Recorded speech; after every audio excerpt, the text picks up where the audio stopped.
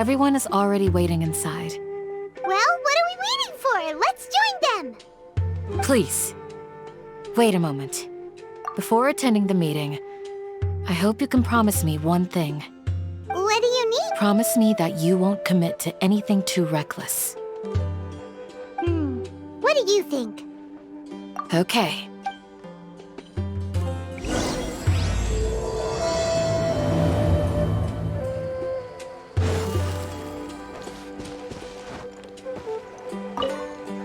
They're all waiting for you.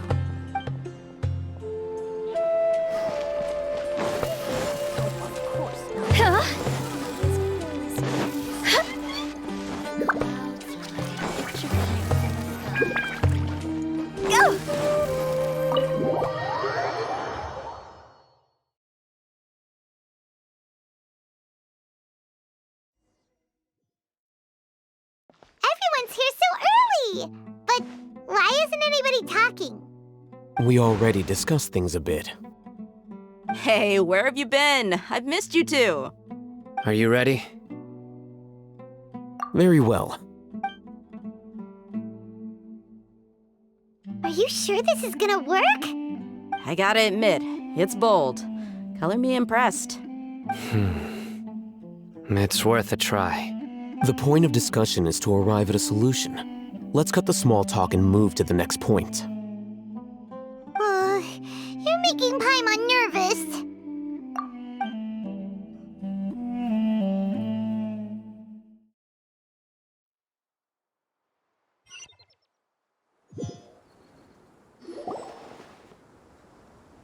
You're finally done. I have some other stuff to take care of. Catch you all later. Come on, don't give me that face. I know what you're going to say. I'll be careful. That's what I wanted to hear. Take care. Well, traveler, Paimon, judging from your expressions, the meeting must have been quite productive. You can tell? I'm not that good at scheming or strategy, but I can sense people's emotions. And based on your reaction, things must have gone quite well.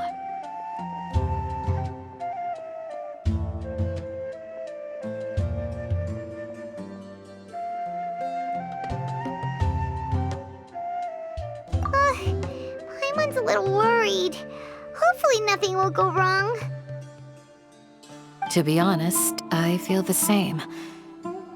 But you're already some of the most capable people I know. So you have my trust. Candace gave us a compliment! Your deeds speak for themselves. Candace, we stayed behind to tell you that, although you won't be coming with us, we'll be sure to remember your words. I'm very glad to hear that. I've said the same thing to everyone here today as I said to you when you arrived. Your safety is the most important thing. Only when you're safe can the plan be successful. So please, take care. You're welcome. And thank you for taking my advice. Good luck with everything. I'll be here in the village praying for you.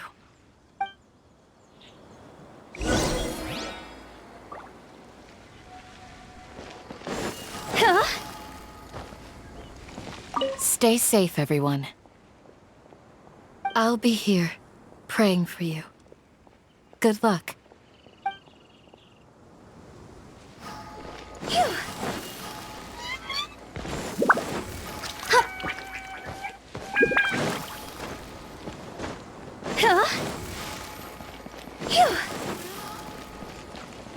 Join the Eremites and embrace a wonderful new life.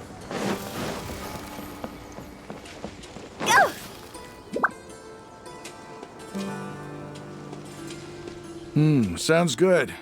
I'll go make some preparations. Okay. I'll hit them! Have you finished saying your goodbyes? Yeah! Also, Candace told everyone to be careful. Yes, she did. But I think my point also bears repeating. Our plan is not child's play. We won't be able to achieve anything if we're simply careful. We must go beyond that and fully commit ourselves to it. I hope this is clear to you. Huh? Shouldn't you be saying something more cheerful to boost our morale right now? Didn't we already do that during the meeting? You can never have enough words of encouragement. In that case, Candace can cuddle you to your heart's content while I continue to remind you of the seriousness of our situation. We all have our jobs to do after all. It's like how some people can be put in charge of logistics while others will fight on the front lines. Speaking of the front lines, you don't look anything like a soldier. Of course. Compared to the mercenaries, I'm merely a feeble scholar. But the advantage of not being a mercenary is that I get to stay in a safer place and offer my strategic insight. Just think about that mercenary who lost his mind. Mercenary groups are facing constant danger every single day. Well, being a scholar is also a high-risk occupation, and you are a scholar. I'm not like the rest of them. Even among members of the same species, some will exhibit far more potential than others. This guy. Paimon still remembers when those mercenaries in Port Ormos called you a lunatic. All intellectuals are lunatics in the eyes of fools. I'll take that as a compliment. That reminds me. Do you remember the record we saw in the King Deshret ruins? It mentioned forbidden knowledge. You have a good memory. Forbidden knowledge has the power to drive people insane, but this fact has never been shared with the public. Even I, who has worked in the academia for some time, was never once informed of this. I think those mad scholars and mercenaries we encountered may have all fallen victim to the corrupting qualities of forbidden knowledge. But the academia has always held a different view. They have always believed that symptoms of madness are a side effect of human contact with divine knowledge as mere mortals. Come to think of it, perhaps the academia has also never understood the true nature of forbidden knowledge and thus always approached the issue from the wrong direction.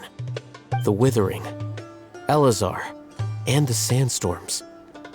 Don't you think what is happening right now across Sumeru is rather similar to the forbidden knowledge pollution that occurred in the desert thousands of years ago? But Paimon thought that Irminsul's disease is what caused the withering and the sandstorms. At least, that's what Tainari told us. Wait a second. Could it be that... Ah, you've connected the dots. The cause of Irminsul's illness may precisely be the pollution from forbidden knowledge. But if that's the case, what should we do? This is huge! Wait. Why do you think Lesser Lord Kusanali would have a solution to this situation?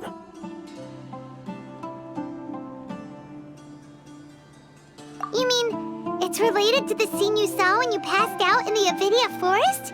That whole... the world forget me thing?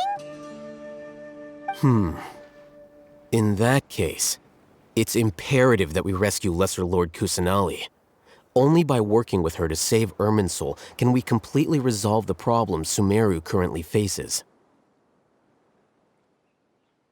To make sure we're still on track, I would like to check on the state of some of our preparatory work. Where are we going? To an Eremite base.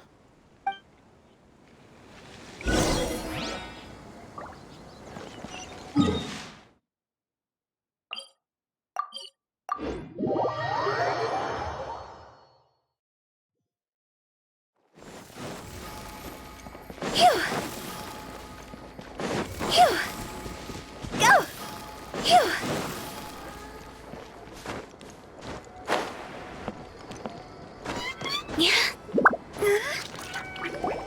Oh, you made it.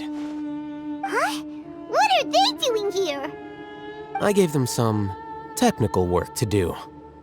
Ah, it's the scribe. And is that the traveler I see? How's the work going? Ah, yes! We have fixed the devices according to your instructions. One of them is already ready for use, while the others are still under repair.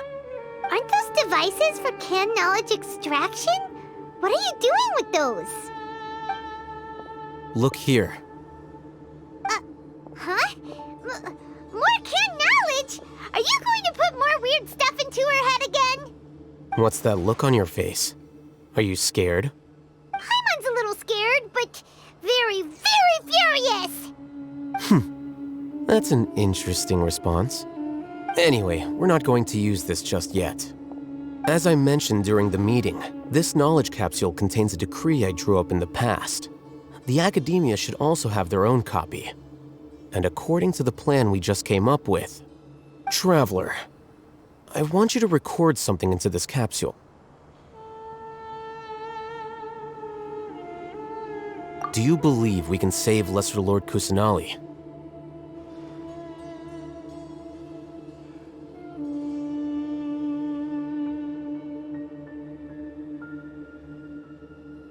Good. Conviction is the most important part of all of this. Now, please get ready and put on this device. You want us to record our conviction into the knowledge capsule? Yes. Paimon is still really worried. I understand, but trust me, Paimon, this is something we have to do. It's best if you can do as I say. Because, to achieve this impossible task, it sounds like you'll need to fool your own heart first. Although it may feel like a trick, self-encouragement may be the most important tool we have. Paimon can see the point you're trying to make. Imagine this. We have orchestrated our plan and successfully rescued Lesser Lord Kusanali. As a result, we have changed Sumeru's entire political landscape. Everything went without a hitch, and everyone recognizes and praises our achievements. Now, open your eyes. Here. What's this? Read it out loud.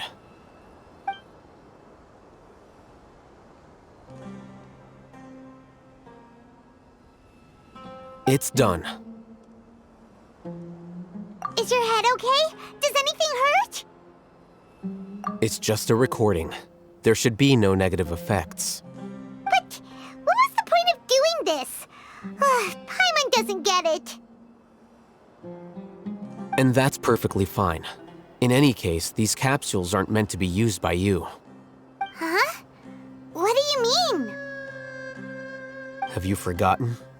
Our plan needs to account for those who have long relied on the Akasha. You may find it hard to believe, but for those people, everything the Akasha transmits to them is nothing short of absolute truth. Imagine if you've been using a device like the Akasha since the day you were born, and this device has always supported you during times of need. After all that time, what do you think you'd become? A fool? A machine? A slave to orders. And that's why rules are so important. In addition, those who understand the rules can delineate boundaries and identify gray areas.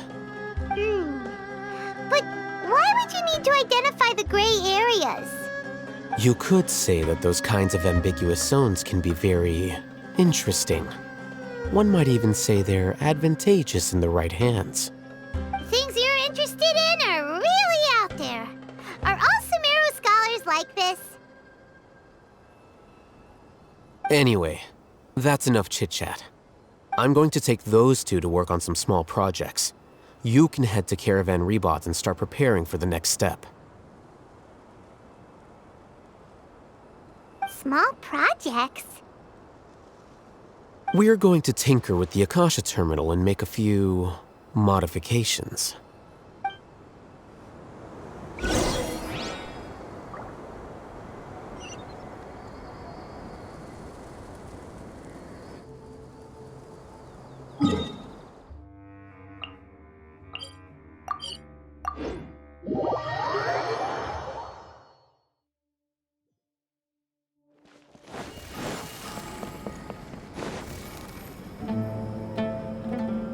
I thought we agreed on a plan.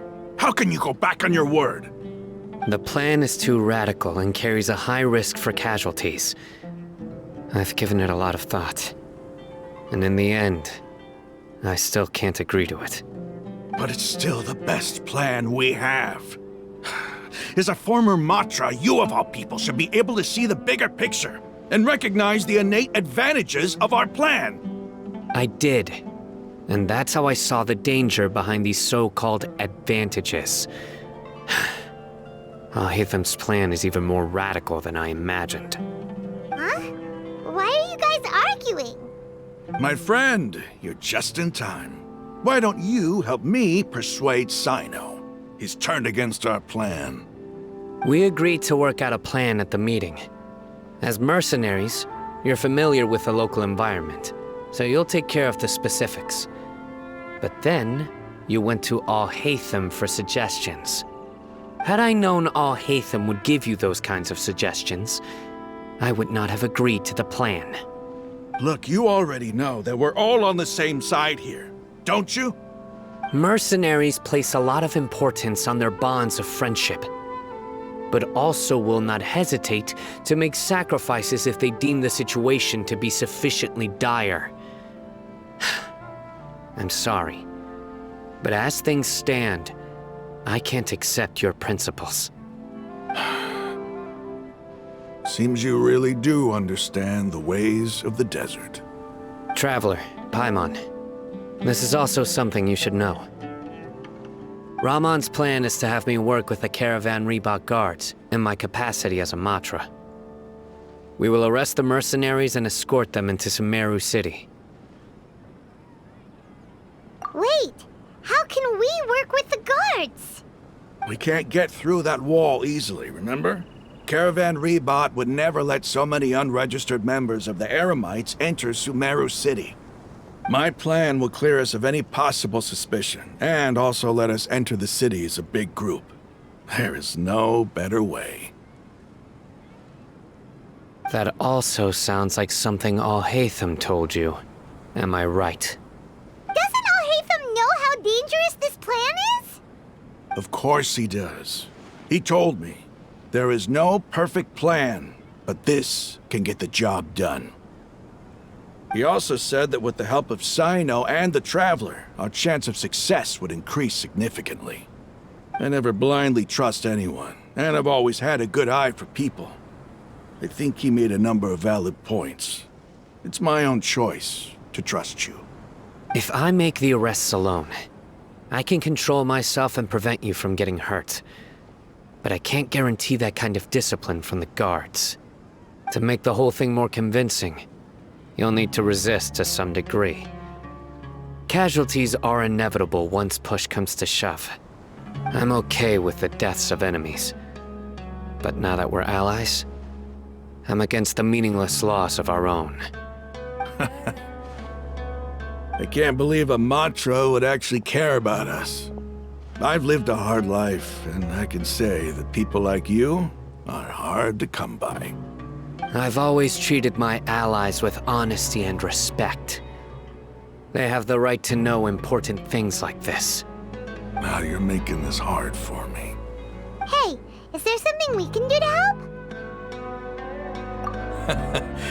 I knew you would say that. We can help fight some of the mercenaries, which should reduce the number of times you'll have to struggle directly with the guards. That should help at least a little bit. Sino, on behalf of my people, I thank you for your kindness. But this is a mission we cannot turn our backs on. We strongly value the lives of our friends, but the goal we are about to achieve is even more important. We have no fear of casualties, because we crave the spoils of victory. So please, lend us your support. We will show you the determination of us desert dwellers. Well, now that you've put it that way, I can no longer refuse. But remember, you need to follow the plan and not do anything reckless. Candace made it very clear that we can only achieve our goals if we can ensure our safety. Since you and I both recognize the significance of this operation, there should be no more animosity between the followers of the Dendro Archon and those of King Deshret. Everyone's life is equally important. Okay, you have a deal. Let's do this for our shared dream. The guards should be stationed in the courtyard nearby. You can find them there. The wind. Go!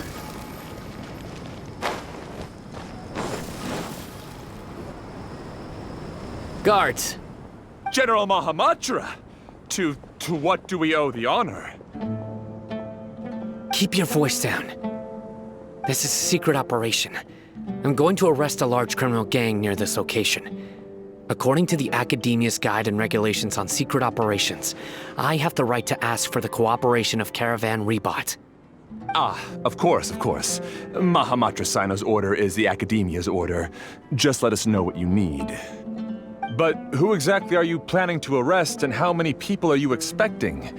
Depending on the scale of this operation, we may need to report it to our superiors. They're a squad of Eremites whose number is comparable to Ain el Akhmar in Port Ormos. They're involved in the theft and resale of supplies from the Academia. As many as Ain al Akhmar? This should definitely be classified as a joint operation. Then I suggest that you report this to your superiors as soon as possible, and treat it as a top priority desert operation. I will need personnel. Got it. Please wait a moment. I'll contact them immediately.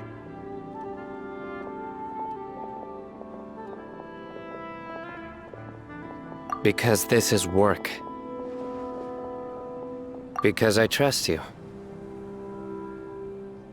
Paimon can't believe you're still in the mood to chat.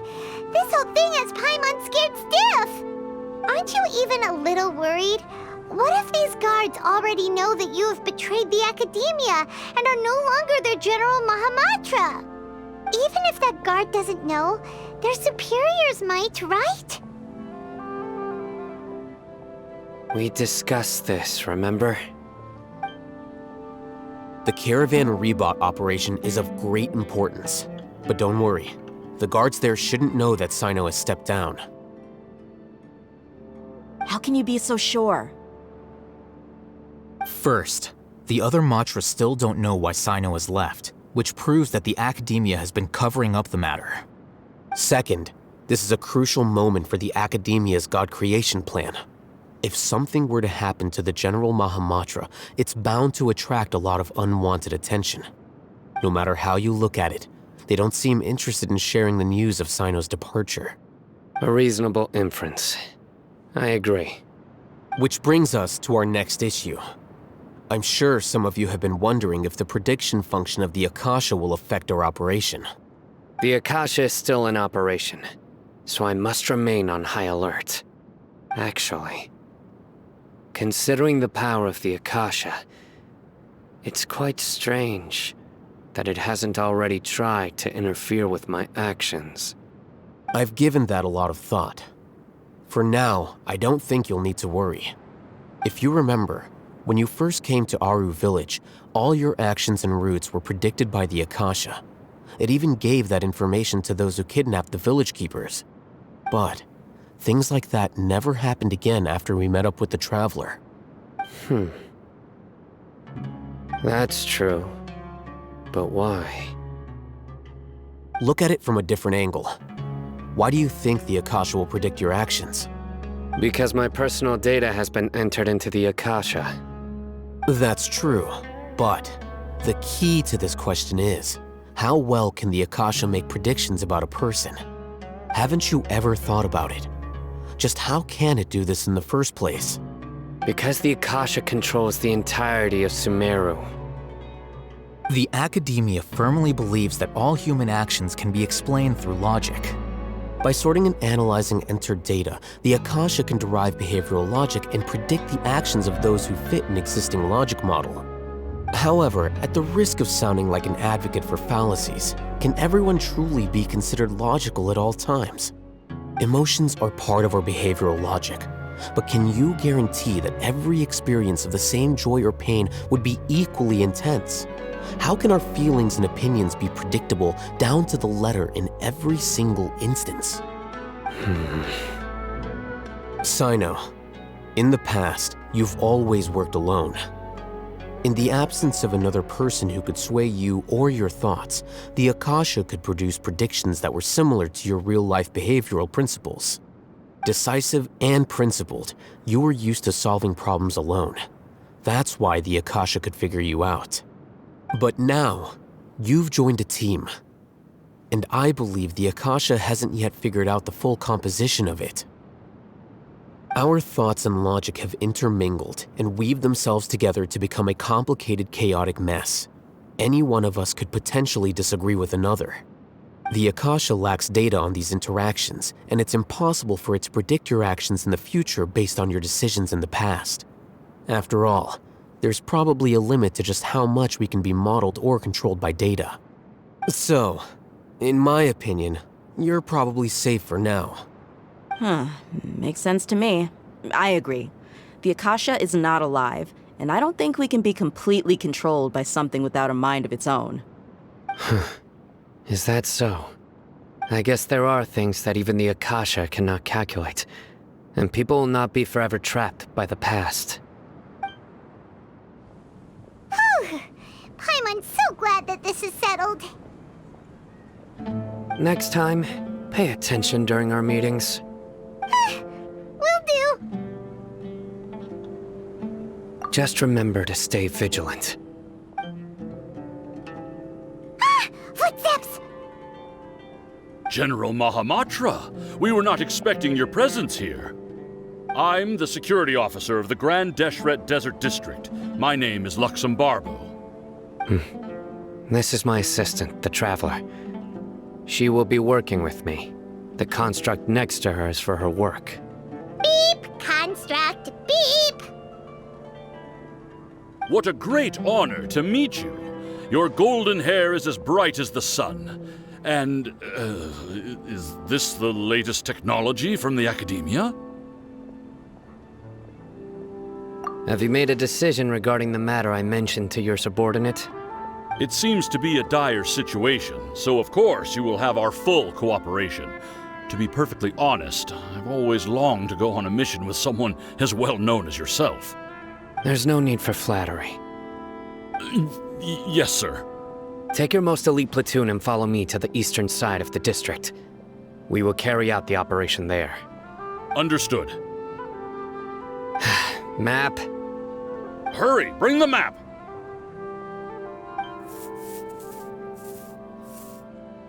In 2 days, we will engage Rahman's Eremites and capture all of them. Any questions about the time or location? None at all, sir. Good. See you then. Yes, sir.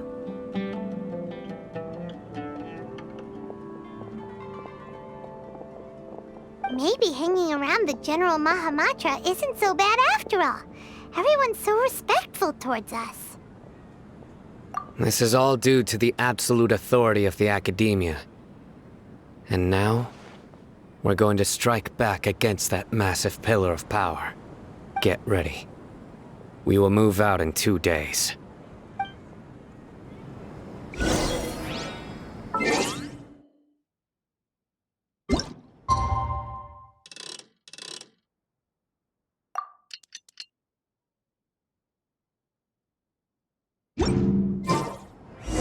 It's time for the operation! Let's go meet Sino in the desert!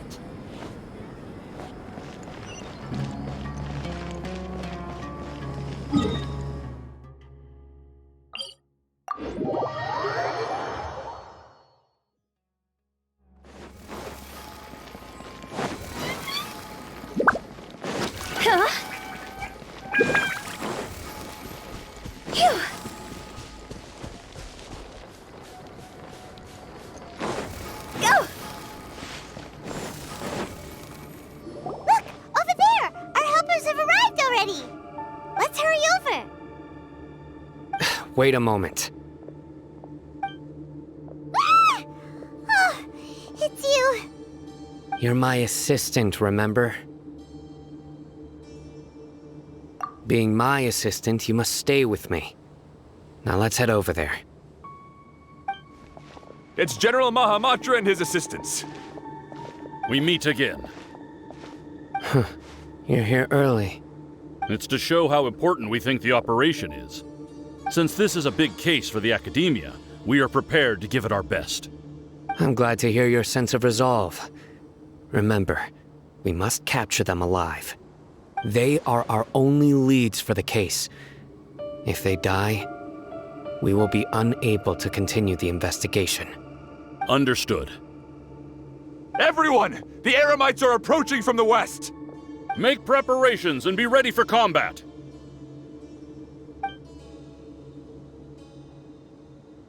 Halt! Oh? What a warm welcome! What do you want? Judging from those shiny weapons in your hands, it seems like you're not interested in a deal. Rahman, the Academia has caught wind of your smuggling and illicit sales. If you value your life, I advise you to surrender. Who are you supposed to be? A Matra from the Academia? I can't believe you came all this way just to catch us. I'm not here to talk. Oh. Nobody's given me this much time of day since I became a mercenary. Brothers! For that slight, let's wash our blades with their blood. Let's show them we Eremites are not to be messed with.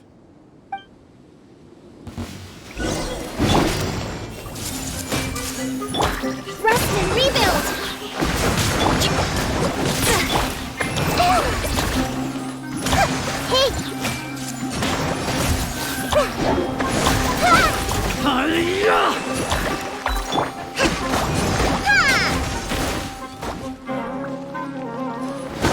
By royal decree, hold the line! Roll!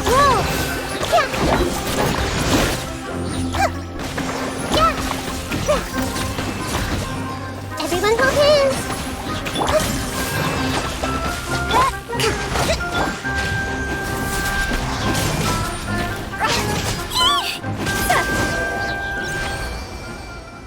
It's over. We have subdued them. The operation is now over. All Eremite mercenaries and related personnel in the area have been arrested. You pitiful Dendro Archon dogs! You'll regret this! I'm afraid you'll regret it first. King Deshret will curse you, and you will all! Silence! Oh,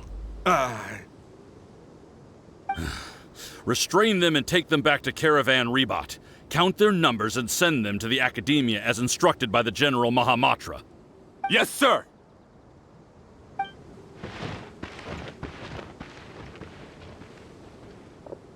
Mahamatra Sino, I will now take my leave. If you need further assistance, please come to Caravan Rebat and ask for me. Understood. You are dismissed. There they go. Let's talk elsewhere.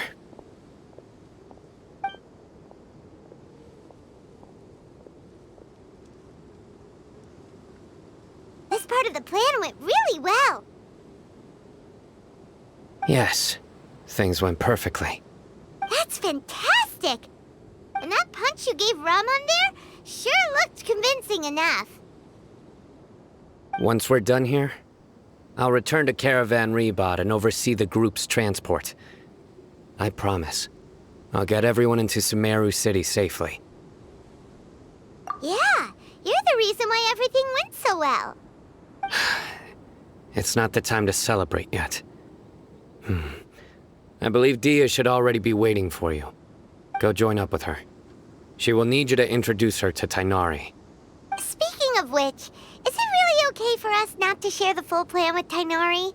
What if he'll feel miffed about it and refuse to work with us? I have a very close relationship with Tainari. Given how well we know each other, I believe my message alone should be enough to bring him to our side. He knows I won't make jokes about things like this. If we need help, Tainari is the best option. Get ready for the next phase of the plan. don't keep them waiting.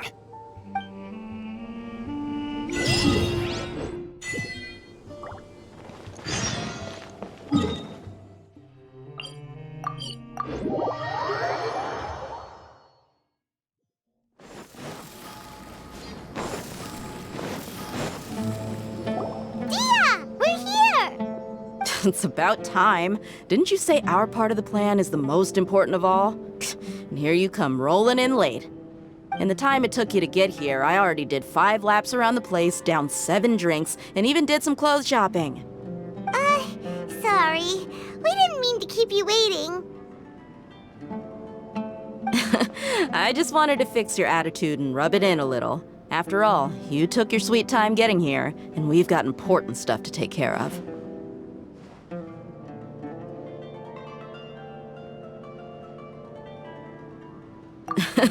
I just like seeing that serious look on your face. All right, I'll stop. All joking aside, I'm glad you're here. Let's get moving and take care of this as soon as possible. But where should we start? Our responsibility is to get a status update on the Fatui Harbinger known as the Doctor. We need to make sure he won't get in our way when we rescue Lesser Lord Kusanali. Dealing with an institution that controls all of Sumeru is already hard enough. If the Doctor were to crash the party, it would be next to impossible for us to achieve our goals. Yeah, we sure don't want him showing up. Ooh, he really gives Paimon the creeps. Right? Hearing his name just reminds me of those stuffy old geezers in the academia. I'd rather not have to deal with someone like that.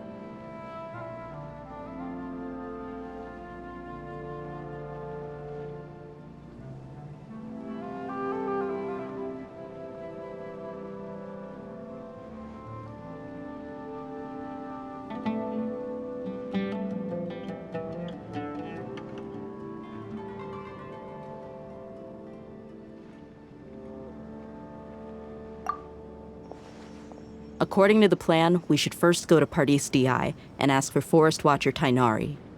If all Hatham and Sino's sources are solid, then we can be sure that Tainari still has the Academia's trust. So, we'll find Tainari and convince him to get us the latest intel on the Doctor. Then, depending on what we learn, we'll make any necessary adjustments to our plan. The sages have placed spies everywhere on the other side of the wall. I'll follow you as a bodyguard. You should be honored. I don't offer my services to just anyone you know. But Paimon thought mercenaries would do anything for Mora. That's certainly true. But when multiple employers are vying for your services, you should always go with the best offer. Let's see. If I were to charge you a bill, I guess I can apply a discount. How much more do you want? Paimon's not sure we can afford it. How much do I want? Hey, how about paying me with a smile? What do you say? I haven't seen you smiling much recently. If you ask me, someone like you must look lovely when they smile. Come on, give me a smile so that I can be less worried. Looking good! I hope this pretty smile will become our lucky charm. There are many kinds of smiles, but only a truly joyous one can bring blessings to others. Let's consider this smile a down payment for our future victory. Let's go. It's time to pay a visit to Pardis Di.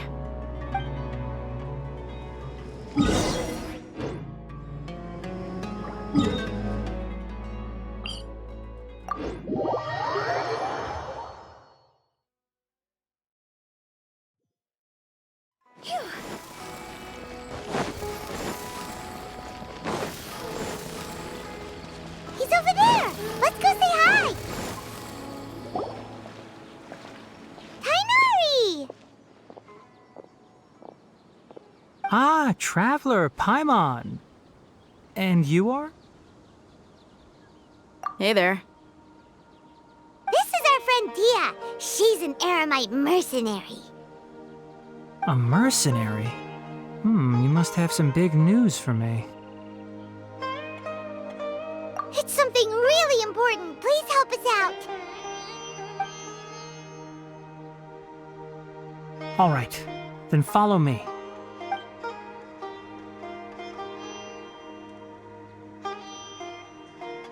This place is better. We won't be disturbed by any passerby. Okay, what is this important thing you want to ask me?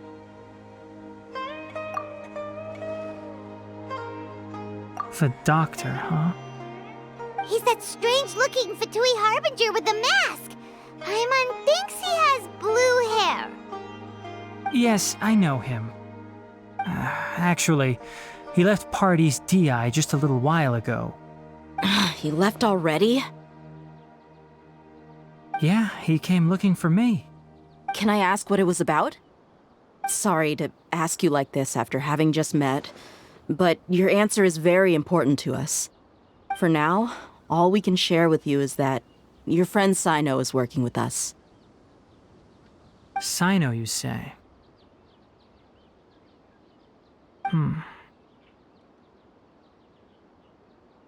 I see. So that's why he hasn't been at the academia. Okay. I will answer your questions and will assist you any way I can. You don't have to tell me everything that's happened. Sino's name really does work wonders. You're not even a little worried that we might have made it all up? Despite having just met you, I can sense that you're the serious type. Between you, the Traveler, and Sino, none of you strike me as the type that would conspire to deceive me. You don't need to tell me anything you don't want to. I'll also get straight to the point. The Harbinger you mentioned came to me because he wanted to take the scholar Hypatia away with him. Hypatia? Why would he want her? And what do you mean by take away? Is he planning to leave Sumeru? Yes. He told me his return to Snezhnaya is imminent.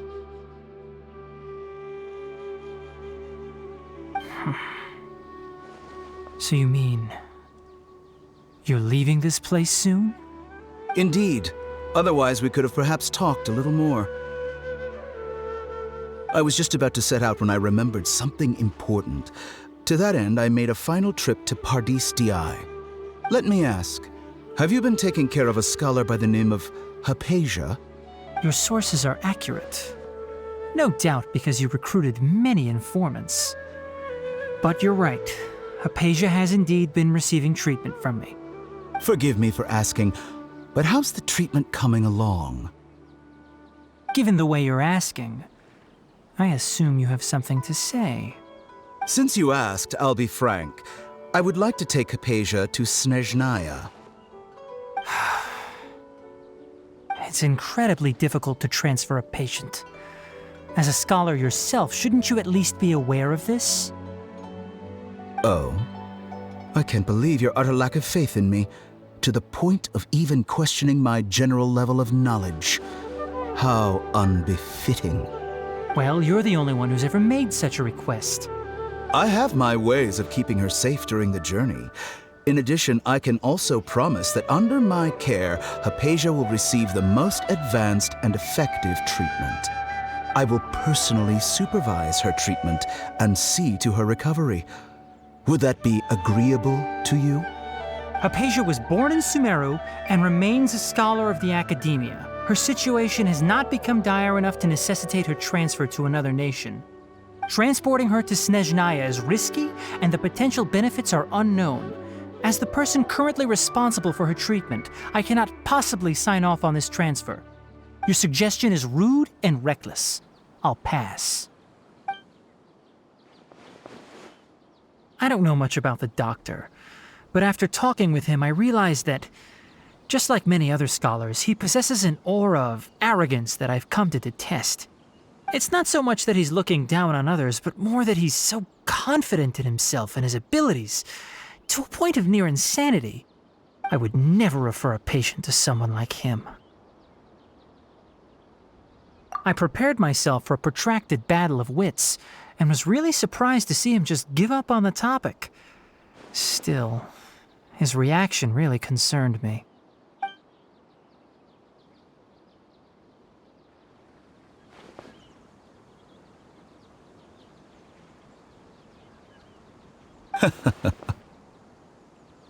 I see, I see. Of course, your opinion makes perfect sense. You're still young, but already quite stubborn. I must say, you are not like what I had expected. Under normal circumstances, I wouldn't just let you off the hook like this. But unfortunately, I'm in a hurry today, what with Her Most Noble Majesty the Tsaritsa calling for our return. Luckily, there is still some time left for me to take care of everything before I leave. It's just as the Academia said, you're a responsible and gifted scholar. Sadly, even with all of that, you're still lacking a bit of shrewdness. And that's also why people like you can never realize that sooner or later, everyone must pay the price for what they've learned.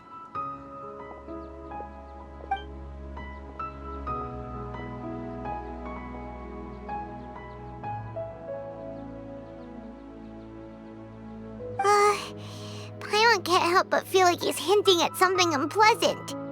He asked a question, yet didn't care for my answer. Perhaps I'm nothing but a talking rock in his eyes. He never came off as malicious, but an utter lack of compassion permeated throughout our conversation.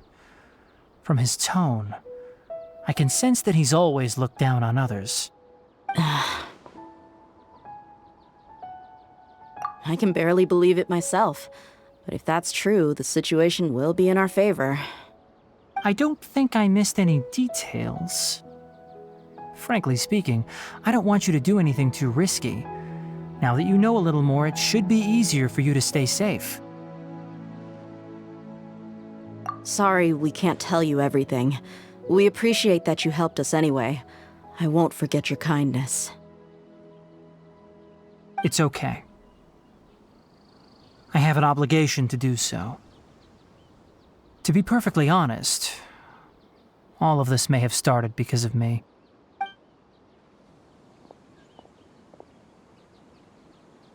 Recently, my master wrote several letters to me, asking me to return to the Academia and assist him with his research. Hasn't he already asked you several times before? Yes, but there's something off about this most recent batch of letters. The handwriting and tone are both familiar, but some details have been omitted. My master will occasionally leave a few dots on the back of the letter. 1 dot means that he wrote the letter on a sunny day, and 3 dots stand for a rainy day. This has been a habit of his for many years, but I didn't find any dots in his recent letters. I believe something may have happened to him. I get it. Since you are always at Gandharvaville, you would like me, someone already working at the Academia, to investigate this matter, right? I'd like to ask you to do that for me. If you can keep yourself safe, please withdraw immediately at the first hint of danger. I can do that, but I have a feeling it won't be that simple. The Academia has been working on a big project. I'm not quite sure what it is, but your master might be involved with it. If the higher-ups really are hiding something, then it will be difficult to remove myself from the situation once the investigation starts. If the situation becomes critical, I'll leave the Academia. If you don't see me there for an extended period, that's your cue. All right, we've got a plan. I'll stay at Gandharvaville to support you. If that scenario comes to pass, you must be extra vigilant. And be wary of any messages or direct requests from the Academia. I must say, I didn't expect a warning like this from the General Mahamatra. Being loyal to the Academia doesn't mean blindly doing whatever the sages say. I know what I'm doing. On that note, aren't you also being quite distrustful of your alma mater? The Academia, yes, but my master is a man of integrity. Even when I was a student, I was worried he'd get in trouble for sticking to his beliefs. I suppose he's lucky to have lasted so long. But in the end, it still caught up to him.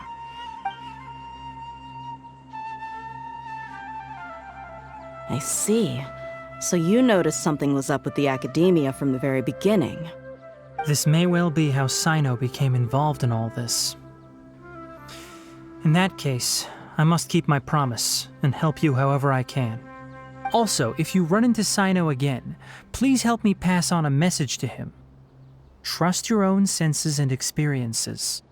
I think this may be something he needs to hear right now. Okay, we'll find a chance to tell him. Thanks. Right. Now let's go hunt down this Harbinger. Oh, by the way, which way did the doctor go when he left Pardis DI? That way. Gotcha. Thanks so much. We'll be on our way.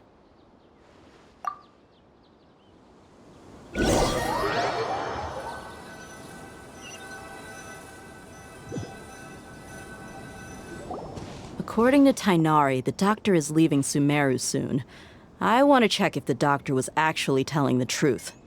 He also said that he'll take care of everything before he leaves. What did he mean by that? We need to be extra careful when dealing with a person like him. Just to be safe, let's chase him and see what we find. But we have no idea where he went! How can we start chasing him? We'll do it the mercenary way. I'll find leads as we go. All you have to do is just follow me. That Harbinger may have tried to cover his trail, but he still left some traces. Or perhaps he never even thought about concealing his whereabouts. Maybe that's just how arrogant he really is. Yep, we're headed in the right direction. The traces are still fresh, but there's no sign of his entourage. Clearly, they're in a hurry. It's just as I thought.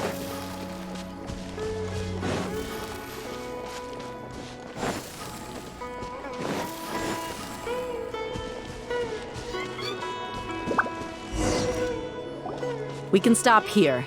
I think I know where the doctor went. To the south of here is Port Ormos, which seems to be where they're headed. Port Ormos? They're going to leave by boat? That's right. Let's go to the port and have a look for ourselves.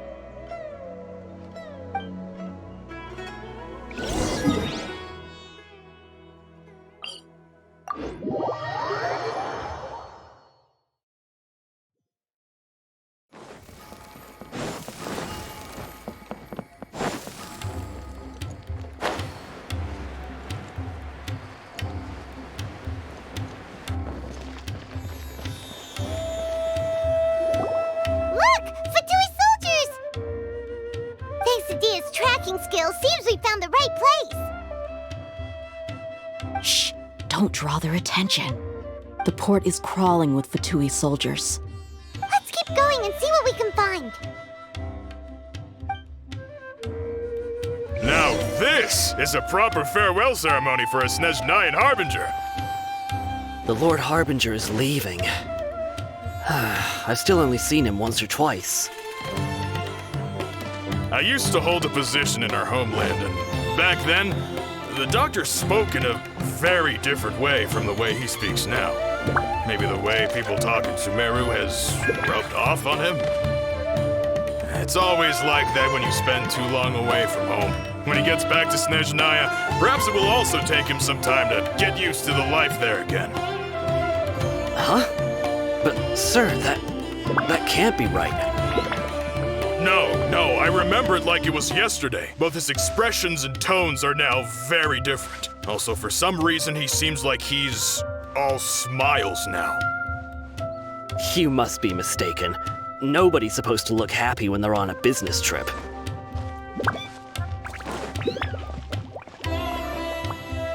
The doctor is on that boat.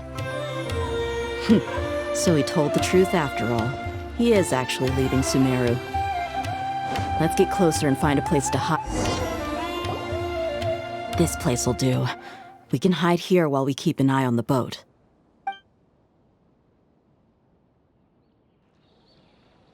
Huh? Uh-oh! He saw us!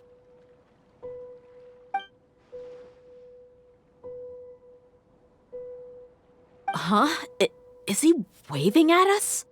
It's time to say goodbye. Wait, is he the only person on the boat? You mean there's nobody with him? And where are all the soldiers we saw in the port just now? They were all here just a few minutes ago, but now they vanished. So this was a trap. Wait, don't tell me that. Luckily, there is still some time left for me to take care of everything before I leave. Oh no. They might be after Hypatia. Let's get back to Party's DI. Huh? What do you mean? I'm afraid that she's seen something that she wasn't supposed to see. If I were the Fatui, I would also try to take her away. And if I couldn't... Oh no! Are you saying they're going to kill her? Let's go!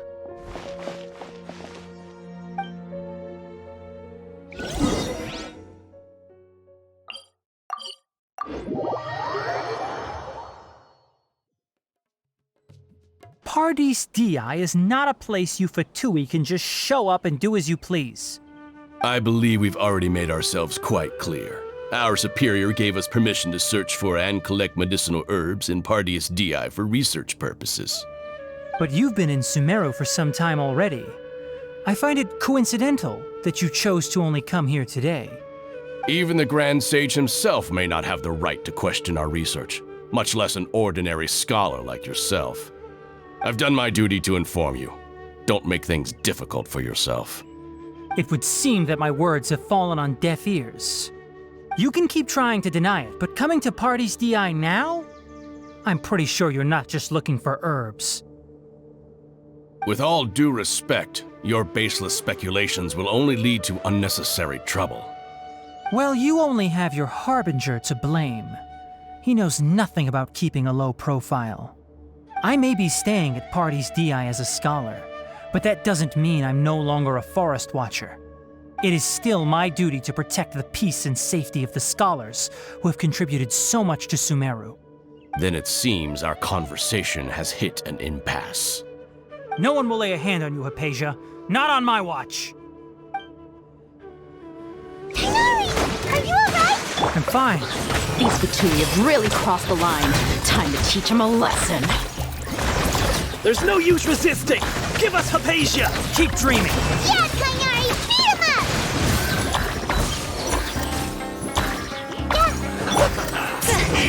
Ida, hurry up! The doctor's orders are absolute! Yeah? You've been someone's lapdog for so long that you don't know anything else now!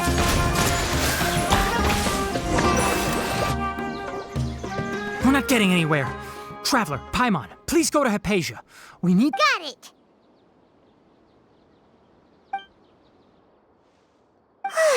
Hypatia's still here. Doesn't look like anyone's broken in.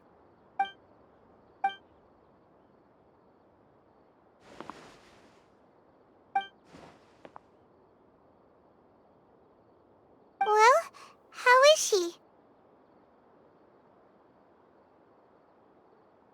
Oh, that's good.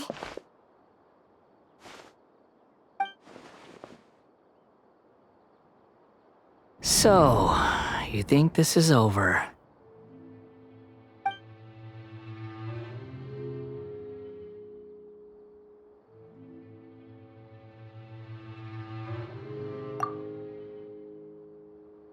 What? The Balladeer is here?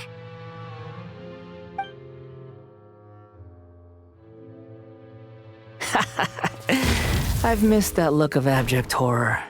You've given me that look every time we meet.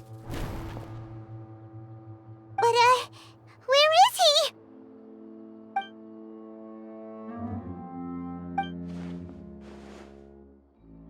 I can hear all of your thoughts, you know. Don't you remember? I already saw you the first time you came to Party's DI and made contact with Hypatia. I didn't need to do anything.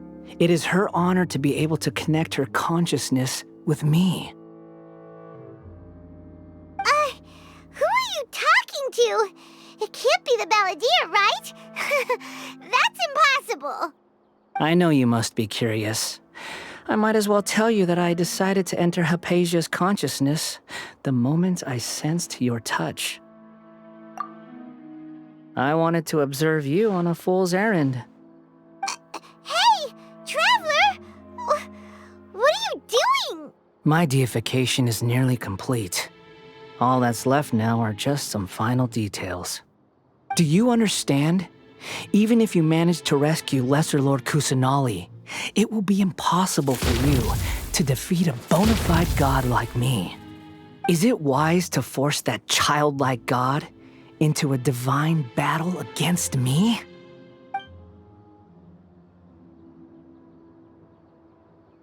Scholars consider the god of wisdom to be the sum total of their faith. It's how they can justify reverence for a god as they construct it. But this also shows that humanity's worship of gods is a combination of blasphemy and exaltation. It's truly laughable.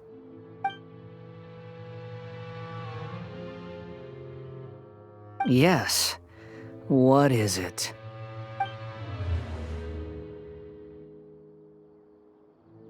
Yeah, I'm in a good mood, which is why I'm talking to you like this.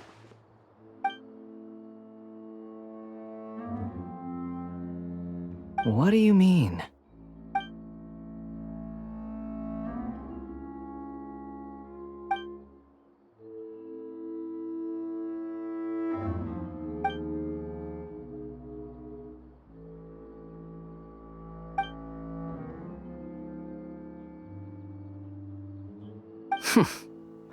Those words almost make you sound like a friend who actually cares.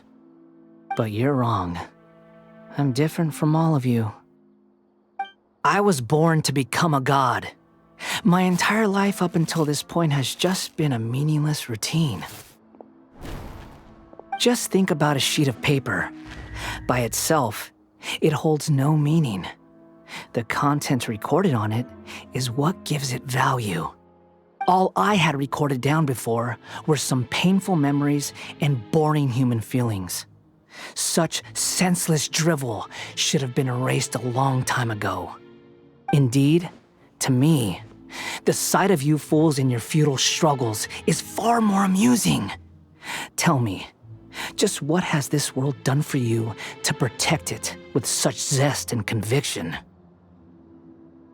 I'm connected to your consciousness, so I can hear what you're thinking and sense the depth of your determination. This is a good conversation we're having. So here's a word of advice. Let go of your misguided guardian complex. You know nothing about the truth. It'll be for your own good, as well as everyone else's. Humans are a species that can only find bliss in ignorance.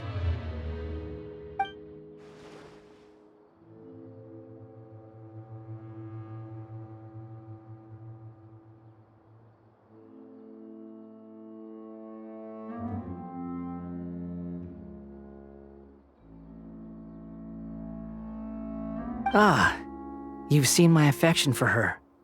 If you were in my position, I think you'd feel the same way. She peered into my consciousness and saw my past. Someone like that is qualified to become my first follower. All gods need followers. So Hypatia has been chosen. Her appearance heralds my imminent arrival at the throne of divinity, while her worship shall become my glory.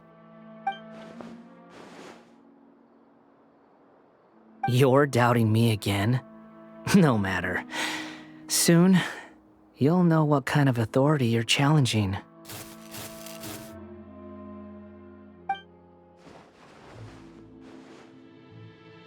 Who wants to hurt my devout follower?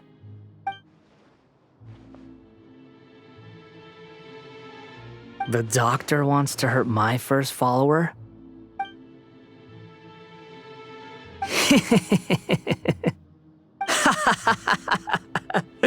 How very amusing. Has anyone ever told you that you're not good at sowing discord? The doctor has never known his place. Even now, The puny human thinks himself capable of interfering in the business of the new god. You're still too naive if you think a few words will be enough to convince me to destroy the doctor. But I'm willing to give you a gift, just like my expression of affection towards Hypatia. It is an honor for you to be able to stand here and speak with me. As my listener, you will be rewarded.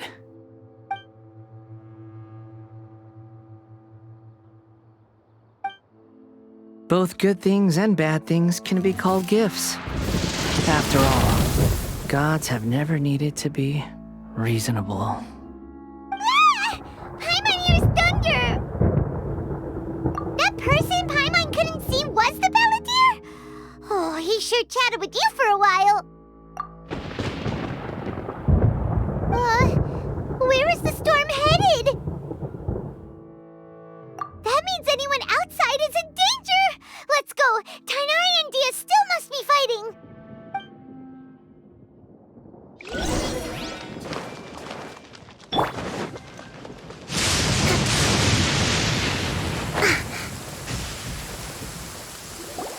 Oh! Have the Fatui retreated? Hey! What happened to you? He's hurt. I'm fine. Don't move. I've seen eremites get struck by lightning before. You need to rest.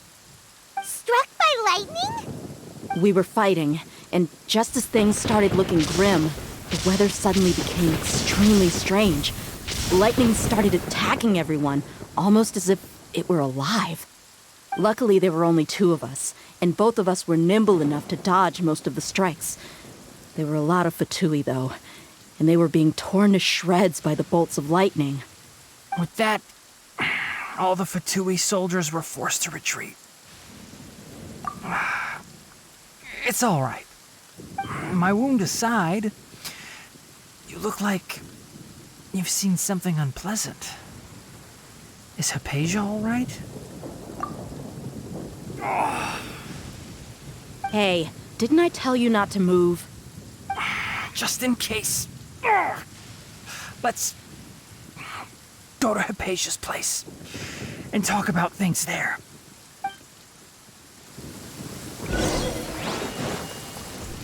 Let's move out.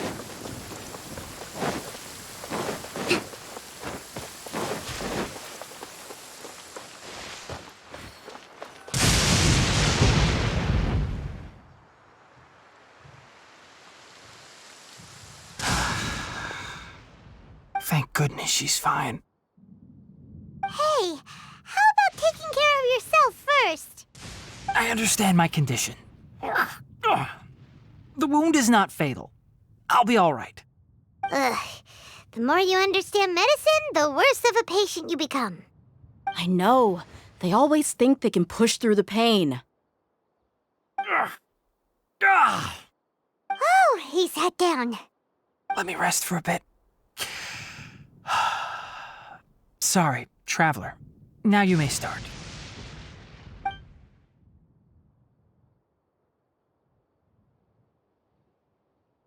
So that's what you were talking to the Balladeer about? Oh, Paimon can't believe what he's thinking. The Academia's God creation plan. How ridiculous. That sounds, ambitious, I guess? Anyway, this is all way beyond me. As long as I can enjoy every day with a drink in my hand, tasty food in my stomach, and a good night's rest, that's enough. I'll only work when I have to.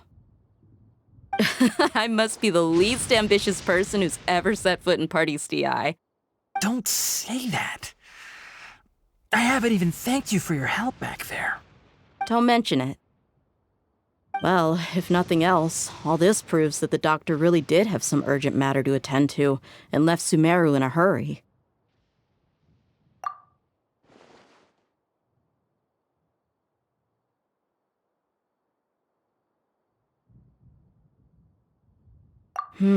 Maybe the Fatui want to cover up some secret of the Balladeer. Is that why they tried to seize Hypatia? You said said the balladeer claimed that Hypatia has seen his past. So, what could be there? Have you noticed? The balladeer is not happy with the doctor's actions. He thinks the doctor has no right to consider himself as his equal. So, if the doctor was to show up again, would the balladeer zap him with lightning? Based on what the traveler has said, I think he would. Having the doctor gone benefits him as well as us. In other words, we've successfully completed this stage of the plan. The doctor is out of the picture now. Yay! That's a big accomplishment! I'm also happy for you. Thank you for the help, Tainari. Make sure you rest up for now. Yeah. All right. Okay, that wraps things up for us here at Party DI. Traveler, it's about time we rendezvous with the others at the Grand Bazaar. Let's continue to keep a low profile. You can head there once you're ready.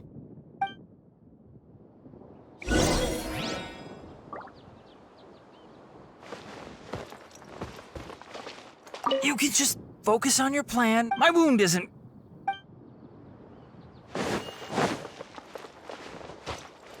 Such fortunate weather. Careful. Luck?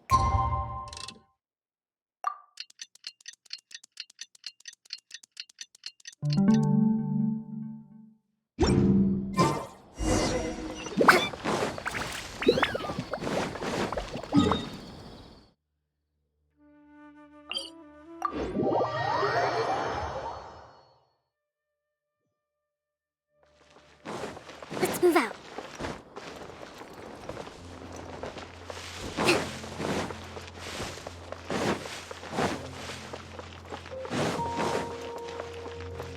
Let's move out.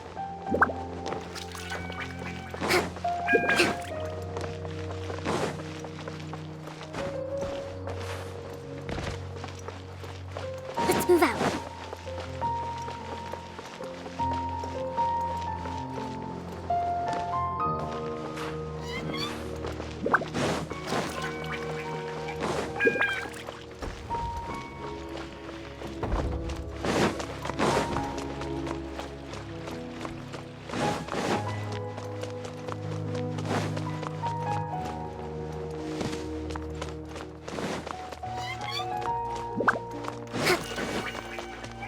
Let's move out.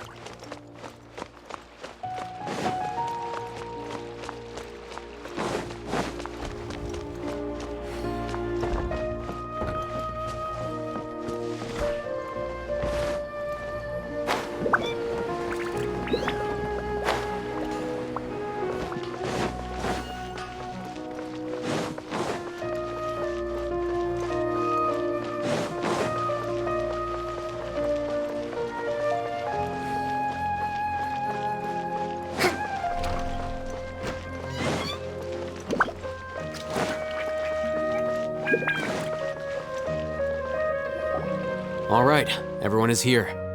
How did everything go? Any luck with your missions? Let's report back one by one. I'll start first. We've made the necessary modifications to the Akasha terminal.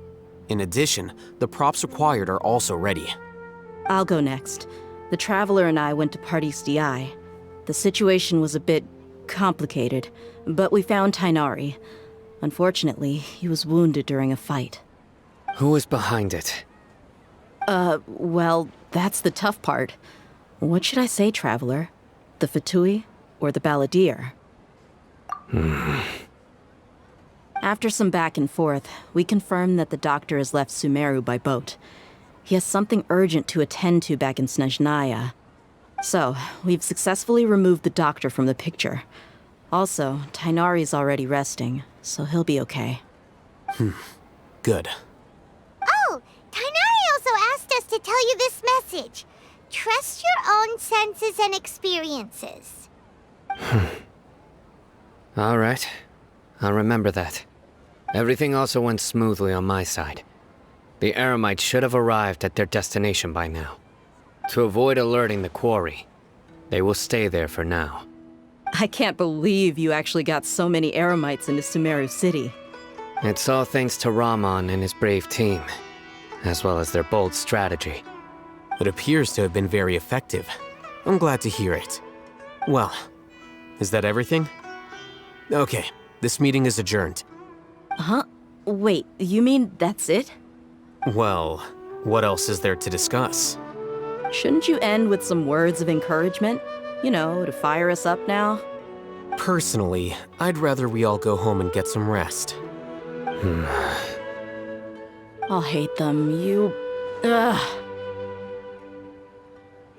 Oh, and if you wanted someone to say something to that effect, then I must reiterate that I'm here to strategize and not to lead. So you should find someone more suitable to do that. But I thought all of you academia big shots were great speakers. Then I should remind you that I'm the scribe. I know that. So what? A scribe is responsible for recording meetings, not speaking. Fine, whatever. Well, Sino doesn't seem to be much of a talker either. I guess that leaves it to my employer. Employer? Yep, the Traveler hired me.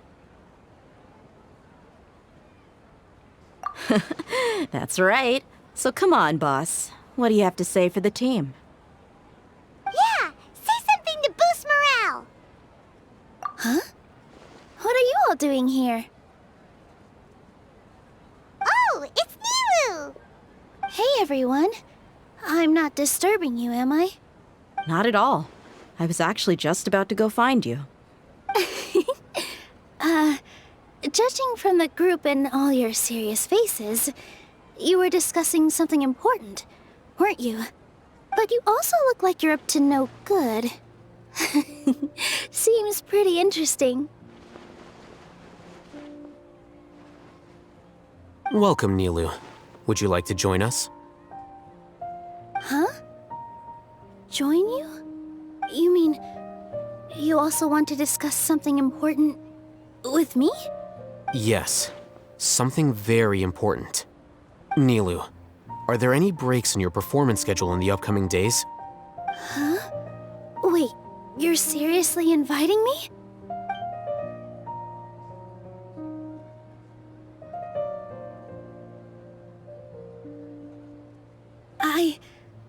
I can't believe my ears. You are truly the bravest and most passionate people of Sumeru, well, that I've ever met. Oh, right. The Traveler and Paimon are not from Sumeru, but you are awesome as well. That's right! I must admit that I'm a little scared, but I'll try my best for Lesser Lord Kusanali. If I can somehow use my abilities to help you, then count me in. Remember, believe in yourself. Okay, I'll get my friends at the Grand Bazaar to help us tomorrow. Just remember not to say too much. Be discreet. Yep, you got it. All the preparations are done. Now, can we finally conclude this meeting? So, have you thought up what you'd like to say, boss? Yep, it's a grand plan and we're all super awesome!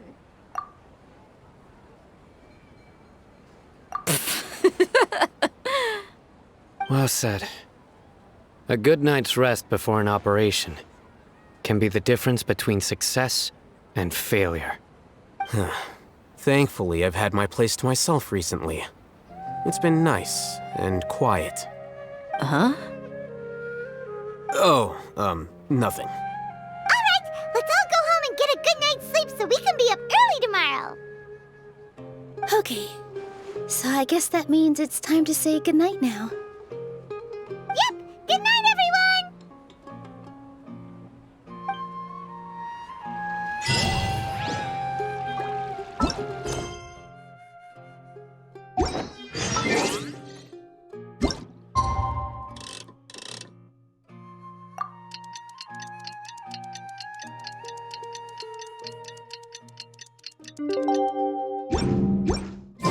Today is the Academia's Nia Garbaha Day.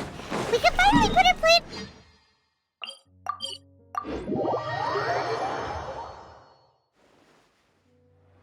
Oh, hey, Hatham should be waiting for us. Let's go to the Academia and find him.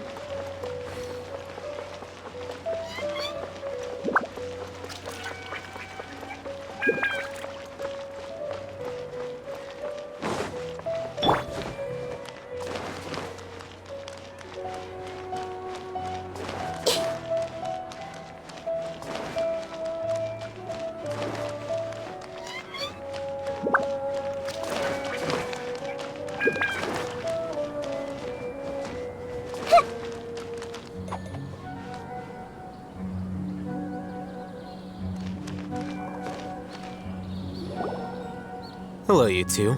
Sleep well? Not really.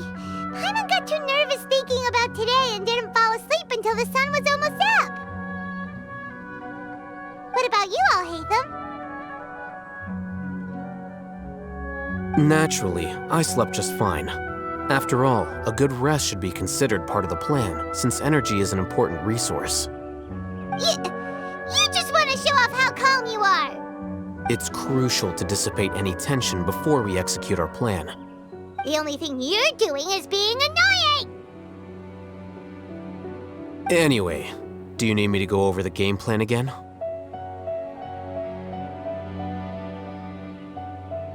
Our target is Grand Sage Azar's office. Everyone in the Academia knows that's where the Grand Sage's console is. Only they can operate it. Many restricted commands and operations are executed via that console. I'm sure that console has a way to free Lesser Lord Kusanali. You know, Paimon's been thinking, what kind of technology could let the sages imprison even a god? That isn't something they could have accomplished with their scholarly talents alone. In the Sanctuary of Surasthana, there's a device of Greater Lord Rukkhadevata's that she once used to isolate herself while meditating. 500 years ago, the Grand Sage at the time modified the device so that it could no longer be controlled from the inside. They were effectively trapping one god with the power of another. So, how are we gonna get to the Grand Sage's office? Don't forget, today is Nyagarbha Day, arguably the most important day to the Academia. The sages and core Academia personnel are busy loading the latest batch of research developments and legal decrees into knowledge capsules so that they can be entered into the Akasha. All the Darshan's researchers have their noses to the grindstone, and the Academia's grounds are flowing with all sorts of people. It's the perfect time for an infiltration. When the Grand Sage leaves his office to supervise the entering process, that's our cue to access the console and free the Dendro Archon. Well, yes. That's just the visible side of our plan, after all.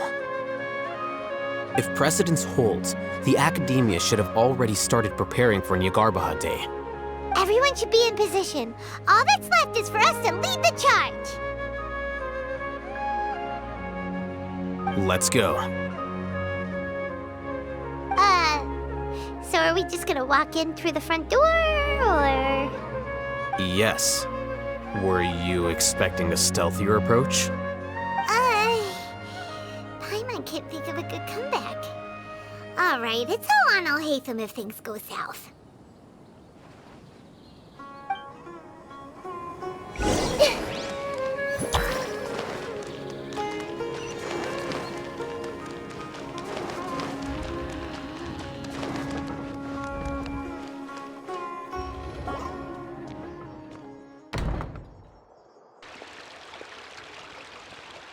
Scribe?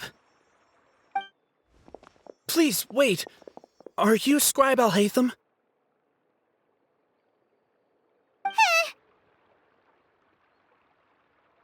That's me. Is something the matter? I'm in a hurry. No. I was just surprised to see you here. I had heard that the sages were looking for you not long ago, but I didn't know what for. And, also, please don't bring outside guests into the Academia. Outside guests? How did you arrive at such a conclusion? Your groundless inference shames the Haravatat Darshan. What did you say? I'm the top student in Haravatat, and I earned 3rd place at the last Inter-Darshan debate. Don't look down on me! That wasn't my intention. As your Haravatat senior, I just assumed that you possessed a greater aptitude for critical thinking. Look, based on what you already know, the purpose of my return and the reason they're here should be obvious. Is that so? Wait a moment. Let me think. Don't tell me the answer. The sages search for you. A blonde-haired traveler. Outside guests. So, from the start, the sages weren't looking for you, but this traveler? And you were gone from the academia for so long because... Hey, shh. Yes, you've proven yourself as the top student in Haravatat. I surmise you've arrived at the correct conclusion. As I expected. Please, forgive me. I wasn't thinking clearly just now. Thank you for getting me back on track. It's nothing. We'll be on our way then. All right. Thank you for your contributions to the academia, Scribe.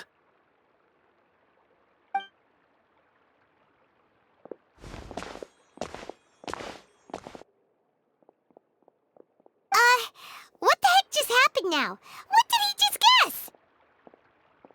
I'm afraid I don't know either. You have no idea? Mm-hmm. He convinced himself of whatever truth he came up with. That is the so-called pride of a scholar. If someone questions their academic facility, they will instantly feign understanding to keep up appearances. Nowadays, the academia is rampant with this type of scholar. Their obvious farces of intellect only serve to highlight themselves as fools. Wow, so there are special ways to deal with smart people. We don't even need to make up our own excuses. We shouldn't waste any more time. It would be problematic if we missed our window of opportunity. Let's go.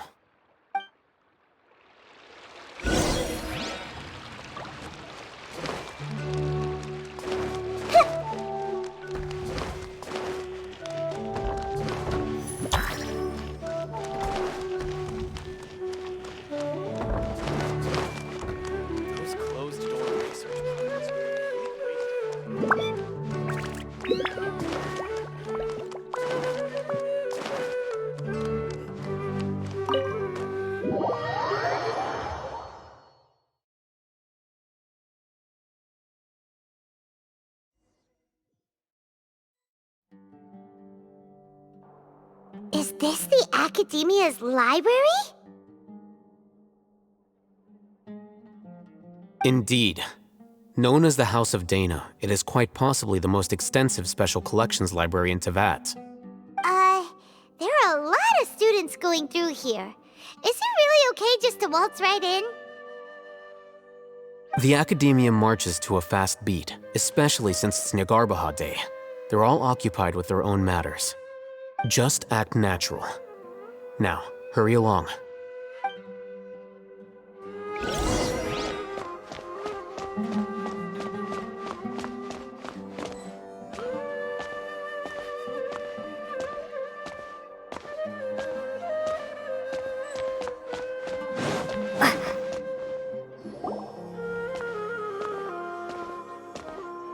What's this platform for? It's a lift that Academia personnel use to access higher floors. Are we gonna take it then? The Grand Sage's office is up there somewhere. No, not right now. We can't guarantee that we won't run into the Great Sage. Let's step back and observe for now.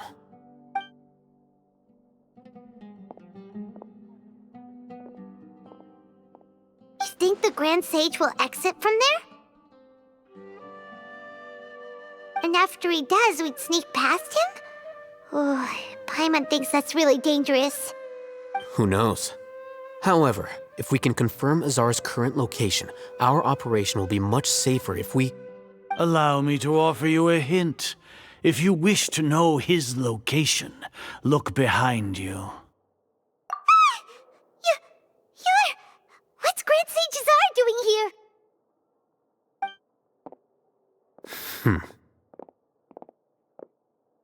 Do not tell me you believed the Academia would not grow suspicious of you after such a prolonged absence, scribe.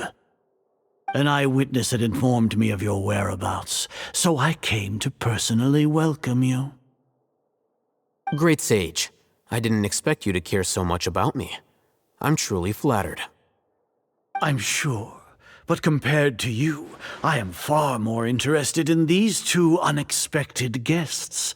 You are the Traveler and Paimon, correct? It's a pity that only now have I been afforded the opportunity to formally meet two of Sumeru's most esteemed guests. I do apologize for my lack of decor. Excellent. You immediately initiated discussion instead of attempting to prepare some perfunctory excuse. You clearly understand the situation at hand, and have no intention of making a reckless stand. The foot traffic here renders this place unsuitable for discussion. Please, follow me to my office.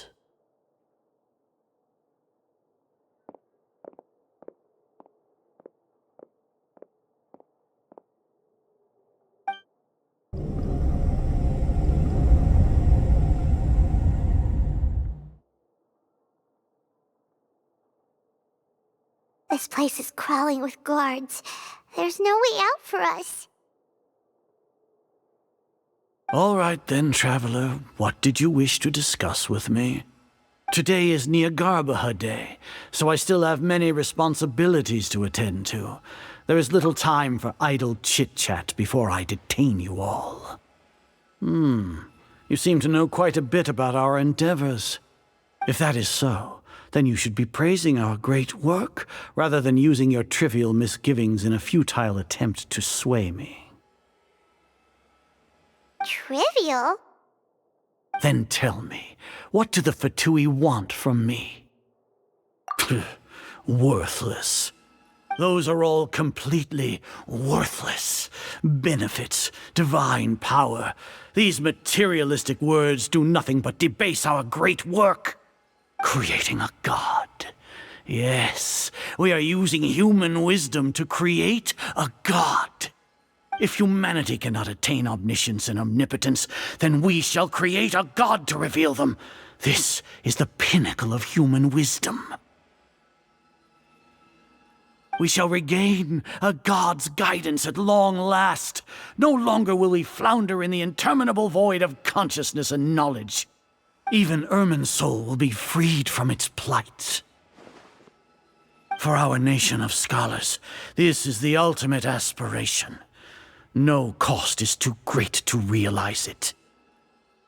You will never understand the rapture of having a god be born within your very hands. With your degree of knowledge, you cannot even comprehend such an emotion. Gods exist on a plane that far eclipses humanity's. Lesser Lord Kusanali, what can she even do? Care for the people? Fend off sandstorms? Fabricate silly fairy tales? These are but child's play for the Academia. Does that make us equal to the gods? We are a people favored by Greater Lord Rukadevata. Though I may have personally not seen it, our forefathers bore witness to true wisdom. The ascension of the Lesser Lord has brought nothing but bewilderment to the scholars. They all ask, is that truly what true wisdom is supposed to look like? With that in mind, it is better to keep her isolated in the sanctuary of Suristhana, so our academy will not become embroiled in turmoil. Justification. Do you really think that only the super smart or powerful should be able to call themselves gods? As per your judgment, Grand Sage, they are indeed dangerous individuals. Not only are they acting against the Academia, but their ideologies have the potential to lead scholars astray. Looks like there really was merit in my assignment. I'll hate them? Are you Anyway, I've brought them to the Academia as ordered, but it took some time and trouble. Oh, that reminds me. Here's the investigation report you had requested. It's a summary of my time spent with the Traveler, an array of information about her ready for your perusal.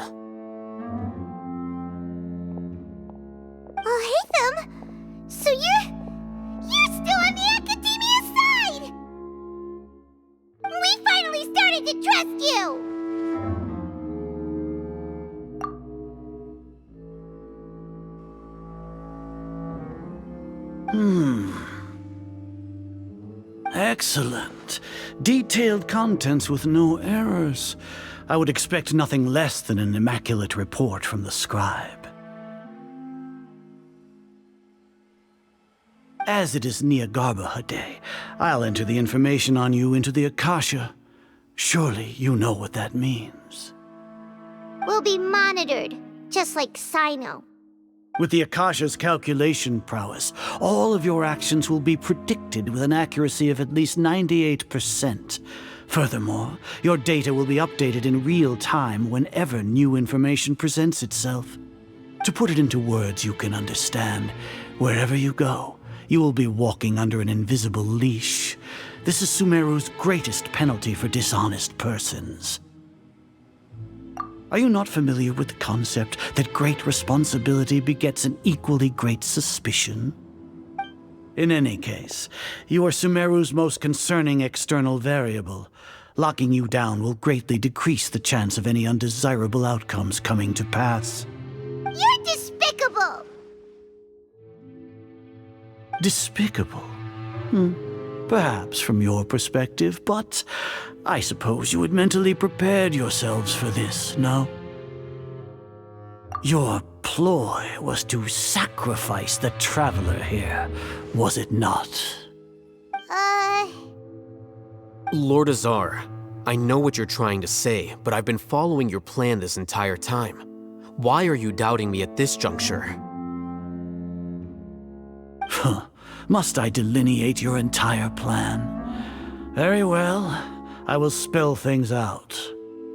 First off, I received an eyewitness report that you were spotted with the traveler at Caravan Ribat. However, you immediately departed for the desert and escaped surveillance range. Judging by the time, you all likely encountered the truant General Mahamatra in the desert. Am I correct? Maybe Paimon shouldn't have mentioned Sino just now.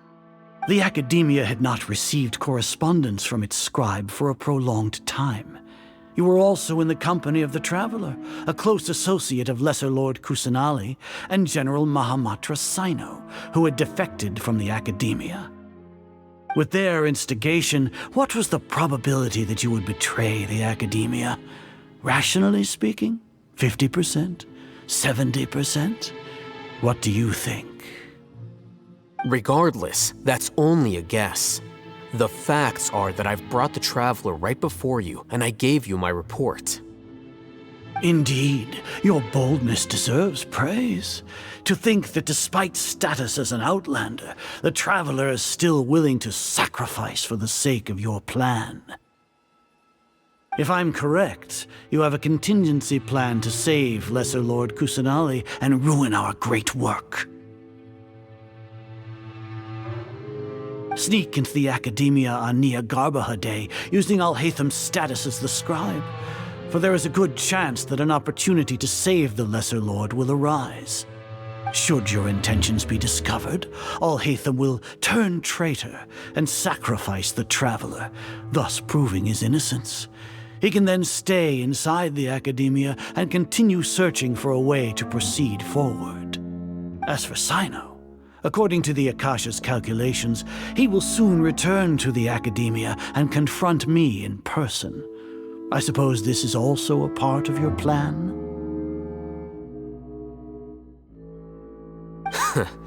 You'll see me as a traitor regardless of what I say, no? Even if you impugn me, it would have little effect on you all. You misunderstand.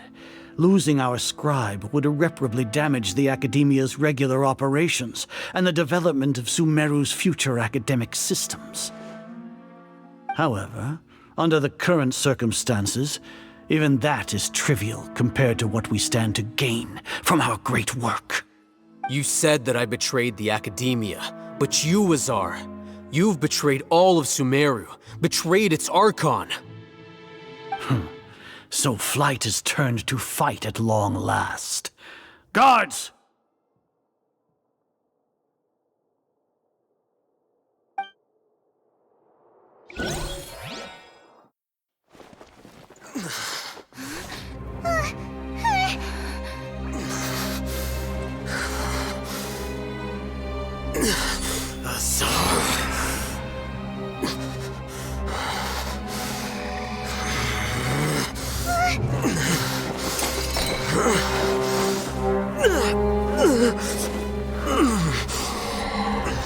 Well, what do we have here? So you stole that divine knowledge capsule. Traitor! You traitor! Even the most rational scholar will yearn for the power of a god in a moment of desperation. Aren't you doing the exact same thing as me, Alhaitham? Unfortunately for you, no god will lend you their power. Azar!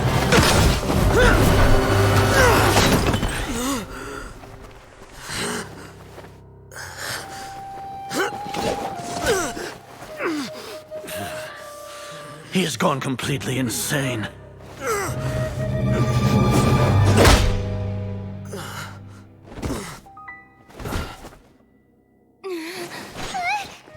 Take him to the Matra and exile him to Aru village. Then find someone to take these two to the confinement room. I'll deal with them later. Grand Sage, we've finished all required preparations for Nyargarbaha Day. We may begin to enter the capsules now. Excellent. You may begin.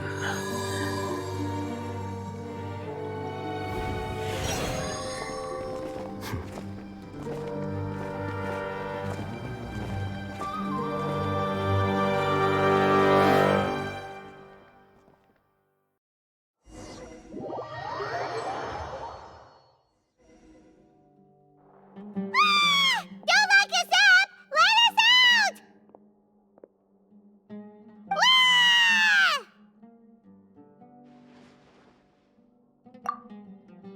Oh, yeah. Paimon got a bit carried away there. How was Paimon's acting just now? Great, huh? Everything's going according to plan so far. We made it into confinement, and Alhaitham's probably done with his part too. We even managed to trick Grand Sage Azar! Alhaitham sure knows how to cook up a plan! What are we doing next? Paimon has trouble remembering things when she's worked up. Right! Paimon thinks it went something like this. Apart from that, we still have yet another goal in the first stage of our operation, which is to send the Traveler to the confinement room. What? Why do we want to get her locked up on purpose? She's always been the person the sages are most afraid of, as well as the greatest obstacle to the successful implementation of their plan. They are very aware of the risk she poses to them. Once the Traveler is imprisoned, the sages will likely think that everything is under control. And with their guard down, the next phase of our plan will have a much higher chance of success. I can already see the pompous looks on their faces. Oh, that's a super tricky plan. But Paimon still thinks it's not really worth it. That isn't the only reason, of course. She has a more important task once she's in confinement. According to the Academia scholars in Ramon's custody, Lesser Lord Kusanali has sealed off her consciousness in the Akasha ever since she was captured by the Doctor. That way, they can't pry any more information from her. Even if we break into the sanctuary of Surasthana, it will take time to awaken Lesser Lord Kusanali's consciousness. We need to do that in advance. So our job is to wake up Nahida! Okay, totally worth getting thrown in jail for. The confinement room is inside the Academia, close to the sanctuary of Surasthana. It's a completely enclosed space, and you won't be receiving any visitors. I'll work with Ramon's scholars to make some modifications to your Akasha terminal. Once you're in, get as close as you can to Lesser Lord Kusanali and try to connect to her consciousness. However, as for whether she'll actually wake up, that will depend on our luck.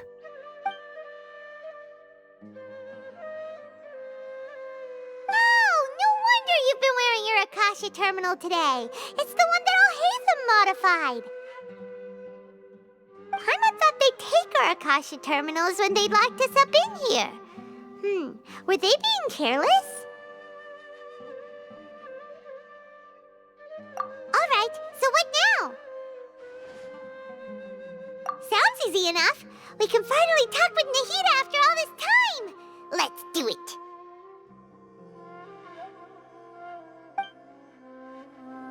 There's a light flashing on your Akasha terminal. It's almost like... the faster it blinks, the better the signal! Whoa, it's Mora! Ooh, Mora... no, Paimon, here? No signal again! Is it getting jammed?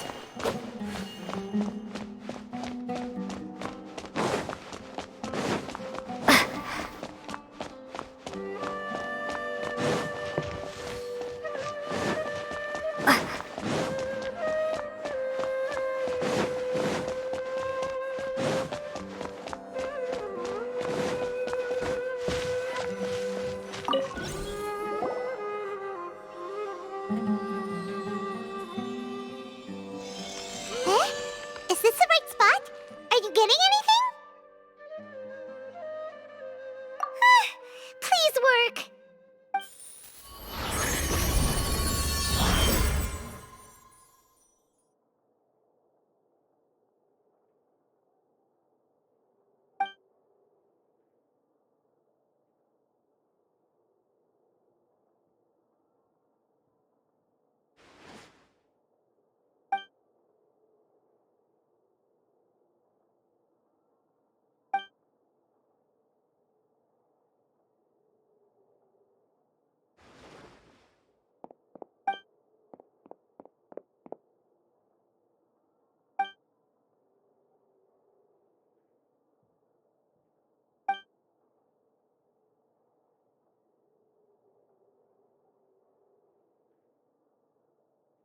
Nahida!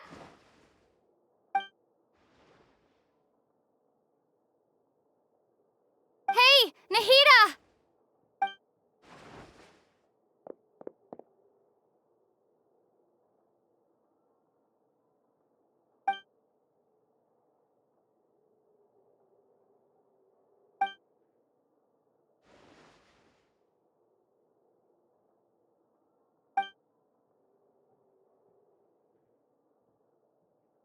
When did it first start?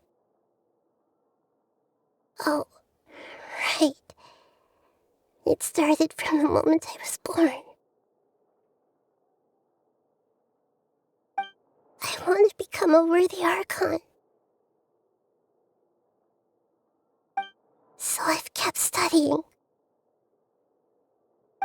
Kept listening to my people and their hearts.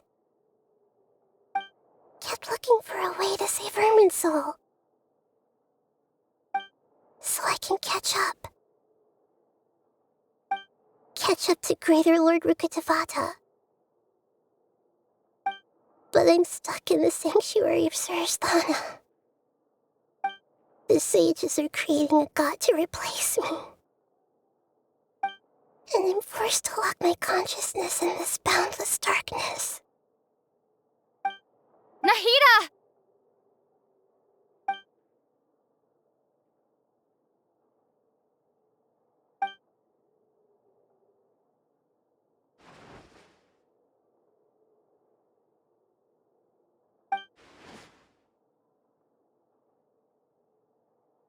Nahida!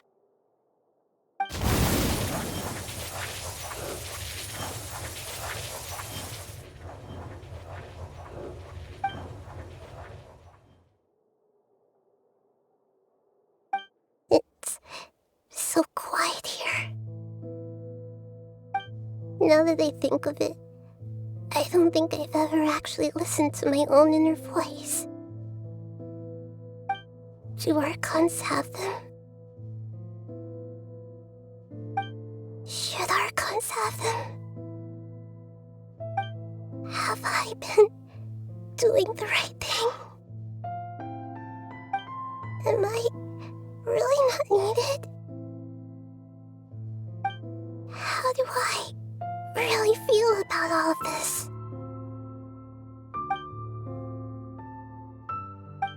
It's so quiet here. Since you're the god of wisdom,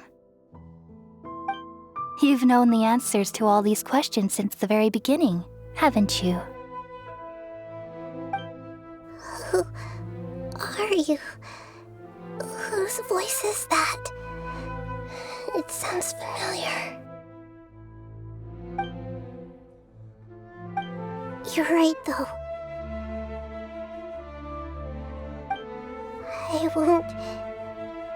I won't ignore my own voice anymore.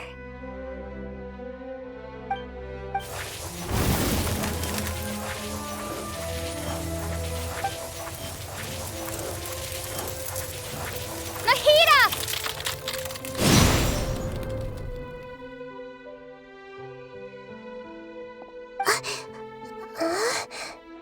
Nahida? Did you wake me up? Thank you. Why are you here? We're here to rescue you. Are you alright? I'm fine. It's just... when I think of everything that's happened to me, I feel really angry now.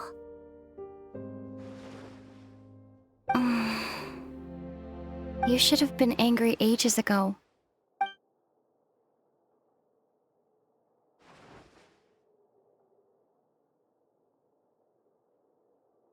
Huh? Oh, you're back! How's everything? That's wonderful news! Great! We weren't locked up for nothing! When you went to wake up Nahida, Paimon was listening for any sounds outside. You were out for a long time. There are fewer and fewer scholars going about now. You think everyone's done with their Nyagarbaha Day stuff? Yep, so that means our next act is Nilu's performance!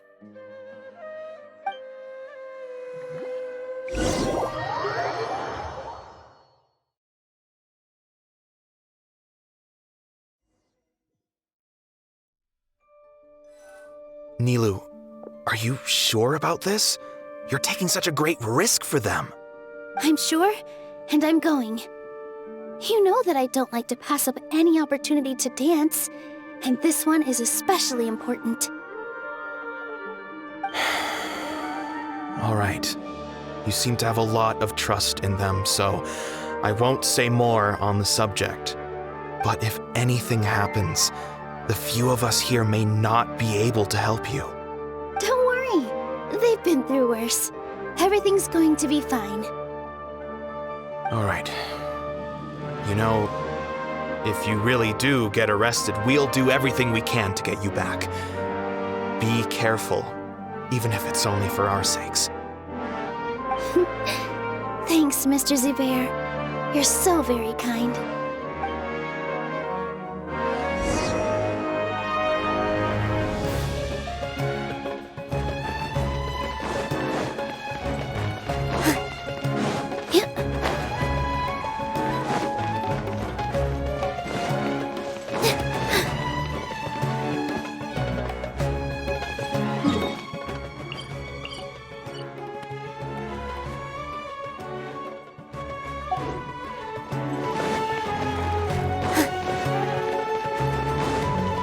This isn't the way to the academia.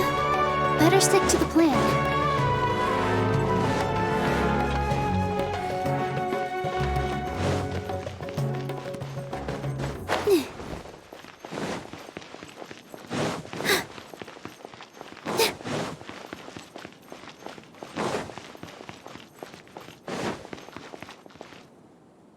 Nilu, how's it going? Nervous? Definitely more than usual. But it's because I'm worried I won't dance well enough. It's okay. Just focus on your performance. We'll take care of everything else. You sure know how to talk. Taking all the credit, even though we came here together to help out. Well, thank you both. I'll have to treat you to a meal after all this ends. I really, really appreciate all of your help. Ooh, that sounds great. Huh? How can we say no to that? All right, let's get back to business. Nilu, we'll be here to keep people from going to the academia so they don't interrupt your performance. I was planning on telling them something like, the Academia's been conducting a weird experiment, and some of their test subjects escaped. It's really dangerous there, so stay away. Oh, you couldn't think of anything better? Oh well, I guess it does sound like something the Academia would do. I think it sounds great. I'm counting on you guys. Don't worry, it'll be a piece of cake.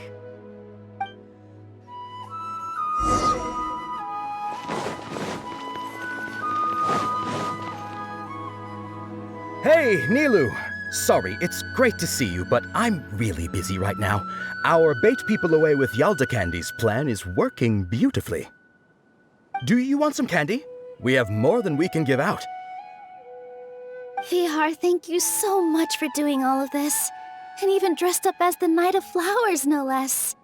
I'll pass on the candy, though.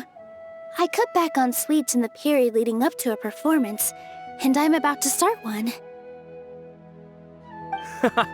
You have a point. The stage is cleared and everything's ready, so you can start your performance at any time. Yeah, thanks to you. I'm really grateful. All right, time to hit the stage. You're welcome. The honor's all mine, since I'll have such a great view of the show.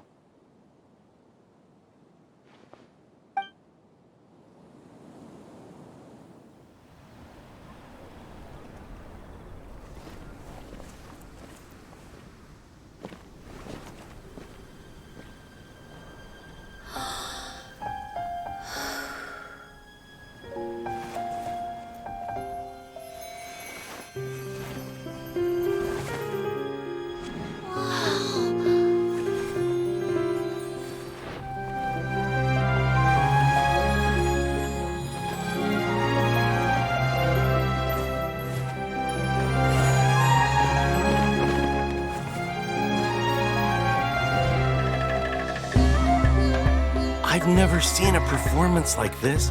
This is incredible. Yeah, but I heard that public performances like these have been banned. I can't believe she's doing this here.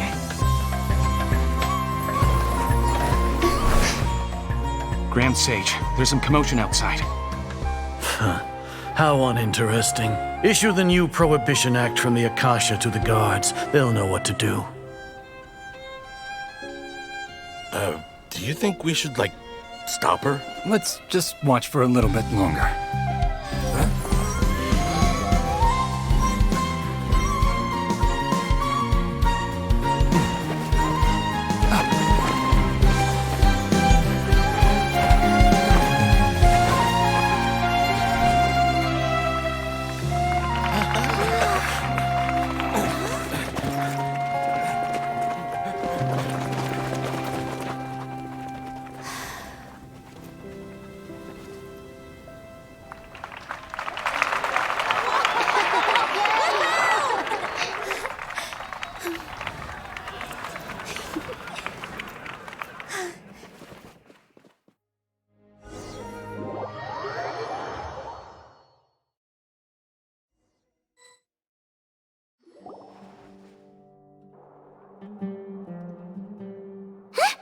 Did you hear that? It sounds like a lot of guards just ran by. Does this mean the plan has moved on to the next stage? Yep. It's great that everything seems to be going well. Come to think of it, when did Al-Haytham replace the knowledge capsule that was about to be entered into the Akasha?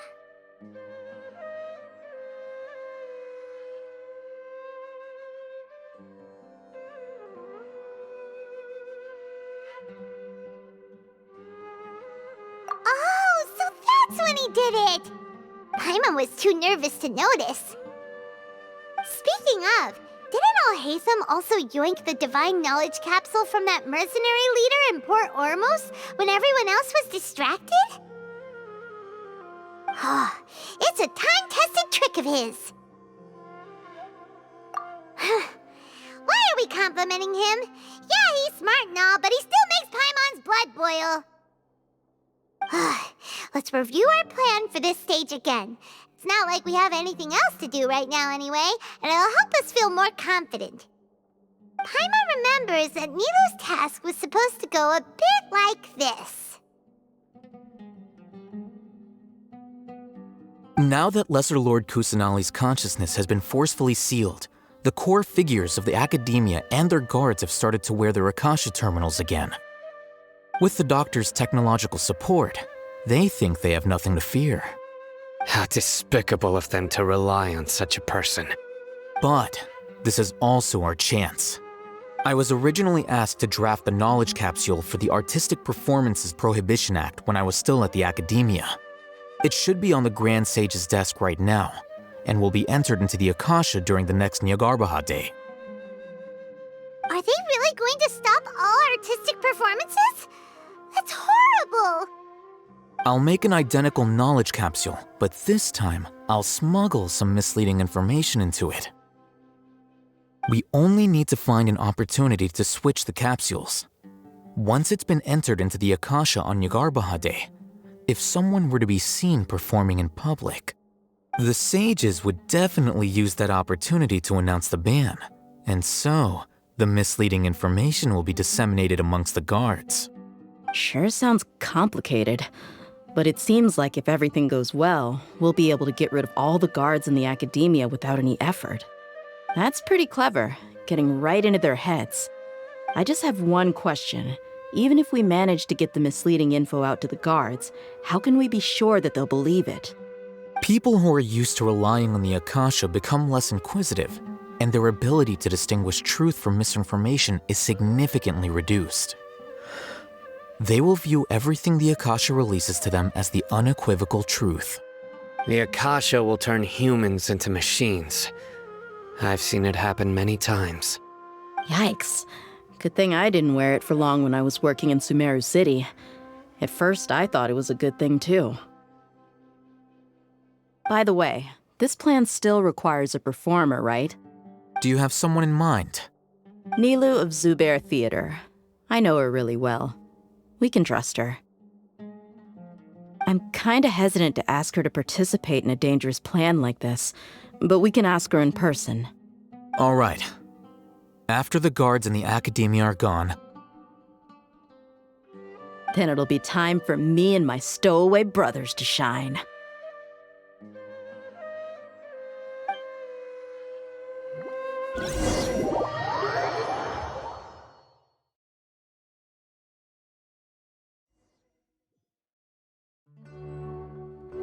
Here they come. Did you see that, Raman? They came out from the Academia in droves.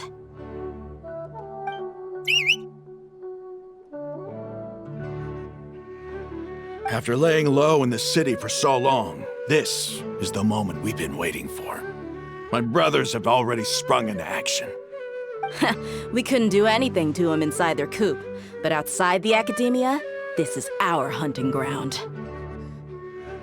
With a lioness like you, the prey sure won't be able to run far. We still need to eliminate the guards as soon as possible. If we give the sages enough time to realize what's happening, the plan's doomed. All they've done is to sit on their cushy salaries and twiddle their thumbs all day while we fought and struggled every day in the desert. The only advantage they might have is their numbers. Speaking of which, most of the guards who report directly to the Six Sages belong to the Corps of 30, but they have a completely different reputation. Following those blasted sages every whim, throwing away all the principles of being a mercenary. As someone in the same profession, I'm obligated to teach them a good lesson today. Indeed, the trap has been set. All we need to do is lead them there. All right, let's each take a road and herd those scattered guards back into one place.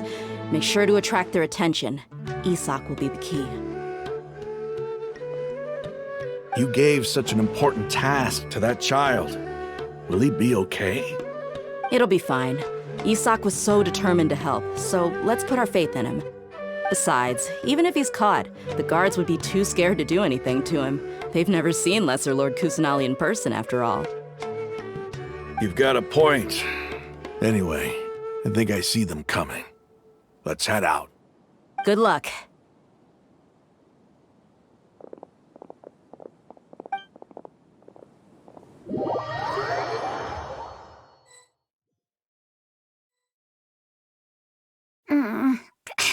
This outfit. Hey, Do you remember what you need to do, Isak? When the guards get here, you'll pretend to be Lesser Lord Kusanali and run away from them. Oh, yeah, I remember. Of course I do. I'm just a little nervous. Relax. Don't think about getting caught. Even if that happens, we won't leave you behind. You only need to think about getting the guards' attention and leading them to the Grand Bazaar. Leave the rest to us. Okay, got it. I'm here to pay back Lesser Lord Kusanali for helping Grandpa. I won't get cold feet. Hey, they're here. I can see the Academia guards.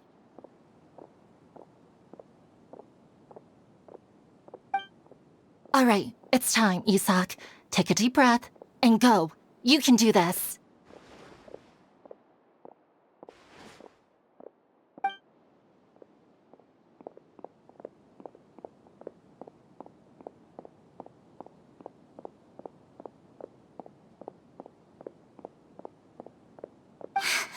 Why is there a guard over there? Did he already run ahead of me? This is different from our plan. But there's no time. I need to make a choice.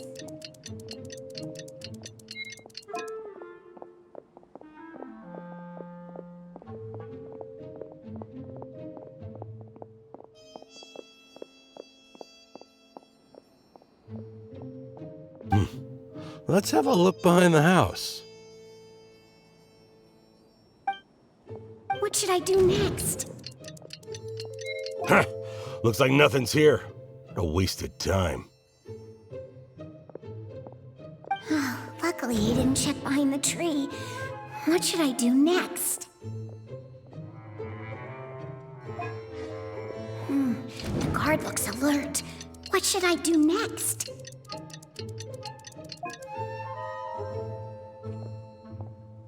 Doesn't seem like anything unusual's around here. Looks like the guard finally left. I need to go.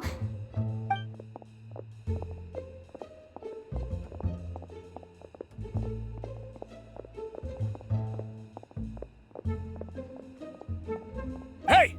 Lesser Lord Kusanali is over there! Stop! What? Lesser Lord Kusanali? How did I not notice that? They found me. This is bad. Where should I go? The target suspected to be Lesser Lord Kusanali has escaped into the Grand Bazaar. Assemble and arrest her!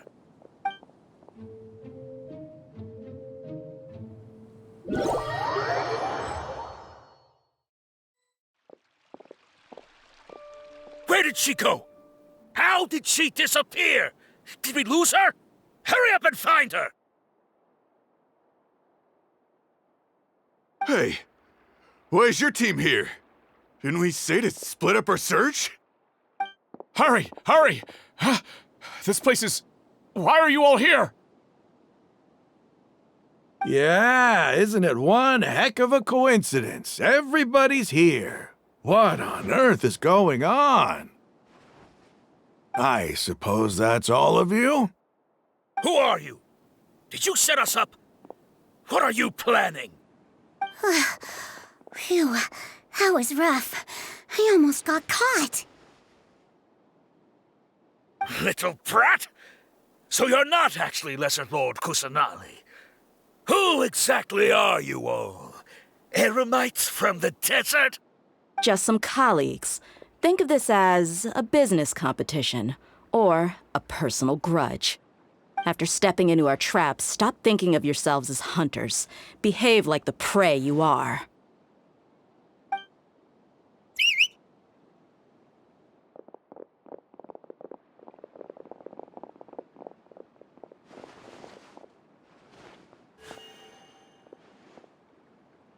An ambush? How's that possible? This is Sumeru City, but mercenaries from the desert somehow ambushed us! You've spent all your time hiding away in the academia. This place has long since become our hunting ground. Brace yourselves!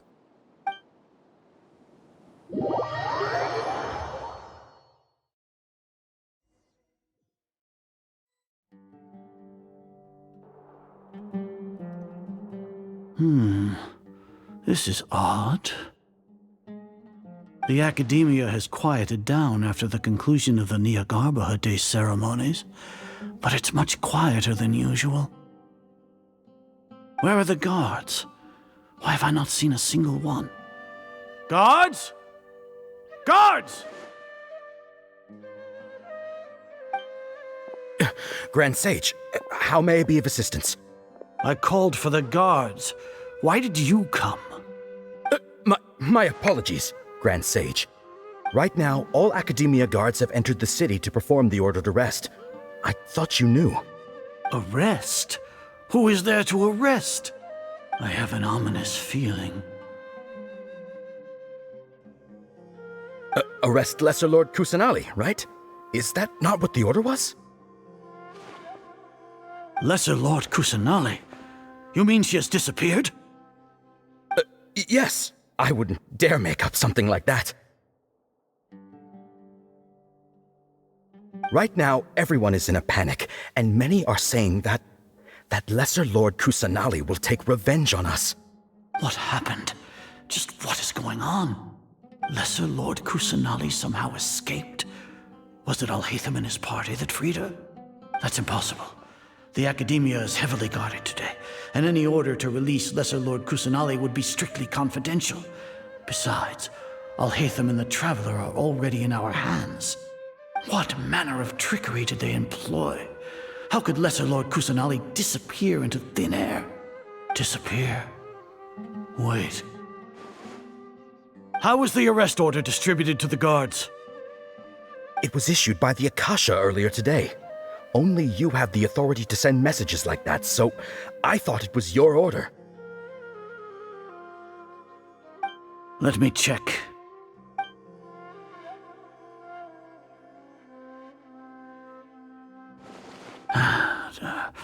Here. Lesser Lord Kusanali has escaped from the sanctuary of Surasthana.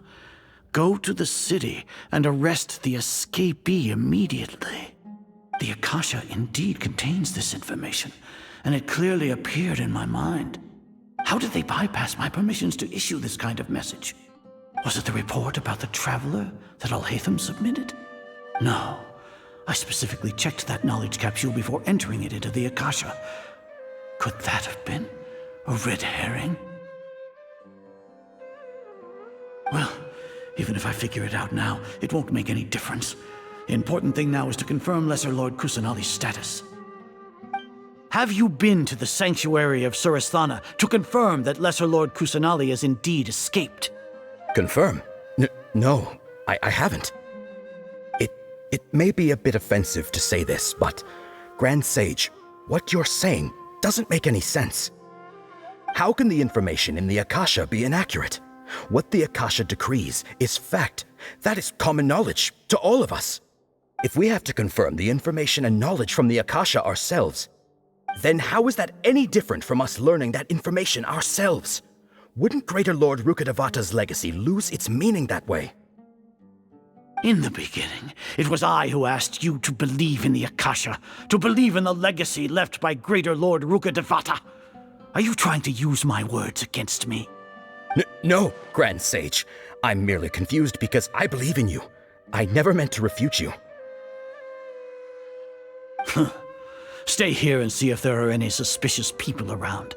I'll go to the sanctuary of Surasthana on my own. Yes, Grand Sage.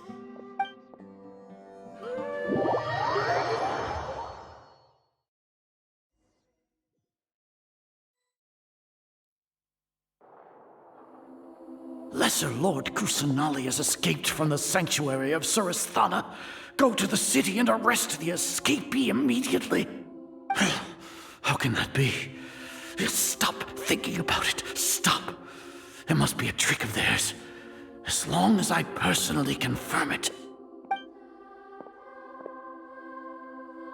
Ah! Impossible. That's impossible. There must be something wrong with my eyes.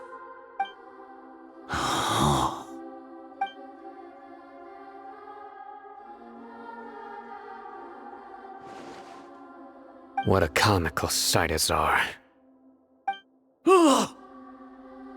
Once the Akasha has put certain thoughts into your head, even the Grand Sage can no longer see what's right in front of him. You all can only see the world in your mind, the one you think you know. And precisely because of this, you disregarded Lesser Lord Kusanali's existence. She has been a wise and worthy Archon. Sino, have you been waiting for a chance like this? The Akasha predicted that you would return to the Academia to confront me, but I didn't expect it to turn out like this. I was careless. No, you were blinded. Your faults stem from your reliance on the Akasha. You're still the same as always. I truly did not expect a proud person like you to cooperate with Alhaitham and the Traveler. People change, Azar. Admit it. The Akasha can't predict my actions anymore. Then tell me, what have you found during your investigation? You want to buy time? This is the sanctuary of Suristhana. Under your own regulations, even Academia staff are forbidden to come here. No one will come to save you. As for the investigation, I've at least confirmed that you are guilty of insurgency against the Archon. A serious crime. So what? Did you do all of this so I would plead guilty in front of you, General Mahamatra? No. I want you to plead guilty in front of the Archon herself. You once said that I had no standing to judge you. So now, how about judgment in the name of a god?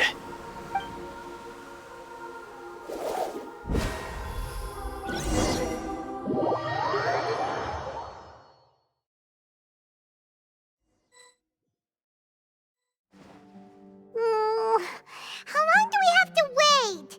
Paimon wants to know how things are going out there. Paimon hasn't heard any sounds outside for a while. Hopefully something bad didn't happen. Yeah, but aren't you scared that we might be locked up in here for the rest of our lives? Thinking about it, at least Paimon has you. We could still chat like this. When Paimon thinks of Nahida being imprisoned alone in the sanctuary of Suristhana, Paimon can't help but feel sorry for her.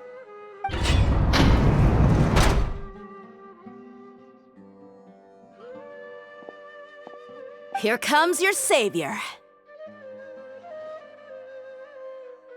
Dia! Paimon just knew you would come to rescue us! You two really owe me some big thanks. I had to search through who knows how many guards to find the key here. It felt even more tiring than whacking them. I'm exhausted. Thanks a lot. Need Paimon to rub your shoulders? No, that's, I'll pass. What are you afraid of? Oh, are you ticklish? Now isn't the time to talk about being ticklish. Things in the city and on Sino's side are both going well. The guards that stormed out of the Academia are all taken care of. The Corps of 30 is in charge of the city's defenses, but we already talked to Asfand. They've been fed up with the sages bossing them around. As long as it doesn't break their employment contracts, they'll turn a blind eye. That's probably because you've been super great friends with them for a long time. So, how's Sino doing? The Grand Sage is in his custody. Even I know how terrible it is to fall into Sino's hands, so he probably does too. Sino forced him to release Lesser Lord Kusanali. He has no choice but to obey. So, hurry to the sanctuary of Suristhana. Assuming nothing weird happened, we should have already rescued our Archon. Honestly, I didn't expect our ragtag bunch to do this well. We just came together last minute to save the Archon, you know? Alright, you two better go. I still have to clean up some messes in the city. See you around.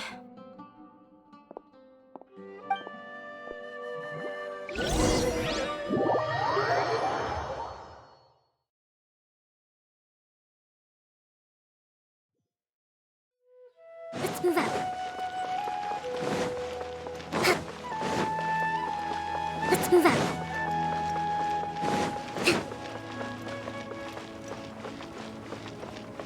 Let's move out.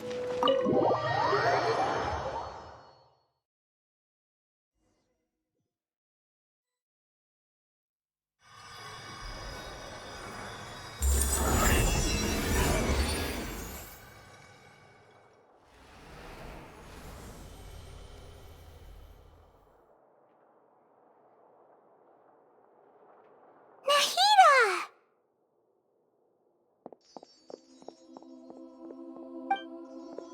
Should I say it's nice to meet you? This is the first time we've met in real life. Before, we've only met in dreams, consciousness, or when I was in someone else's body. Thank you so much for coming to rescue me, but I also need to apologize. During this time, I did some self-reflection. My sense of inferiority and yielding to the academia led to all of this, and created so much trouble for you all. Exactly! We're here because you're a good Archon and one of our friends! Thanks, you too.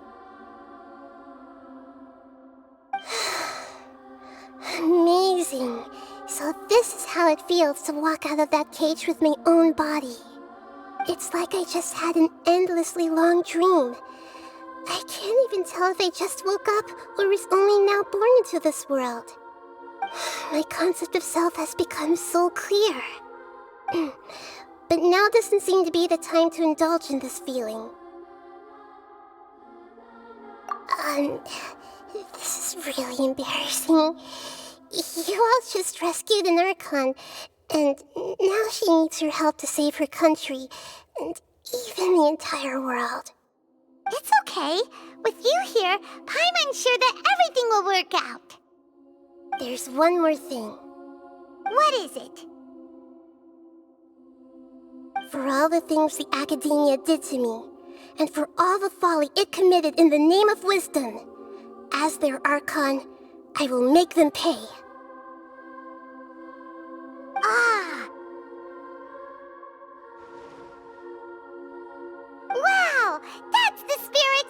You're finally standing up for yourself and not letting people walk all over you!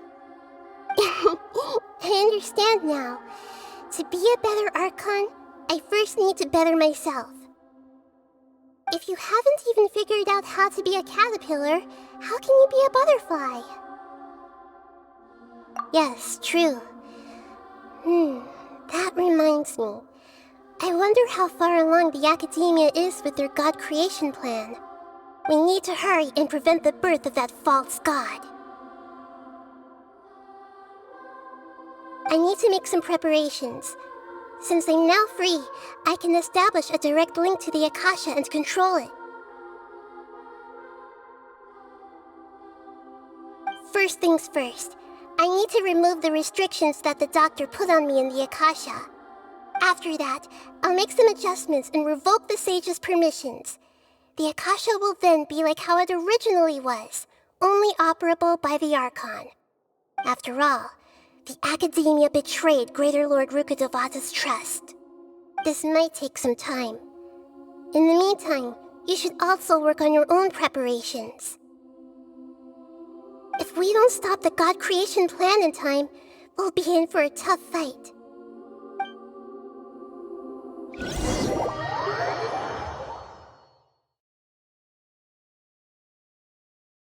You might as well prepare for a fight. When we're done, we can take a walk around. After all, we missed out on a lot of stuff when we were locked up.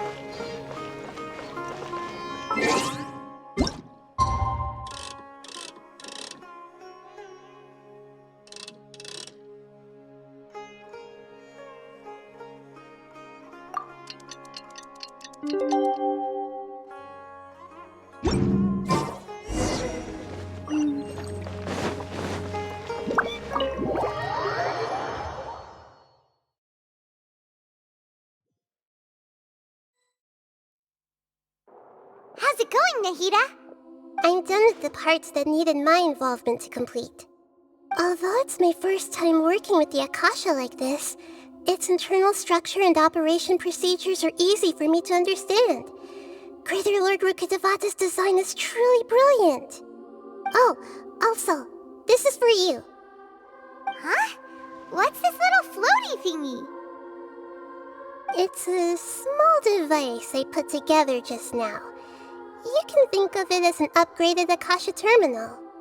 You may not need it right now, but it should be helpful in certain situations. Wait! This thing has the same characteristics as Paimon! We're both small things that float! Oh, all the things that make Paimon special got copied!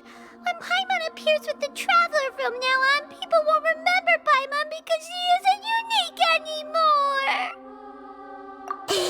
It's alright, Paimon. It can't replace you. It's only a flying device, but you're the Traveler's irreplaceable friend. You're so good at comforting people, Nahida. If only the Traveler was as smart as you. I was simply telling you what I feel to be the truth. I wasn't trying to comfort you. Nahida, you're natural at this. What you just said made Paimon even happier.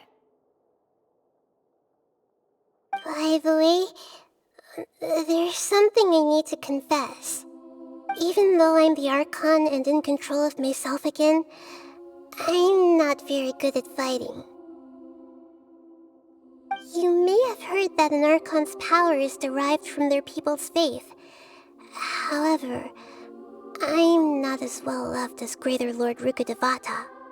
If we get into a situation where combat is our only option, I'll have to count on you, and I'll do my best to provide support.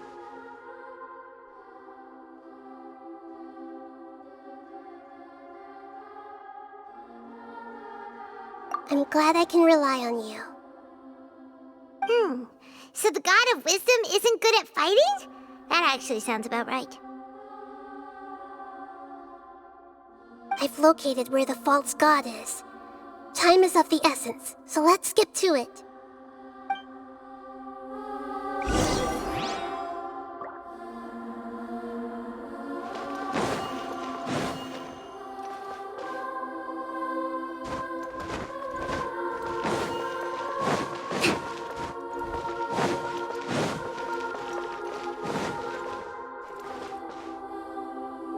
Let's move out.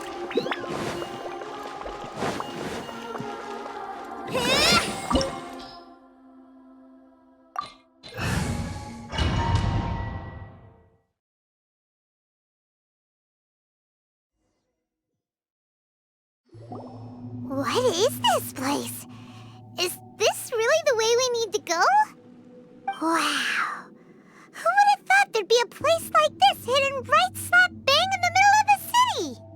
The sages wanted to realize their god creation plan without being discovered. The safest and most convenient way would be to build within the academia itself. That's true.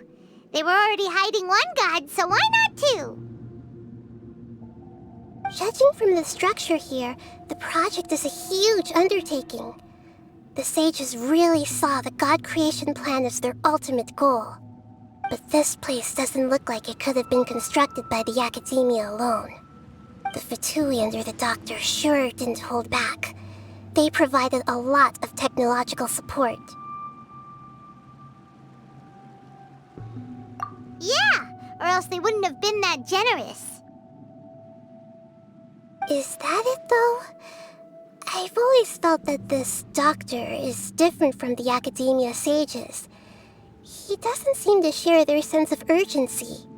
Instead of being interested in the end product, it's like he's enjoying the experimental process. The Fatui Harbingers are all such weirdos. So, the Doctor being weird is actually normal. So, this Fatui that they're trying to turn into a god is called the Balladeer? We had previously come into contact with his consciousness. He harbors particularly strong obsessions. One is the desire for a gnosis, since he was created to be the vessel for one. The other obsession is probably related to his past, I can't quite explain it. Paimon knows that he was a prototype puppet for the Raiden Shogun before he became a Fatui Harbinger. That's why he wants a Gnosis so badly. There's no way he'd willingly be a test subject. Not with that temper and ego of his. It sounds like you know the Balladeer quite well. I see. Tell me more about him and what he's like. The more we know now, the better we can plan for and react to any future situation.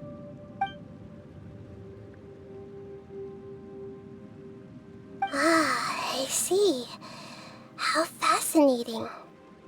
Alright, time to go. Let's get through here and meet him in person.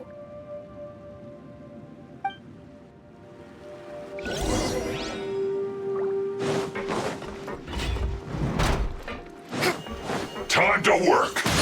No more reveal, buddy. Hey. No excuse for slacking. Finished. This isn't good.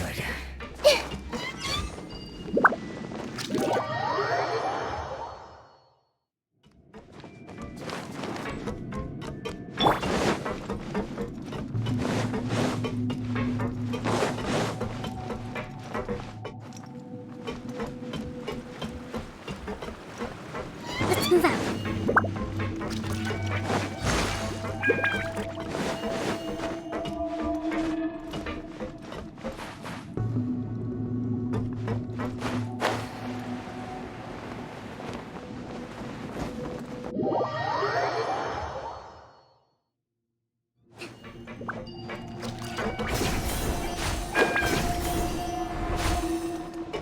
It looks like we can climb up these pipes.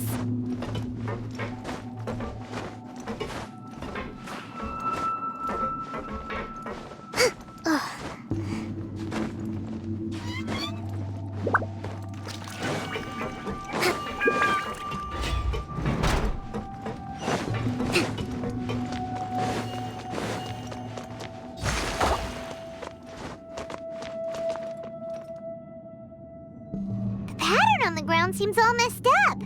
Let's go around and see if there's a way to fix it.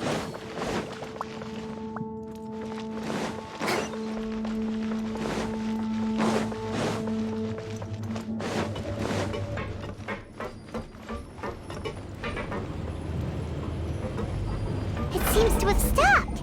Let's continue.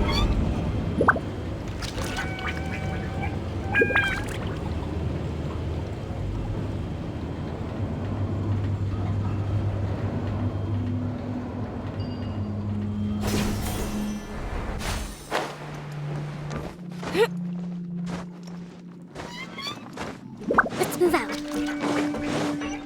Allow me! Let's begin. Commit it to memory. I guess this is it.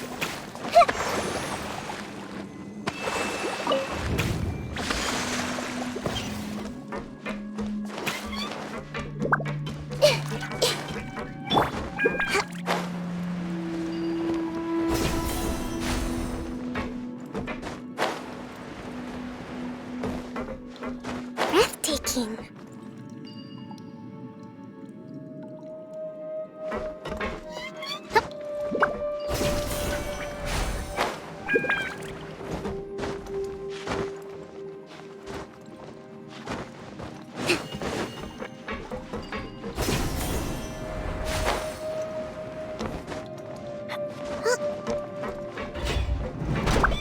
You'll get frostbite. Rebuild by royal decree.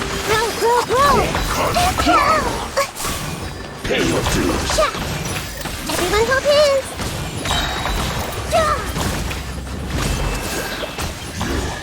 Can't run from death.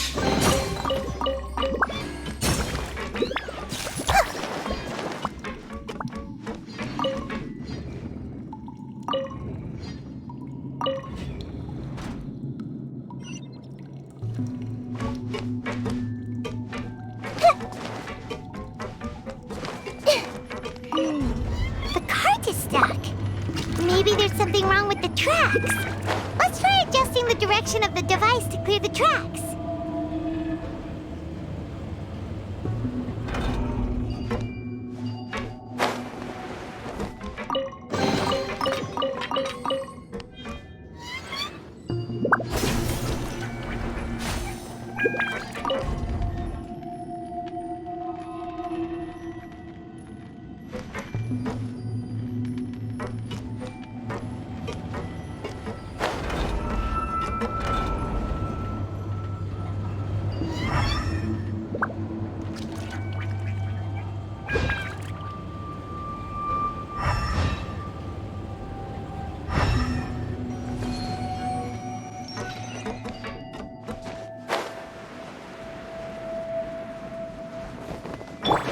Allow me! Oz, reveal thyself! I see everything!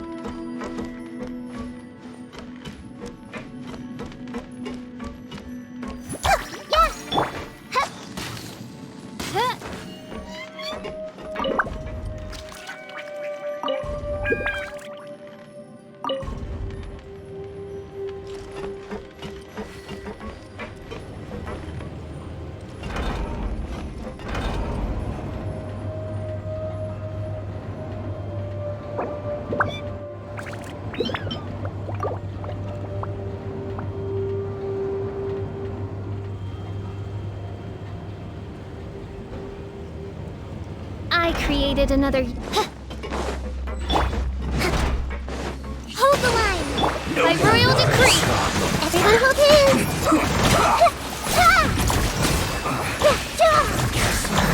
This is it. Come at me.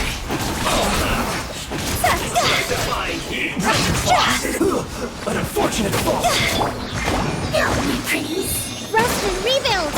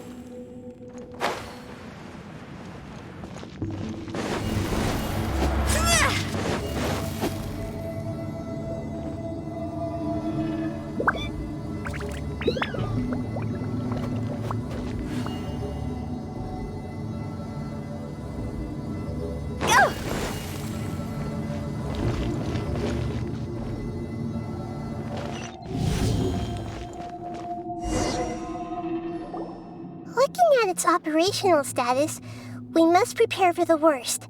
The god they wanted to create is likely close to completion or already completed. Oh no! What should we do? Paimon can't imagine how hard it would be to fight against a Are you nervous, Paimon? If you really want to know, of course Paimon's nervous! Aren't you too, Nahida? Yes, I am. This is probably the first time I faced with a calamity of this degree since my birth. I feel not just nervous, but curious as well. Curious? Curious about what? Curious about our fate.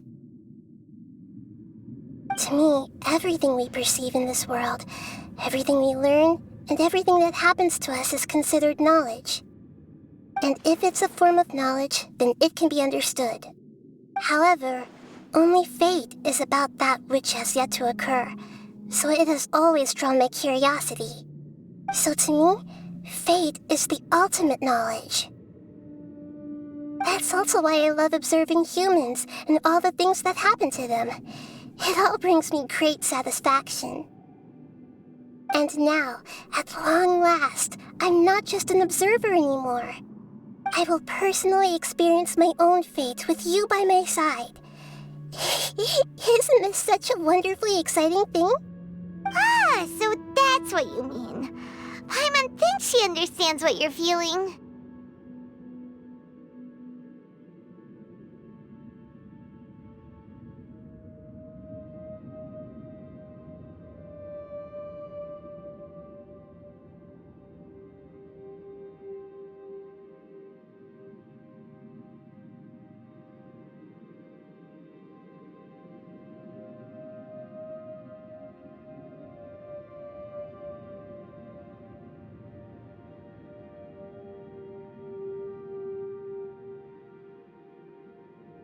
Agreed. Okay, let's continue on. I can sense his aura from here.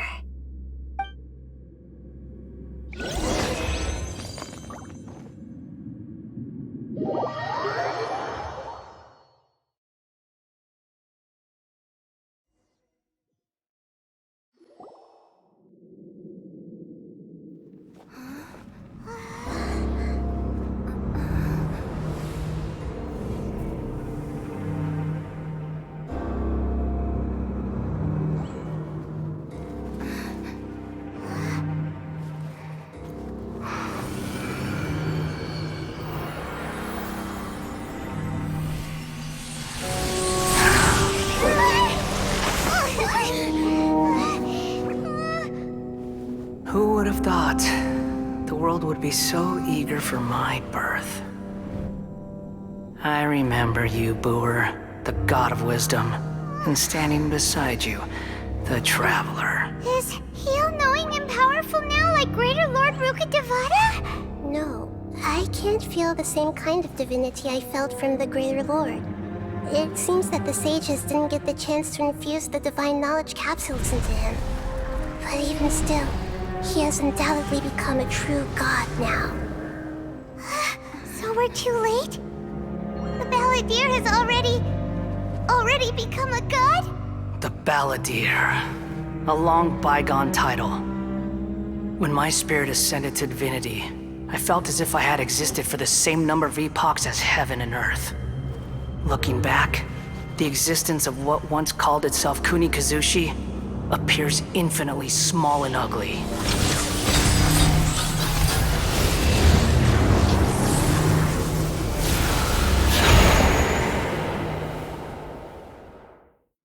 This imposing aura, it really feels like a god's.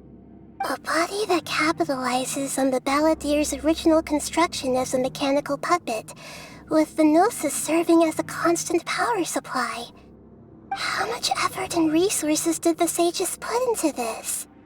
From a purely technological perspective, it's a commendable achievement indeed.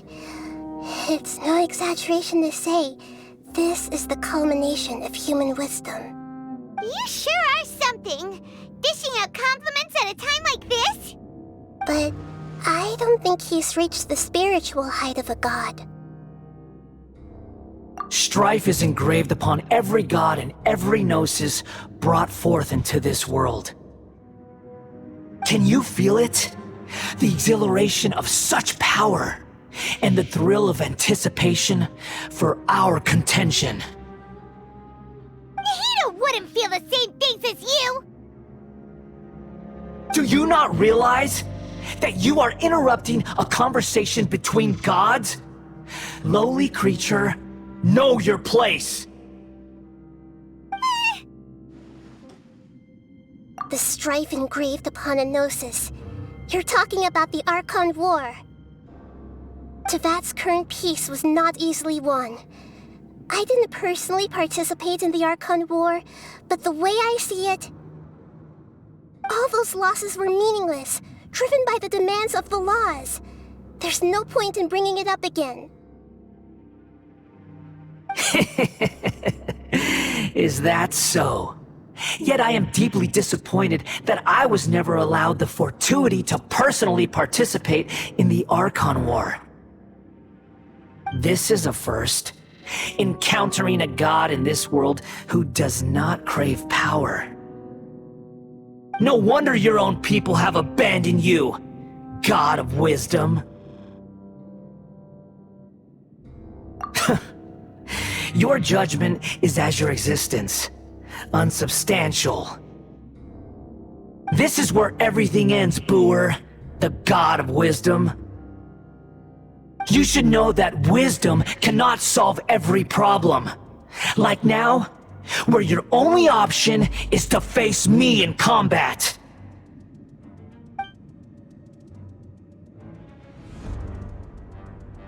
Come! Let us reenact a scene of the Archon War. Come and inaugurate my birth as a god.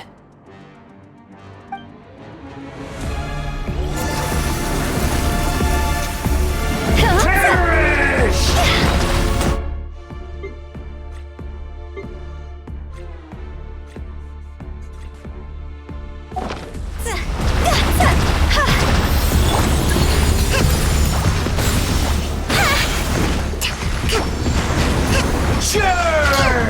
Let's move out. This way, eternally. Committed to memory. Sharing my knowledge.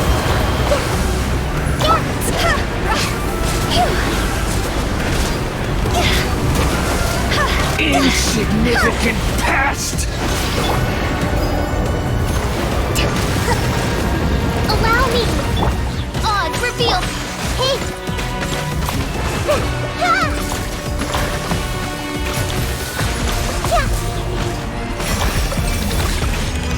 At my command, you shall fall!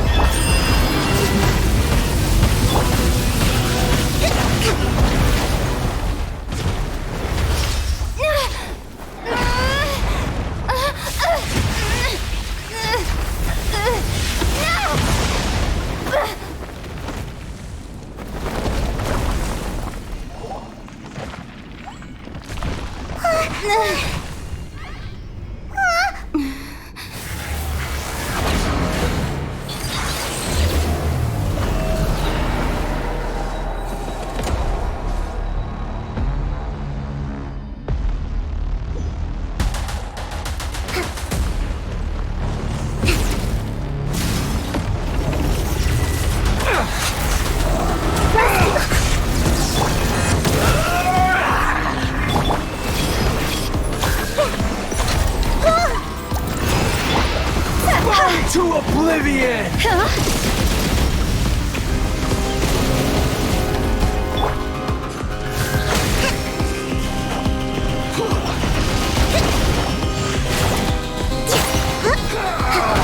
Uphill battle!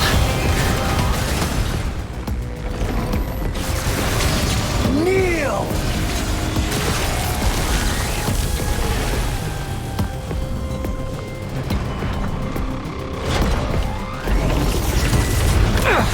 Hold the line! Step out, please. Time to go! Make yourselves at home! Hey! Reality is pain!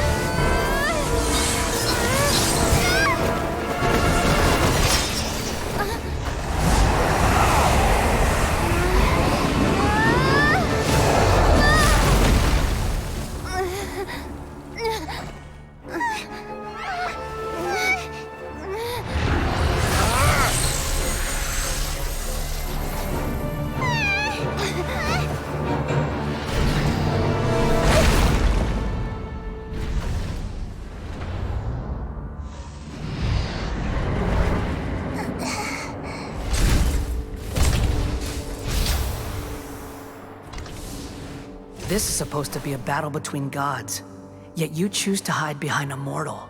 And now, you're acting like you'd sacrifice yourself for a human. Are you having fun proving a false sense of heroism to yourself, Booer?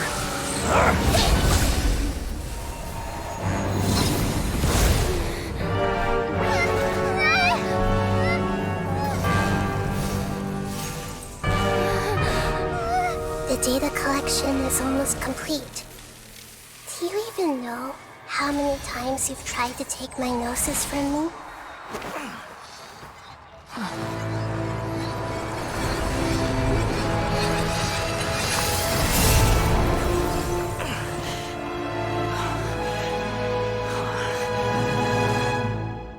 We just concluded the 168th loop.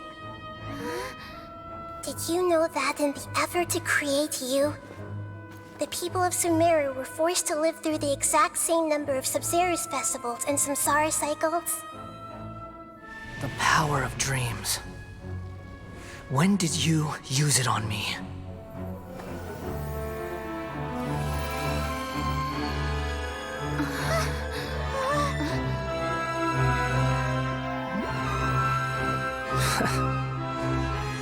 You can't even defeat me in a dream.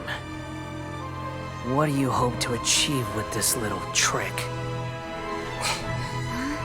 Come, Traveler. Just like before. Allow me to awaken the memories in your dreams. All that battle experience! It's more than that. Compile everyone's wisdom in the name of the Archon. That is the original function of the Akasha. I've sent everything that happened just now to the people of Sumeru in the form of knowledge. I've asked them to help you find a way to defeat the false god.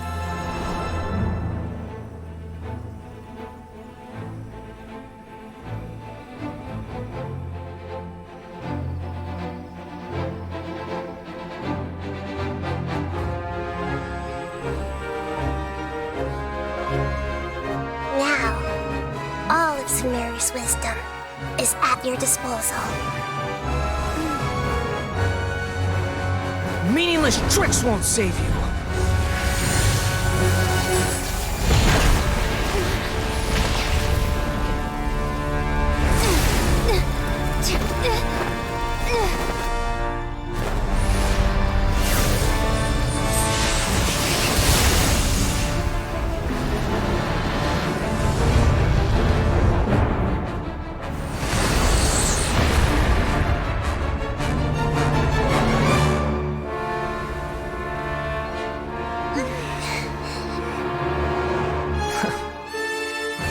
Are you done with your tricks? Can I finally take this as a real battle between gods? I'll leave this to you, the first sage of Bur.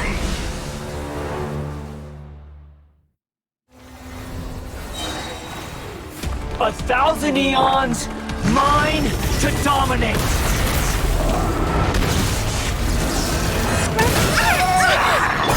Oz, reveal thyself!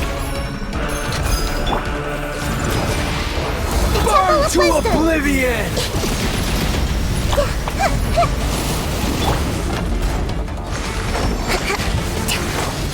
Kneel!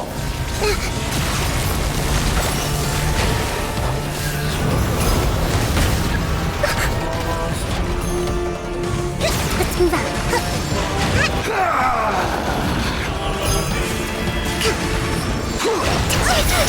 Uphill battle!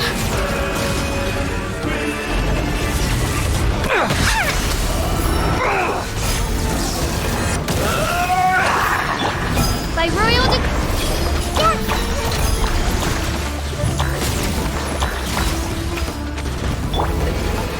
Reality is pain!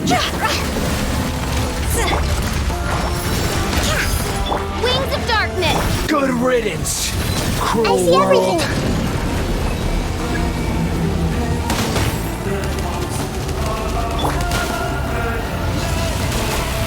Hold the line! Oz, reveal the... Let's leave her to live. Grow, grow, grow!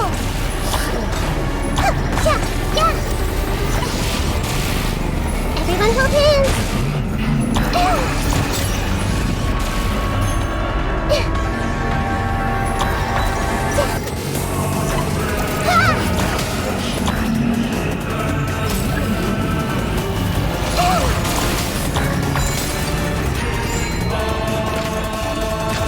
Your new god awakens!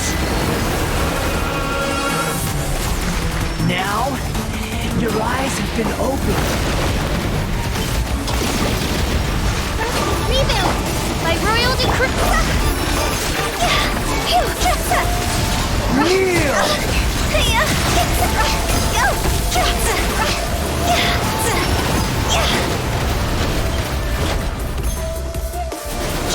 Tremble!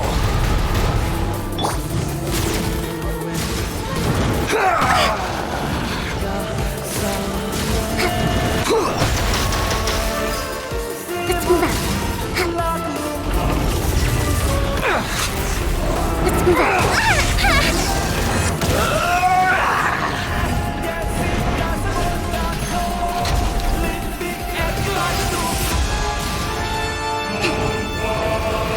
Reality is pain! On reveal by...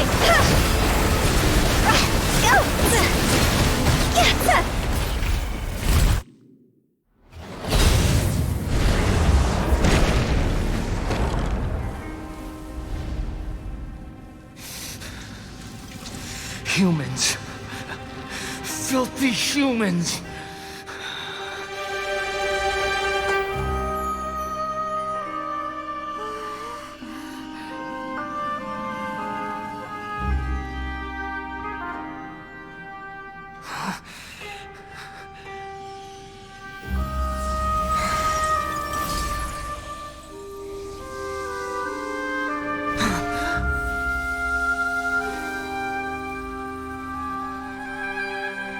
No! Wait! Please! Anything but the gnosis!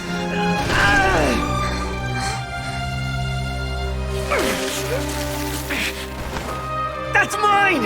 Don't even try! I'll never go back!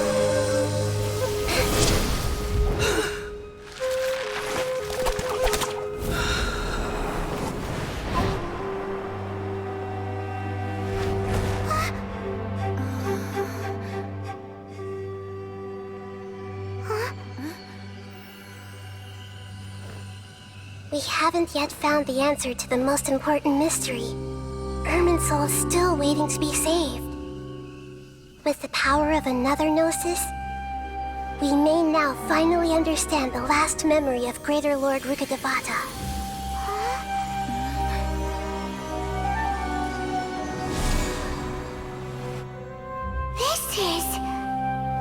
That's right. This is the last memory of my predecessor.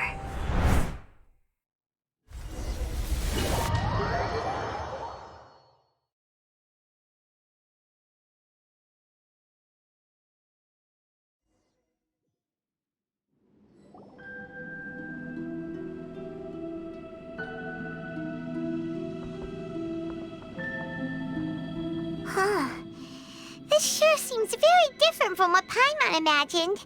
Shouldn't Irminsul be in this realm of consciousness? Yes, that is our destination. But I didn't expect the remaining consciousness of Greater Lord Rukkhadevata to be as polluted as this.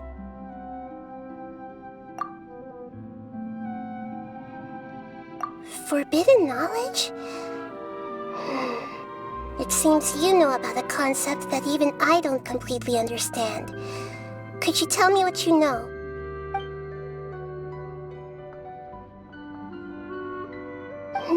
Your inference seems logical enough. Forbidden knowledge once polluted the desert thousands of years ago, but was successfully repelled thanks to King Deshret's self-sacrifice, and Greater Lord Rukkhadevata nearly exhausting her power. Then, a second instance of forbidden knowledge pollution occurred during the Conria Cataclysm 500 years ago. But I'm afraid it is much more serious this time, with Irminsul itself already in danger. So, if we're in the remaining consciousness of Greater Lord Rukkhadevata, and it's also been affected by forbidden knowledge pollution, then does that mean, in order to save us, Greater Lord Rukkhadevata? Yes. It's very possible that she sacrificed her life in the fight against forbidden knowledge. She didn't completely eradicate forbidden knowledge, But if it weren't for her actions, the pollution would have been far more rampant over these past 500 years. The way that everyone, including me, has forgotten everything about forbidden knowledge may very well be due to her restoration of Irminsul. Aww. Do you feel sad, Nahida? I'm just sharing her pain. The pollution of her consciousness here is severe. There is madness, chaos, and pain all around us.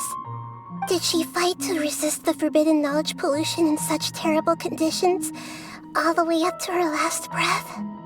She even used her last remnant of lucid consciousness to leave a clue for us to follow. Yes, her words were distorted by forbidden knowledge, so that's all we could hear. But now, we have a chance to find the answer to this mystery. We can cross the polluted consciousness until we found the right path to meet with our lucid consciousness. And then, we'll let Greater Lord Rukkhadevata tell us the truth in person. Each of us need to be mindful of the state of our own consciousness while we are here. Even with the Gnosis' protection, we must always keep a clear mind. Otherwise, we could go mad at any moment. That's so scary. Don't worry. It should be easy enough for you to keep that mind of yours clear, Paimon. Let's go.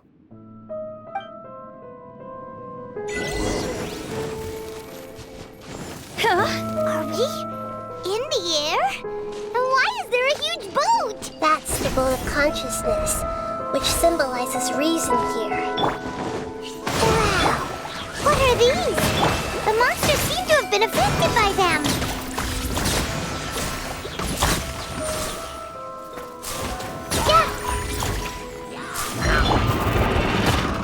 Uphill battle!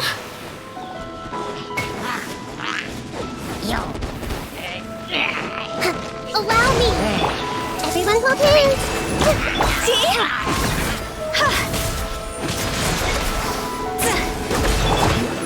I see everything!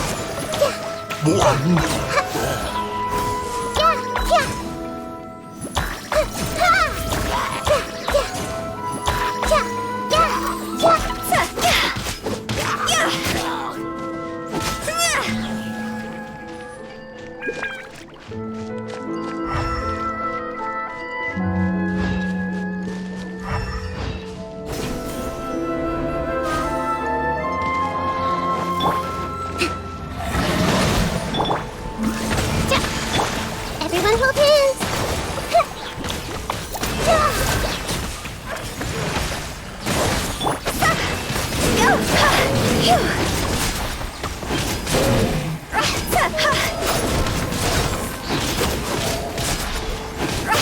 I see everything! Look!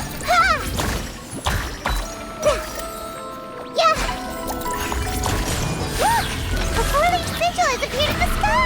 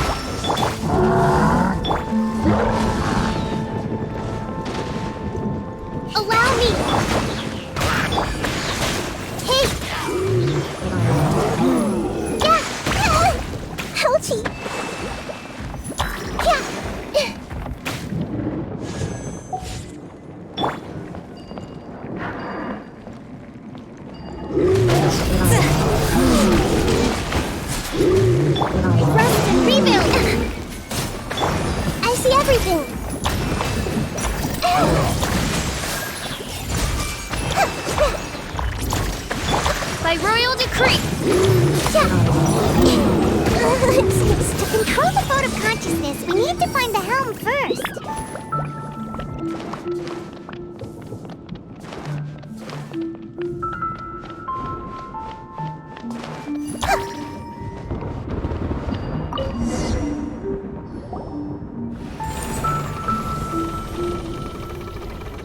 We changed direction. Are we still going the right way, Nahida? Judging from the current route, the boat of consciousness will soon take us out of here.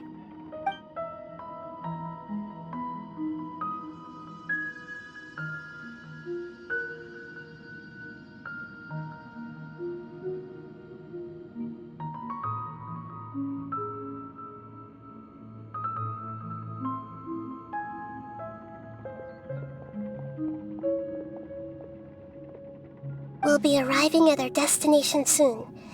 How are you feeling? Are your minds still intact? Huh? But everything's been completely normal for Paimon. Hopefully there won't be any more interruptions. This time, we should be able to meet Greater Lord Rukkhadevata. Are you saying you've never met Greater Lord Rukkhadevata before? No. It seems that my birth and her death took place at the same time. Otherwise, I think she would have given me a little more guidance, and I could have done a better job. Hey, you've done a great job, Nahida. Let's get out of this creepy place and go meet her.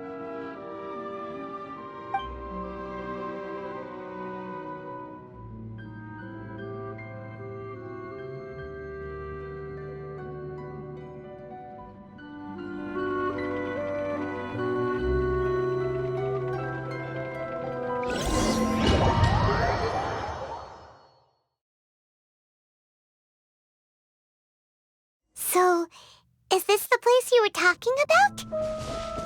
The base of Irminsul?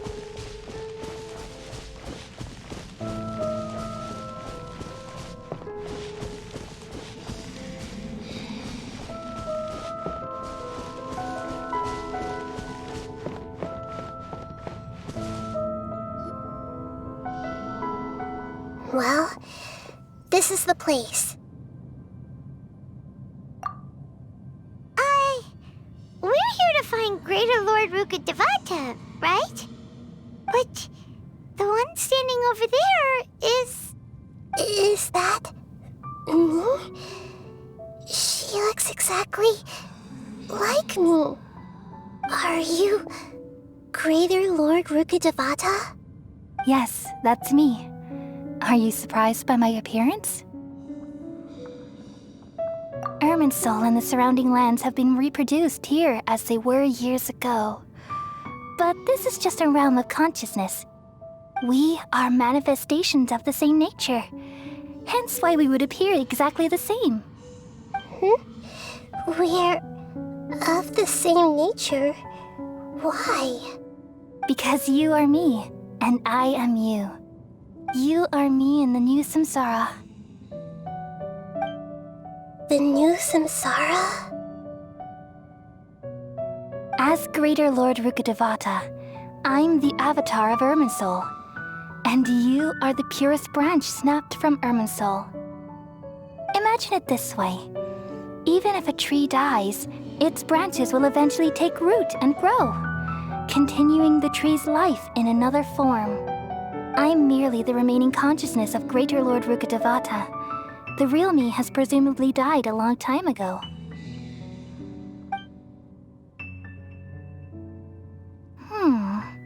Judging from your appearance, I've probably been dead for 500 years. But you're finally here. My new self in the samsara. If this is true, then am I going to be a great archon like you someday? Though we share the same nature, our fates are bound to be different. All things have their own fate. When a branch grows into a mature tree, it won't be the same as the original tree. That's why fate is the ultimate knowledge, isn't it? That's a great insight. Yes, very good. It's also precisely why you won't become like me. Really? But perhaps you may become an even greater Archon than I. I already see a determination in you that I didn't possess in my time, and the future that it leads you to will be yours alone, along with the blessings from your past experiences. Don't worry. The growth of wisdom is like that of a plant. You only need to wait quietly for the flower to bloom. Come to think of it, the sages never had the faintest inkling of the meaning of wisdom. Thank you.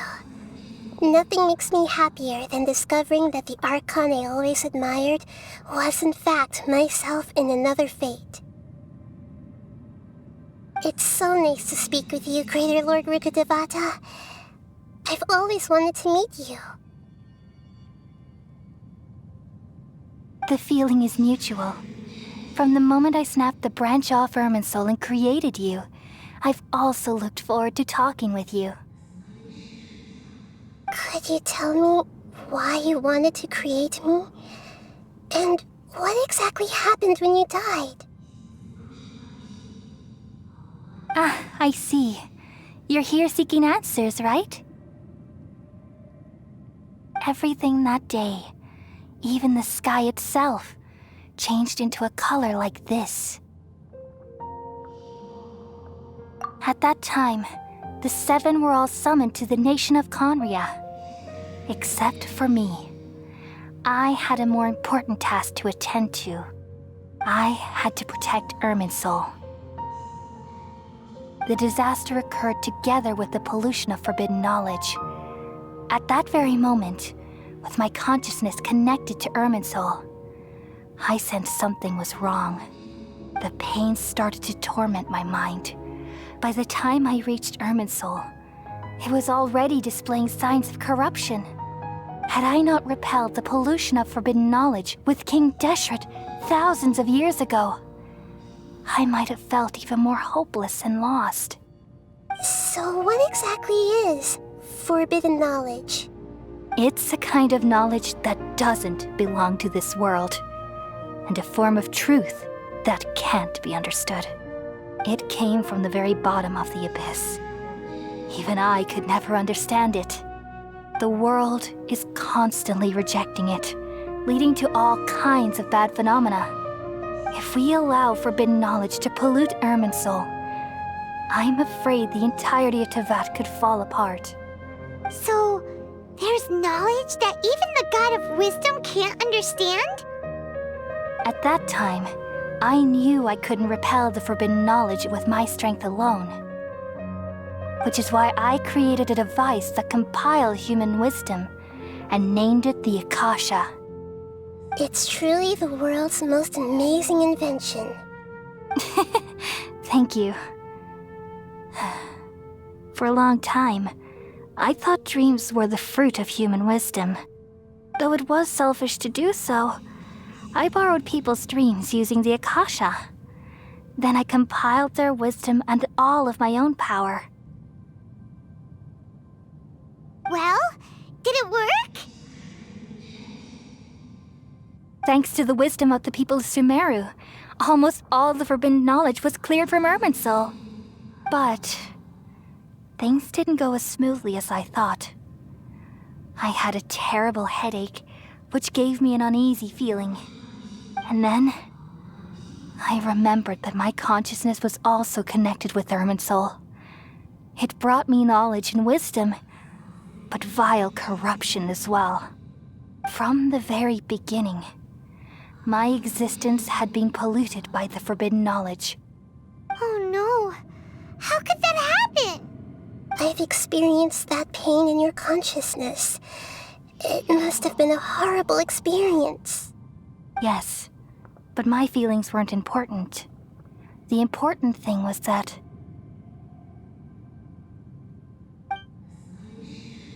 even if I died, my existence and everything related to me would continue to exist in Irminsul as memories and knowledge, meaning that the forbidden knowledge couldn't ever be permanently eradicated. And there's no way for me to eliminate myself. It would be a sort of paradox. So, I took the purest branch of Irminsul as my incarnation in the next samsara, and left a trail of clues, all in hopes that you would come here and remove me and my pollution from Irminsul forever. Wait, no, I can't. So you realize what that implies? You are very smart indeed. Irminsul has all the knowledge and memories of this world. And as you've realized just now, removing me from Irminsul means I essentially will never have existed in this world. But this is the only way to save Irminsul. People love you so much, and they've missed you so much over the past 500 years. I am exactly the same. So how can we just forget you like this? Is there really no other way?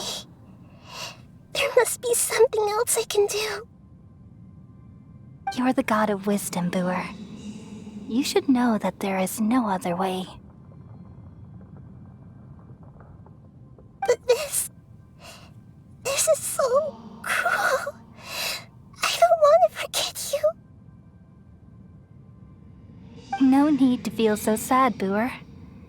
As someone who delights in wisdom, you should feel joy at finally finding the answer. These are the words in their entirety. The answer you've been seeking all along. Let the world completely forget me.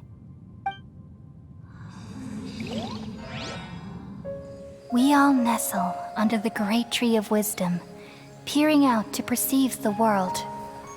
From the earth and from the rain, we perceive its wonders until we become a white bird to perch atop a branch and finally snap off the most important leaf. Once upon a time, I alone dreamed in this world. In my dreams, everybody would also dream after they fell asleep. Wild and wonderful thoughts would emerge from their minds. Some tumbled to the ground, and others floated to the sky, connecting all things in the world into one dazzling net. Among a plethora of worlds were numerous smaller worlds, all of fate, finding within the tapestry their brilliant glow. I gradually understood that these indescribable and constantly changing things are the most profound things in the world. Only they can completely repel the madness. Only dreams can awaken consciousness from the deepest darkness.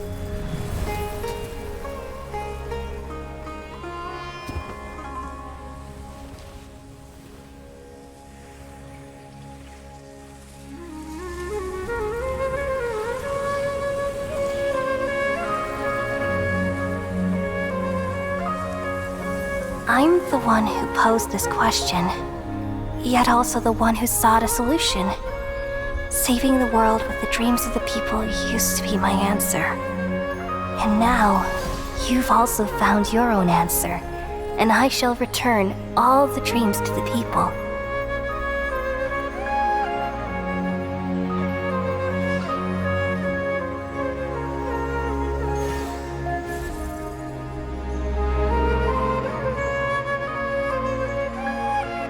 Goodbye, people of Sumeru. May you be blessed tonight with the sweetest of dreams.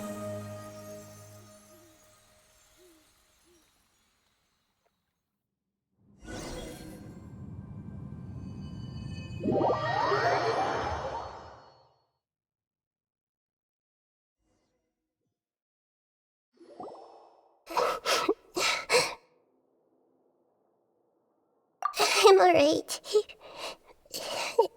I'm just a little confused.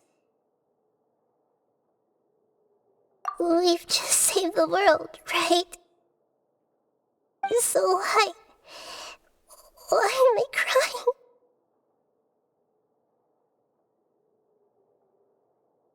I don't know where this feeling inside of me is coming from, but I feel very sad.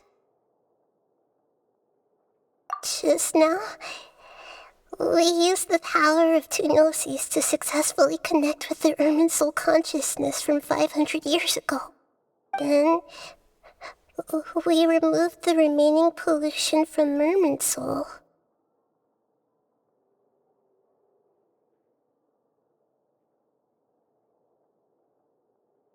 Yeah, what's wrong? Weren't you there just now?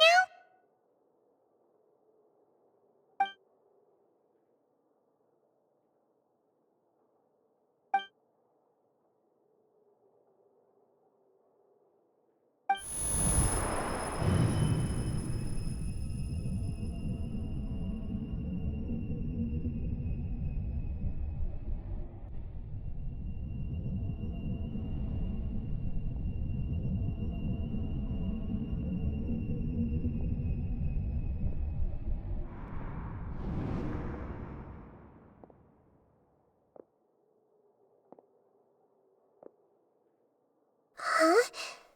That sound. Traveler! Paimon! I've been waiting here far too long. But finally I have the chance to be alone with you. All the precious time I wasted has finally paid off. The doctor! What have you done? Just a type of sound wave that can quickly put defenseless people into a dream. As I expected, it doesn't have any effect on gods. This is the only thing of interest I found among the sage's research. I thought I'd take it for a little spin. Don't worry. I know you would never forgive me if I actually killed them. I'm here to negotiate with you. Naturally, I won't do anything dangerous that could potentially damage our relationship. Negotiate with me? I heard you had already left Sumeru. Why are you here again now? I left Sumeru, but I also stayed in Sumeru. Even the God of Wisdom is restricted by the habits of cognition. How disappointing. You mean there are many different versions of you in this world? An astute guess. Even the same individual will have different cognitions at different ages. A long time ago, I made a major decision in hopes of preserving all my perspectives of how I observed the world. Observation is the first step of any experiment, but observing the current world doesn't satisfy me. It lacks an important dimension, that of time. So I saved segments of all my ages and made them into independent individuals. That's all there is to it. Indulge me. How does the God of Wisdom find my method of seeking knowledge? It's an insult to the very concept of life. Life inherently has many rules and restrictions, each with its own significance and reason to exist. They can't be broken on a whim. Good. Amazing, even. Indeed, it's difficult for humans to make peace with themselves, not to mention oneself from a different period. Since you're in the academia, why wait until now to show up? You could very well have stopped us and helped that fake god. Simple. Let me ask you this. Would any staff member ever help the subject in the middle of an experiment? It was my experiment. So why should I interfere with the results? The academia saw the plan to create a god as their ultimate goal, yet you only saw it as an ordinary experiment. You really are crazy. If the experiment succeeded, you would have had a new god on your hands. How would you have faced your own god then? Would you still take the same stance? Would you still hold the same view of yourself? I'm first and foremost a scholar. These results should be left to the judgment of the hypothetical me confronted with that outcome. But you're right. And that's exactly why I'm disappointed with the conclusion of this experiment.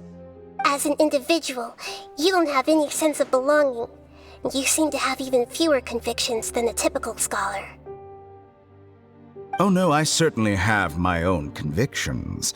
They just don't fit your standards, that's all. All right, that's enough conversation for today. The experiment is over, and it's time to tidy up the equipment and reclaim any useful materials. For example, the Gnosis. Lesser Lord Kusanali, you're an intelligent Archon. I'm sure you understand the disparity in our combat abilities at this time. Besides, you have no way to use that Electro-Gnosis in battle. Didn't you say you were here to negotiate with me? Somehow, it's starting to seem like you intend to take it by force now. I'm merely stating a fact. After all, I'm also a scholar. Naturally, I hope to show proper respect and dignity to the God of Wisdom. Your hypocrisy is built on absolute confidence. I understand your scheme, but... what if I were to destroy the Gnosis now and awaken the heavenly principles? Awaken the heavenly principles? Do you think that's really possible? The heavenly principles have been silent for many years, but the Gnosis are symbols of their control over Tevat and all the laws. Will the destruction of a Gnosis attract the attention of the heavenly principles? And if so, how do the Fatui plan to deal with the consequences? Do you dare to gamble such a possibility with me? Gamble? How surprising. I thought you would show evidence or use rigorous reasoning to prove your point. The word gamble is the last thing I expected to hear from the God of Wisdom. But this is a clever move. You must have seen through me when I first captured your consciousness. As a scholar, I respect all possibilities. This has always been my principle and is an essential trait as an experimenter. Indeed, I can't ignore this possibility. So tell me then, what are your conditions? This foreign Gnosis will only lead to disaster if it stays in Sumeru. But this Electro-Gnosis is the prize I obtained after defeating one of your fellow Harbingers. Now, as the one who initiated this cascade of events, shouldn't you pay the corresponding price? Price? Interesting. What price would you have me pay? How about erasing all your other segments? So this is how you wish to restrict me, the most threatening opponent of the Nation of Wisdom. What you request of me is like plucking out the eyes I have placed in the dimension of time. Segments are extraordinarily difficult to make. They require extremely rare resources and enormous amounts of time and effort, requiring me to destroy them all here and now. Bravo. A suitably wise decision on your part. Yes, how very interesting. Can I assume that you have long been wary of me? Among all the versions of me, this segment you see now is the most selfish. If it weren't me, your idea wouldn't have worked. What did you see when you were imprisoned? You were observing me, and that's how you know I've long grown tired of their doubts and endless arguments. Like you said, it's difficult to make peace with yourself. Being as smart as you are, have you managed to do that? I see. If you think all those versions of me are worth a Gnosis, then deal. You sure didn't hesitate much. Is the relationship between all the versions of you really that bad? I don't think there's any need to dwell on that. The surplus versions of me can be exchanged for a Gnosis. Do you think anyone can offer themselves at a higher price? Besides, with my abilities, it's only a matter of time until I find better perspectives. Perhaps it's best to say you're just temporarily ahead. But what I'd like to know is, how can you be sure that I've really erased them? I can see your remaining honesty.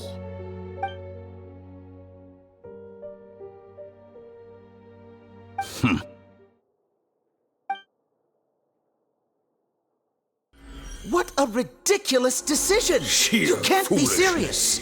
How could I have been so short-sighted? You think this is the end? Wait, I'll have my revenge! You'll make this moment count. You will regret this! Well, have you confirmed that it's complete? Here, take it. The future of Sumeru City will be in my hands alone.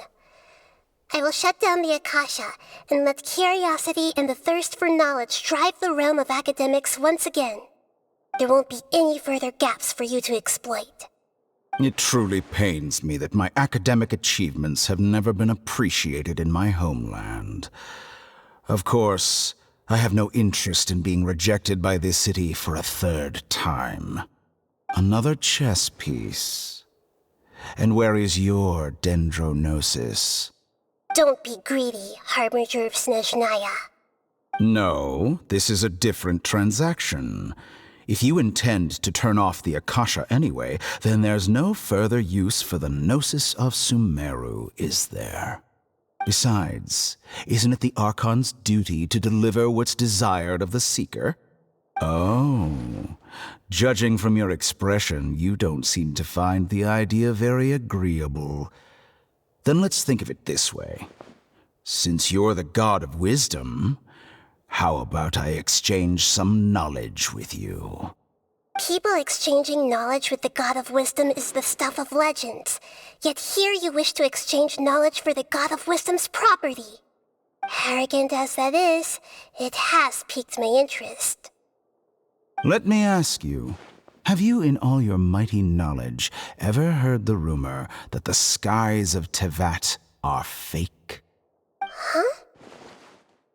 That's the secret hidden by Irminsul concerning the truth of this world.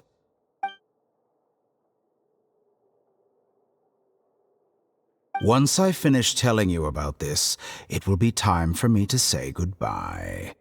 With negotiations, we've all gotten what we wanted. I'm very glad I got to meet you like this. Your arrogance may know no bounds, and convictions may mean nothing to you. But I'll still listen to what you have to say.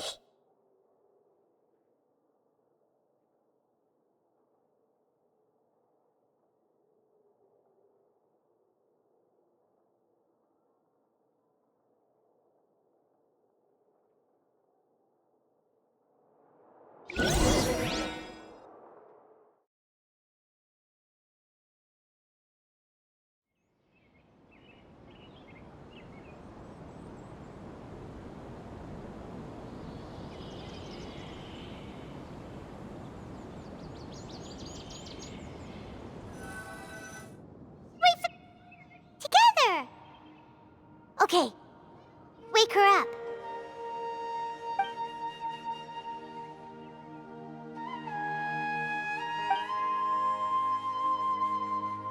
Are you awake?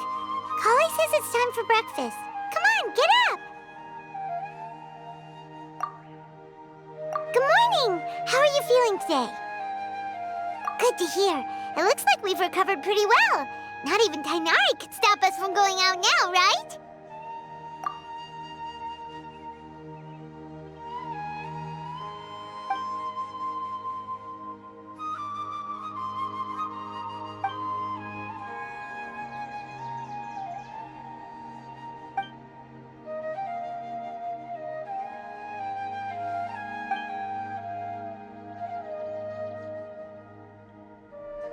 Traveler, let's go!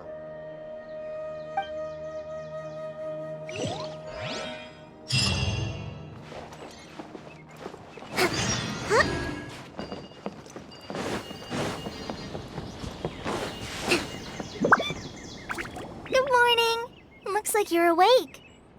Yep. I prepared some breakfast today. Please have a taste. I hope you'll like it.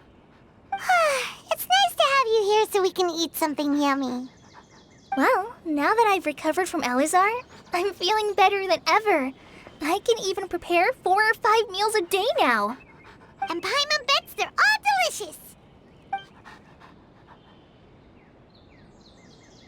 Oh, by the way, someone brought a letter for you after you went to sleep last night. Nope, Paimon wanted to read the letter with you after you woke up, so Paimon didn't open it. All right, let's read it now. Oh, it's from Nilu. Ahem.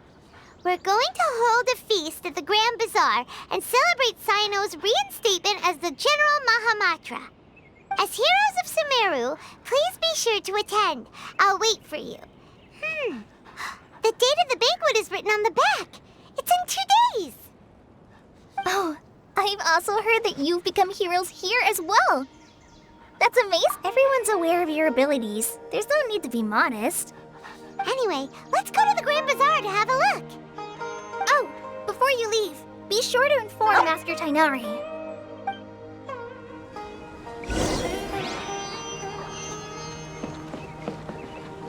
Everything has been getting better lately, and my mood has been... You can come find me anytime if you need anything. You're welcome. I was just doing my duty. Remember to talk to Master Tainari before you leave.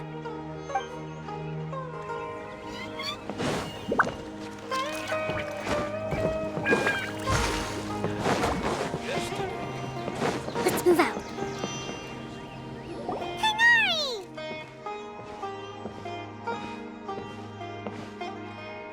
Good morning. How do you feel today? We feel much better. How about you? I'm recovering well. Thanks for asking. But from the looks of it, you seem to be already busy with work again. It's fine. I'm not that busy, really. The Elazar patients have recovered, as well as Hypatia. For now, I only need to tend to my Forest Watcher duties. It seems once Irminsul started getting better, everything else started to recover too. Yes, but there are still some residual effects. The withering is one example. Though it won't spread anymore, the existing zones won't just disappear. We forest rangers will still need to do the work. By the way, This news is hardly new. He had already mentioned it to me before. Huh? You mean he was already here? Why didn't he come to say hi to us? He visited once, but he was afraid of disturbing you while you were resting. He just asked me a few questions and left. Then you probably already know all about the celebration feast. Celebration feast? No, I haven't heard anything about that. Huh? But didn't Nilu say in her letter that they would celebrate Cyno? He didn't tell you? Perhaps, or alternatively, he doesn't know about it either. Come to think of it, Cyno doesn't seem like the type who'd enjoy a celebration feast. You and Kale are both Cyno's close friends. Why don't you come to the feast with us? Kale has taken over some of my tasks these days. I don't think she'll have time for it. Not to mention me.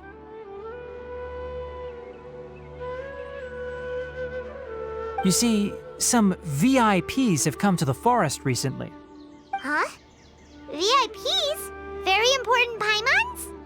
Well, technically speaking, they are former VIPs. The sages involved in recent incidents have begun their training in the Avidya forest, and the people they had previously imprisoned have all been released. Huh? Yes, he's a little weak, but he isn't injured and his condition is stable. Lesser Lord Kusanali, in her boundless mercy, has decided to spare Azar and the other wrongdoers. Supposedly, they were ashamed of their shallow ideologies and have decided to dedicate the rest of their lives to cultivating wisdom in the Avidya forest. When they learned that Lesser Lord Kusanali had defeated the Balladeer and saved Irminsul, they were shocked at first, but also became happy, feeling that the sacred light guiding them on the path of discovering wisdom had begun to shine once again. As a result, work has increased for the forest rangers. That sounds really exhausting. There's nothing we can do, really. But that's another topic. back to the matter at hand. Are you two planning to head out? Ah, right! We're here to request permission to head out. Would that be okay? You've recovered well. You may go, but be careful. Yay! Will do!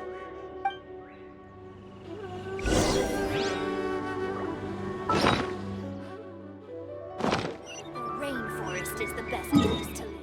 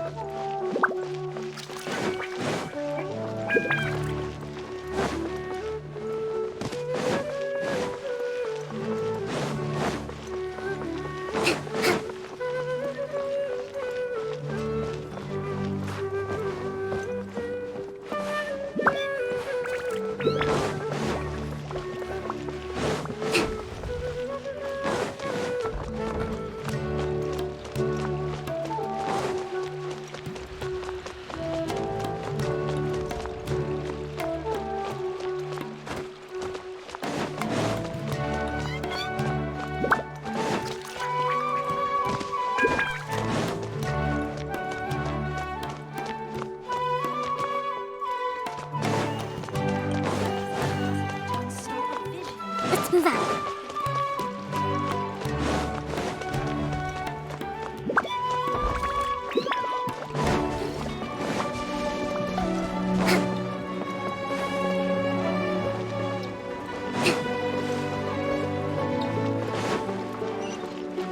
Let's move out.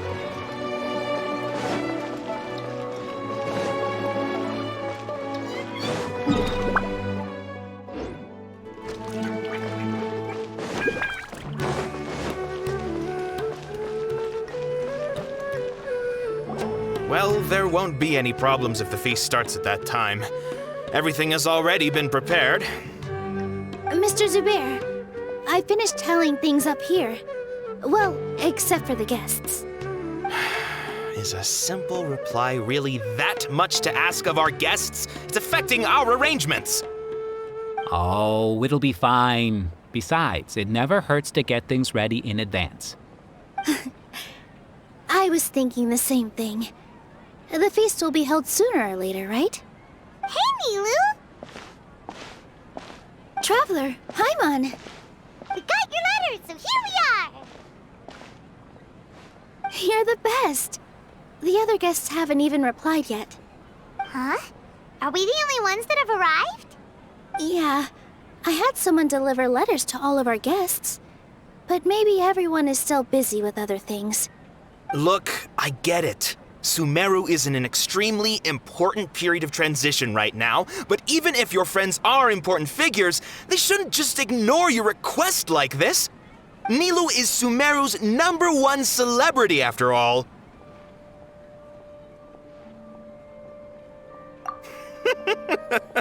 You have no idea how happy I am to talk to people with good taste. If you consider enjoying Nilu's dances having good taste, then almost everybody has good taste. Because Paimon thinks everybody will love her performance. That's right. We all think she's amazing too.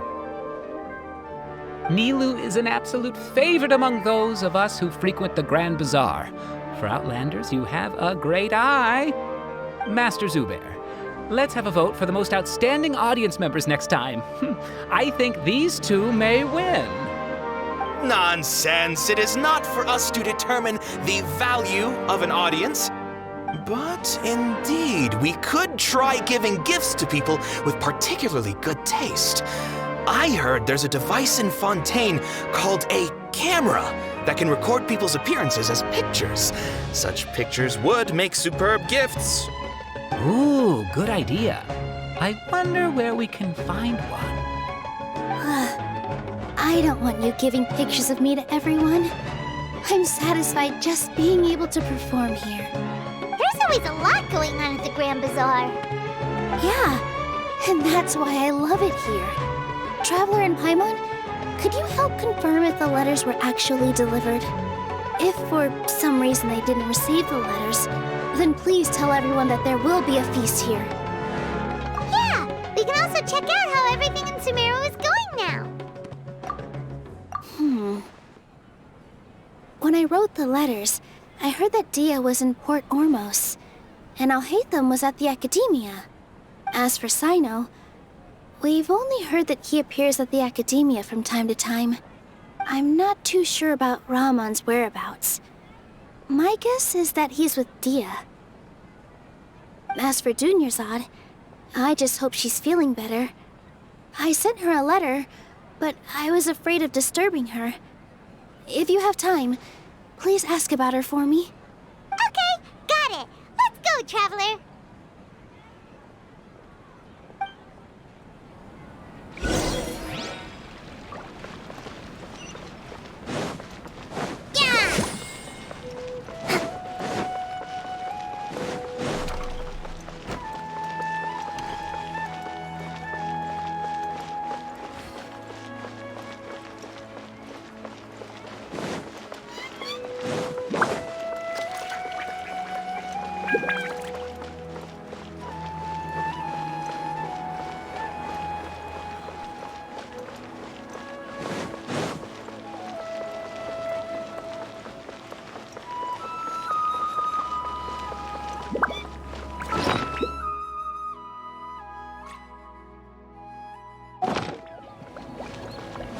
Let's move out.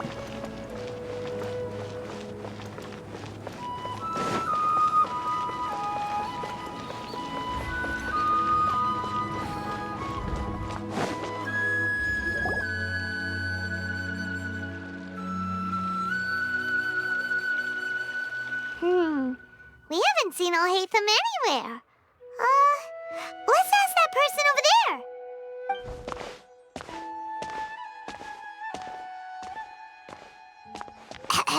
Hey there, have you seen Alhaitham around? Yes, it seems Scribe Alhaitham has gone to the House of Dana. You should be able to find him there. But you're already the second group of people I've seen looking for him today. He must be quite the busy man. Oh? Who else was looking for him? Mr. Cave was just here asking about him. You wouldn't believe how terrible their relationship is. And now you two are here. Don't tell me everyone's here looking for gossip about the sages.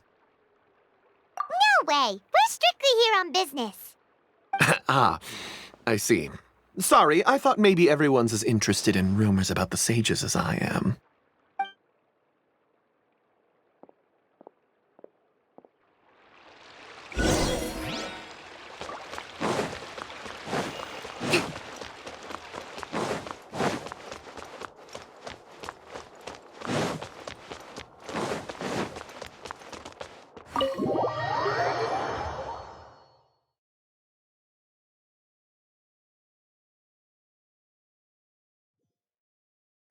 Let's move out.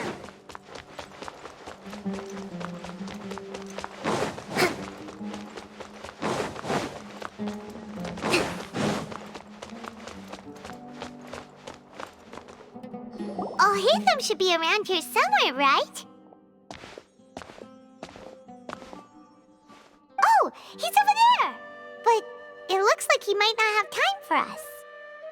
Just put down that worthless book and tell me what happened in the Academia. This is not just some worthless book. Do you have any idea how difficult it is to find a physical book like this in Sumeru? It doesn't matter. It's probably just another thing that you used your authority to get your hands on anyway. Just put it aside. Listen, I came back today only to hear that the sages have disappeared. Oh, you sound surprised. I thought you would already know the inside story. Would I be here asking you if I knew? You're the scribe, not me. So just tell me what you know already. Well, I almost became a sage. Huh? Oh, don't sound too surprised now. You're the renowned Kaveh, light of the Ksharawar. Besides, as a master builder and craftsman, chances are you'll be appointed as a sage too. Why do I feel like you don't really mean it? Huh. What makes you say that? Why would you question my heartfelt sincerity? Maybe it's because you've never said anything good about me before. Yeah, well, I share a similar sentiment, and anyone who knows you as well as I do would surely do the same. Oh, you... See? This is why I hate discussing anything with you. Your ridiculous and arrogant attitude always gets in the way. It seems that you really can't stand my personality. Ha! What was your first clue? Well, then you might as well move out of my house. Are you threatening me? Stooping to a new low, I see. Ugh, and don't change the subject. You, a sage? What a joke. The academia might as well just close tomorrow. Are they having a fight? Forget what's going on with the academia. Haven't you been busy with your construction project? Tell me, when are you going to build yourself a mansion? Don't get me started. I get angry just thinking about it.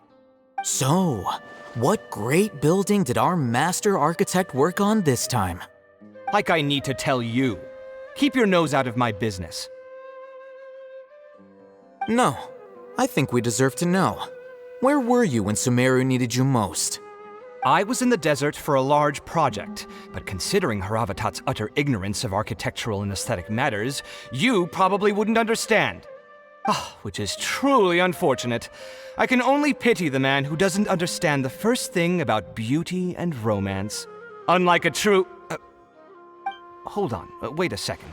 What do you mean by when Sumeru needed me most? Well, while you were out fiddling around in the desert, many people came together to save Sumeru from a crisis. Ha! And you think I'd believe that? Look, all you really need to know is that Azar and all his accomplices have all been overthrown. Huh? What nonsense are you talking about? It's no skin off my nose if you don't believe me. It's not like my Darshan was the one trying to apply for funding from the Grand Sage. Yours, though, on the other hand... You know what? I'll ask around. I'm sure someone knows what's going on here. You're dead if I find out you're lying to me.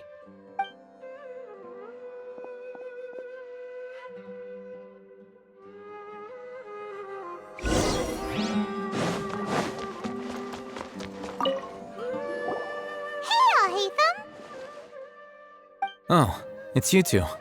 What's the matter? We're running some errands for Nilu. Have you received her letter? Letter? Nilu said she sent out a letter inviting everyone to a celebration feast in 2 days at the Grand Bazaar. We'll also be celebrating Zaino's reinstatement as General Mahamatra.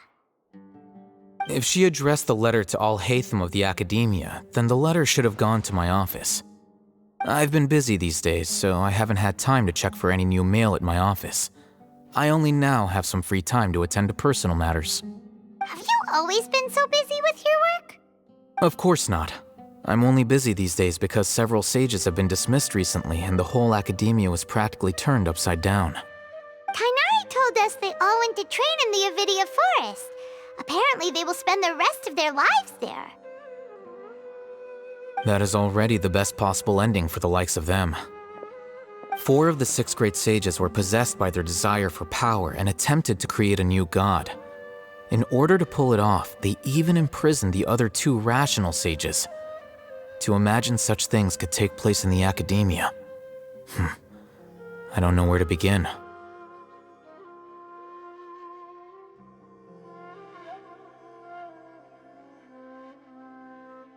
Yeah, you're right. Feels kind of strange to hear them called that after all this time. But then again, the 6 great schools sounded pretty impressive too. Yes, at least that's how they're supposed to sound. It's said that when the academia was first founded, the Dendro Archon herself established the 6 great schools, each representing one of the 6 different types of wisdom. Numerous Darshans have sprung up and faded. Only the 6 Darshans attaching themselves to the 6 great schools have stood the test of time and obtained permanent seats in the academia. Now, the 6 Darshans are nearly synonymous with the 6 great schools, and the leaders selected for the schools are the 6 great sages. Among the 6 great sages, there is one central leader, the Grand Sage. Unfortunately, only the sages from Vahumana and Amorta remain now. They were imprisoned for opposing Azar and were only rescued after Azar's downfall. So who's managing things in the other 4 schools now? Do they need to find someone new? Yes. Normally, new sages are selected based on a strict set of criteria. Oh, didn't you just say something about becoming a sage? If they pick you, then we'd have a huge connection in Sumeru. Yes, about that. You didn't let me finish my sentence. The person in charge of personnel affairs nominated me to be the Grand Sage in place of Azar and help Lesser Lord Kusanali manage the academia. But I refused. Huh? But why? Ugh, can't you be a little more ambitious? I'm not even interested in being one of the 6 great sages. Like I said before, I don't like being a leader. Oh, all right. So are you busy these days trying to find others to take the job? That's not my job either. I'm only responsible for handling important affairs within the academia before the new sages take office. And the first thing I'll do is reject Kasharawar's application for funding. By the way, who was that other person just now? Is he your friend? Do we look like friends? Paimon doesn't know. That's why Paimon's asking. His name is Kaveh, my roommate. You could say he's the representative for Ksharawar scholars. Which is exactly why he always has so many problems. So everything that's happened recently must be a huge change for the people of Sumeru. Such is the work of the Academia Scribe. Well, anyway, no matter how busy you are, since you are our planner, remember to attend the celebration feast in 2 days.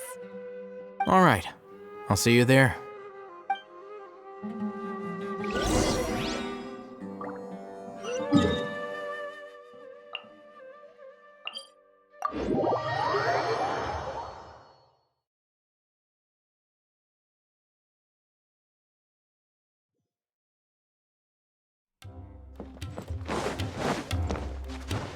Let's move out.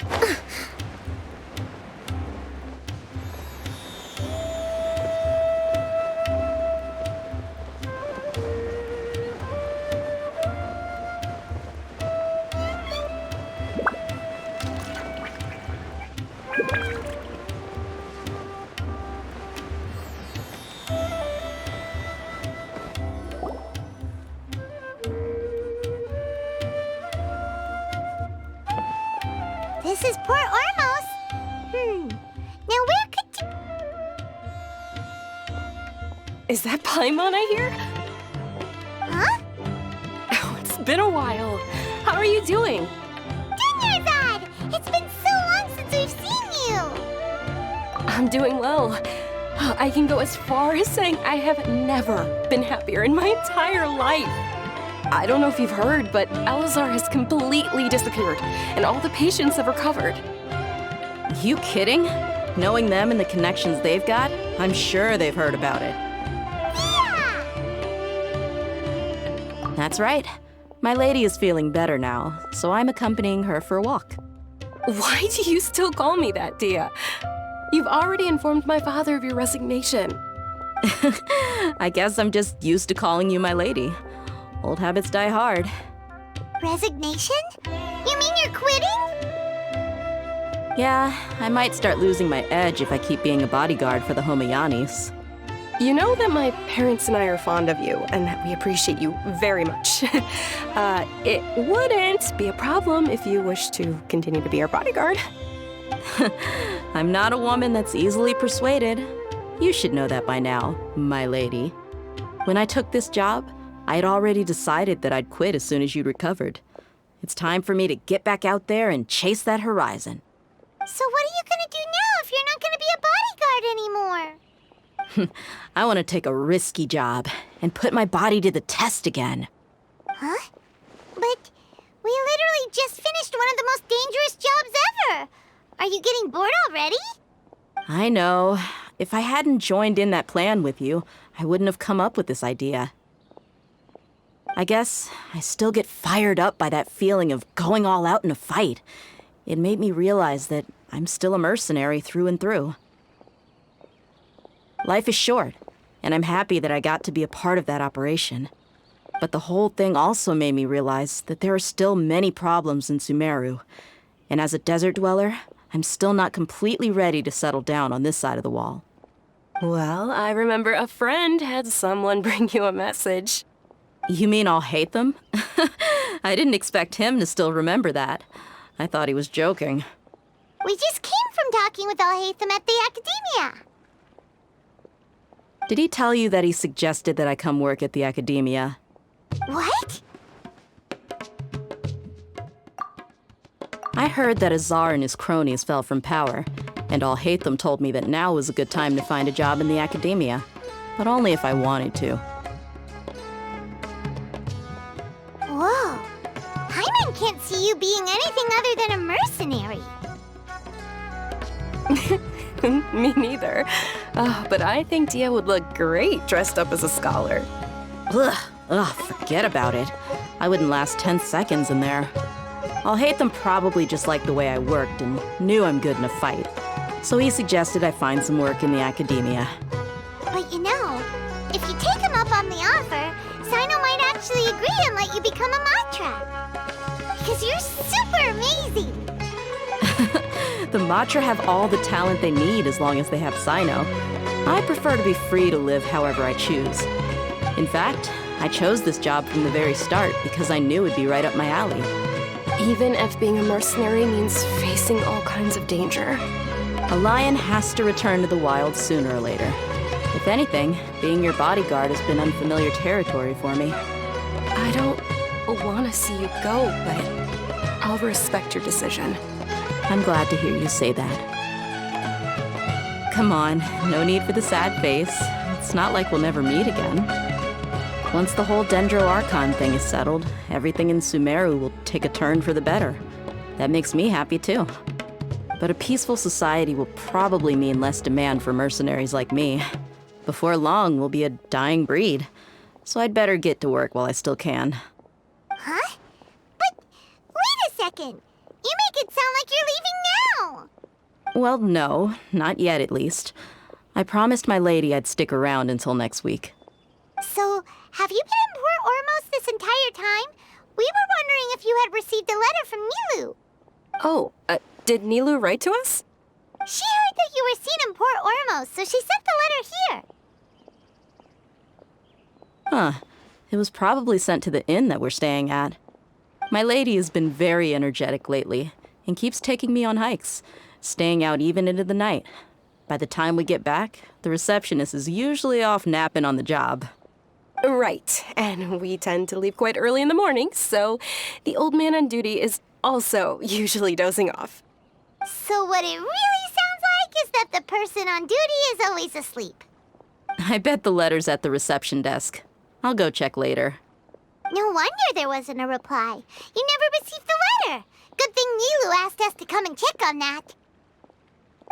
Sorry to make you two come all the way out here. It must be something important for Nilu to specifically write to us like that. Yes, she said they were preparing a victory feast in the Grand Bazaar, and will also be celebrating Sino's reinstatement as General Mahamatra. She was hoping you could come. Great! I'll be sure to attend. Count me in too. But is there some sort of dress code or anything for the feast? Can I just show up looking like this? Since it's being organized by Nilu, I don't think she'll be too picky about that. If anything, I think she wants to see us as our most natural selves. All right, then this is how I'll show up. The feast will be held in 2 days, so don't forget. Sure. Thank you so much for letting us know. We'll see you there. Oh, by the way, do you happen to know where Sino and Raman are? The General Mahamatra always comes and goes without a trace. Normally no one knows his whereabouts. Oh. But last time we met, he mentioned that he had something to do in Aru village. You can try your luck there. As for Raman, your guess is as good as mine. I only remember he said that he had something to discuss with Sino. You can ask Sino when you meet him. Don't mention it. You'd better get going. Alright, on to our next stop.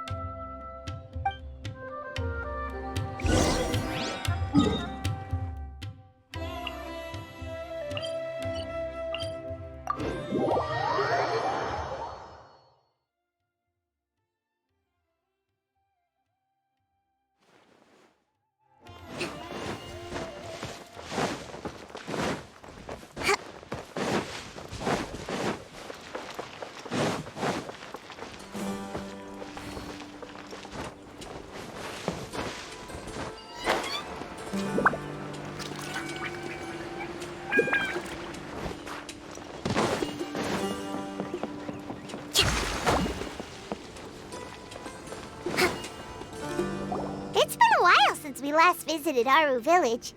Ah, there's Sino!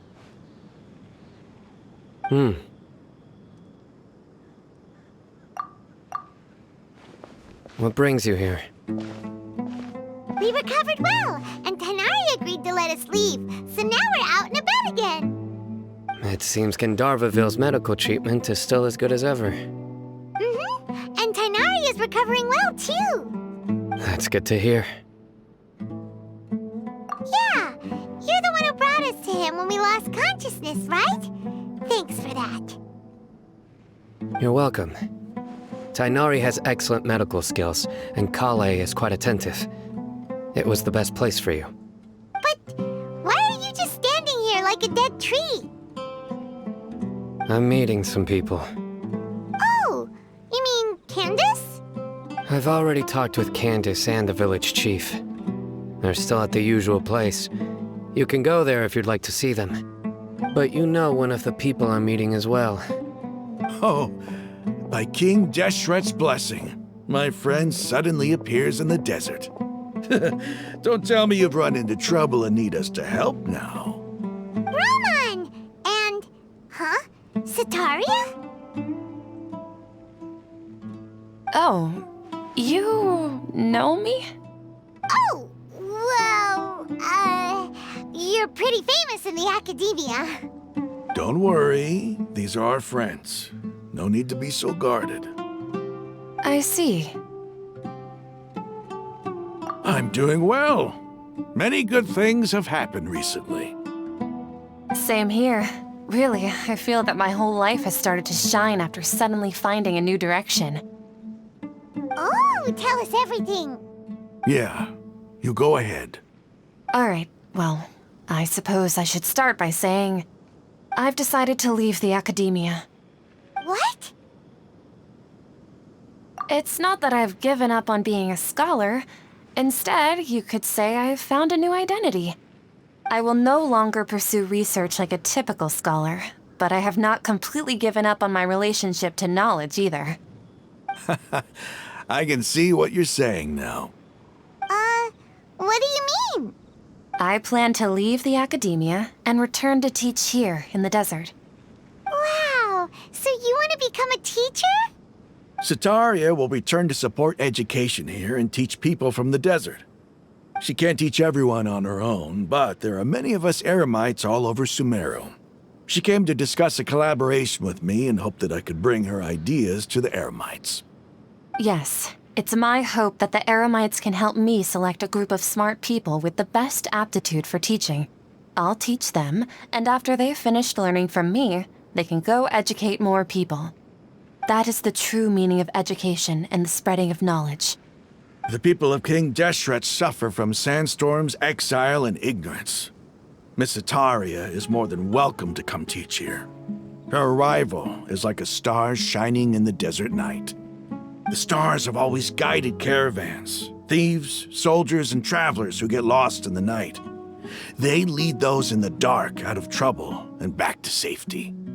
Oh, please, where's all of this coming from? I'm starting to feel a little embarrassed. You deserve these compliments. Mercenaries are accustomed to danger and don't fear death, which is why we recognize extraordinary actions that common people would easily overlook. Sataria's idea will bring much good to many people. At first, I feared it was destined to fail. Everyone knows that the academia doesn't allow scholars to teach in the desert without permission. As you know, all knowledge is under their surveillance and control, and very few desert dwellers are as lucky as me. But what I heard at that time has been haunting my heart, as if there were lightning bolts constantly bombarding my soul. Sataria, you tread a treacherous path, and the longer you ignore it, the tighter the academia's grasp on you will become. Sataria, why haven't you gone home? Never forget that the desert that belongs to you lies elsewhere. Miss.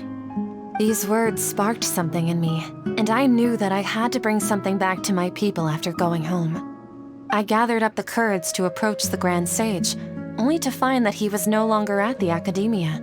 Lord Sino told me that Azar didn't belong there anymore. Azar has received much-needed punishment.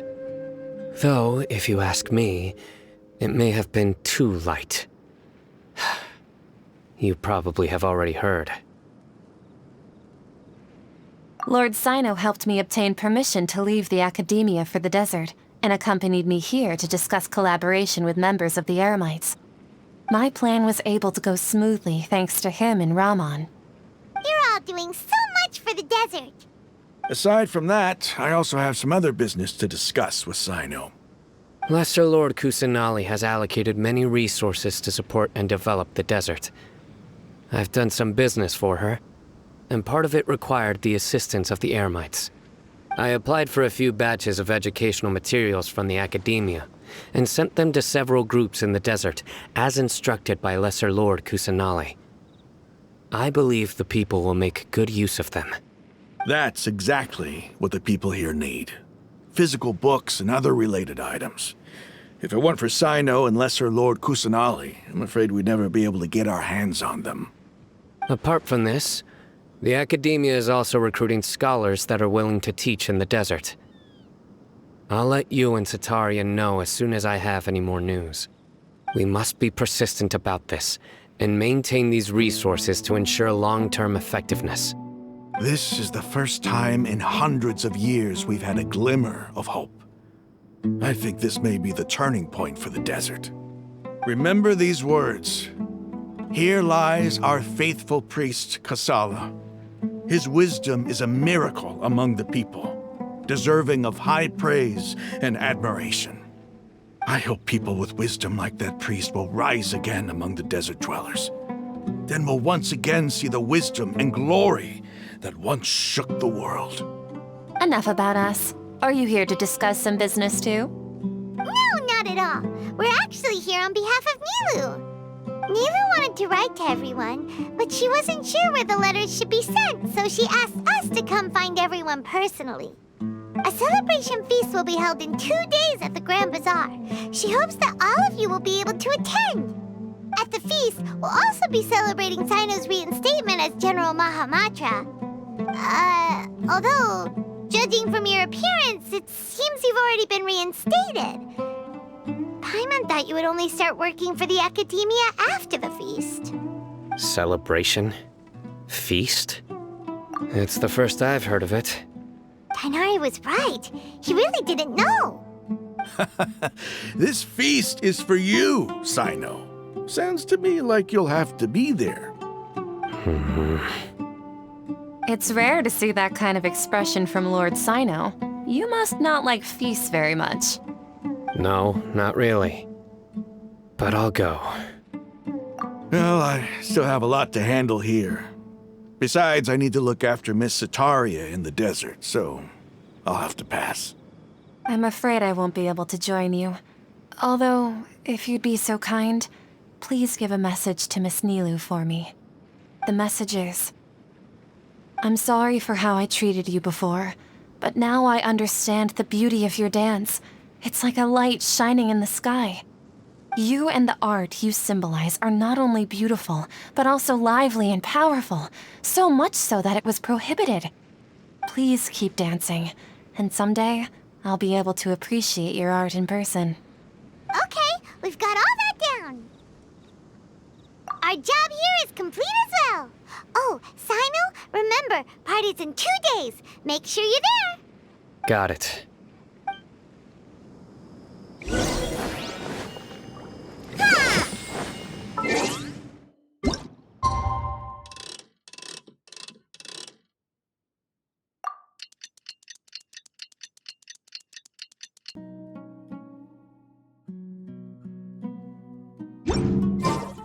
the big day! Let's go to the Grand Bazaar and see how the celebration's coming along.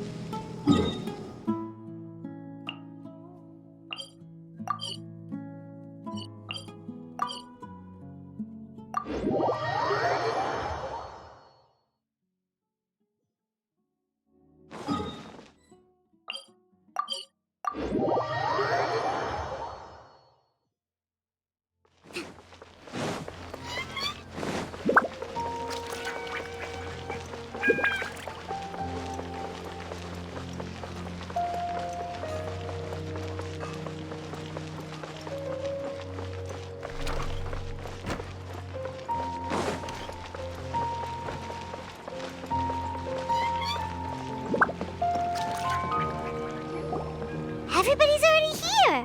Looks like we're the last ones to arrive. I'm here. Ah, there you are.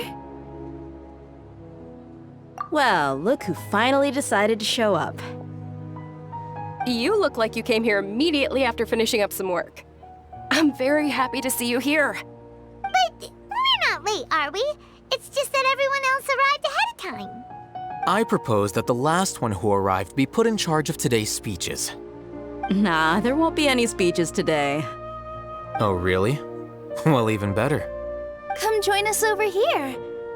Let's share some great food and drinks, and chat about all sorts of fun things. Everything looks quite good. Wow! Paimon can't wait! Traveler, just look at all the delicious food here!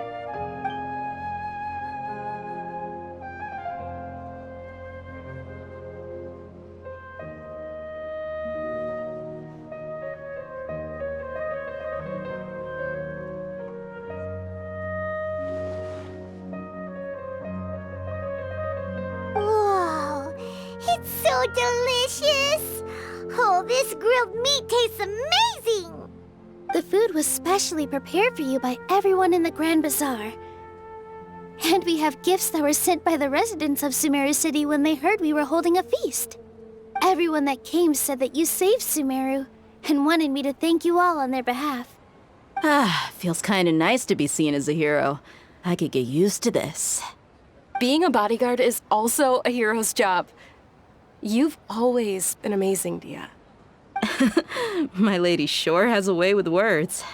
Thanks. I'm glad to hear it. And I'm happy to meet everyone that participated in the great plan. Don't mention it. Come to think of it, we've really done something impressive together. It's unbelievable. We owe it to our abilities. And luck. Really? Why do I remember everybody thinking that luck was against us and feeling like we hardly had a chance of succeeding? That's how I remember it too. It's luck that brought us together, and it was luck that let us form a team. Then, it took even more luck for us to formulate a plan and implement it successfully. Moreover, judging from the results, everything worked out well. Yeah, everyone gave it their all when it mattered most. It was almost like a performance. We took the stage and put on our best show. Everyone played their part, and thanks to everyone's efforts, the performance was a great success. So, would you say we're good actors too? It's such a blessing that Lesser Lord Kusanali was able to return to power at the Academia. Yes, even after being abandoned and neglected so many times, she's finally returned. Uh-huh. Lesser Lord Kusanali once used all her power in a great disaster, which resulted in her losing all her wisdom and memories of the past. The Academia basically abandoned her because of it. This should be something everybody should remember. Huh? You look surprised. I didn't say anything wrong, did I? No, everything you said is correct. That's good. Something wrong? Yeah, what's with that face? You knew all of this already. Even if those two giants of the academia are here, I still have to say it. Those sages really have some nerve. 500 years ago, Lesser Lord Kusanali used all her power for the people of Sumeru. And what did they do in return?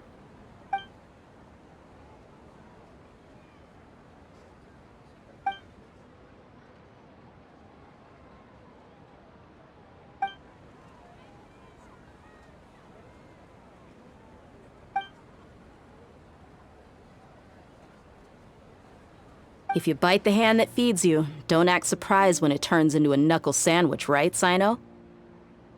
Perhaps I shouldn't say this, but their treatment of Lesser Lord Kusanali calls for a more severe punishment. You could simply tell Lesser Lord Kusanali that you wish to have Azar and his accomplices severely punished.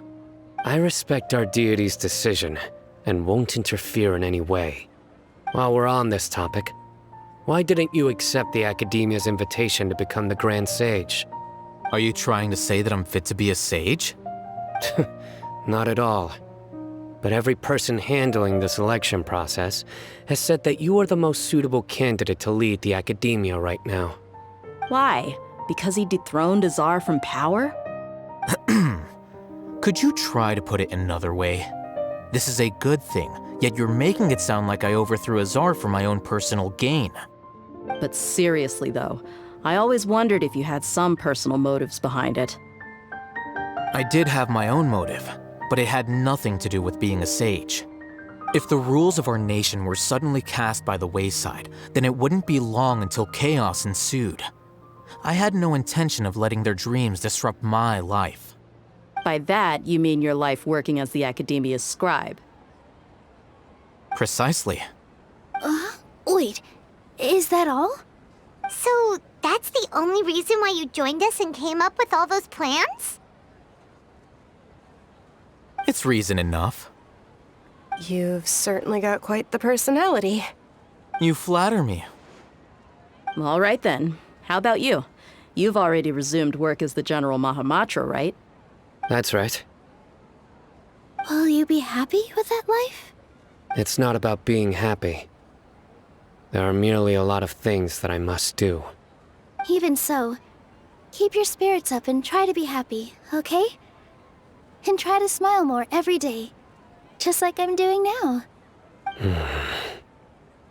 Thank you. I'll keep that in mind.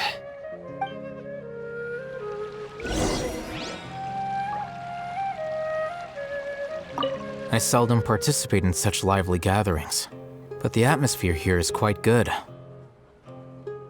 No, this gathering today has a unique meaning. The Grand Bazaar is lively because the people here feel happiness from the bottom of their hearts, unlike the farces at the Academia. That happiness is an emotion that'll be forever alien to those bookworms who have driven themselves insane by studying. I seem to have taken both keys when I left the house. Oh well.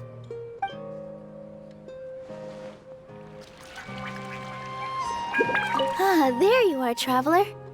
Well, how is it? Are you enjoying the feast today? If there's... That's good. It's the first time I've ever invited so many exceptional people to one place. I was a little nervous myself. You see, every guest here is quite extraordinary. It's unbelievable that we've got everyone together here. Almost like a fairy tale. Make sure you live it up tonight. I'll be happy as long as you're enjoying yourselves.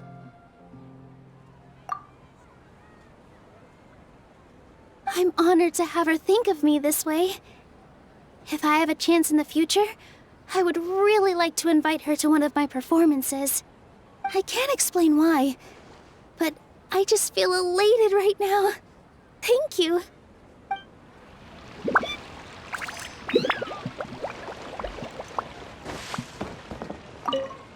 The atmosphere here is good, and everything is delicious.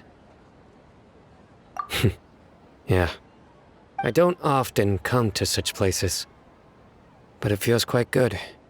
I have a lot to handle these days. Otherwise, I could show you around.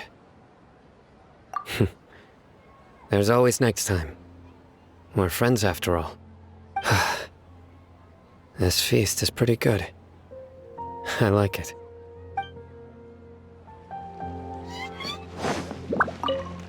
My lady, the grilled meat over there is delicious. Have you tried it? Yes, I also tried some fruit just now. Oh, they're very sweet. What an amazing place to relax. No wonder everybody likes to rest at the Grand Bazaar. You said it. Oh, look who else is here. Hello. Oh, I'm so happy Nilu invited everybody. Oh, now I have the chance to meet all the heroes. Hey, less of that polite chit-chat and more eating and drinking. The feast is about having fun, not stuffy formalities.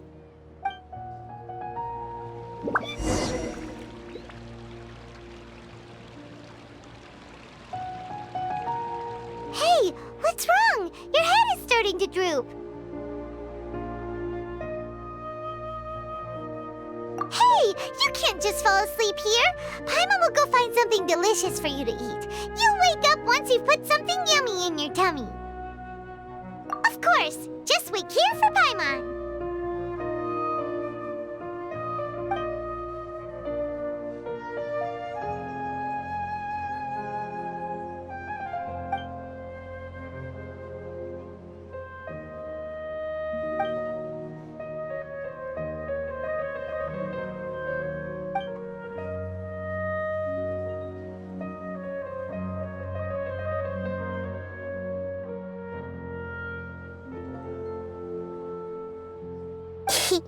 It's me.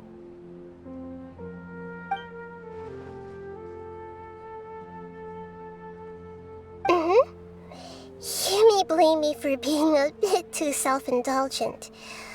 I was thinking about talking with you, and the next thing I knew, I had made a connection with you.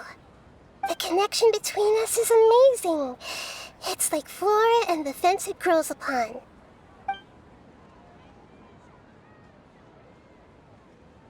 I heard there's an amazing celebration feast today at the Grand Bazaar. I wanted to have a look for myself, so I snuck in. Lately, I've been so busy dealing with all the fallout from recent events, so I really haven't had any free time.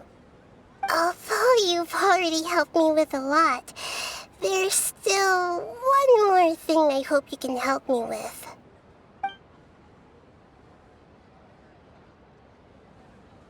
Please say thank you to everyone for me.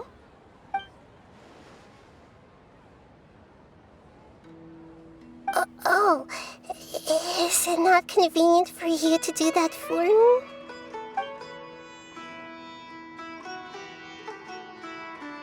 But if I just show up all of a sudden, people will become all quiet and stiff, won't they?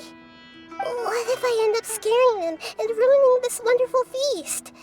That'd be the last thing I want.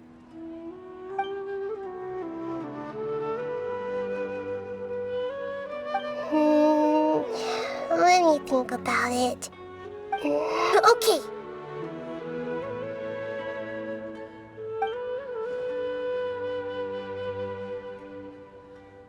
Yes, I have.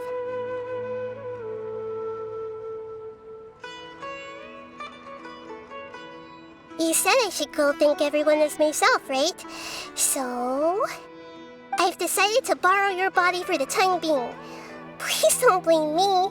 The flora also climbs up to the fence to get closer to the sky.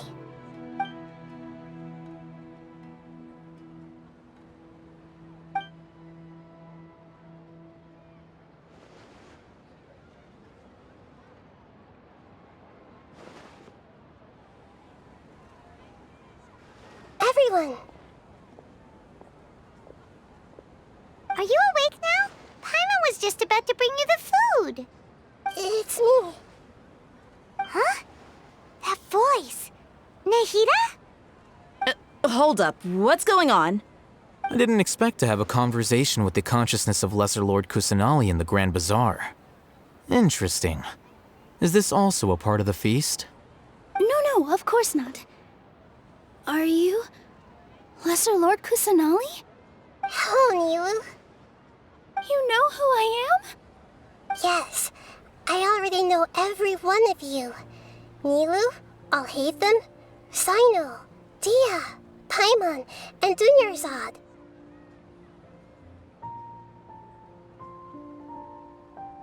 Lesser Lord Kusanali? I took the liberty of occupying the Traveler's body so that I could thank all of you in person. Thank you so much for rescuing me, even if that meant placing your own safety in peril and taking the risk of becoming enemies with the Academia, the Sages, the Doctor, the Balladeer, and even the entirety of Sumeru. Without you, without any of you, I would have been in a much more difficult situation.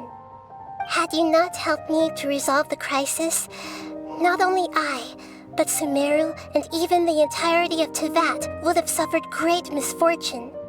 People refer to you as the heroes who managed to rescue a god. I'm quite fond of this name. It not only explains your identities, but also bears witness to your relationship with me. Please, allow me to present to you my most sincere gratitude. Lesser Lord Kusanali, you have done so much for Sumeru, and I didn't even have a chance to do anything for you. You don't have to do this. Dunyarzad, the suffering you endured during your illness is also proof of you being with me and praying for me. Thank you. You don't need to be so ceremonious. It's always been my duty to protect you. This is how the relationship between the Academia and Dendro Archon should be. We just did what was necessary and set things back on the right path. You're an Archon, but you act so humble. You really don't need to be so polite with us. I'm honored to have been able to take part in this plan. I hoped you liked the dance I dedicated to you. Thank you, all of you. Thank you so much.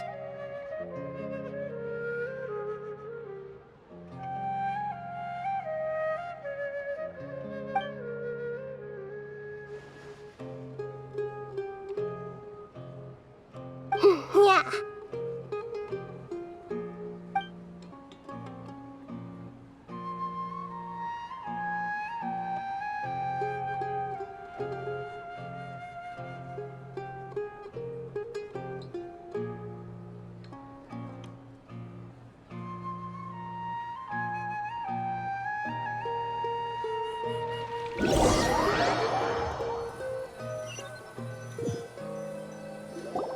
Are you awake? Did you rest well? After Nahida left, you ate a lot of food. You've become a glutton.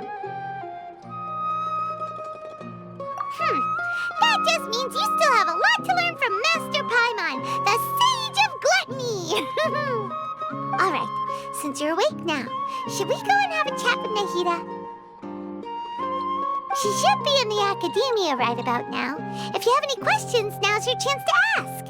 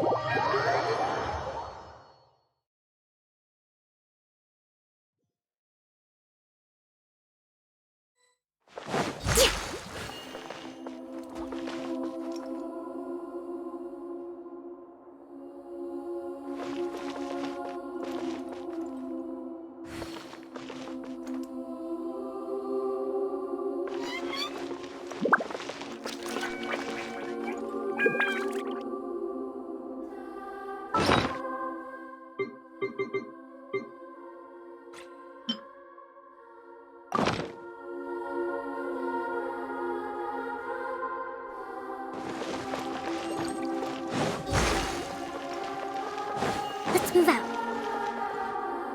Nahida! Hello, Traveler and Paimon. What a fantastic night!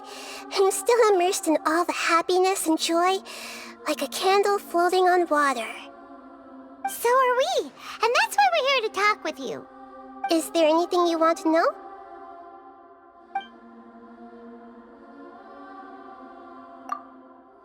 After recent events, the Akasha can no longer function as it used to.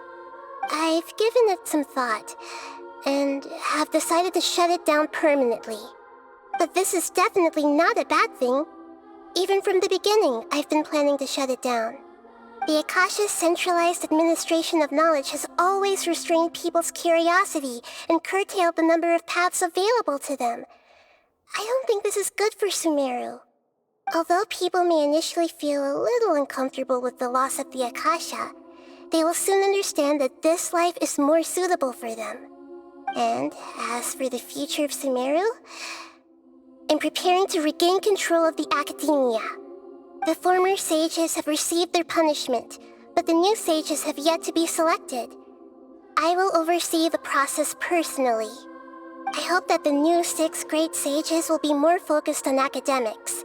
Sumeru needs such leaders more than ever. The other big issue is the people of King Deshret. All the residents of the desert, in fact. They have been mistreated for far too long. I've already taken some measures to address this. It will take some time to rebuild everything, but no matter if it's culture, friendship, or trust, we will rebuild it.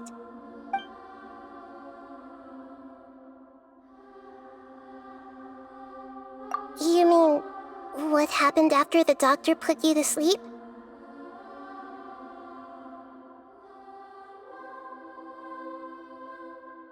Not exactly. The top-ranked Fatui Harbingers, up to number 3, possess power comparable to that of gods. I was no match for him in that kind of situation. However, in spite of the bad situation, I still managed to make a fair deal with the doctor. I'm sure you remember the entity that changed your fate, the Heavenly Principles. In fact, the Heavenly Principles has been quiet since the Conria disaster 500 years ago. I used this point as leverage against the doctor. I told him that the Heavenly Principles may be awakened if I destroy the Gnosis. Although it was just a bluff, he still fell for it. I assumed that the Heavenly Principles wouldn't just stand by and let such extensive damage to its laws take place. And as for what I exchanged for the Gnosis, the exchange served as both punishment for the doctor as well as a boon of new knowledge that I couldn't refuse as the god of wisdom. He's still in a coma. I've hidden him like how one would hide a feather. I know you have many misgivings about him, but as someone who had become a god, he has retained a number of very useful features. Don't worry, I'll keep an eye on him and make sure he doesn't do any evil. In addition, there are still some mysteries left in him. Some things may be very clear from my perspective, but he is still yet to understand them himself. His future will be determined by fate.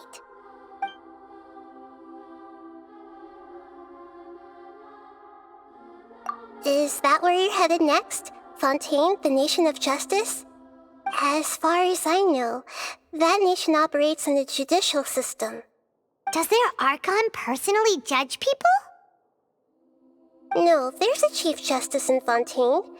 Generally speaking, the Hydra Archon, Focalor, won't preside over individual trials. However, even then, Focalor will still make herself present at just about every trial.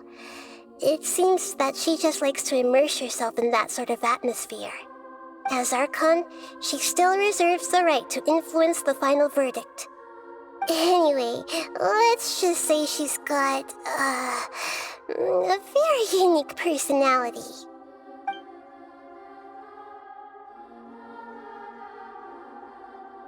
Are you sure? Isn't there something else you haven't asked about yet? Huh? You mean... About your brother. While you were resting at Gandharvaville, I took some time to perform an Irminsul search for information on your brother. Yeah, isn't Irminsul a repository for all the information and memories of Teyvat? So there shouldn't be anything on her or her brother. This is true in your case. Irminsul indeed does not have any information on you. However, there must be something different about your brother. Because, as it turns out, the world has recorded information on him after all. What? There's only one possible explanation. He belongs to this world.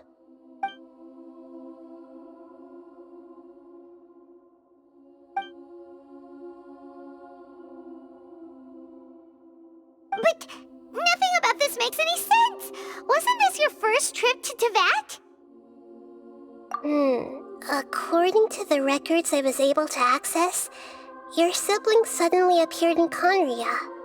After the Conria disaster, he began his journey through the 7 nations of Teyvat. But just as his journey was about to reach its conclusion, the Irminsul records on him suddenly become fuzzy. What do you mean, fuzzy? Did something happen to him? All I know for sure is that somebody, for reasons only they can know, is deliberately obfuscating his fate. And whoever it is, if they can do that, who knows what else they're capable of. But even that wouldn't explain how he somehow comes from this world. Something else I noticed was that according to these records, the Fatui have not classified your sibling as one of the Descenders.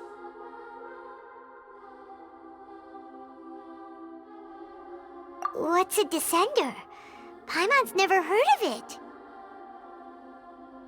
Look, I'm sure you must be curious about the information I received from the Fatui in return for my gnosis, right? A very important part of the intel was about this world's Descenders. External beings, ones that don't belong to this world. Traveler, you are Teyvat's 4th Descender. Huh? So the Fatui count 3 other Descenders before the Traveler, and her brother isn't even one of them? That's right. My current hypothesis is that the first Descender was likely what we now call the Heavenly Principles. As for the other Descenders, I still need to verify their existence. It could take me some time. Paimon's head's about to burst from all this crazy new information. And yet, even knowing all this, I'm sure you must still have a lot of unanswered questions. I must say, I truly regret that I can't help you more as the God of Wisdom. There are many questions in my heart as well. I will need some time to go through each one of them. And soon, you'll also begin your journey anew and depart from Sumeru. I'm very interested in your future. It's a journey that can't be observed or recorded by this world. If fate is the ultimate knowledge, then your future will be the ultimate fate. Paimon's sure glad we got to meet you, Nahida. The pleasure is all mine. I can't thank you enough. Alright, that's enough talk for today. If you ever miss me, just close your eyes, and maybe I'll appear in your dreams.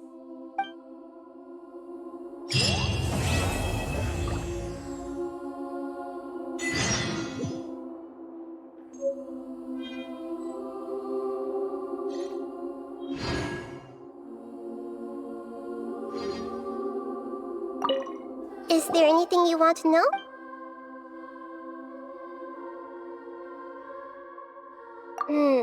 According to after the Conria disaster, just as his journey was about to reach its... What do you mean? All I know for sure, and whoever it is. But something else I noticed. What's a Look, I'm a very important traveler. Huh? That's right. As for the other... And yet, there are many questions in my heart as well. And soon, you'll also begin your journey anew. I'm very... If fate is the... I'm sure glad we got to meet. The pleasure is... Alright, that's enough talk for today. If you ever miss me, just close your eyes, and maybe I'll appear in your dreams.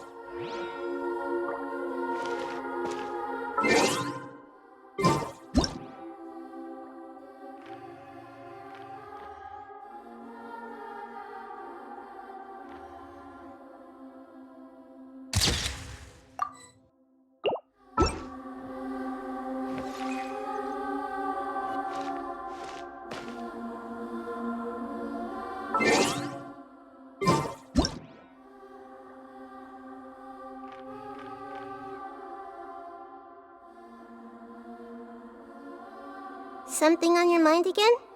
Let's work through it together. 2 heads are better than 1.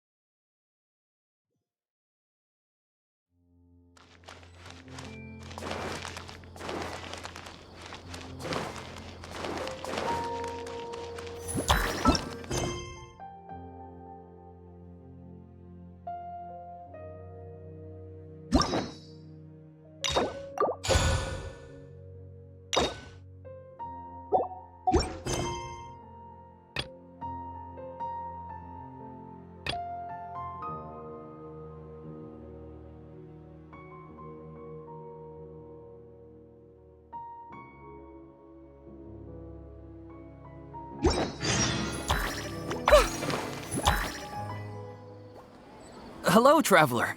Have you ever heard of a moment of dreams? Oh, that sounds like some kind of sweet drink. I'm afraid not. It's the name of an event we started to hold regularly. Dreams have become quite the hot topic in Sumeru, and many people are excited to share the dreams they've seen at night. The same goes for me. The last time I dreamed was when I was but a little child, so I can't help but feel excited and nostalgic about dreaming again. Oh, right. Everyone's able to dream again now. Yes, we organized an event to give everyone with new dreams a platform to freely share their experiences. And thus our event, A Moment of Dreams, was born. So, it's kinda like a fireside chat. You could say that. We hear all sorts of wild and fabulous stories every day. Really, why not have a listen for yourselves? Yeah, but to us, dreaming is as normal as breathing. Wait, but if there are free drinks and snacks involved, then Paimon might consider it. Oh, really? So you mean you've already seen many dreams? But no need to get so excited. It's really nothing special.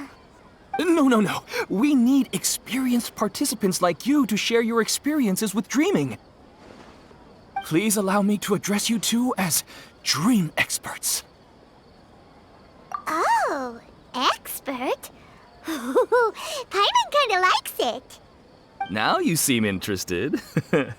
Please, follow me to the meeting place. It won't take much of your time. Rest assured, you'll find all the drinks and snacks you'd like there. Wow, how accommodating. Sign us up. But wait, Paimon's getting ahead of herself again. We should see what the traveler thinks first. Why aren't you saying anything? All right, hurry up and take us to be dream experts. Very good. Follow me then.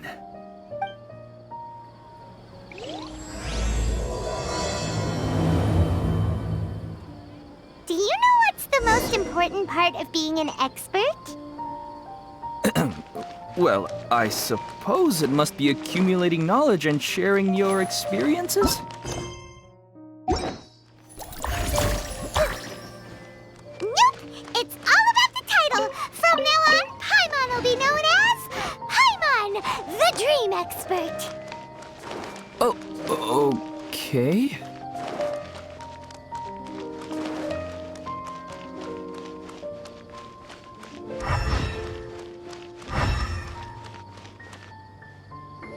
Sorry to interrupt, everyone. We finally have some real dream experts joining us. Esteemed experts, this way, please. Ahem. Now, if anyone has any questions, please feel free to ask them. They must be dream experts from another land. Great! Oh, I have a question. Me first! Me first! No rush.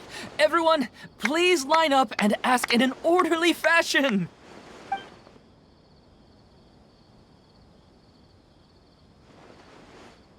Whoa.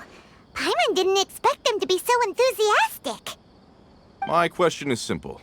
My everyday life is very difficult, so I would like to become a slime in my dreams. How can I do that?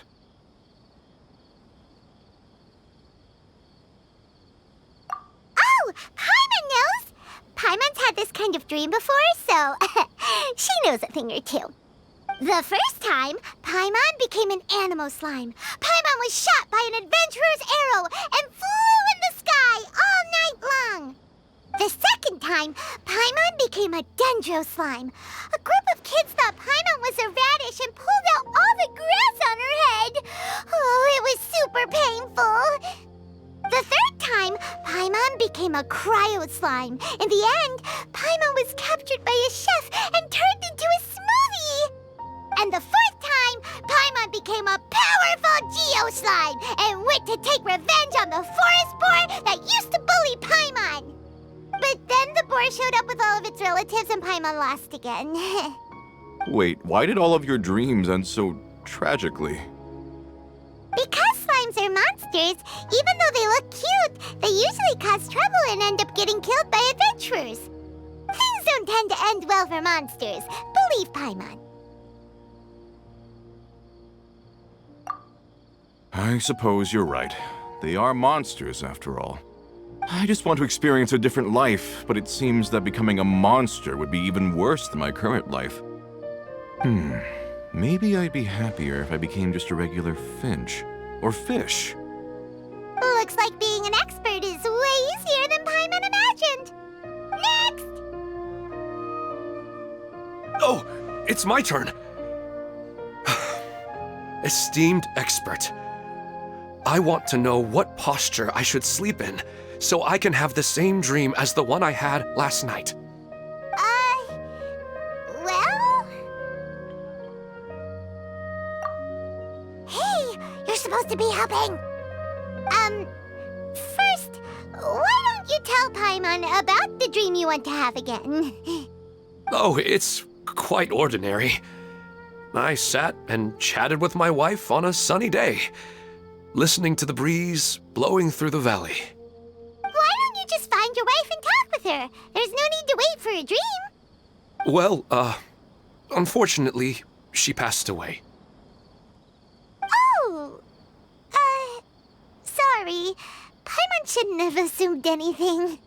No, it's fine. I didn't make that clear.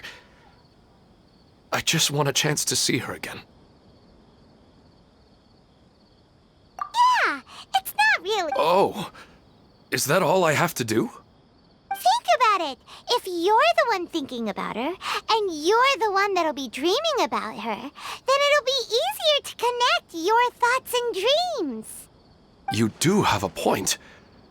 I'll give it a try tonight. Thanks for your wise advice. Oh, my turn. I want to know the name of the plant in my dream. I want to bring the souvenir box in my room into my dream. I dreamt of a raven flying over the wasteland last night. Does that have any kind of special meaning?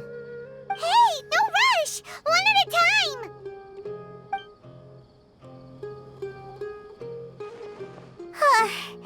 Their questions were way too difficult. We don't actually know anything more than they do. We're just more experienced dreamers, that's all. You do have a point. It's more rewarding to explore and contemplate the meaning of a question than to focus on the answer itself. Right now, these people are like wanderers who've starved for 3 days and 3 nights and are desperate to replenish their energy.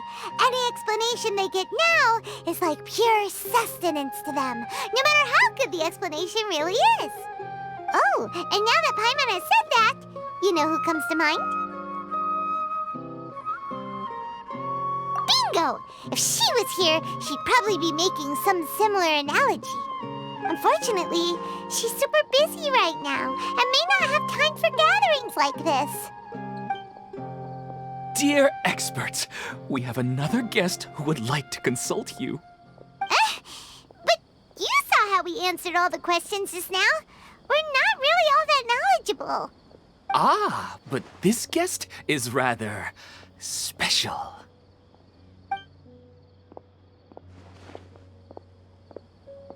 My question is, why didn't you immediately tell me about such an interesting place? Huh? Nahida, how did you get here?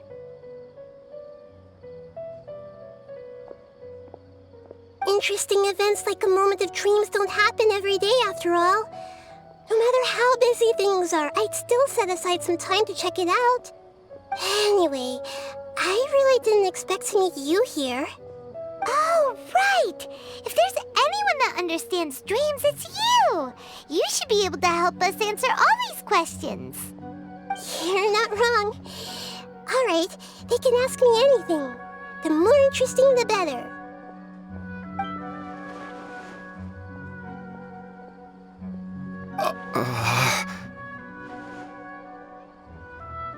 Huh? What's wrong? You were all so excited a minute ago. Why the sudden hesitation?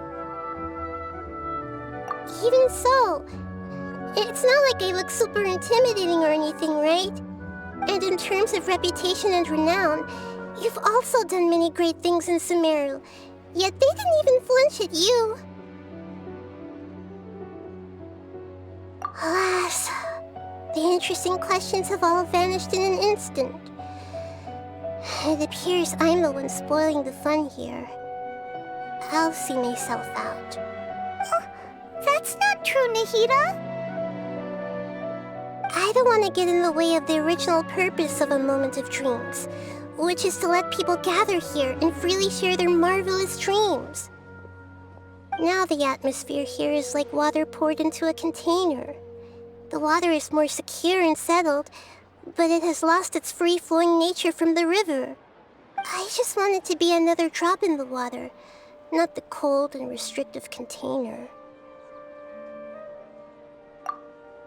She's sulking. Hey! It's all right, everyone! No need to be shy. The Dendro Archon is really nice, so please just go ahead and ask. Otherwise, she'll leave. All right. I'll give it a try. Oh, it's the slime guy.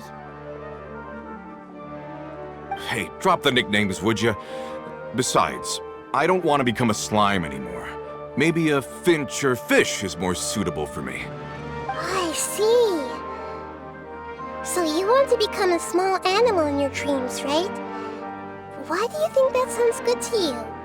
I guess I just want to experience something different. My everyday life is nothing but the same. The sky is right above me and the ocean just over the horizon, yet I remain caged in a life of monotony. So you want to experience something new in your dreams? Sorry, I'm getting a little confused. Why don't you seek out some new experiences in real life? Because if I don't work, I won't have any mora. Sure, I don't want to be out hammering nails and cutting wood every day, but I have aging parents and young children to take care of. By the time this all dawned on me, I realized that my life has already been filled to the brim by trifling matters, and I have no more freedom. But if that's the case, then even if you became a flying bird or swimming fish, you will still be hammering nails and cutting wood in your dreams. The reason is you've already been caged. It doesn't matter what your physical body turns into. Your mind will still be stuck in the same predicament. Really? That sounds pretty terrible. Then what should I do? I don't know everything that you're going through, but how about replacing your hammer? Huh? Replacing my hammer? That's right. Having worked for such a long time, you of all people must know what makes a good hammer. Well, of course. A good hammer needs to be heavy enough to drive the nail in with just a couple taps, and the handle has to have a good grip to it, not too smooth. Come to think of it, I haven't replaced my current hammer in quite some time. You should replace it. Then decorate the handle with something you like. Maybe some ornaments, fur, or hard leather wrapping. Then, write the names of your children on it. That makes sense. I think it'd give me a good boost of energy at work. A new sense of adventure often begins with the little things in life. You don't need to become a bird in the air or a fish in the sea. You only need to do your best in life, and all those things you cherish will become your source of happiness. Yes. Yes, I get it now. This is a real eye-opener for me. I'll go and pick out a new hammer right away. No, I should make one of my own. Thank you, Great Dendro Archon. That's our Nahida. Only you would know how to get right to the heart of the problem. Actually, I didn't really understand the problem. Huh? I gave him that advice because I once saw a worker doing the same thing. Whenever he became tired, he would look at some names on the handle of his tool. After a moment, he'd start to smile. It really surprised me at the time. My guess is that the names on the handle were of important people to him.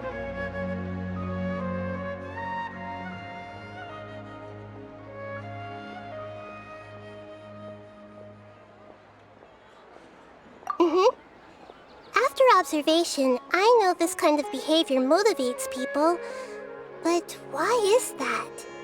Is it because of excitement, anticipation, or helplessness? I really don't know.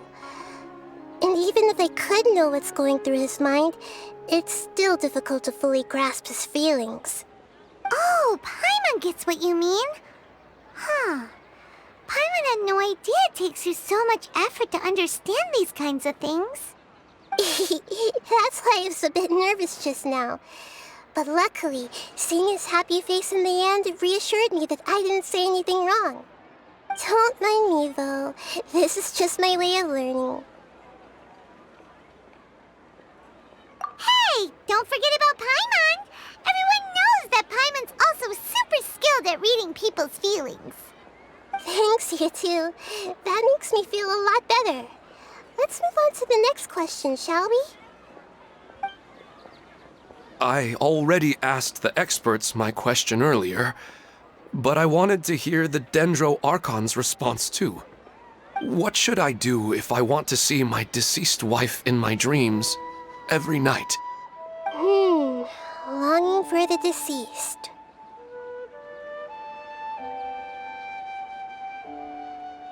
Even if you keep reliving those beautiful memories, it'll only highlight the emptiness in your real life. If your wife were still alive, she certainly wouldn't want to see you like this, would she? No, I suppose not. But our time together in my dreams is not just reliving our past together. I don't know. Maybe it's because I miss her too much. But it's really as if she had come back to life in my dreams. She even remembers each and every dream. After I wake up and then continue dreaming again later, we can pick up our conversation right where we last left off. That's really amazing.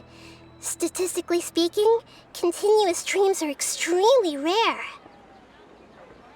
It's almost as if my wife has obtained a second life in my dreams. But the more vivid she appears, the emptier I feel and the more painful it is when I wake up. I don't know whether to call it a blessing or a curse. Maybe all of this is rooted in your deep longing for her.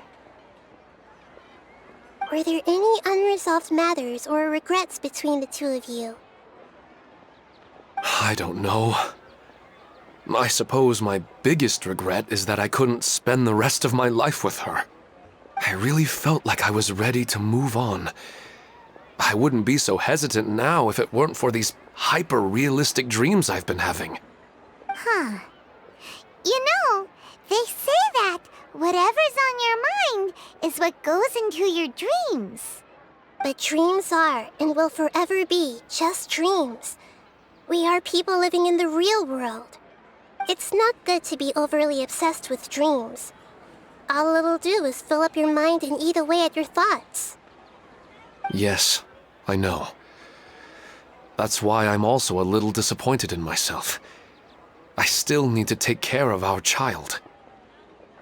And it's probably not good to let her see me in such a state. Anyway, thanks for your advice, Great Dendro Archon.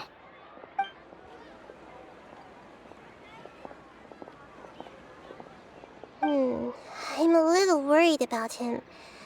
I hope he can find a way to cheer up soon. I think I can handle things from here.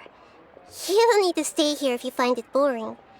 You're here to have a good time, after all.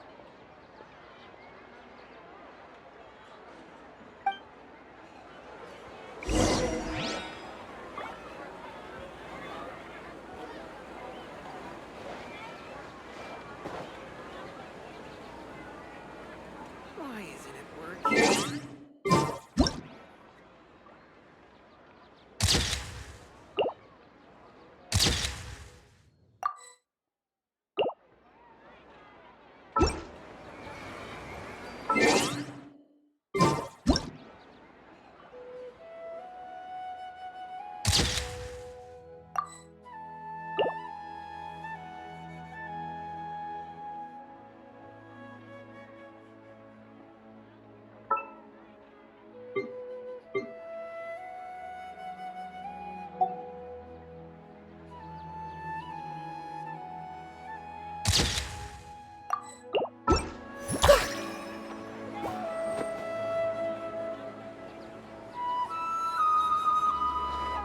Another recruit. Yeah, I'm starting...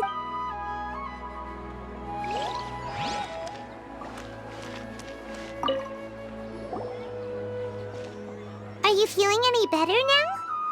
Yes. I think the Dendro Archon made a really good point.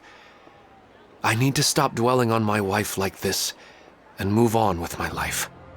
Now that I think about it, my wife and I always meet at a familiar place in my dreams. I know where that place exists in reality, but it's a bit far and dangerous. I don't dare to go there on my own. But at the same time, I feel as if I should go and have a look anyway. Perhaps I'll be able to move on once I see that there's nothing there.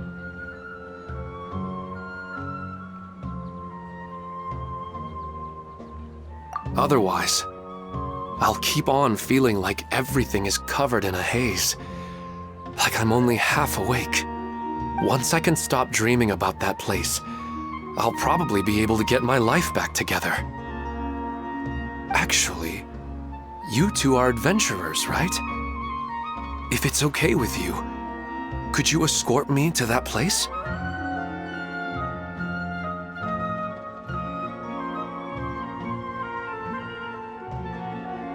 Yeah, it might also be a good chance for us to unwind. Even if you can't see your wife there, taking in some nice scenery will definitely help cheer you up. Yeah, I hope so too. All right, go ahead and get yourself ready then.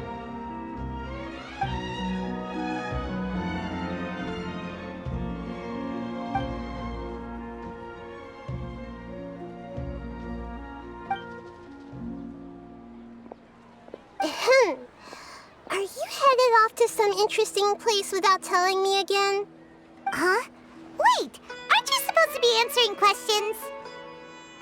I just finished, and I really got a lot out of it. So many interesting and novel thoughts. Anyway, it looks like you're going somewhere. Why don't you take me with you? Oh, there's no need to trouble you, Great Dendro Archon. I imagine you must have many other important things to deal with. No need to stand on ceremony. Besides, I wouldn't have asked to come along if I didn't have a good reason. I wanted to use this opportunity to discuss with you some things that are puzzling me right now. Huh. I didn't know the great Dendro Archon could become puzzled too. I'm not all that different from you, you know. Alright, let's go. We can talk on the way.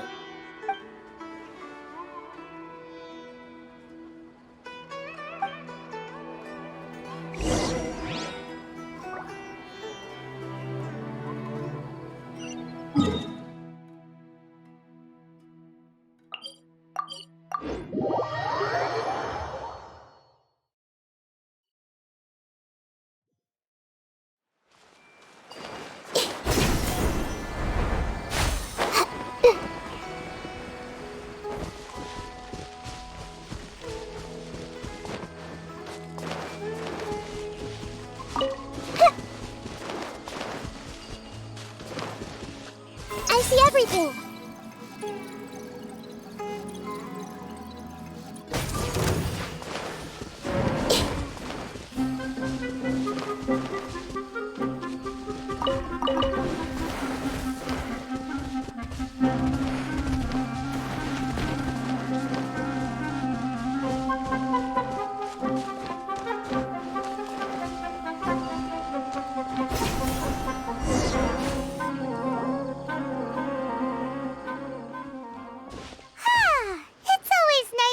For a leisurely stroll.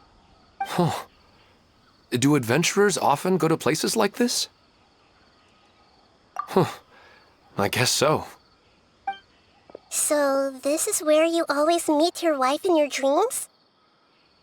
Yes, for the most part. Our place is on the summit, just up ahead. When I saw her in my dreams, we didn't do anything but talk about ordinary, mundane topics. I'd tell her about our daughter, Haidar, and she always listened intently.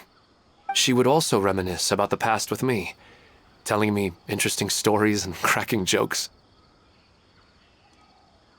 It feels like no matter how long we may chat, it's never enough. Sometimes, it's the little things in life that matter the most. This is the part I'm a little puzzled about. I am very familiar with dreams, and normally, they lack logic and continuity. But you said she could remember what you had told her before, right? That's right. She always listened to me carefully in real life, and now, she's doing the same in my dreams.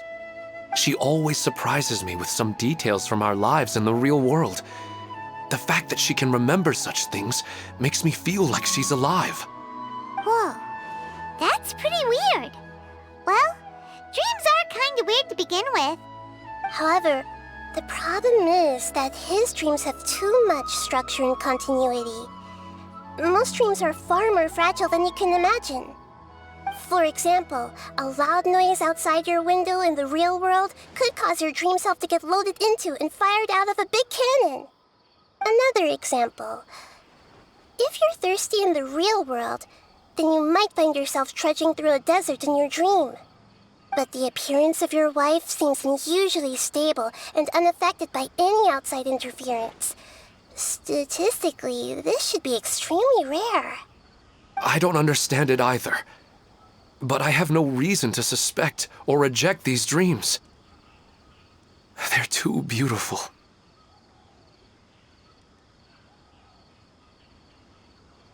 But I still want to figure out the how and the why. These kind of dreams are novel to me as well. That's why I want to have a look at the scene your dreams have been taking place at. Let's go. Just think of it as a nice little hike to the top of the mountain.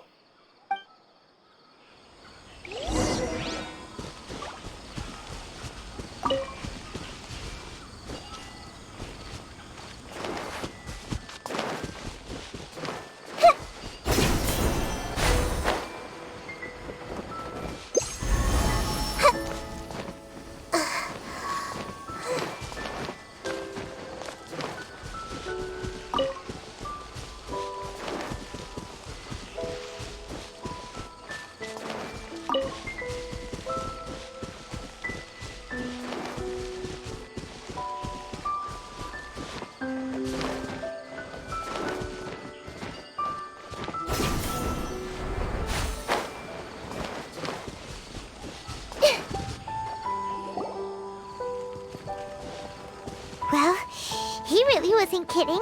This place definitely isn't safe. No matter. We'll just finish them quickly. Huh? Are you going to fight too, Nahida? Of course. This is all part of our little trip.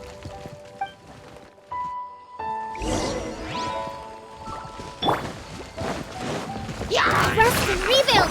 Oz revealed ice! Everyone hold hands!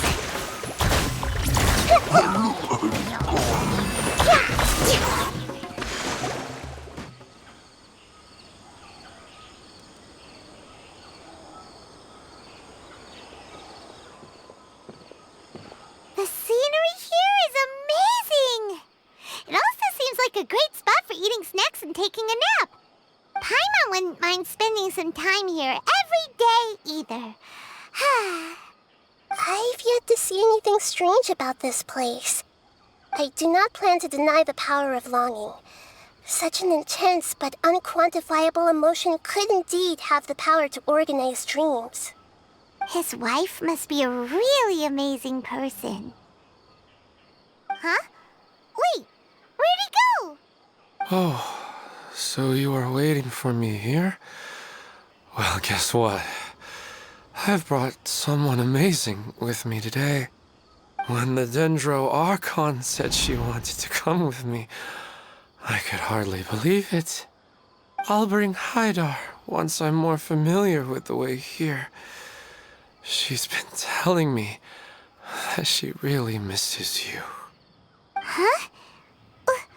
What's wrong with him? There's nobody there. Wait, Minar. Don't go that way. It's dangerous. Uh-oh, he's gonna fall! Catch him!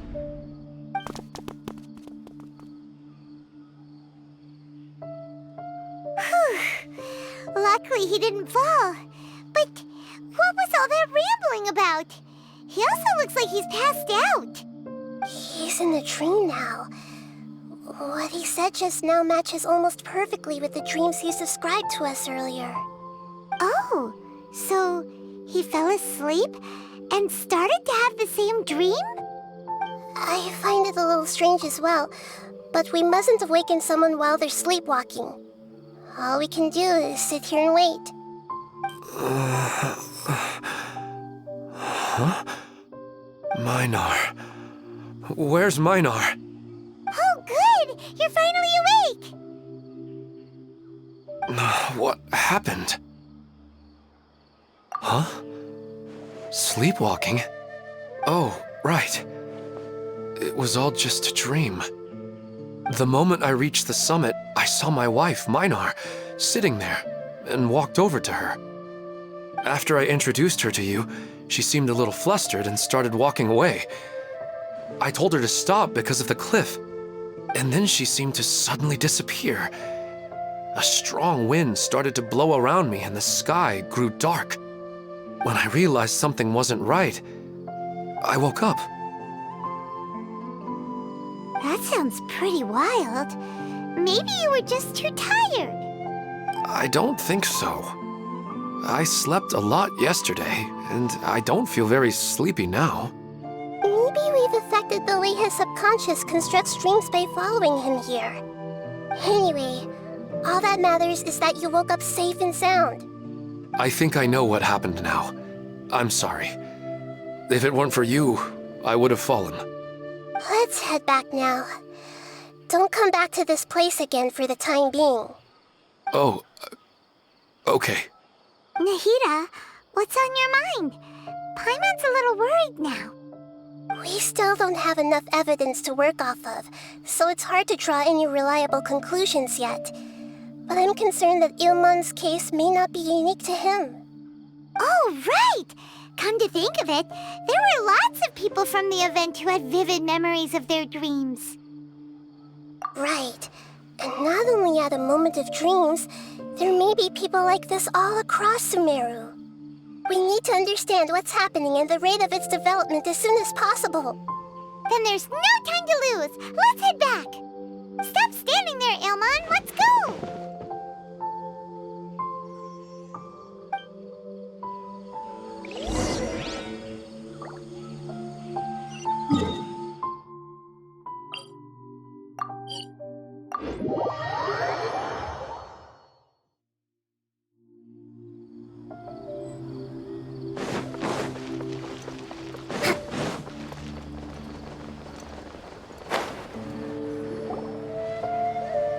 Oh, you're back already. How'd it go? We have an emergency on our hands. Please notify everyone here that while they can continue to discuss their dreams, they mustn't try to visit or recreate the locations and scenes that they have been experiencing in them.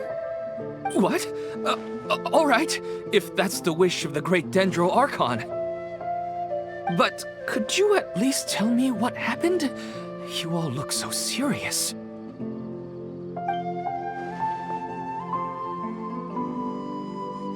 I see. I never knew even a dream could be so dangerous. Don't worry. I'll be sure to notify all the event participants and inform the other staff members about what has happened. Using the event registration list, I should be able to contact more people that were interested in dreams and warn them about the situation. Thank you. That would be very helpful. Let me confirm if all of today's participants are still here. Atta has already left. It seemed that he was on his way to make a hammer, so that shouldn't be a problem. Oh, wait a second. Where's Katya? Has anyone seen Katya? Has she already left? Oh, I think she already left. She said there was somewhere she wanted to go. Oh no. Did she want to look for the place from her dreams too? Can you tell us where she went? Yes, she did briefly mention it. Somewhere near Chatrakam Cave. Alright, thank you. We'll go look for her. Please help us tell the others not to do anything reckless. Sure thing. Who would have known things would have turned out like this?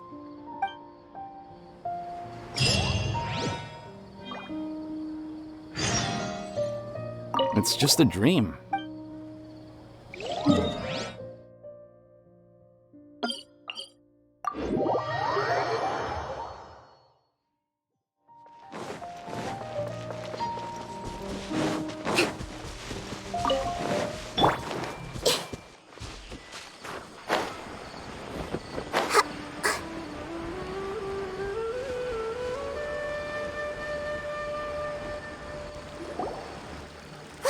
She's sitting over there and surrounded by monsters. Come on, let's rescue her.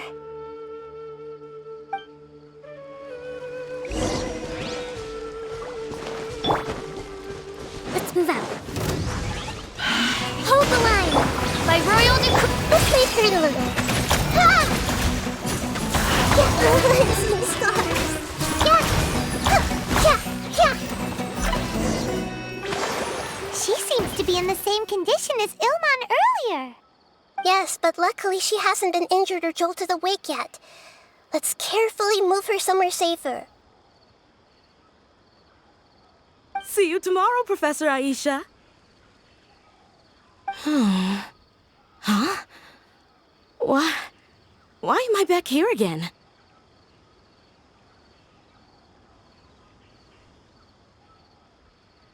Dreaming? But what about Professor Aisha? Oh, I see. It was all just a dream. Well, that makes sense. After all, it hasn't changed a single bit. Huh? What's it? Nearly 20 years, and it still hasn't bloomed.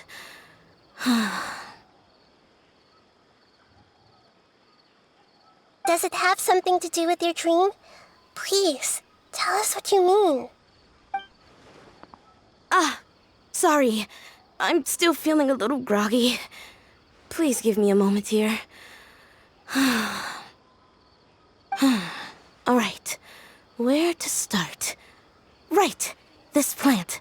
So, Professor Aisha gave me this plant just before she left. She was a good friend of my parents, and my first real tutor. She was also an outstanding Amorta researcher. In addition to her extraordinary academic talents, she was also skilled in combat and would accept lots of work from the Adventurers Guild. Oh, so you mean she's left on an adventure? Yes. When I was about 10 years old, she told me that she must go look for the secrets of the Abyss, and that she would be gone for a long time. I grabbed hold of her and wouldn't let go. I didn't know what the Abyss was, I just knew that she was like family to me. She hugged me, and we cried for some time until I fell asleep. When I woke up, I was already back home. She still decided to leave, but had left behind a letter for me saying that I was the person she cared for most in this world. She claimed that investigating the abyss could help more ordinary people protect the people and things they care about. She had obtained some important evidence during her past adventures. If she didn't set off right away, she might miss the perfect opportunity. Guess Ad Astra Abyssosque isn't just a slogan. She left a seed in the letter, telling me that if it sprouted and bloomed, then she'd come back no matter what sort of risky situation she was in. She said she looked forward to seeing me all grown up. But strangely, I've tried watering it, feeding it, everything I could think of. But I've never been able to get it to bloom. I even went to ask the Immorta researchers, and they couldn't explain it either. May I have a look at the plant? Of course. I was hoping the great Dendro Archon could help me solve this problem. Let me see.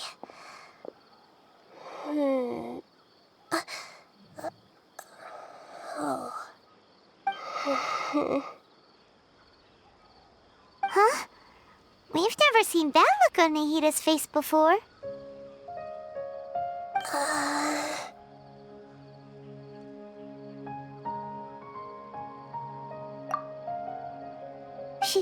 She looks a little unwell. Hold on, we'll be right back.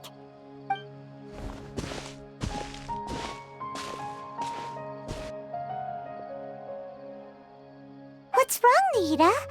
You can't tell what's wrong with the plant either? No, I immediately understood what's happening with that plant. I'm just not sure if I should say it. This plant is not known to the academic world.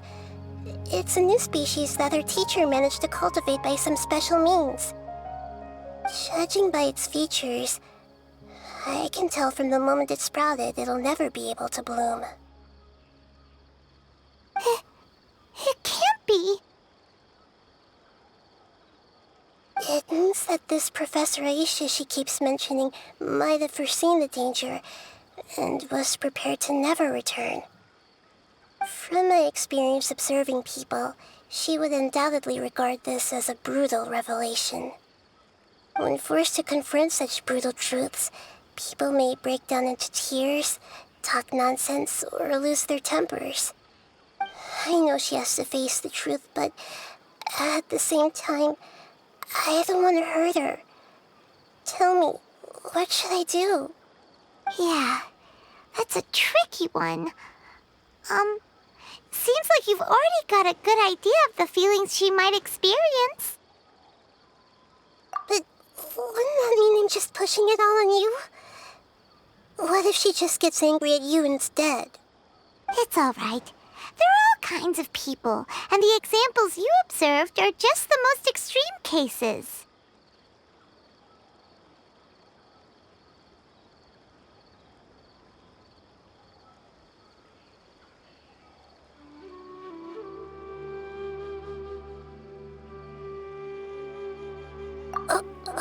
Okay. Thank you. Let's go back and tell her.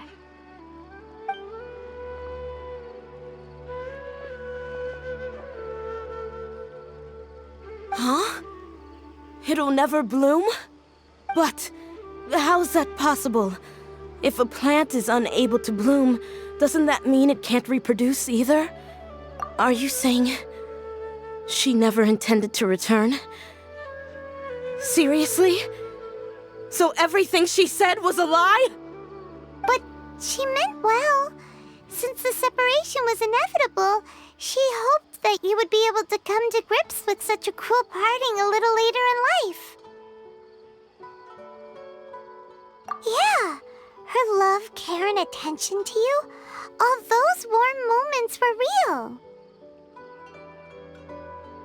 I guess she had hoped that you could understand and respect her choice after learning the truth. I see. Sorry, I don't want to sound ungrateful, but it's just so much to take in. The dreams are so beautiful. Yet reality is heartlessly cold.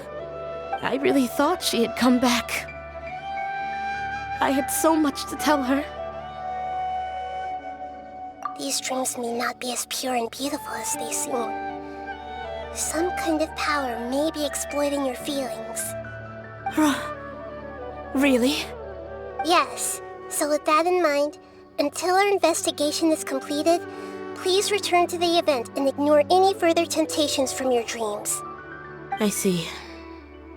Thank you for rescuing me, and sorry for the trouble. Luckily, the plant didn't get hurt either. Otherwise, I wouldn't have anything left to remember her by. Thanks, Traveler and Paimon. She seems to have finally accepted the truth, but I think she'll still need a long time to come to terms with her feelings. I saw her waver the moment you mentioned love. It was almost like a gentle rain, arriving just in time to put out a fire that was about to spread. It's because people have something called empathy. Empathy? I see. This is valuable knowledge indeed. By the way, you said there may be something that's trying to exploit their feelings. Any idea what that might be? Yes. What's common between Ilmon and Katia's cases is that they've both lost someone dear to them. And now, they get to meet the people they cherish in their dreams again, and the people feel more real than anything a regular dream could hope to create. Instead of interpreting it as a result of their longing, I have to consider a more antagonistic explanation. Someone is taking advantage of their longing. Yeah, they're just causing these people to dream. What are they after? This is exactly what we need to investigate. Anyway, let's pay another visit to a moment of dreams. I have a bad feeling about all this. I hope things haven't gotten any worse.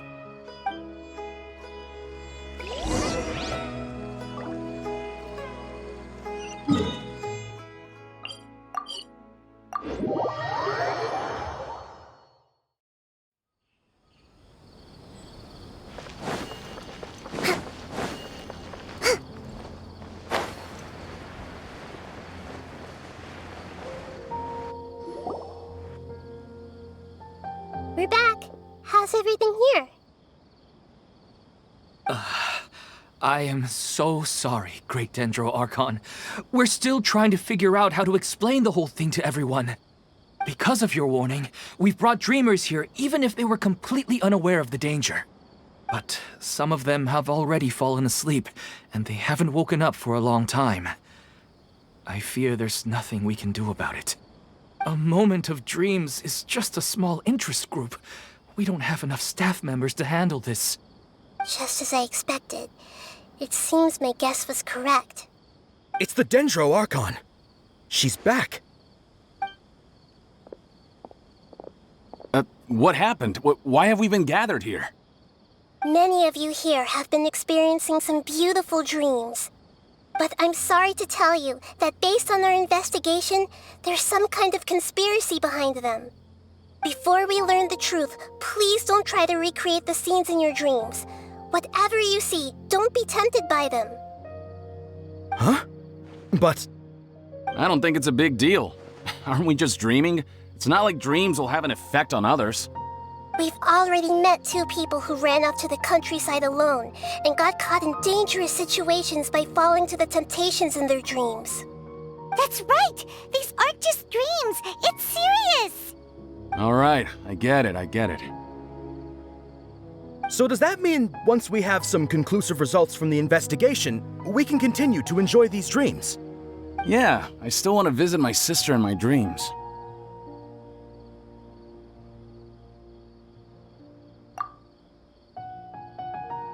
I'm sorry if what I'm about to say sounds a little offensive, Great Dendro Archon, but We had a discussion with the folks who just arrived here.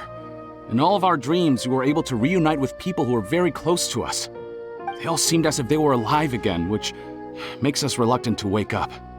Yes, that's also what we've observed in our investigation. So if the results of this investigation would mean an end to those dreams, that'd be quite cruel to us. All of us understand the danger, but perhaps you can't quite understand just how much those people mean to us. I don't think everyone will be on board with the plan to abandon these dreams for good. Before the conclusion of the investigation, they'll at least want to meet the people in their dreams one last time and say goodbye. We've never had such a difficult situation before. It appears that not many people are willing to cooperate. So they still want to return to their dreams despite knowing the danger? That's right. Compared with these sweet and beautiful dreams, our warnings of danger are dull and emotionless. It looks like the situation will inevitably spiral out of control. The more time we waste, the more people will ignore our warnings and return to their alluring dreams. So, what should we do? Seems we have to go into a dream and find out the truth for ourselves. Pedrush, is there anyone here who's experiencing a marvelous dream right now? Let me think. Yes, this way. Good. Please take us there. This lady refused to heed our warnings and fell asleep here a little earlier.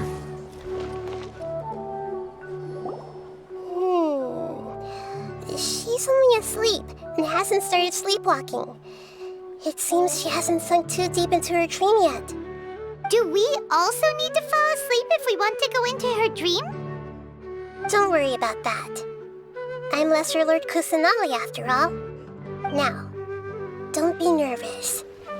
Just close your eyes. Imagine yourselves as waves gradually rolling onto the beach. You slowly wash over the shore and sink into the sand.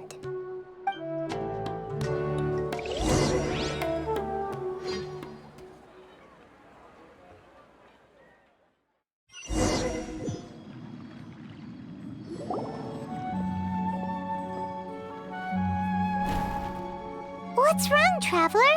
You look a little disoriented. Really? Paimon didn't notice anything.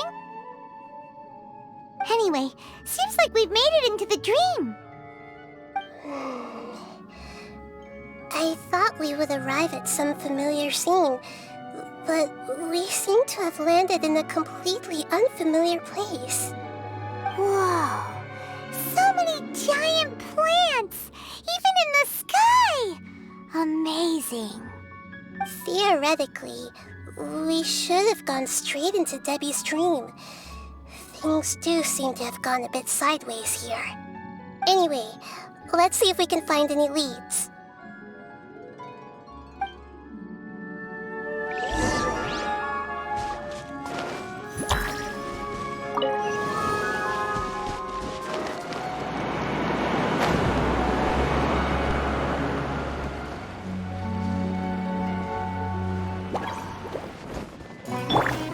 Allow me! Reveal! I see everything!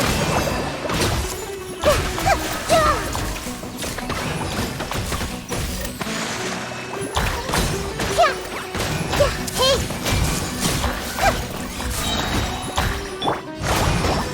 One with the forest! Keep up!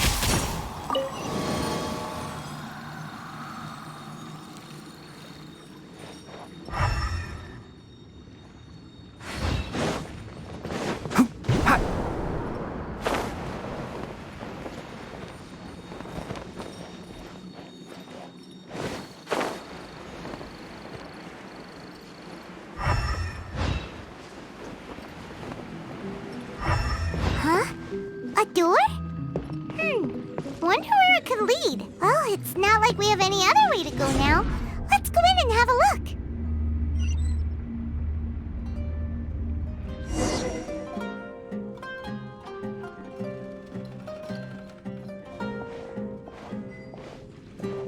Hey, this place looks familiar. Isn't it Puspa Cafe? Debbie! She's right over there! Looks like we've come to the right place. These alluring dreams often portray a scene from real life, which concurs with our previous findings. Really? But what about that space we were in just now? You can't mean... this is another collective dream? Yes. Given that so many people have been experiencing these beautiful dreams, I would say it's very likely that they're interconnected. Compared to an interconnected dream, independent individual dreams would be much harder to manage and manipulate. Ah, Paimon gets it now. Well, let's go talk with Debbie. Oh, but there are some other people next to her. Are they dreaming too? If this space is exclusive to Debbie's dream, then the others beside her are most likely the people she cherishes. Anyway, we should confirm that first, just to be sure. Huh. How do we do that? Just leave it to me.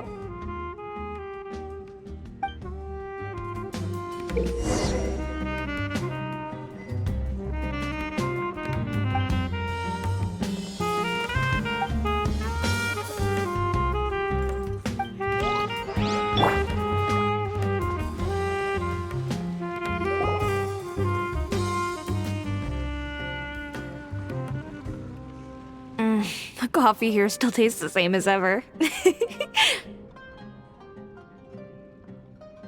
You two have traveled all around Tibet. Surely you've all tasted better coffee than this. I suppose so, but no matter how good things may be elsewhere, nothing beats the taste of home. That's right. It's hard to change your tastes. Anyway, here's to your return home. Welcome back, everyone.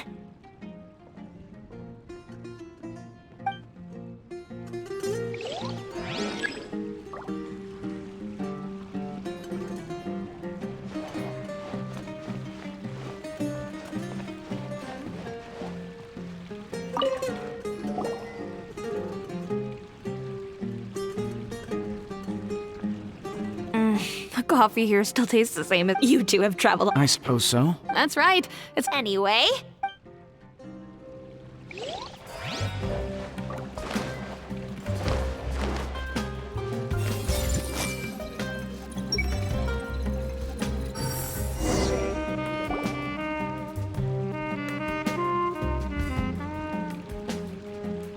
Oh, well, I guess it doesn't matter. Huh? She sounds a little hesitant. I've confirmed that this dream belongs only to Debbie, because I'm unable to hear the thoughts of the other two people with her. So, this is the power of the Dendro Archon? Paimon had better watch her thoughts from now on. Don't worry. I don't often use my powers like this. It's rather impolite. Alright, I need to get myself ready. It won't be easy to break it to her, but there's no avoiding it now. The Great Dendro Archon! What brings you here? I'm sorry to interrupt your celebration, but have you noticed that what's happening here doesn't quite match up with your memories? I don't quite understand. Great Dendro Archon. What do you mean? I get it. The Dendro Archon is trying to say that it's a once-in-a-lifetime opportunity that we're able to gather here. Hey, how about a cup of coffee for all of you? My treat. We just returned from a fruitful adventure. Memories. A once-in-a-lifetime opportunity? Think carefully. You of all people should know what really happened to them. Are you sure that meeting here and chatting the day away like this isn't just a product of your own wishful thinking? Yes. The reports from the Steambird were true. The ship they were on struck a reef and sank. And I never heard from Basima and Gaspar again. Hey, come on now. What are you talking about, Debbie? Yeah, trust your memories. Nothing you see here is real. I get it now. This is a dream, isn't it? But since it's my dream, It doesn't matter if this is real or not. I enjoy the way things are here. I no longer have to face the tragedies of real life. These friends mean the world to me. Nobody else can understand me like they do. There's nothing wrong with continuing this dream. Is there? I'm worried that if you were to continue dreaming like this, the lines between dreams and reality will gradually become too blurred for you. These dreams will always give you what you want, while reality remains full of pain and difficult situations. If you're not careful, you can get hurt. Don't worry. I still have control. I won't let it go that far. Are you sure? Hey, how about we put all this troublesome stuff aside and get back to our coffee and snacks, Whether it's just a dream or real life, you should be happy. You can't just brush off something like this. We don't even know how you people got here or where you even came from. Sorry. Paimon didn't mean to upset anyone. No, it's alright. I understand that you're just trying to look out for me. It seems that for now, this place is still relatively harmless for you. But I wonder if there's any way to go deeper into the dream. Huh. Now that you mention it, I once heard a strange voice tell me that there's an entrance here. I'm not interested in checking it out at the moment, but maybe I'll go in and have a look later. Okay, thanks for your help. Just as I expected, we're only on the surface of this dream. Let's go.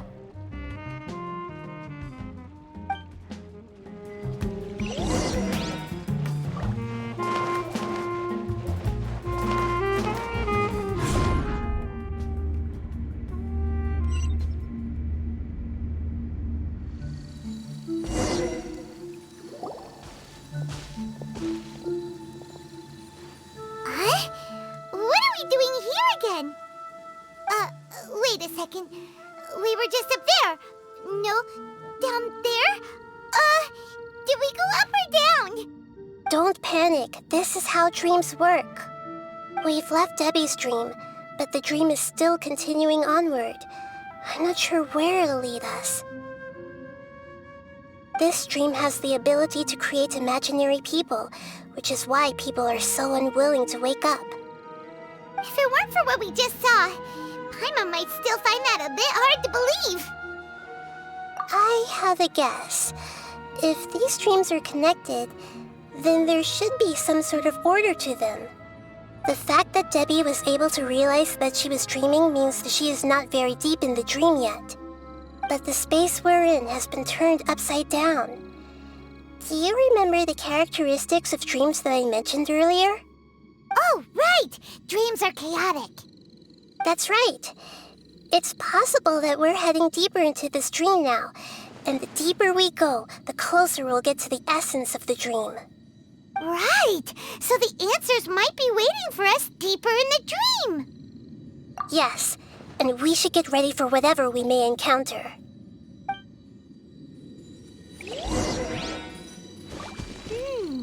It looks like we may need to put something inside there.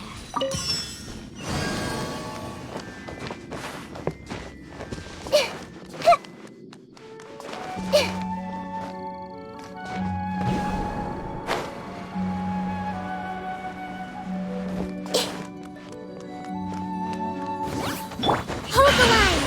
By royal decree!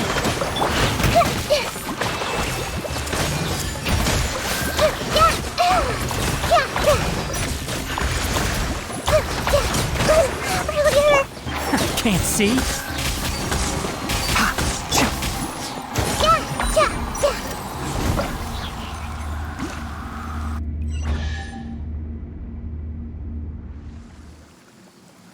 Whoa! When it rains, it seems to disappear slowly. Yes, and it appears again as soon as the rain stops. It's less like a flower, and more like a tendril slime that's trying to keep out of sight. Here we go again with Nahida's analogy.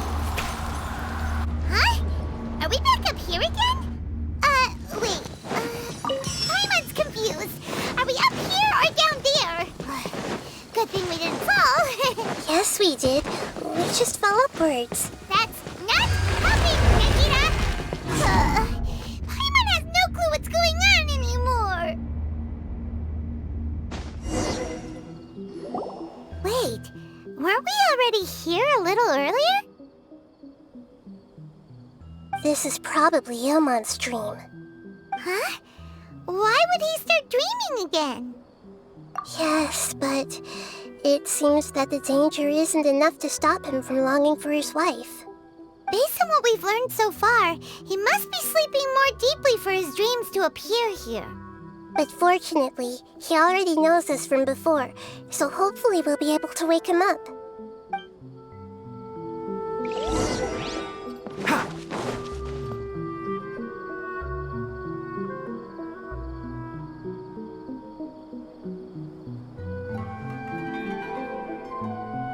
Ilmon! Oh, it's you! Incredible! I didn't know you would appear in my dream, too. Did you say dream? Wait, so you know this is a dream? Of course. Such good things rarely happen to me in real life these days. Here, let me introduce everyone. This is Minar, my wife who I mentioned before. And this is our daughter, Hydar. Hello.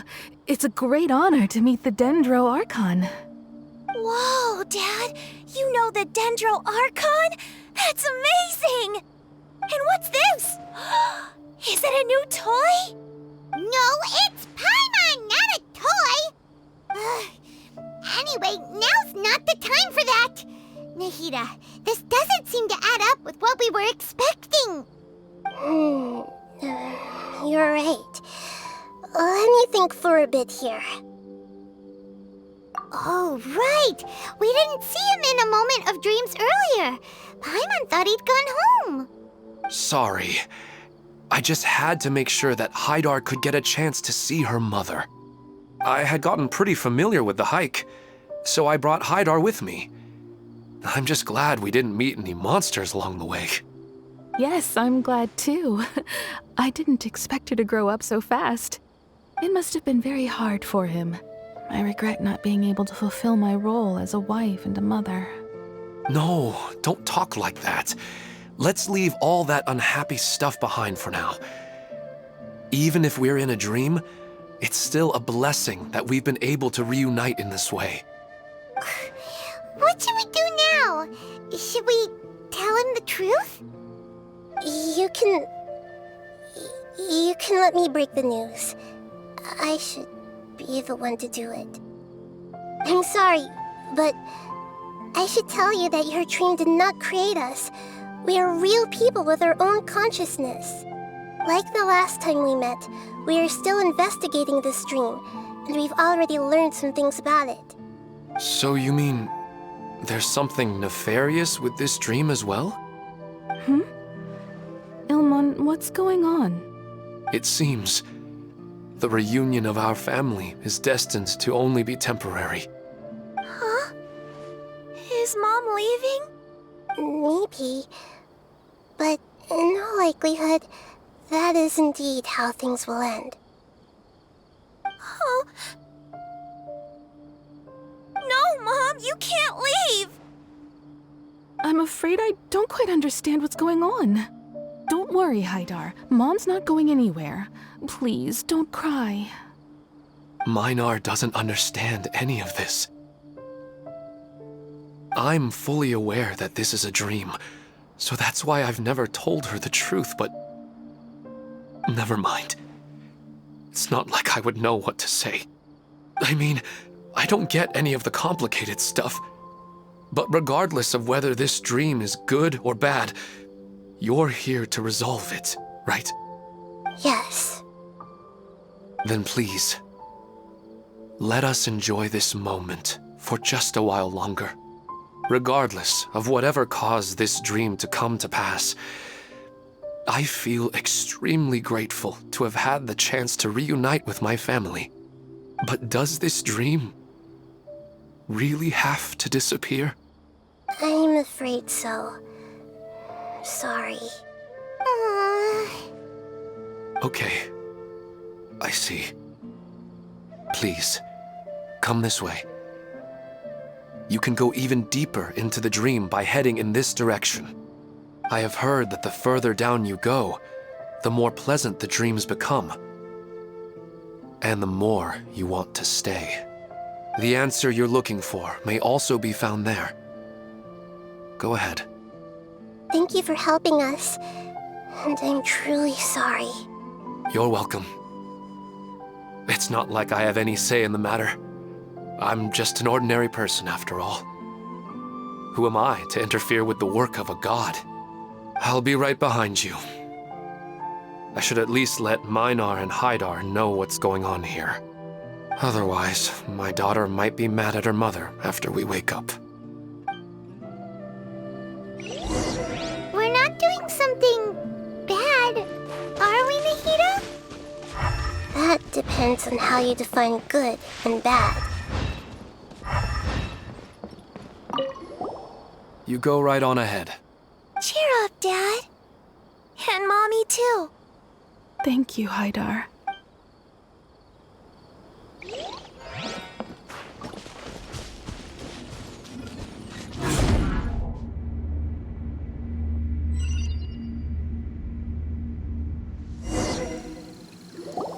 It's the same place again. This place is almost like a flight of stairs that connects all the dreams together. But they appear to be getting more and more aggressive. Regular stairs wouldn't try to attack us. Right. Something seems to be off about our theory. Ilman is clearly aware that he's dreaming, and he's enjoying it. Rather than dreaming on a deeper level, he almost seemed more awake. I believe we're on the right track, but we just need another explanation. It's not that the dreams are getting deeper, it's the owner's attachment to the dreams that's getting stronger. But you would never mistake dreams for real life, right? Sometimes, Paimon almost wishes her dreams could be real. But it's just a quick thought.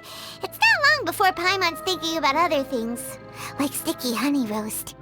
Listen, we're real beings living in the real world, and that's where our focus should be. This also explains the insubstantiality of our dreams. No matter what they may become, we don't really care. But if we decide to abandon reality and embrace our dreams, then our dreams will become far more substantial. Oh, wait! Paimon's starting to get it now? Your mind will begin to build the dream far more attentively, which in turn will make it feel more real. Do you remember how the Akasha can turn dreams into jnana energy? Constructing a realistic dream consumes a similar energy.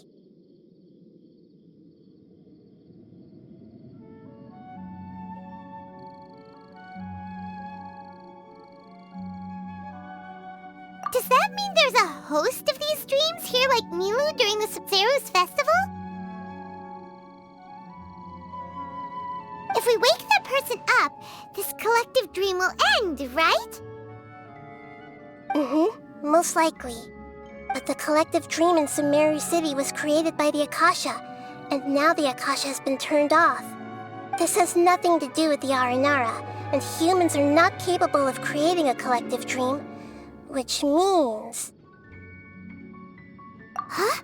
So, did someone manage to restart the Akasha? That's impossible. But they are probably a scholar of the academia who had a close connection with the Akasha. Even so, how did they manage to do it? And how did they choose the host? Yeah, we haven't gotten to the end yet. Once we know their motive, all the questions will resolve themselves.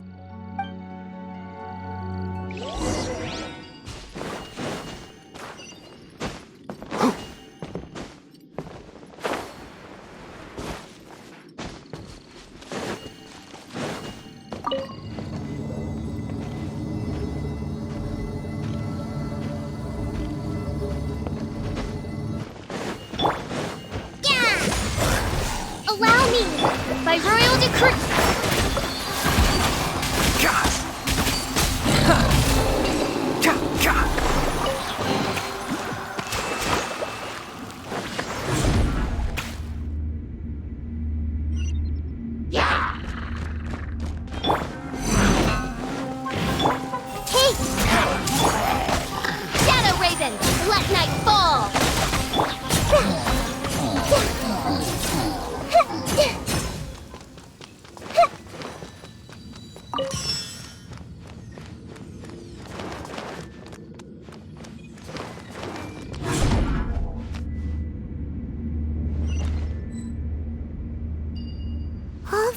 water that used to be here has turned into rain. Then let's get through here before the water level rises.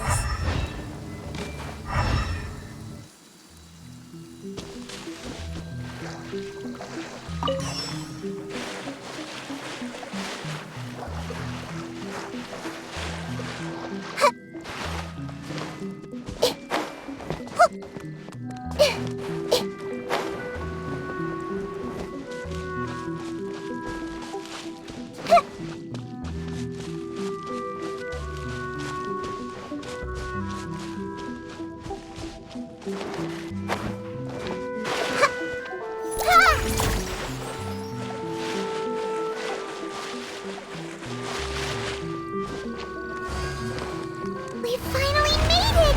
The destination is right ahead!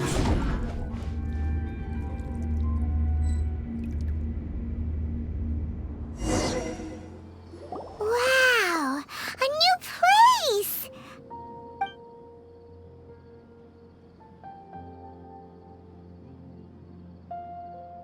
Well, it's just new to Paimon in this dream. This should be the final destination. Huh? Really?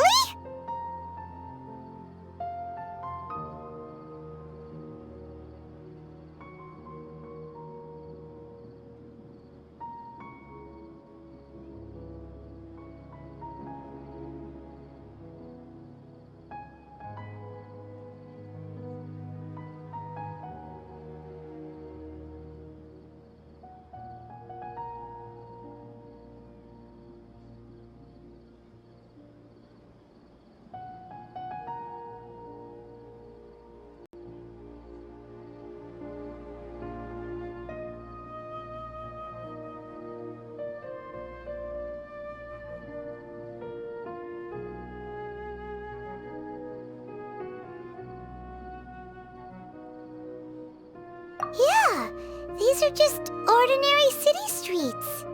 I have powers related to dreams, so it's usually easy for me to tell who's dreaming and who's created by dreams. I guess only those who have thoroughly accepted this dream will be able to come here. There are so many people here. How can we find the host? Don't worry, I have a way.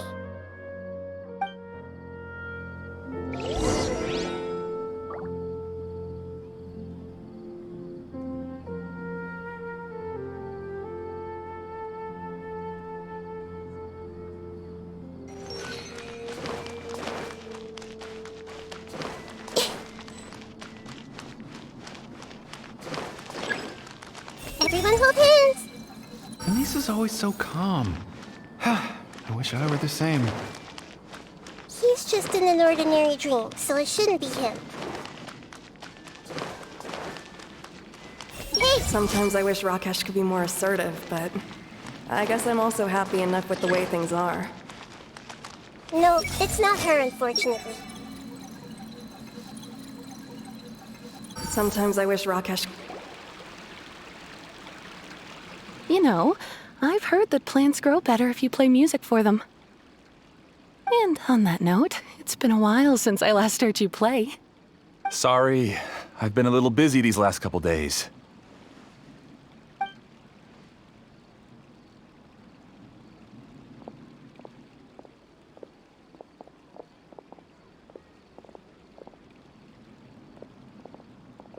Oh, the Dendroarchon. What a pleasant surprise. Oh, welcome, great Dendroarchon. And your companions, too. Welcome. I'm Amira. I run the flower shop here. And this is my husband, Moses. Yes, how may we help you? You already know all about me. There's no need for all the pleasantries. Perhaps I should call you the dream's owner? As expected of the Dendroarchon. I'm sorry, Amira. It seems my research has attracted the Dendroarchon's attention. Why don't you go back to the flower shop? I'll come help you a little later. Okay, of course, dear. I'll see you later.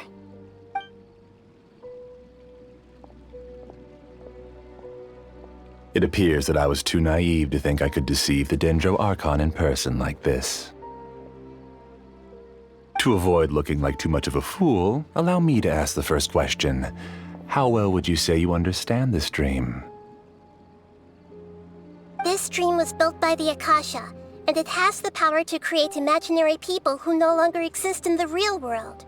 As for you, you found a unique way to become the owner of this dream, going so far as to have even given up the ability to wake up again. Given up the ability to wake up? Impressive!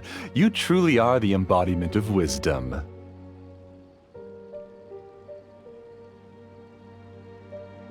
Please, tell me how you were able to arrive at such a conclusion. In return, I'll answer the question you're most curious about. It's simple. Apart from you, this space only consists of real people who are dreaming and imaginary people who are created here. Although you are here and appear no different from the others, I can't sense your dream.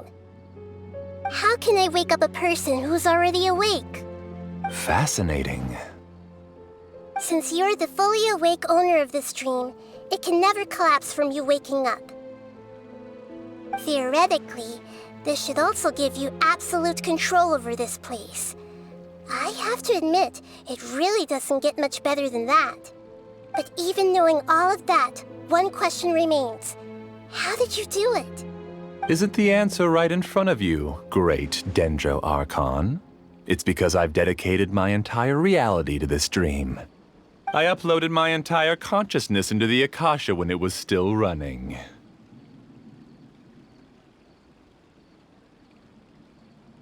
Actually, this all started because of an accident. My original goal was not about the Akasha or a collective dream. No. You were motivated above all to create a hyper-realistic person. The desire to reconnect with a real loved one is the one shared sentiment between all our dreamers. That's right. However, human models are too complicated. Only the Akasha has a jnana energy supply powerful enough for me to generate and sustain my models. The Akasha is truly magnificent. If I siphoned a minuscule amount of its energy, nobody would even notice. And even this minuscule amount of energy was already more than enough for my purposes. Even using just crude methods, I was still able to train a fairly realistic person. I named my first work Amira. Huh? You mean the girl we just saw? She and I entered the academia on the same day. Starting with admission procedures, we bumped into each other 6 times on just that first day. And because of that one day, we eventually went on to fall in love. We studied, conducted research, and made breakthroughs together. Our rhythm was always in step. I felt like we were 2 separate bodies that shared the same heart. However, Elazar later took her from me.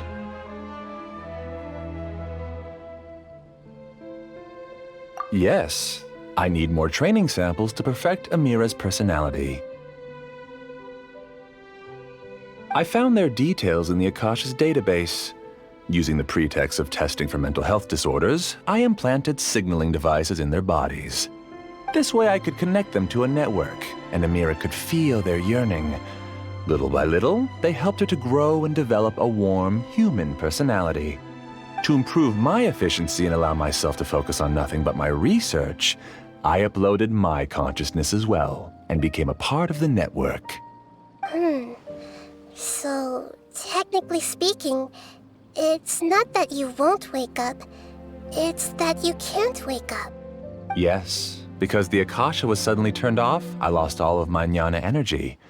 I became imprisoned in the very network I had constructed. At first, I panicked. But, after coming to grips with the situation, I realized that I could restart this world as long as I could find a replacement source of jnana energy. That means everyone in the network is providing you with jnana energy! That's all there really is to it. I don't think I'm doing anything wrong. I'm just saving them as well as myself.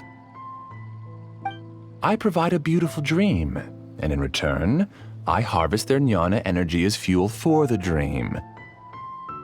They can wake up anytime they wish. People need to sleep anyway, so why not have some beautiful dreams while they rest? I agree. This is the home we spent a great deal of effort on to build for ourselves. Yeah, she's right. We're staying here of our own free will.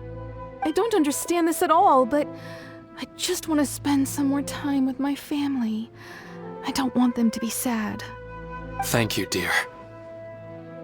Great Dendro Archon, I hope you can understand. You don't need to gather around here. It's all right. The Great Dendro Archon is nothing if not kind and considerate towards her people. She won't interfere with what we're doing here. Uh-oh, now he's playing dirty.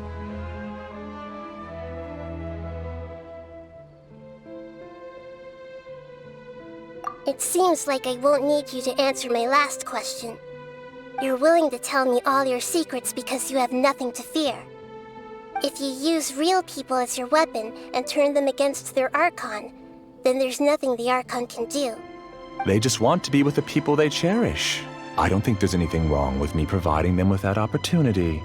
They don't wish to eternally part with their spouses and friends. What's so wrong about that? If you understood humans a little better, or had also experienced firsthand the absolute devastation of loss, then perhaps you wouldn't be so cold towards us.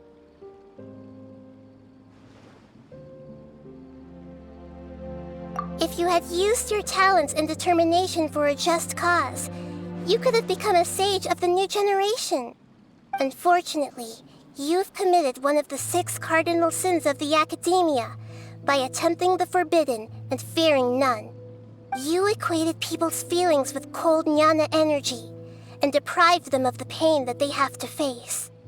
You lured them into these dreams, and even now, remain completely unaware of how evil all of this truly is. Pain? Luring? Those kinds of things haven't existed here from the moment this world was created. She's right here.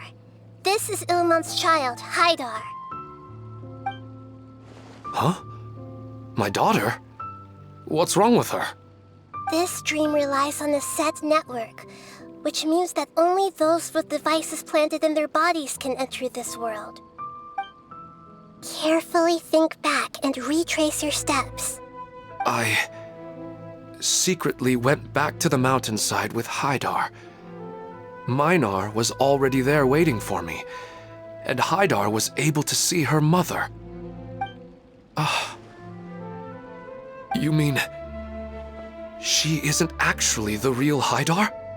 No, because unlike you, she can't enter this dream. The moment you came into this dream, it created a Haidar to realize your wish of reuniting with your family. So, tell me, where's the real Haidar? She's still out there on the mountainside. That's right. And she must have been terrified to see her father not in his right mind. Not to mention the monsters in that area.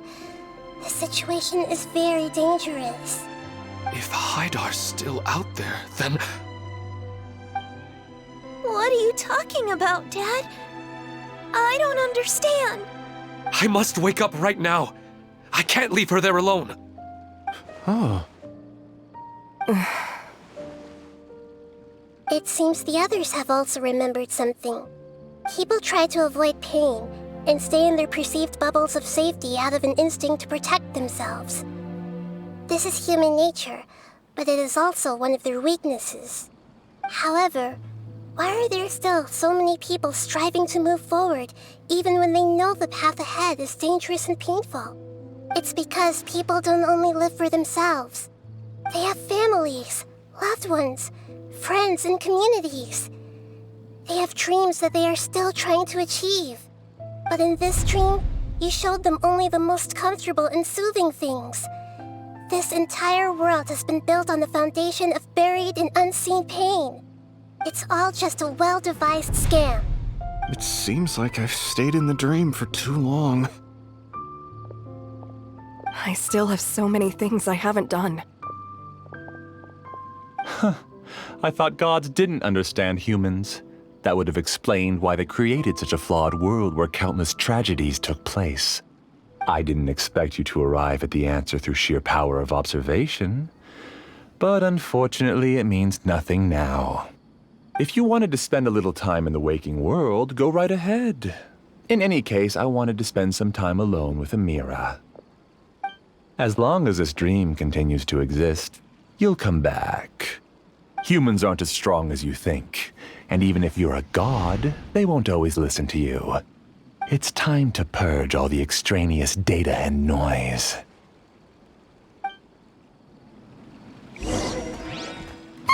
Monsters, be careful! All of you, please get out of here and find somewhere safe. I am the master of this dream. I can create endless waves of monsters with the snap of a finger. Don't worry, they'll wake up before they get hurt.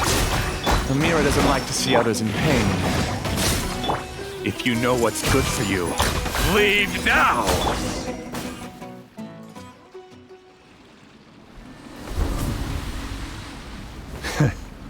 You haven't won just yet. This dream is mine! If I go into hiding here, not even an Archon can ever find me. And as long as people yearn for happiness, they will return here and rebuild this paradise! Hey, stop! What's that? The stream is spiraling out of control and is collapsing now.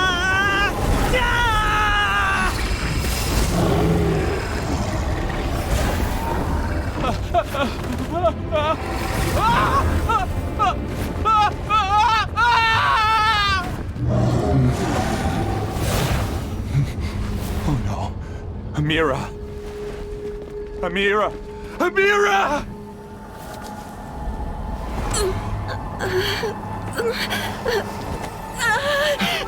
Amira, are you all right? I don't feel well. No, no, no! Please, no!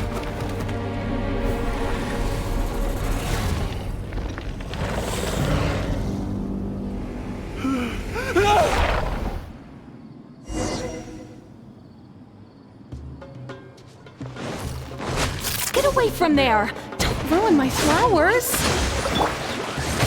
What should I do? Where did he go? Left because he doesn't want you anymore.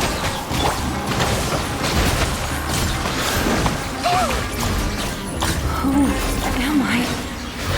I'm not Amira. Glad that's over. But what happened just now? He's not very proficient in using the Akasha's technology, and he spent a lot of Jnana energy creating monsters. Now the system is out of control. All the people he created also turned into monsters, including Amira. It's terrible, even for a dream. Even Paimon's freaked out. Paimon can't imagine what they're going through. The good news is that the chaos seems to have subsided. Now we only need to wake up the people here and let them return to their real lives. Amira. My dear Amira. They're all gone. It was just a big dream after all. I couldn't change my fate, and my knowledge turned out to be useless. What a cruel world.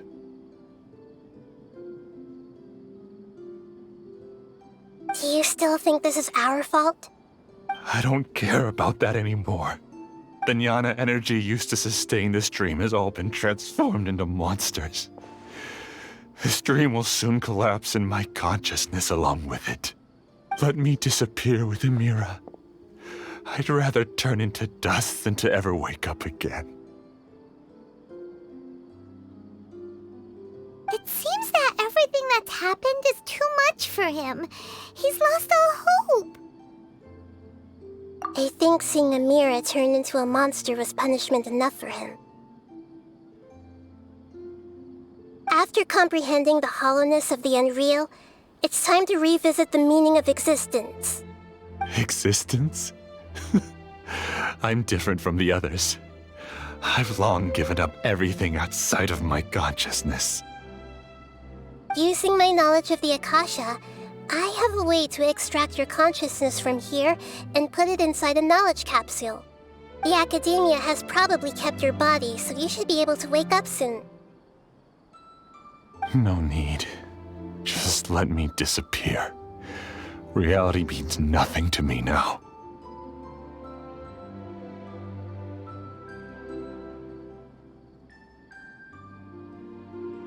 This isn't compassion.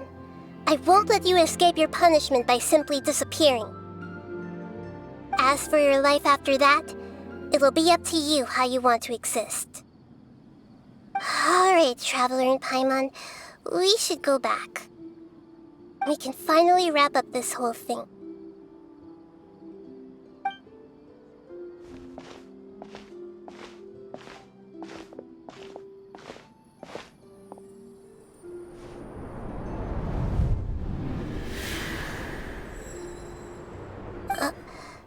Huh? What's wrong, Nahida? Oh, nothing. Let's tell the people here to gather at a moment of dreams after they wake up.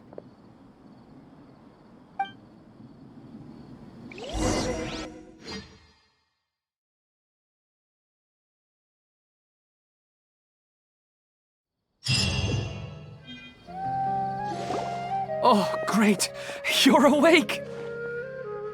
Everybody has started to wake up, and we've heard similar reports from around the city as well. From the looks of it, you were able to successfully resolve the issue. Yes, though it took us a good deal of effort. There will be many people gathering here shortly, so please do your best to maintain order. I need to go to the Academia with them now, but we'll be back soon.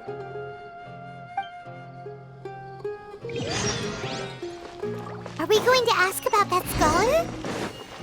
Yes, but it may take some time for him to wake up after his consciousness returns to his body. We can leave the rest to the Matra.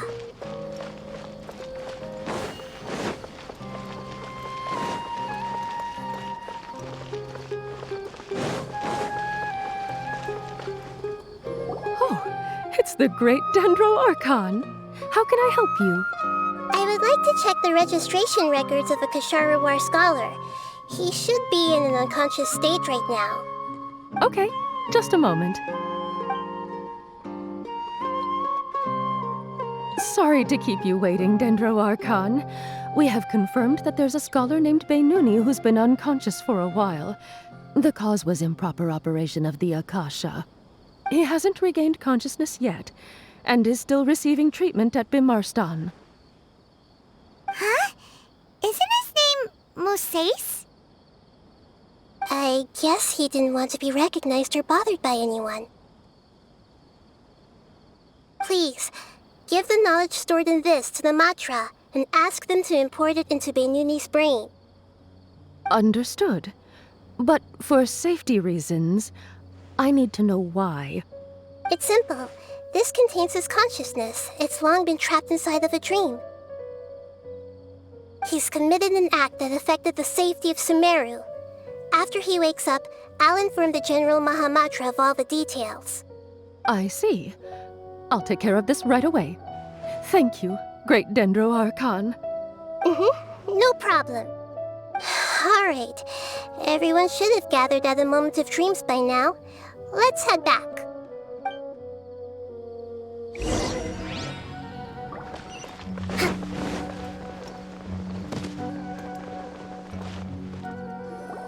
Let's be quiet and just listen in.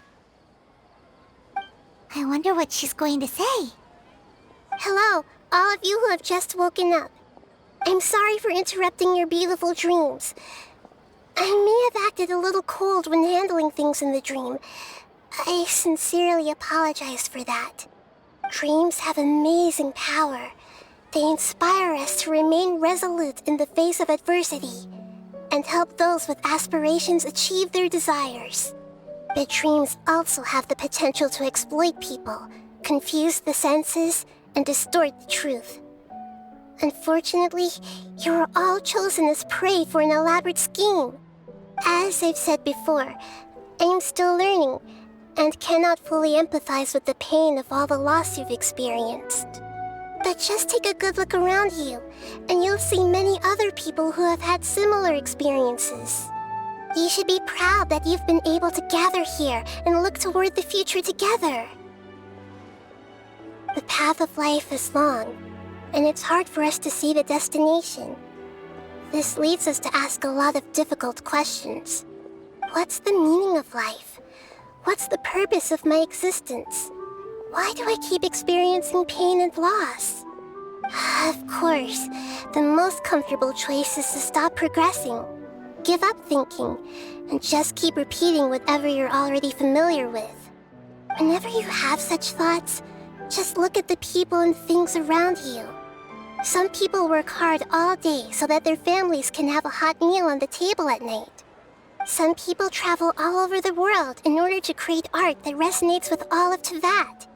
Some venture in search of the world's secrets to prevent rapidly approaching, yet still unknown, world-shattering catastrophes. Life is not just about yourself. Each and every one of your actions shapes you and the world around you. Look, friends and family will remember what you've done, and even some people you've never met may benefit from your actions.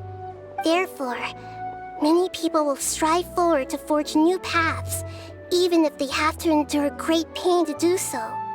Once you begin your journey on that same difficult yet rewarding path, you'll come to know the answers to those big existential questions, yet they will no longer feel as life-defining as they did before.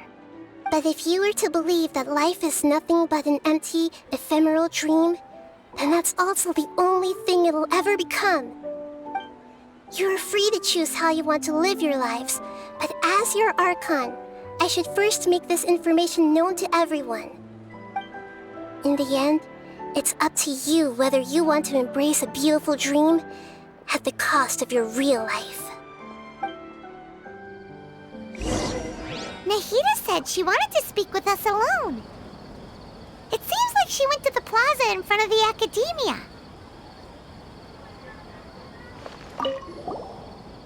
I'm really glad I reached out to you earlier. Otherwise, we wouldn't have been able to handle this situation on our own.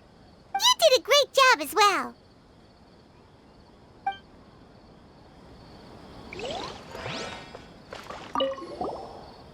Thank you for rescuing me. I'm really sorry. Luckily, Haidar wasn't injured because of my stupid mistake. Dad said you're amazing. You're real heroes. Thank you.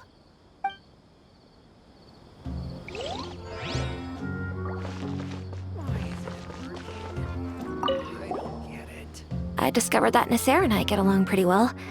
We both have pretty straightforward personalities.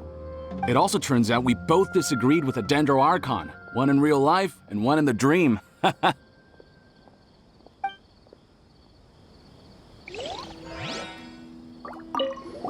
I'm still a little dizzy from sleeping so long. Just give me a moment here.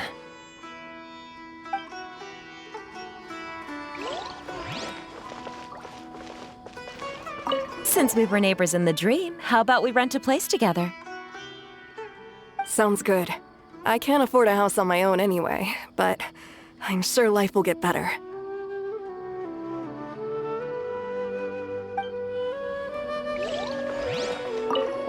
I'm getting ready to go on an adventure, and I'm taking this plant with me. I shouldn't just sit here waiting for her to come back. Professor Aisha was so determined to explore those secrets, so I should go take a look too. Thank you. May we meet again in the future.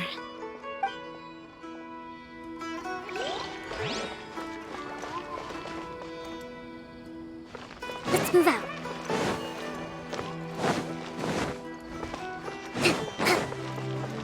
Let's move out.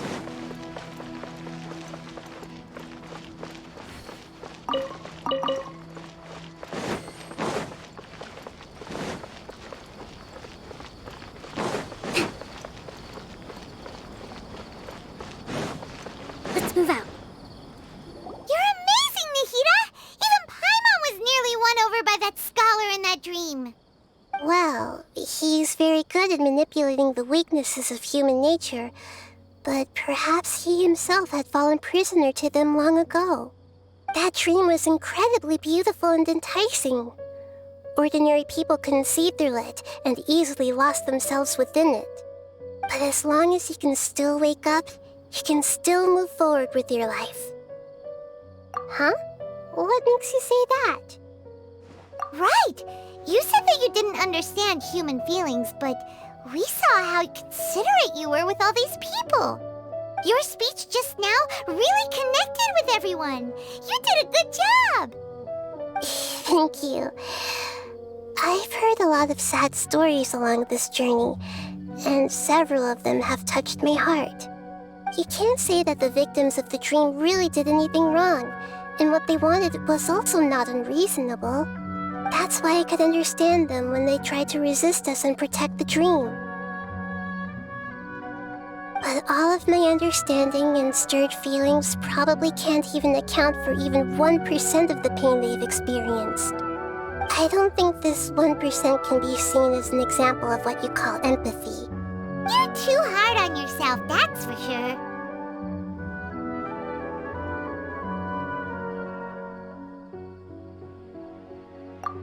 Alright. I suppose going out into the world will help my confidence grow. I've learned that emotions are nothing like knowledge, and that's why it's hard for me to put them into words sometimes. Benuni, or Moses, said that I had never personally felt the pain of loss, but I have a vague feeling that this isn't true. The moment I entered the dream, I felt like I was wrapped in a blanket of warm feelings. It was so warm that it felt like I had returned to the start of my life, and I didn't want to wake up anymore.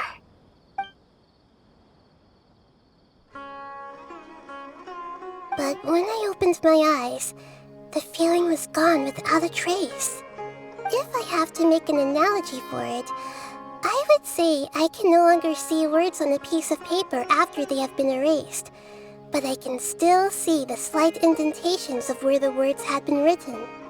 But now that I've experienced this dream, I think I can say with confidence that I won't dwell too much on the meaning of that warmth. It's enough that I can tell I was once supported by that warmth, and its existence has allowed me to get to where I am today. If I dwell too much on its exact nature, I would be putting the cart before the horse. I gave a speech to inspire my people, so if I were to fail to live up to those words myself, then that would be too embarrassing.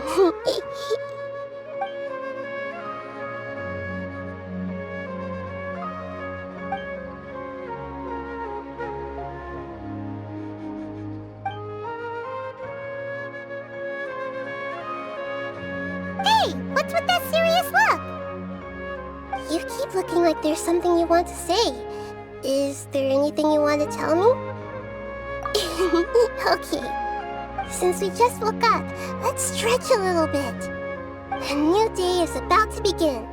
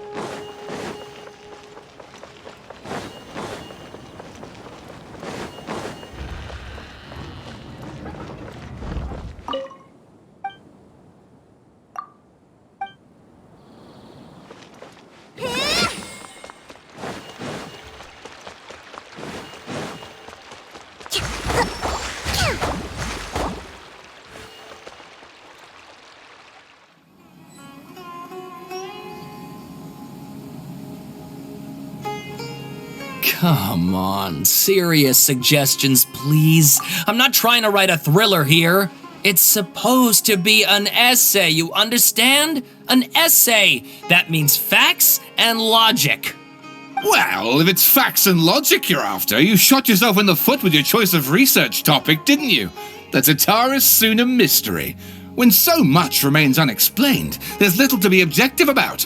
Unless, of course, you restrict yourself to textual criticism. Yeah, well, this is my teacher's area of research. I can't change that. But it's fascinating enough without having to sensationalize it, don't you think? The strange location, the missing details, a mysterious person. I want to write my essay on something interesting, and I'm interested in getting to the bottom of all this. That's the only reason I came to you. Yes, you came to me, so all the more reason to take my advice. The fact is, it's the dramatization that will make people want to read it. There's no getting around that. Okay, but... Did one of them just mention Tatara Suna? But that's all the way in Inazuma! Is it just Paimon, or is it kinda unusual for someone in Sumeru to want to write a paper about that? Great! Let's go find out what this Tatara Suna mystery is all about.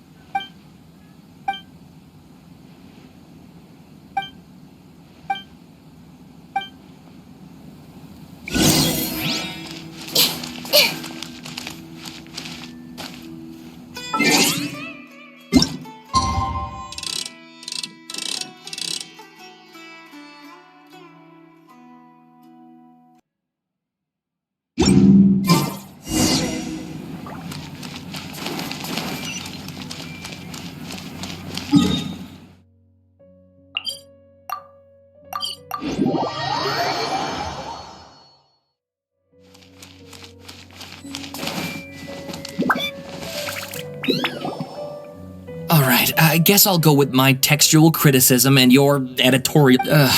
If only we knew where to find that traveler. From what they say about her, this seems like the kind of thing she'd know about. Oh, you're the traveler, you say? Hey, what's with that face? Don't believe us? No, of course I believe you. Actually, I first heard about your great exploits when I was still in Inazuma. This is my first time coming face to face with you and your mysterious silver-haired companion. I couldn't believe my luck, and out of force of habit, I started, examining the evidence. Sorry. Oh, Sawada, for the love of... Sorry, we don't get out much, so our social skills are kinda lacking. Traveler, I hear you've helped many people a great deal and been to many places. Would you be able to tell us about Tatarasuna?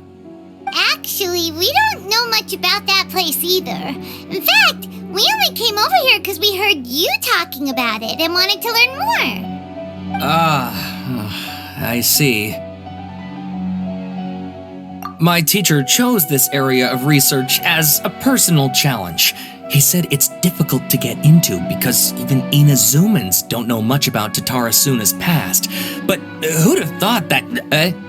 If you don't mind, I'd love to show you all my outline for the book I'm writing about Tatarasuna. Hold on, Sawada. Don't you think that's a bit of a deep dive for a... Well, fair point. Let me give you some background. But in the end, he threw it into a fire to destroy it and killed his servant Katsuragi.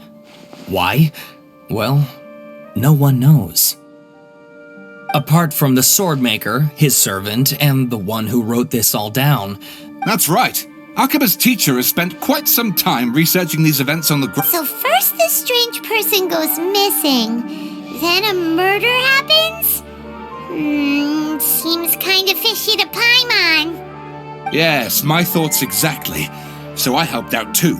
I asked everyone I could think of if they knew anything about what happened back then. And wow! Did I get lucky! Stop shouting!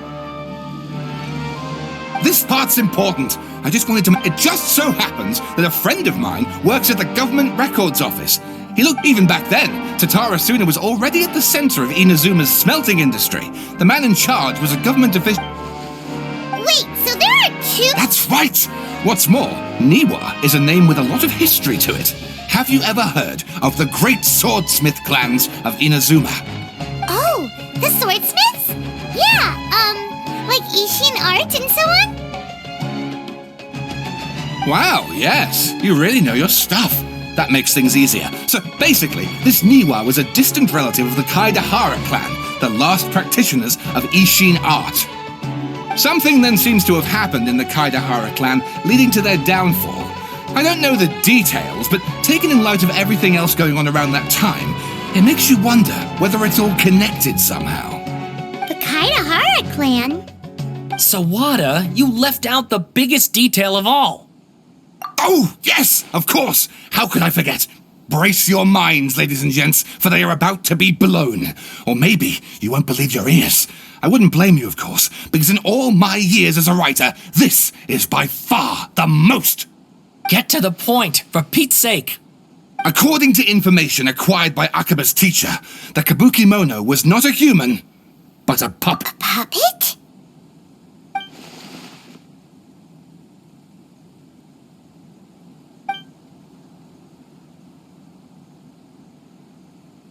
Aha! Judging by the looks on your faces, you do know something after all.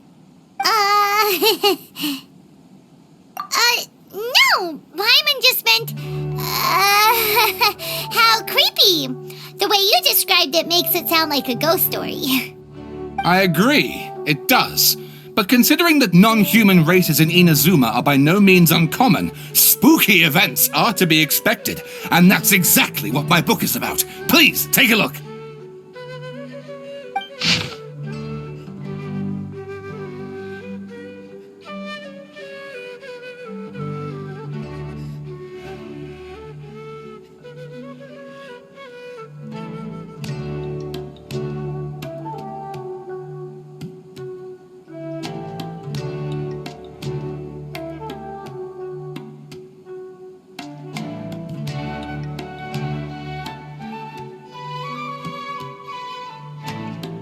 Oh, and please read my essay draft as well.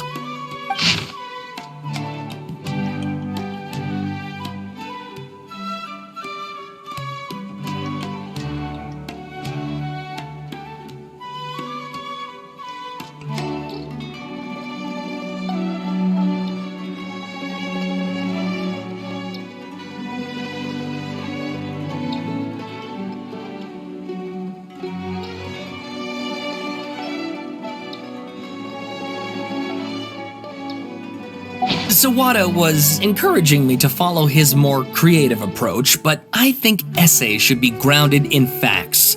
I don't think explaining everything away with mysterious forces will cut it. Oh, how about if I plug the holes in Sawada's narrative with political intrigue? Like, I could put a turf war between rival factions at the center of the whole series of events. Wait, you're allowed to just make stuff up? Pretty sure you've gone from essay to guessay there. Akaba, look. Your teacher has researched this extensively. I've reached out to everyone I could think of. Whatever information we have now is all that there is to know. This is as much detail as you're ever going to get. Besides, if there really was a political power struggle going on at anything like the level you seem to be suggesting, what hope would we ever have of finding out the truth? Good point. Okay, back to the drawing board, I guess. Give me some time. I need to find a new angle on. We have some other stuff to do, so we'll have to say goodbye for now. Good luck with your essay! All right, thank you. If you find out any more info about all this, please do let me know. Thanks so much.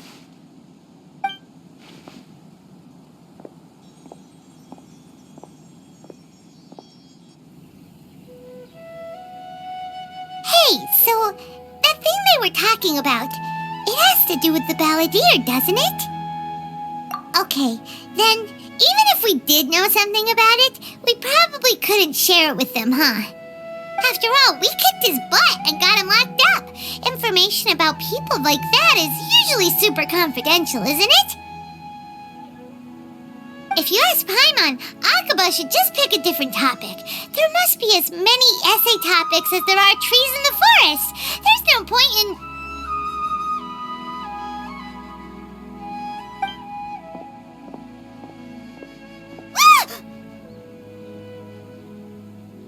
Hey, did you see that?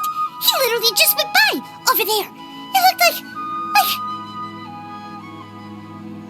the balladeer! No, it can't have been. He got locked up. Oh, quick, let's catch up and see.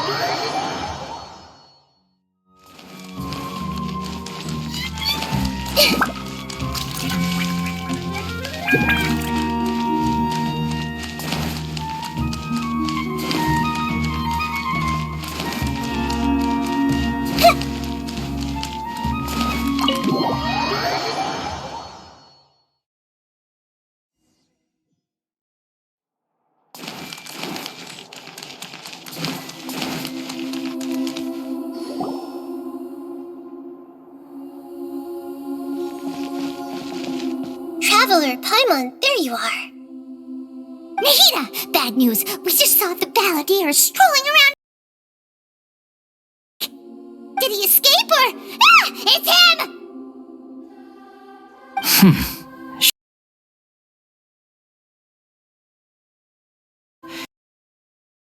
We're here. Hey!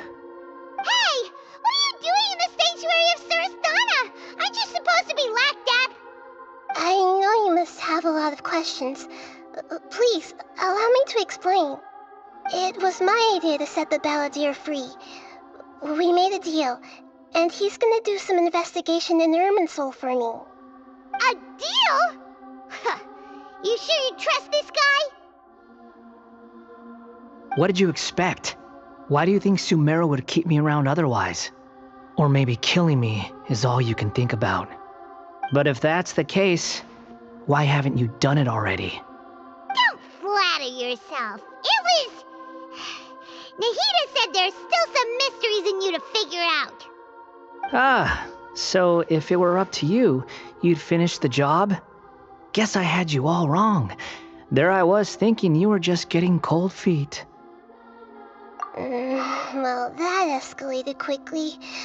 Not a good start. Could I ask you all to please calm down? But Paimon's worried about you, Nahida. Don't let him trick you. It's not every day you see people questioning the God of Wisdom's judgment. Just when you think you've seen it all. Don't you dare try to drive a wedge between us! As long as the terms are reasonable, I don't think there's a problem in making a deal. Even with the balladeer. Well, I for one have no reason to doubt you. Considering you even struck a deal with the doctor. Yes, one in which I gained valuable information. You'll come to understand more about that in the fullness of time. The balladeer's power was all but completely spent after your battle. He's no longer strong enough to be a strategic threat to us. That puts him in quite a precarious position. Plus, he's a former harbinger with knowledge of many of the Fatui's sensitive secrets.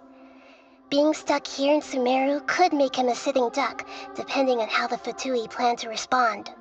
Wait a second. Former? You mean he's not a harbinger anymore? I take no pleasure in saying this, but it seems as if the doctor had no intention of welcoming back a loser, so... Sometimes it's you using them, other times it's them using you. Most human relationships are this way. Certainly all the stable ones are. That's how it was between me and the Fatui, and also between each of the harbingers. So as long as you have some value to offer, nobody will ever abandon you. But after recent events, even I have to admit that I'm not worth quite what I used to be. Well, if the Fatui are gonna reevaluate my utility, I need to have a backup plan for myself. As we discussed, I don't like causing harm to living beings, and you said you need protection. So, why not join forces with us? I think these two have made their objection to that idea fairly clear, don't you? And they're your friends, so I guess you'll be siding with them. Yeah, obviously! Nahida, don't listen to him! Then let's put that discussion to the side for now. We still have time. Today can be a trial run. Where we go from here will depend on how well we manage to cooperate today. All right, then I'll do what we agreed. Good. Go now, and keep in touch. Nahida, are you serious about this? Yes. I have my reasons for this decision. In fact, I'm largely doing it for your benefit. Yes. As I told you once before, there's information about your twin in Irminsul. Oh, yeah. Actually, that's the whole reason we came to see you today. So, you have an update on that? Mm-hmm. You may remember me mentioning that the Fatui had not included your twin's details in the Descender category. This is an extremely important point. It's possible that the Fatui have other information that even I don't know about. And since the Balladeer used to be one of them, he'll be better acquainted with this information than I am. He was granted the power to connect with Irminsul when he almost became the god of a new era. Even though he no longer has the Gnosis, some traces of its power remain in him. He can still connect. The amount of information in Irminsul is vast beyond description. Sifting through all of it without knowing what to look for would take too long, even for me. So I asked the Balladeer to search in Irminsul for any information about the Descenders. He's more familiar with this kind of information, and should be able to find it more quickly. Exactly! Or what if... Paimon just doesn't trust him! He's treated us as enemies every time we've run into him! I understand.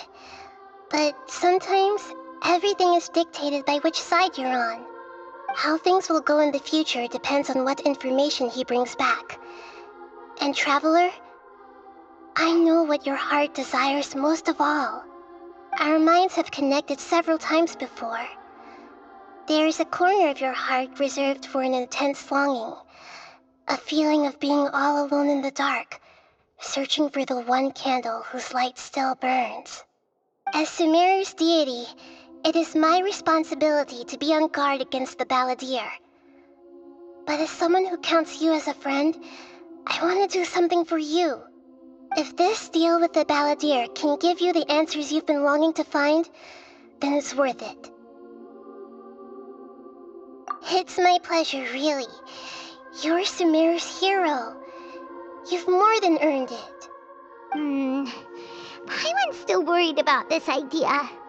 Is there anything we can do to help? I was going to contact you about that, but then you suddenly showed up on your own accord. It seems like we have a telepathic connection.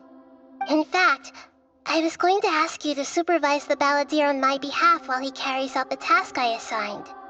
Even though he only has a fraction of his full power left, that's still a fraction of a former Harbinger.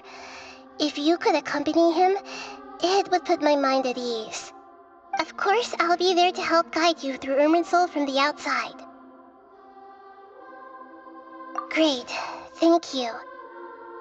Prepare yourselves. I'm going to transport you into Irminsul.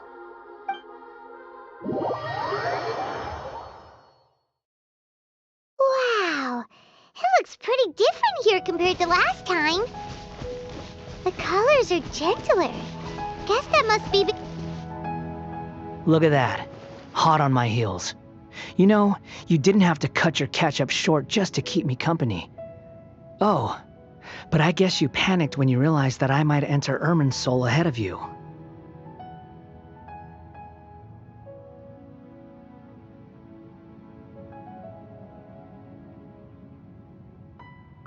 Shut your beak, jailbird! No way a prisoner gets to be so smug! I understand that prisoners have to put up with harassment from the guards, but right now, I'm on temporary release, so maybe you should think about backing off a little. Sounds like a successful rendezvous. I need to be quite clear about something. In a few moments, you'll be entering into the innermost region of Irminsul. It is an environment like no other, and the most important place in all of Sumeru. Unlike anywhere else, Irminsul's inner region consists exclusively of torrents of information. You must put aside your differences and be extremely careful as you navigate your way through. I know there are many grievances between you, on both sides, but it is essential that you remain calm after entry. This is as much for your own safety as anything else. Fine, let's call it truce. But only until this mission's over. Let's cut each other a little slack, shall we? We are going to be traveling together after all. Per my agreement with Lesser Lord Kusanali, I'll be at the front. It's my job to lead the way and get rid of any obstacles in our path. All you have to do is keep your pretty eyes open and try not to fall behind. You sure are confident. Paimon will give you that. You make it sound like you're even more experienced at adventuring than us. If there are no further objections, I suggest we get going. Or did you need some time to mentally prepare yourselves? Ew! Ugh, the snark on this guy. It's unbearable. We can start now. Irminsul access granted. Initiating connection procedure. Is this a small sapling? Oh, darn it! Come on, let's catch up with him.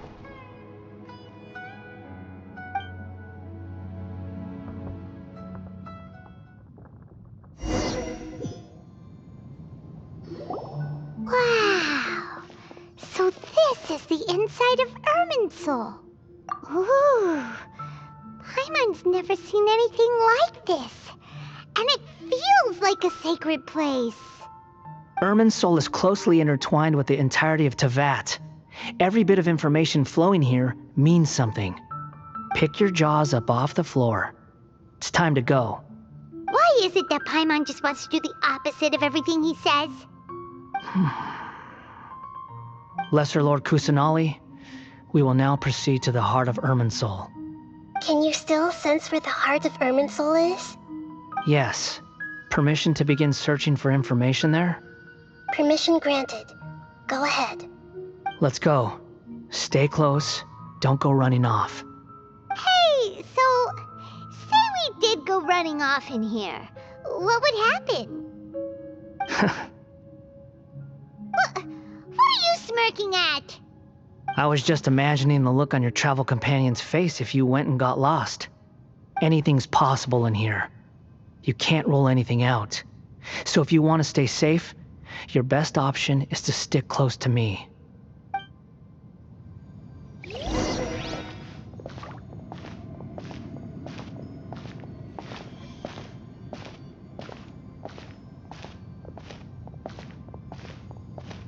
These sapling things have spread out. Those are all packets of information from inside Irminsul. Be careful not to touch them.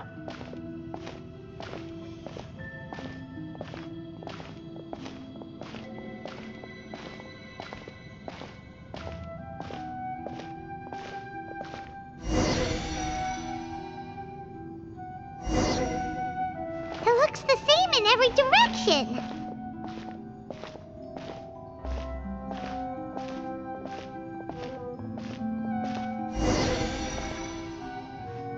No wonder he mentioned about getting lost. Huh. What do you know? He was actually telling the truth. Is he mocking me again? What is it this time? There's a time and a place to lie, but this definitely isn't it. So why don't you relax your guard a little?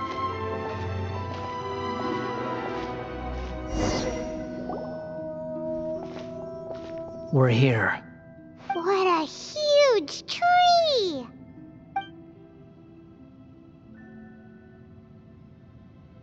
Lesser Lord Kusanali.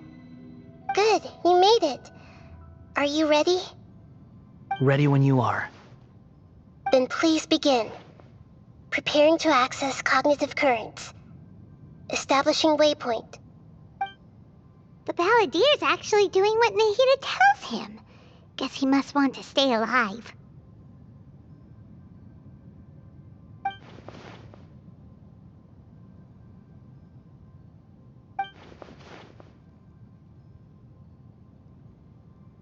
The rest is up to you. If you discover anything at all, make sure to share it with us. Will do. Huh. For once, we're the ones with nothing to do. Traveler, Paimon, would you like to talk?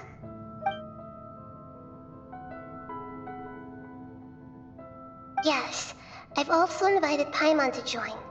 Huh? What the? We can talk to each other inside our heads?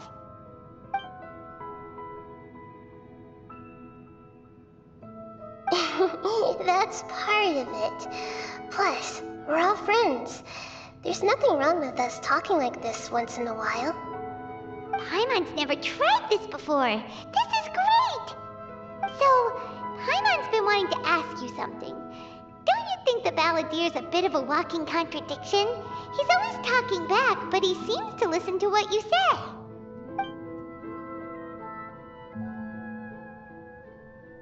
As I've told you before, there are still some mysteries for him to resolve. Things that are clear as day to me, but that he has yet to understand. Perhaps today will be the day that he finds some answers.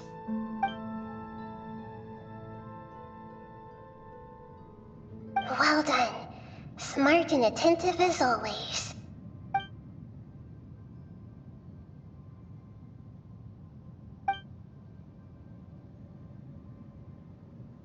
So, you made contact with that part of his mind.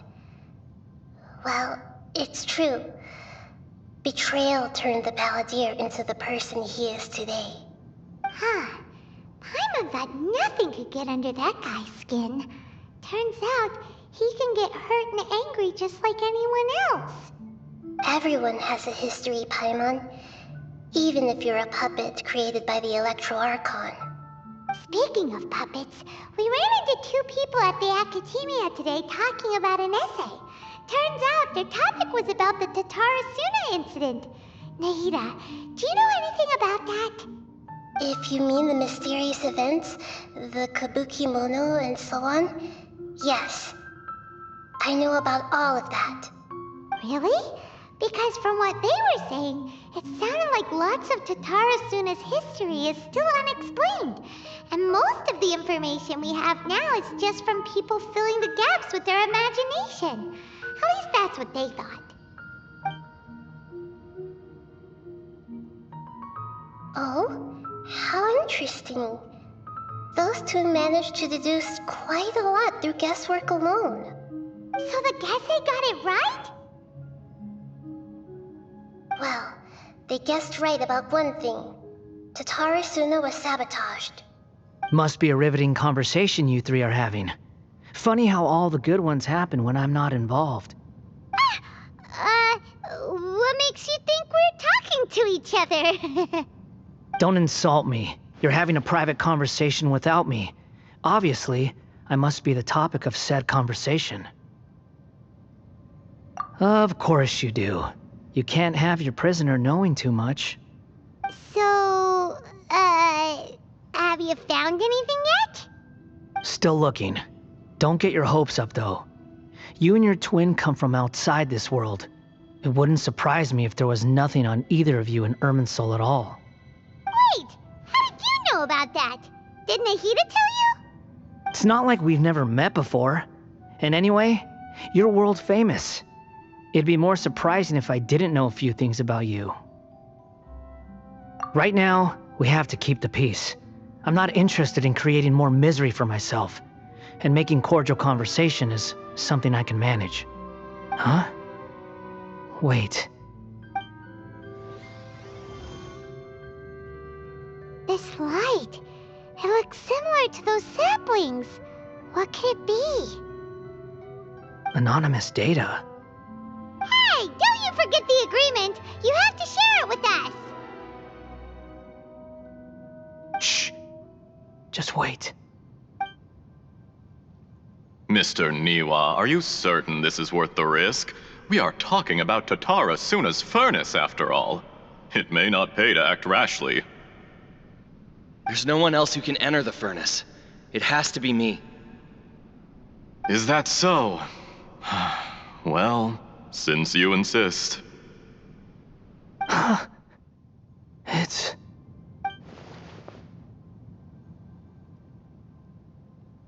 Whoa!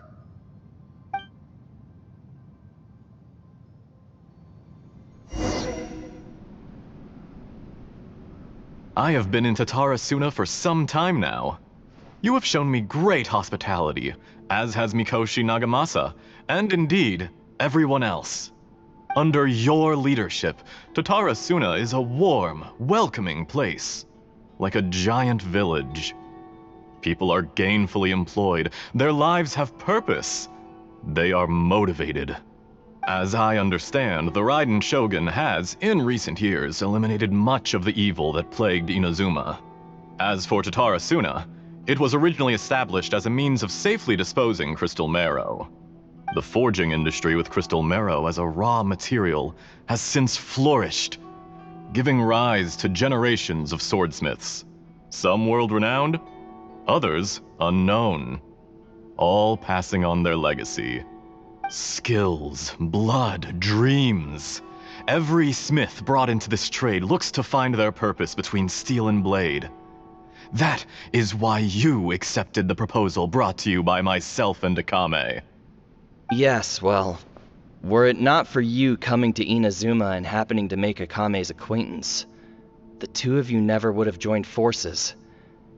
And he would be the first to admit that there's no way he could have revolutionized our forging process like this on his own.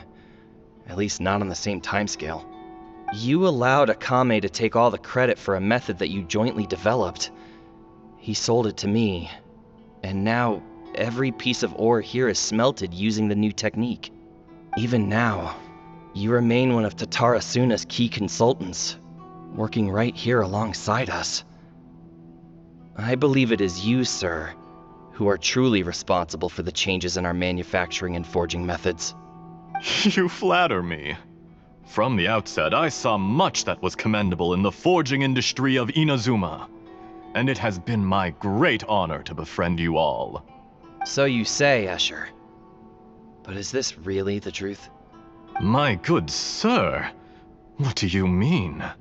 I tried to resist thinking it was all connected, because I didn't want to speculate, and I didn't want to believe that things could turn out this way. What have we gained from adopting your new technology? Ominous black smoke?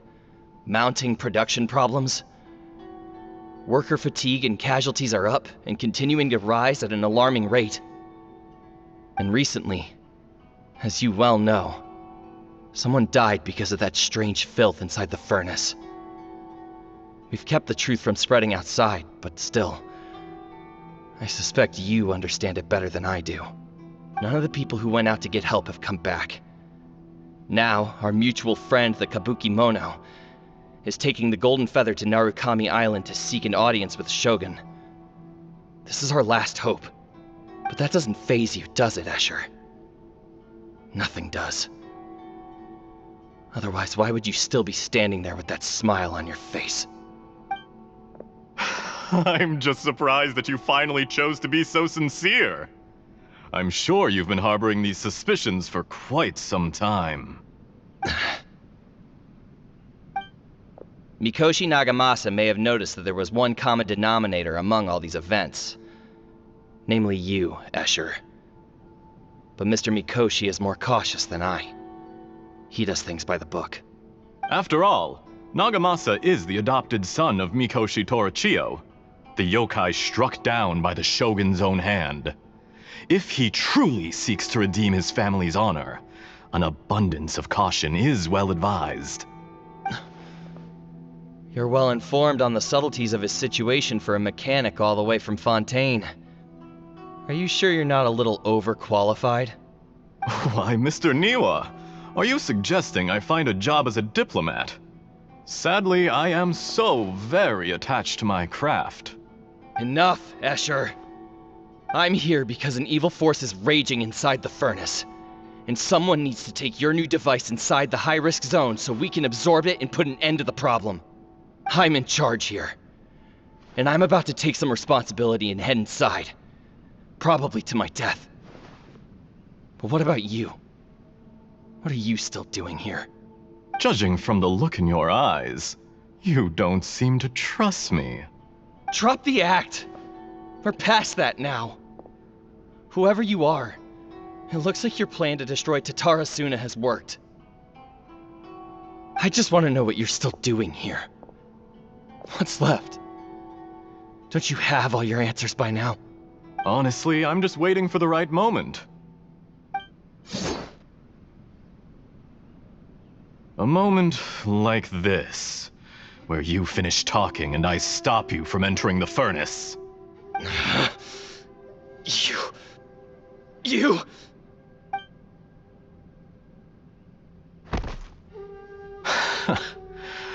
You're a little smarter than I initially gave you credit for. I thought I'd disguised myself exceptionally well, at least for the first few days. But to my surprise, you had your people look into my background right from the start. It's a long journey from Inazuma to Fontaine, but that didn't stop them. Eventually, they managed to confirm that Escher was an alias, and that I was not from Fontaine at all. And yet, despite all of that, you still fail to realize my true identity, and what I seek in Tatarasuna. Did you really think you would be able to see through my plan? If you kill me, there's no one who can get inside the furnace. So you're really going to destroy this place? Is that it? Oh, but you're quite wrong. There is one other person. Some may not see him as a person, but you told him yourself. You're not a puppet. You're a human. You're just missing a heart. Whoever you're working for won't get away with this. They'll be found out. But this makes no sense. What are you really trying to accomplish by all this? Why go to all this trouble? It's no trouble at all. Patience is a virtue which I have in abundance. This is all part of a carefully controlled experiment.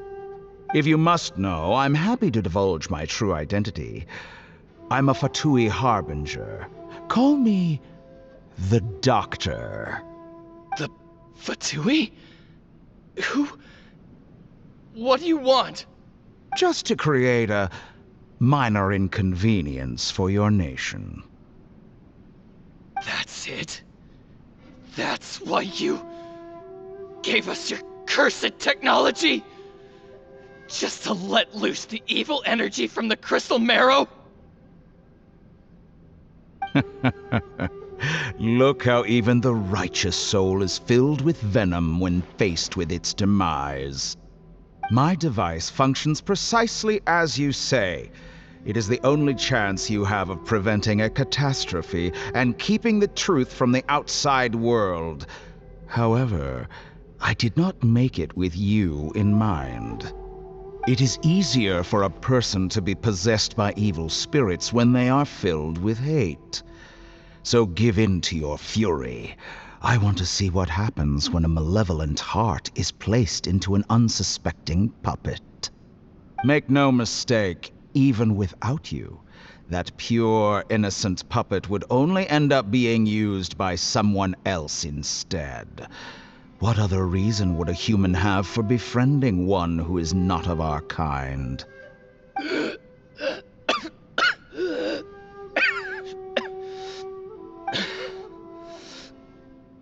If you give him my heart, tell him that both Nagamasa and I see him as one of us. He has nothing to prove to anyone.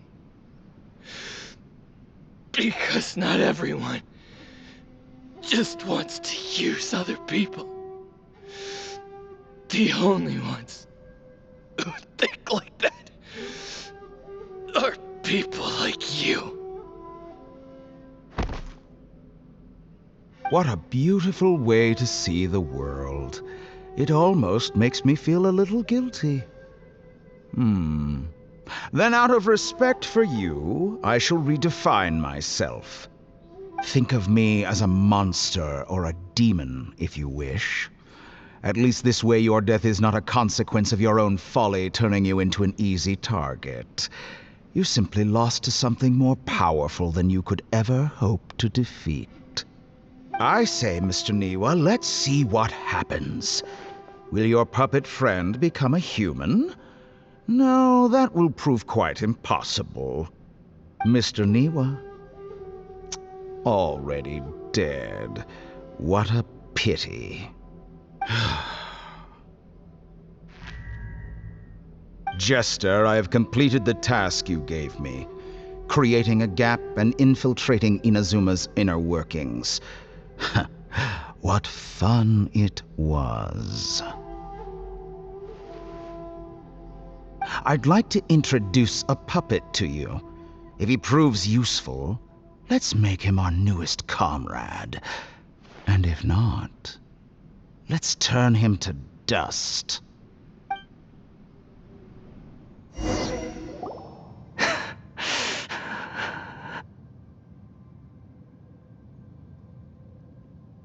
Hey, are you alright? Dottore.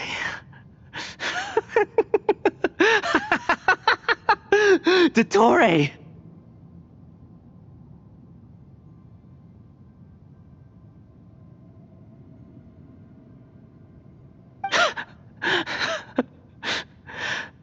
Good.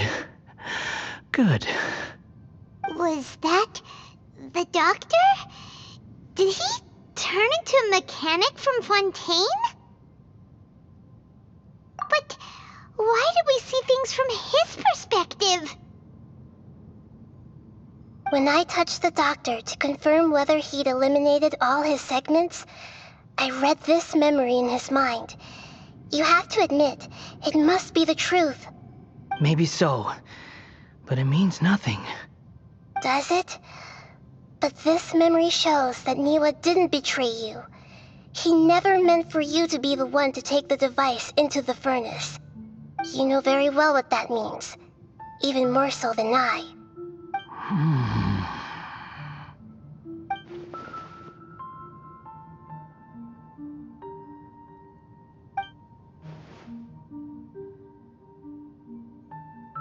Let's give him some space.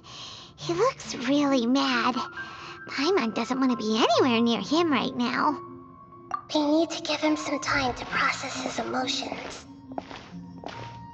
Paimon's still confused about the Tatarasuna incident. So, the doctor was behind it, but why has that gotten him so worked up? Nobody has ever deceived you like that, Paimon.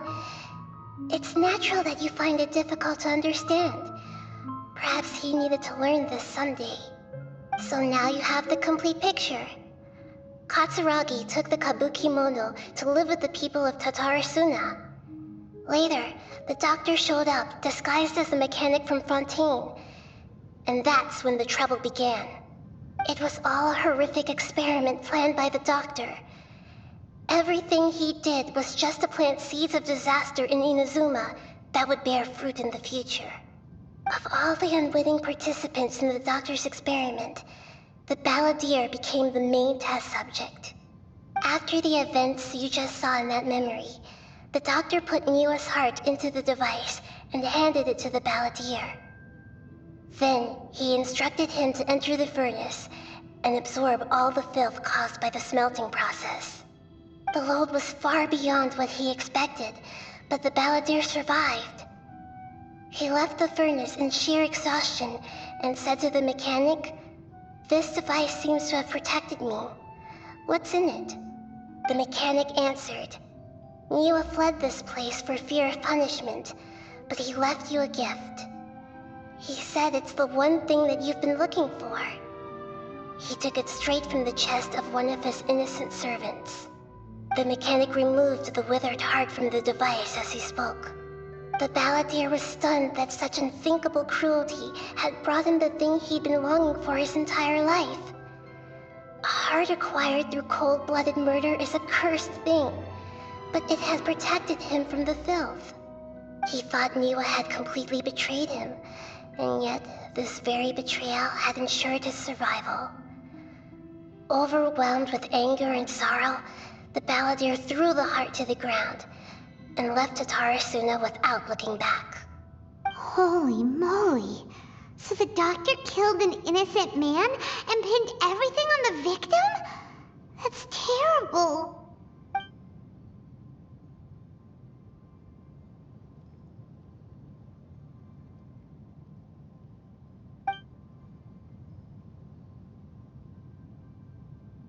Yes. Only if he understands this can he choose a new path forward. Tori, you brazen-faced... Niwa didn't run from justice. You killed him.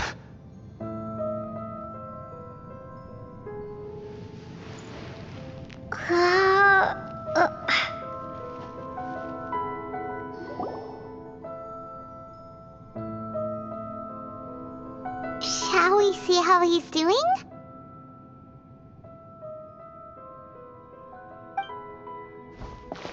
Hey, you alright? That's a scary expression. Are you worried about me? If we didn't have such a history, I'd almost think that qualifies me to be your friend.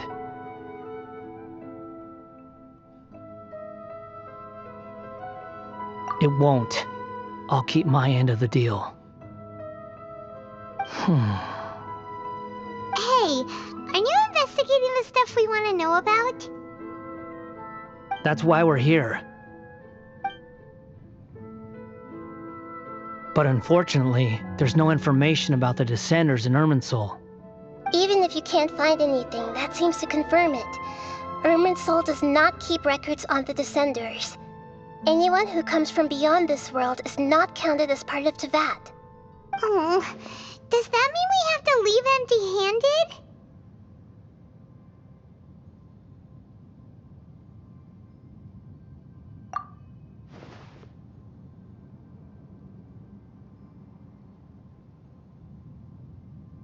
Don't thank me just yet. You look really upset. Well, since Irminsul was a dead end, I guess I can share some other info that might interest you. Huh? About what? The reason why there are records about your brother in Irminsul. It might have something to do with Conria. Apparently, Conria was his first destination when he arrived in this world. Plus, he only came to this world because the heavens responded to the summoning. The heavens responded? The Jester told me this himself. You can take his word on this. He was a royal mage in Conria, and lived with your brother for a time.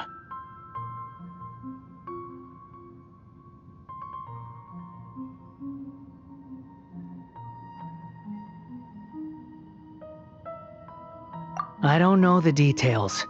It's up to you whether you want to believe me. All I can say is, I wouldn't lie to you about this. Did you get all that, Lesser Lord Kusanali? Yes. Astonishing news.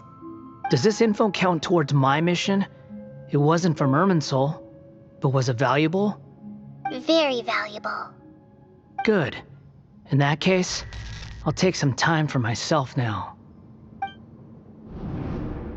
Huh? What have you done? Lesser Lord Kusanali was right. My power's all but completely spent. Even if I use all of the divine power left in me, I can't sustain this shield for very long. I shared a secret with you, and now you owe me. So in return, I'd like you to answer a question for me.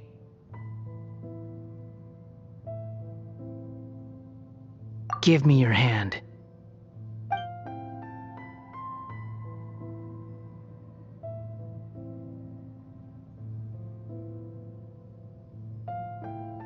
Can you hear my voice inside your head?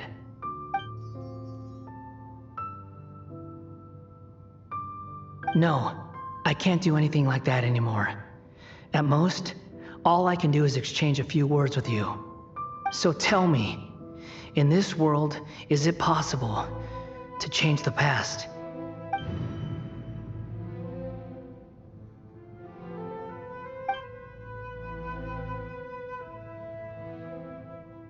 Done. Huh? What the? What happened? Paimon only saw you hold hands for a second. Nothing.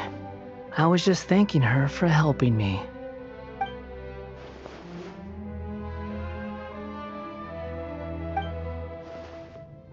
So long. I suggest you get yourselves out of here quickly. Where are you going? Hey, wait up! Didn't you say not to go running off? Fast reaction time. But I don't think we'll be seeing each other again. From this day forth, the names Balladeer and Kabukimono will cease to exist. Those who died in Tatarasuna because of me deserve another chance at life. Hey, Balladeer! Don't do anything stupid! You know, I never did like insects. Hordes of the puny things swarming together can be a real nuisance. And I enjoy nothing more than to stamp them out like the pests they are. But if a colony of harmless ants isn't threatening anyone, I guess they deserve to be left alone. Luckily, everything can be set right. It's time to solve this once and for all. Balladeer! Balladeer! Uh-oh, he disappeared. Come on, we gotta find him somehow.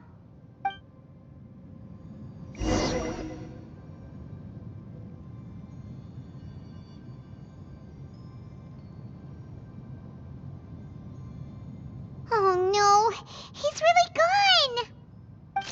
Oh, can you hear me? Nahida! Traveler, Paimon, Balladeer, what happened just now? I was suddenly cut off by some kind of power. It was the Balladeer's fault. He shut you out! I didn't think he'd be capable of something like that with so little power left. Did he keep some of his power hidden when he was defeated? Or did he achieve something beyond his abilities, and it took everything he had? Where the heck did he go? Oh, it's all our fault. We were supposed to keep an eye on him. Sorry, Nahida. Don't be. It's not your fault. Please, let me handle this from here, even though I'm not sure I can solve it. We're running out of time. Follow my lead and get out of Irminsul as soon as possible.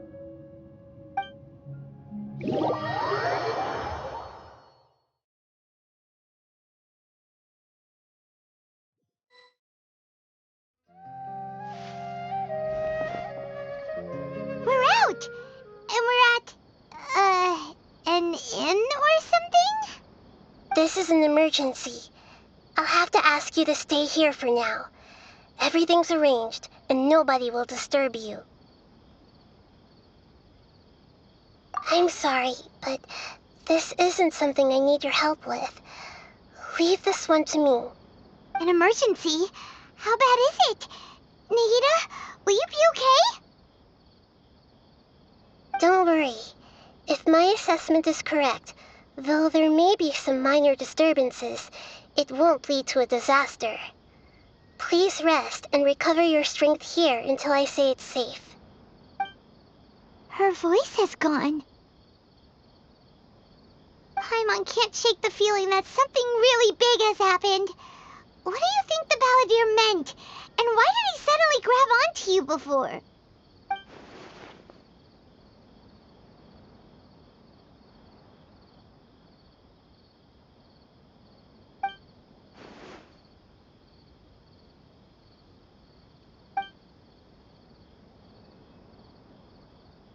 He wants to change the past? But surely that's impossible! Right! You can't just rewrite history! All that stuff happened already in real life! It's like, imagine Paimon drank all the water in this inn. Even if no one was there to see it, Paimon would sure as heck remember drinking it. So, why does Paimon still have a bad feeling about this? Paimon can't help but feel scared about what he might do. Oh, Paimon's so confused.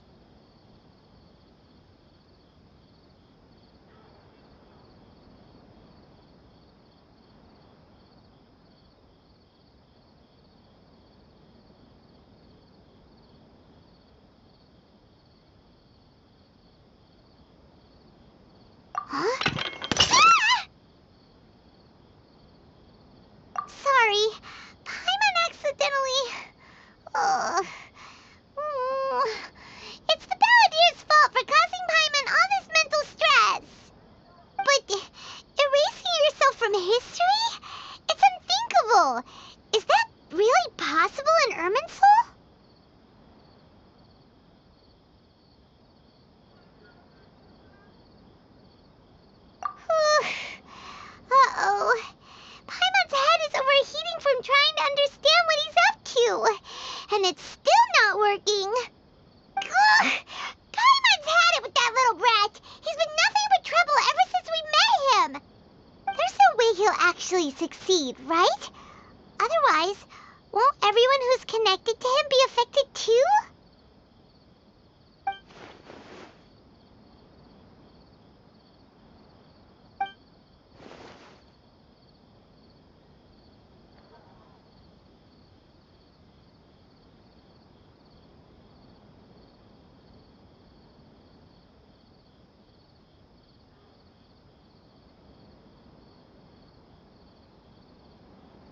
There's nothing we can do about it at this point.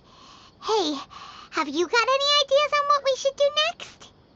Seems like now there's nothing left for us to do but to go to sleep. But Paimon's still so worried. Paimon won't be able to sleep a wink tonight. So, how about, we list all our favorite foods to take our mind off things?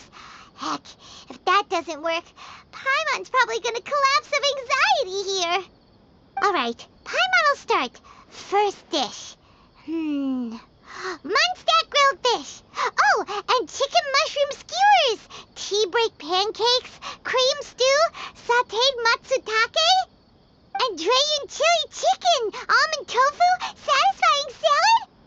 Oh, also Adeptus Temptation, golden shrimp balls, triple layered consomme, lotus seed and bird egg soup, and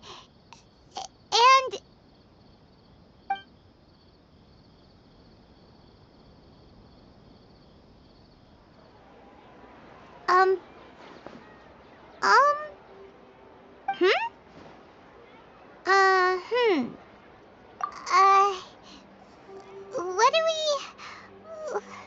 was Paimon supposed to be doing just now? Paimon was, talking? Huh. Paimon suddenly can't remember what she was talking about. The balladeer? Is that a food too? Huh. Weird name, though.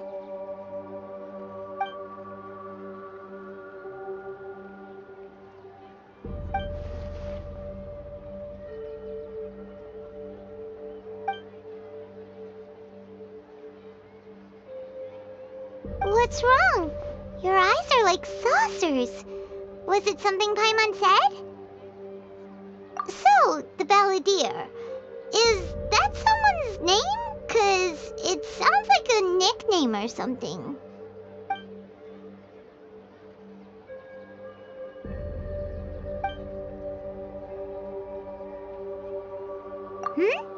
Okay, sure. Where are we going? Huh? Fine by Paimon, but is everything okay? You're acting like this is an emergency.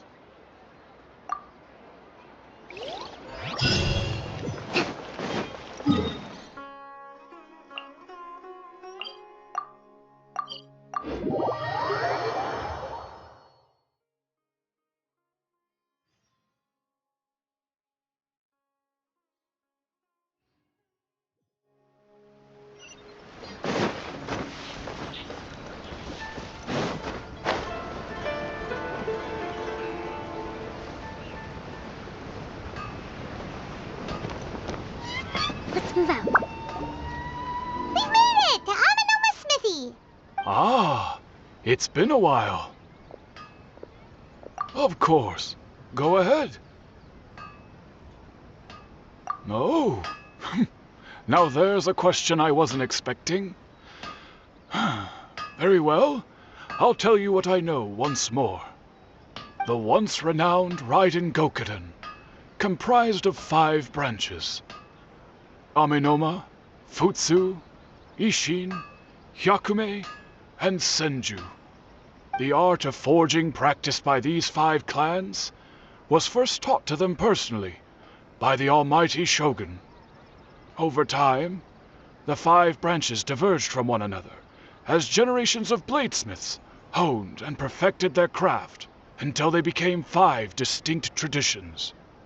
Most of the great swordsmith clans of old have since fallen into decline, and for a long time, Only the Amenoma branch kept its art alive.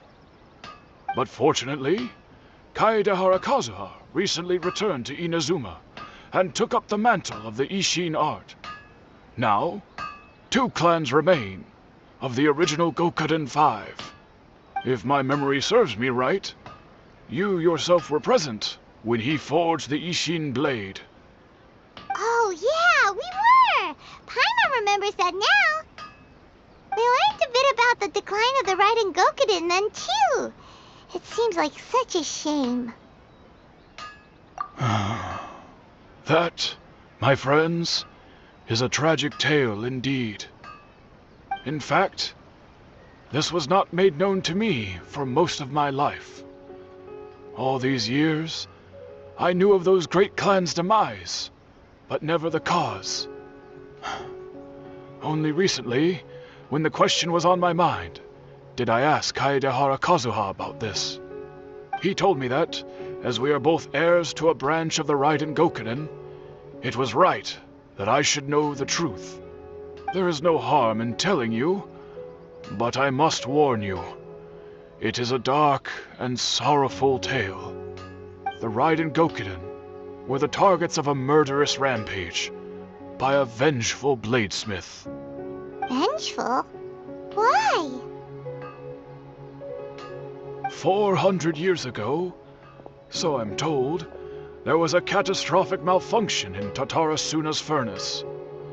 One brave swordsmith heard the commotion and chose not to flee, but he rushed to the scene, hoping to prevent a disaster. Tatarasuna was home to a state-of-the-art forging and smelting operation in that day, and overseeing it was the armory officer. His surname was Niwa, though he had family ties to the Kaedehara clan. Knowing that they had just one chance to save countless lives, Mr. Niwa and the swordsmith leaped together into the furnace. The furnace quickly stabilized, but neither of them made it out. The smith's death, though heroic, dealt a devastating blow to his family's fortunes.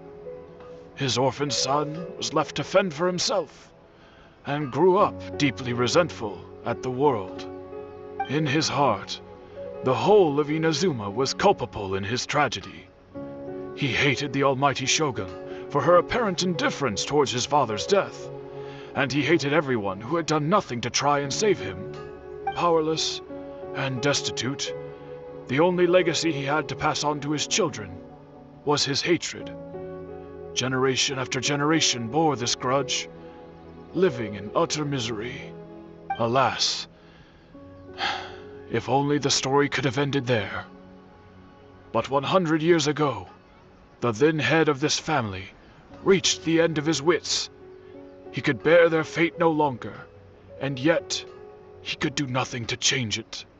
Finally, he made a drastic decision to take revenge on the Raiden Gokuden.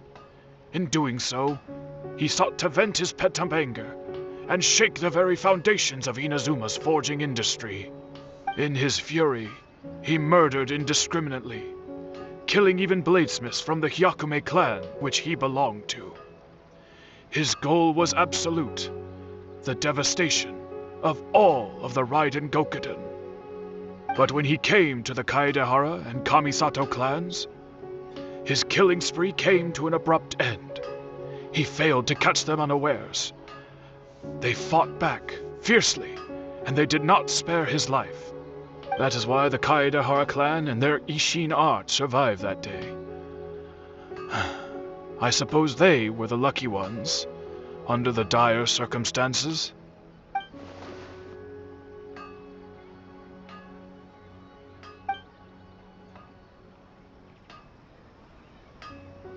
Was there anything else you wanted to ask? Kazuha? Why, yes. Just yesterday, in fact. We spoke for a while over some tea. He seemed well.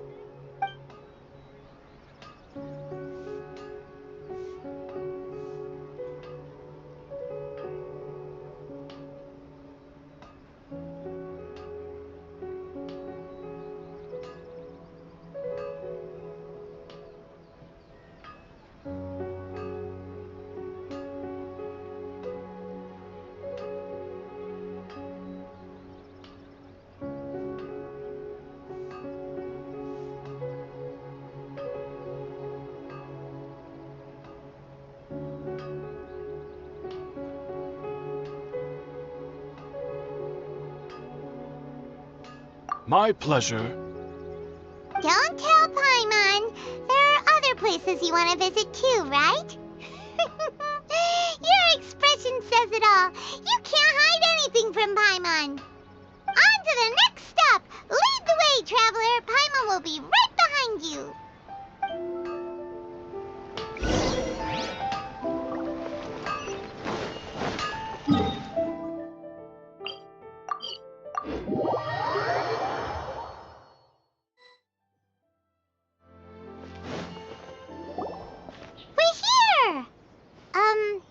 This is the Yashiro Commission's headquarters, so...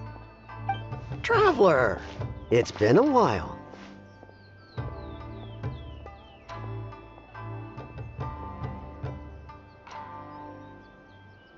If you're looking for the Commissioner and Miss Kamisato, I'm afraid your timing is unfortunate. They're not here right now. Are they out on business? The Commissioner is out on business, and Miss Kamisato is standing in for some meetings in the Commissioner's place. If it's urgent, you're welcome to wait inside until they get back. What do you think? Shall we go in?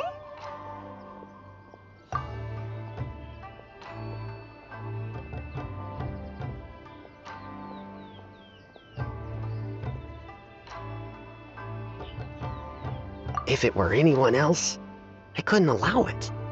But seeing as you're so close with the Commissioner and Miss Kamisato, I think it should be okay. We'll be heading in then. Thanks!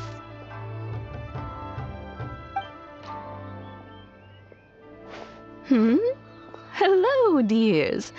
Is there something you want to say? Of course, traveler. Yes, I know who you are. Miss Kamisato has told me about you. What would you like to know? Oh, they're both very well indeed. Lately, Miss Kamisato has been rather busy attending all kinds of meetings and occasionally paying visits to some local organizations on the Commissioner's behalf. As for the Commissioner himself, well, you know, busy as ever. That much hasn't changed. Although he does seem to be in a rather good mood these days. So pretty much business as usual on the Yashiro Commission, huh? Very much so.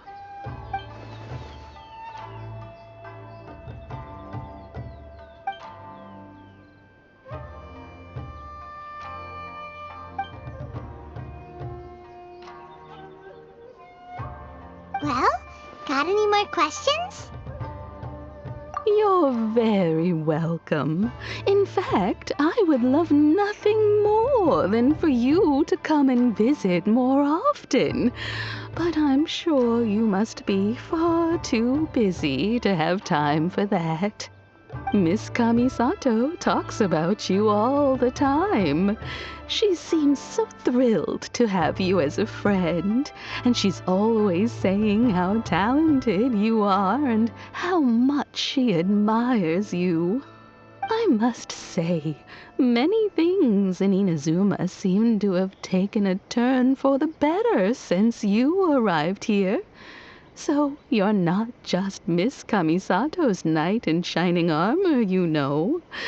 You're a hero to us all. I mean it. Whenever the Commissioner dines at home, Toma always joins him. I always find myself at my most relaxed when I'm serving the two of them and listening to them chat away. The Commissioner has such a busy schedule that he doesn't always have the chance to take his meals at home, but given the opportunity, he always prefers to dine here. They say it's because Toma's a much better chef than most. Oh, the commissioner is so fond of home comforts. They get to talking about you sometimes too, you know. Always with a very fond tone. The way one would talk about dear old friends around whom one can truly be themselves. Miss Kamisato occasionally joins them as well. Whenever the whole family gets together and they start talking about people they've met and experiences they've had, you always get a mention.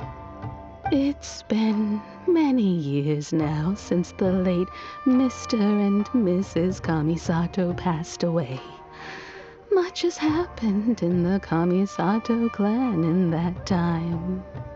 As someone who is old and gray enough to have watched their son and daughter grow up, it makes me so happy to see them meet a dependable friend whose company they enjoy so much.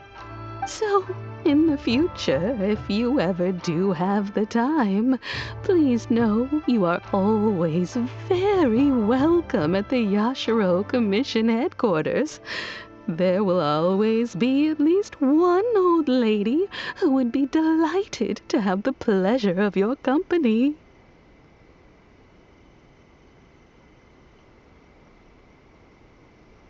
Wonderful. Thank you. Paimon likes it here too. Also, you were saying something about the food here being really great. Paimon's itching to try it. We may just have to invite ourselves around for dinner sometime. Paimon meant we should come pay a visit again real soon. Ideally around dinner time. Of course. You're always welcome. Alright, goodbye for now. Where are we going next? Great! Goodbye, ma'am! Don't worry, we'll see ourselves out. All right, then. Take care now. Hope to see you soon. Oh, are you two leaving already? Yep, everything's taken care of now. Don't worry. Very well. Safe travels. Goodbye.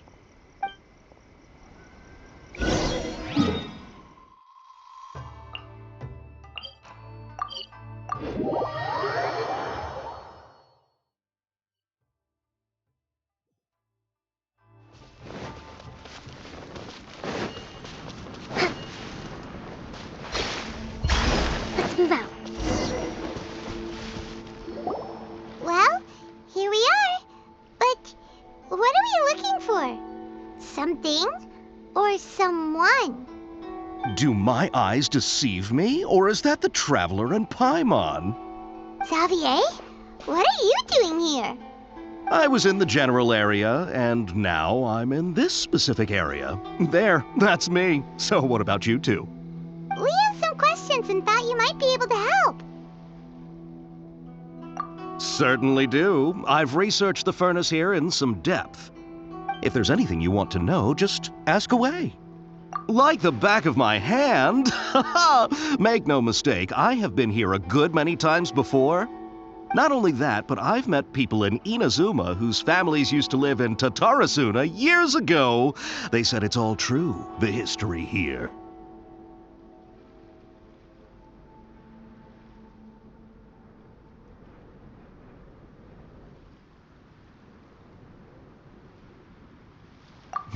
Oh, well, it's a long story, don't you know? The tale of Tatarasuna starts a long time ago.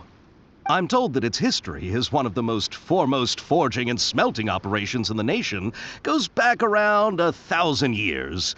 Still, the furnace has had a couple of serious maintenance issues along the way. A couple? When exactly? One was just in the last few years, the other was several hundred years ago. A fun fact, I'm not the first Fontaine tech guy to come and work on it either. There was a guy back then, too.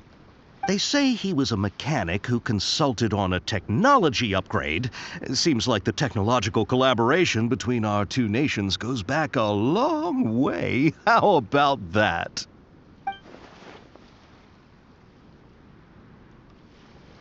Hey, weren't you gonna ask Xavier something about Tatarasuna? Come on, ask already!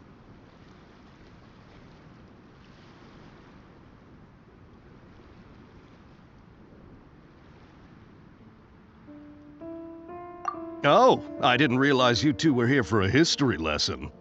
Me neither. Paimon doesn't know what's gotten into this one today. Feels like we've been preparing for a history exam or something. What brought this on? Did you just wake up today with a sudden burning desire for historical knowledge? Sure, go ahead. A kabuki mono? No, I can't say that I have. I do know the word, Inazuman, for those eccentric types who always go around dressed to the nines. Just the sort of person that I'd like to meet, actually.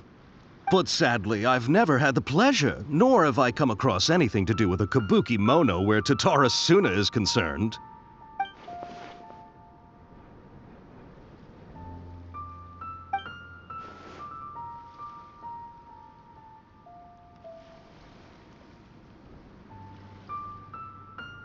Of course! Don't mention it.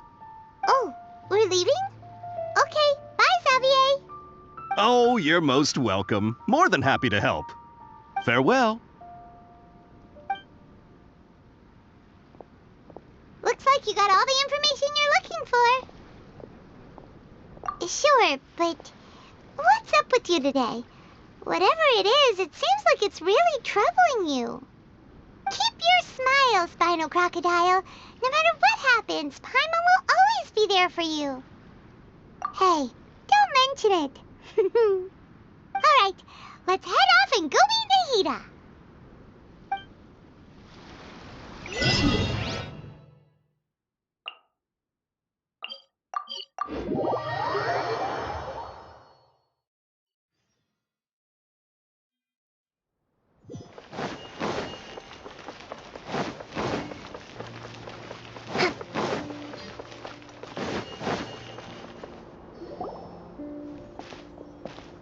Hey, it's them!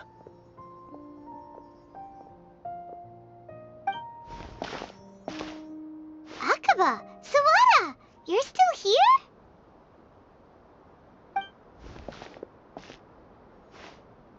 Indeed we are. If you have a moment, we'd love for you to join us once more. We have time. What do you want to talk to us about? It's the same topic we discussed last time. Obviously. Still looking for more info about Tatarasuna, huh? Should we join them?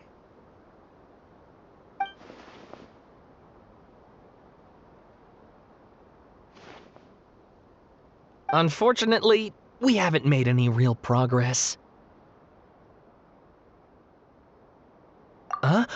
Oh, of course.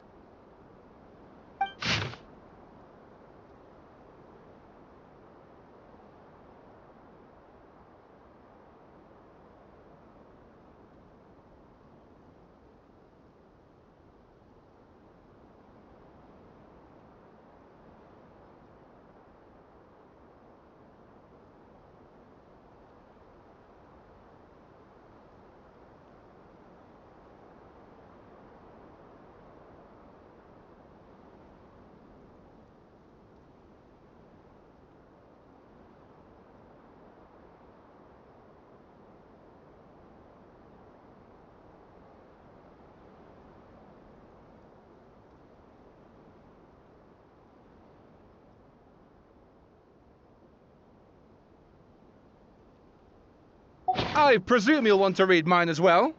Here.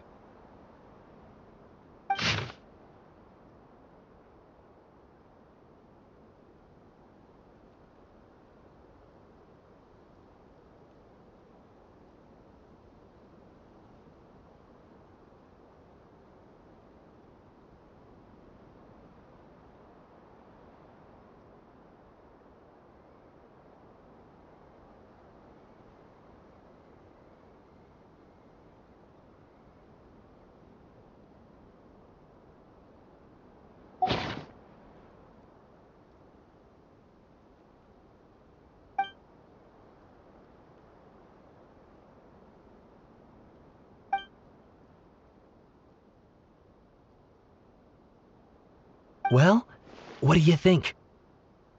Hey, Traveler, remember how last time Akaba was saying how he wished he could gather more information about all this? Well, we just got back from Inazuma, so how about we tell them what we learned? What did you find out? Something big? It's a long story. Basically, we have some friends in Inazuma, and...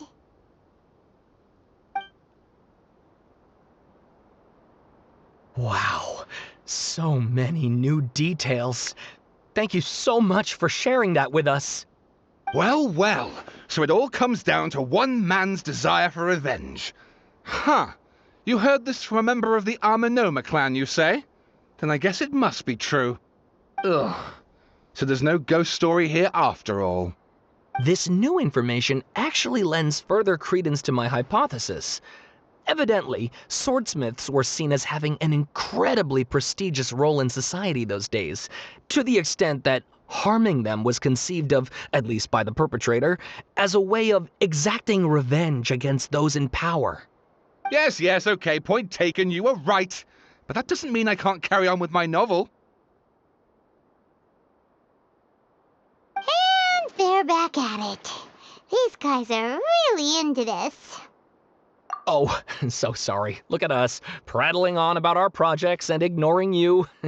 Thank you so much for the information. You're welcome. See ya. Keep us in the loop if you find out anything else. Will do.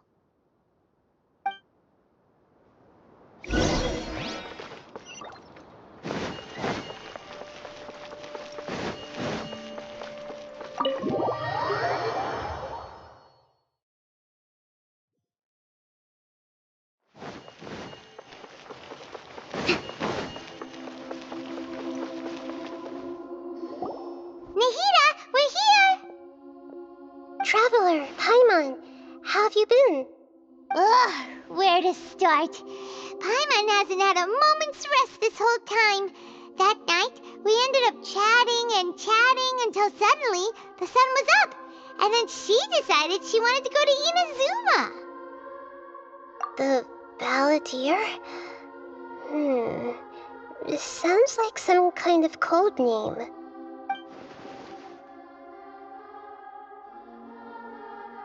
You look troubled. Is there something you need to tell me?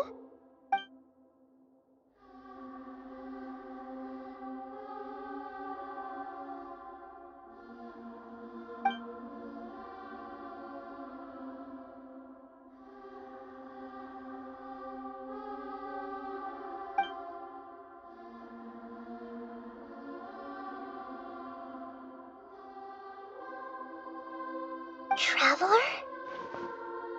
Hey, what's wrong? You look so upset.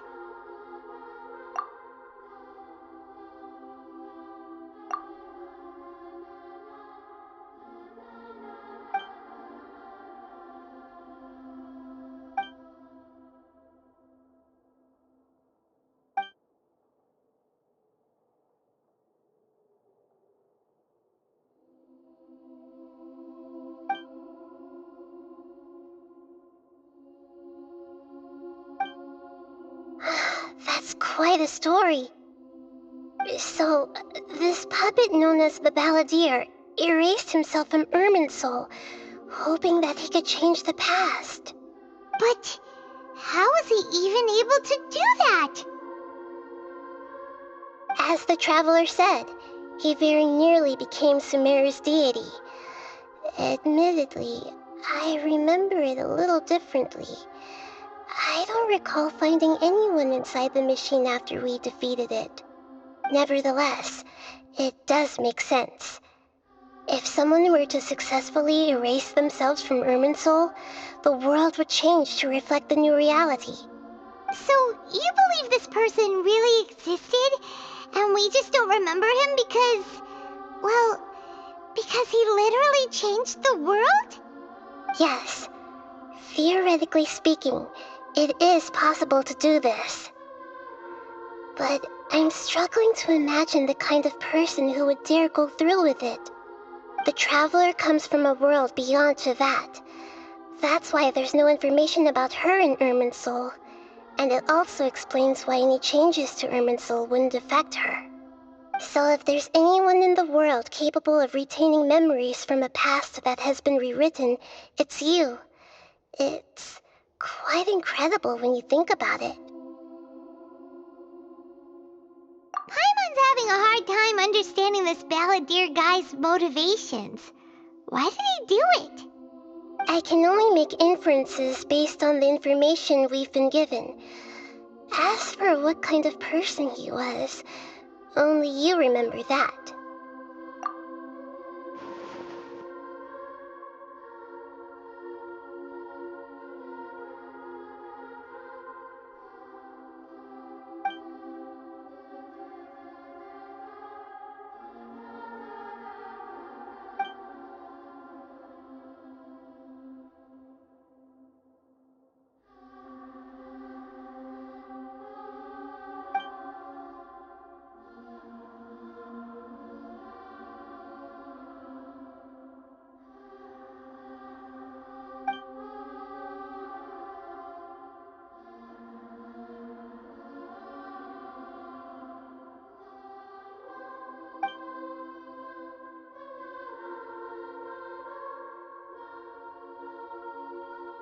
Something else worrying you? Something that you can't share? It couldn't change the fate of the ones who had died, right? Once the balladeer realized he hadn't been betrayed after all, it must have completely changed his view of the people of Tatarasuna. Now he saw them as friends again. He couldn't keep hating humans after that, and if he thought there was a chance he could save his old friends, it would be hard not to try. The story makes sense, every part of it. The balladeer tried to achieve godhood with the doctor's help. He was unsuccessful, but retained the power to connect with Irminsul. That power then enabled him to change what was recorded in Irminsul and erase himself, even though he didn't have much strength left. Yeah, it does make sense, but it still ended in tragedy for his friends. It just feels so hopeless. He gave everything to do this, but it seems like he got nothing in return.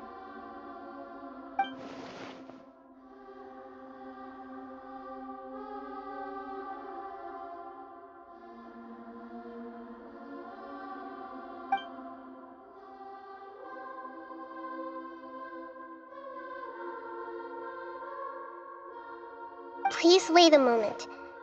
I want to check something. Found it. This should be the one. It turns out that I have a strange way of confirming everything she has told us.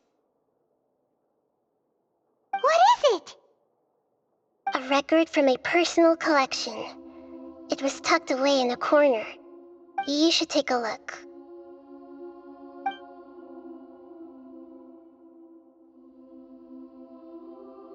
Is this a fairy tale? Who wrote it? I authored this record myself. Huh? You wrote a fairy tale that somehow has something to do with the balladeer? When combined with the traveler's narrative, it's clear that this story is an allegory. Everything in it is a symbol for something else. Hold on.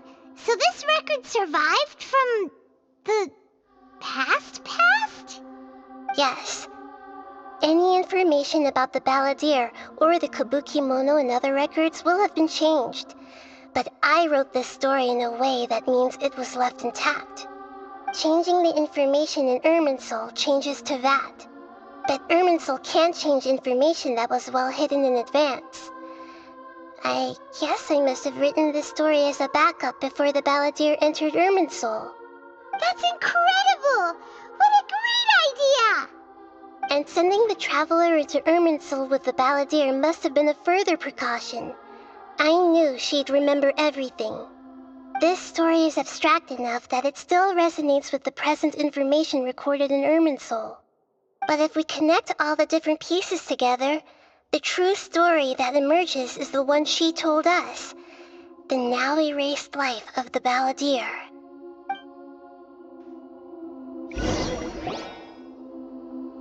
There was once a lone monster draped in fox fur. The monster found a family of foxes, joined them, and they became friends. The monster lived with the family day and night, and everyone treated it as one of their own. Once in a while, the monster would take off its fox fur at night and lament to itself as it gazed at its reflection in the water. I am a monstrosity, yet they are too foolish to see it. I pity them.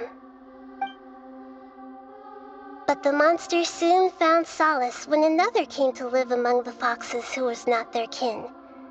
A kitten, carved from the wood of a white tree who had been abandoned by the humans. The kitten too wished to become a fox, but its tail was too slender and it could not grow a coat of richly colored fur. Yet when the other foxes saw this, they spoke words of comfort to the kitten. Even without a tail and fur like ours, you are still one of us. Furious at this happy resolution, the monster lit a fire on the mountain. The terrified animals panicked as the fire spread. The only way to extinguish the flames was to make a sacrifice. A gray fox stood up and addressed the monster. It said, "You are the cleverest among us. Surely you can help us find a way to solve this." The monster smiled, led the fox toward the fire, and murdered it. The gray fox's heart was turned into a beautiful drop of water, clear, spotless, and pure. The monster gave the heart of water to the kitten, telling him, "The foxes have decided. You are the one who must be sacrificed. Take this, quench the flames, and die for your fox kin." The fire was extinguished, but the kitten lived. It left that side of the mountain and found a little bird who had a broken wing. The two promised they would spend their whole lives together, but the little bird did not have long left to live. It passed away soon after. After burying the bird, the kitten left the mountain for good. Never again would it cherish a single creature nor a single blade of grass that stood on that mountain. The kitten spent the nights wandering aimlessly, gnashing its teeth at the moon. How it wished to swallow the moon and devour the moonlight. If the world could only return to darkness, then it would finally be peaceful and content. I will become the new moon, the answer to everything. Then, no one will know that there were once birds, foxes, and cats in this world. And no one can know that they were different.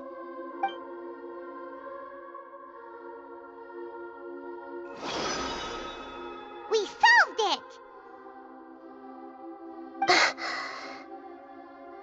I remember now. This is not just the balladeer story. It is his very own memories. I made a backup so that it would be preserved no matter what happened. To become a god, he was experimented on and modified countless times. It was brutal torture, and the only reason he was able to survive is that he was a puppet. This memory was extracted from him by the scholars. Presumably, they kept it to have something to defend themselves with. Creating a deity was just the first step. Some of them wanted to be able to control it. That's why they backed up his memory for later use. I buried it deep inside one of my own dreams, and then hid it inside an allegorical story so that it wouldn't be altered. It's hard to believe that this person really existed, let alone that he tried to get rid of us on more than one occasion. Paimon has no memory of him at all. He completely vanished like a puff of smoke. The balladeer agreed to help me look for information about the Descenders, and although he was unsuccessful, he still helped you. Before he vanished, he confirmed an important detail, that Conria was where your twin first came into this world.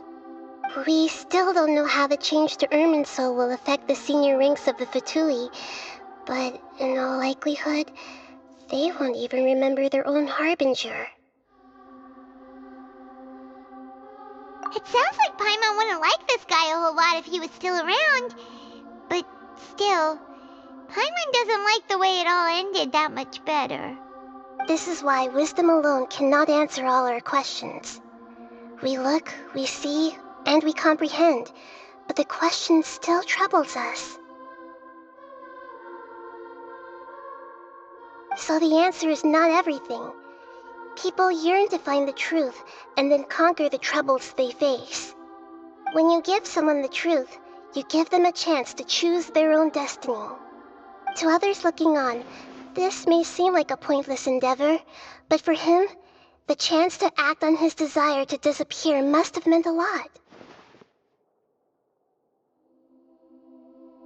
Never forget that even when we walk beneath dark clouds along a road filled with suffering, the light of wisdom is always there, guiding us toward a better destination.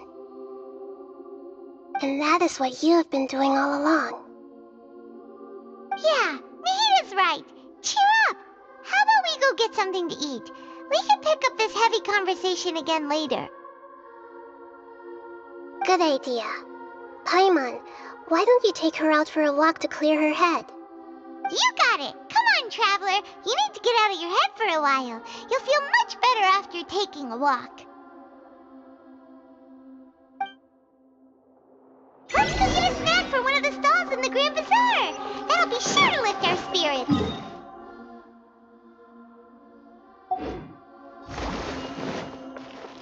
It must be really tough being the only one who remembers all that. But Paimon's always here to help cheer you up.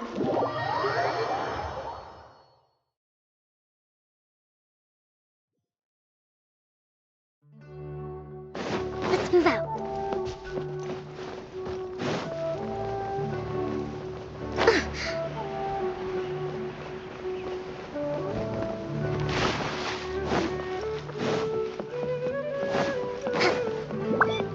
Let's move out.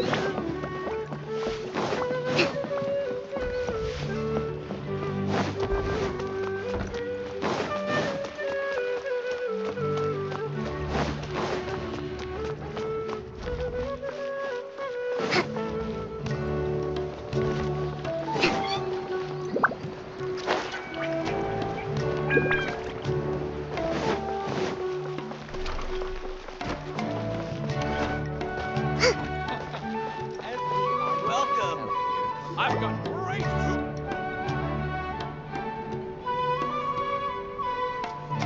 We're here! What should we eat first?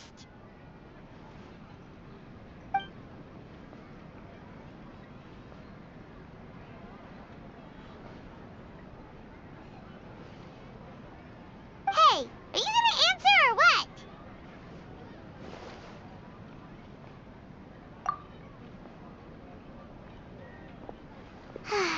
Alright, whatever you want. Well, Paimon will be right here when you figured stuff out. Then we can get something to eat.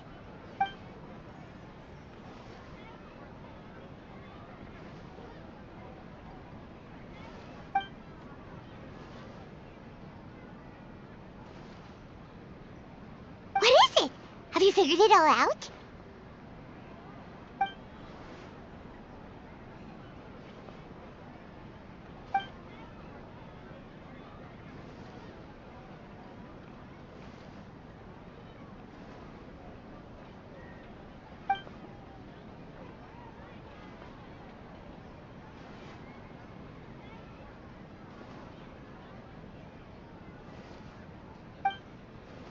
Why'd you jump up button.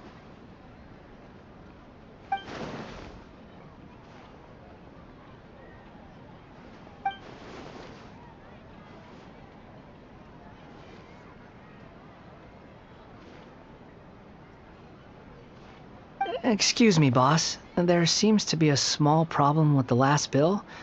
Look, here.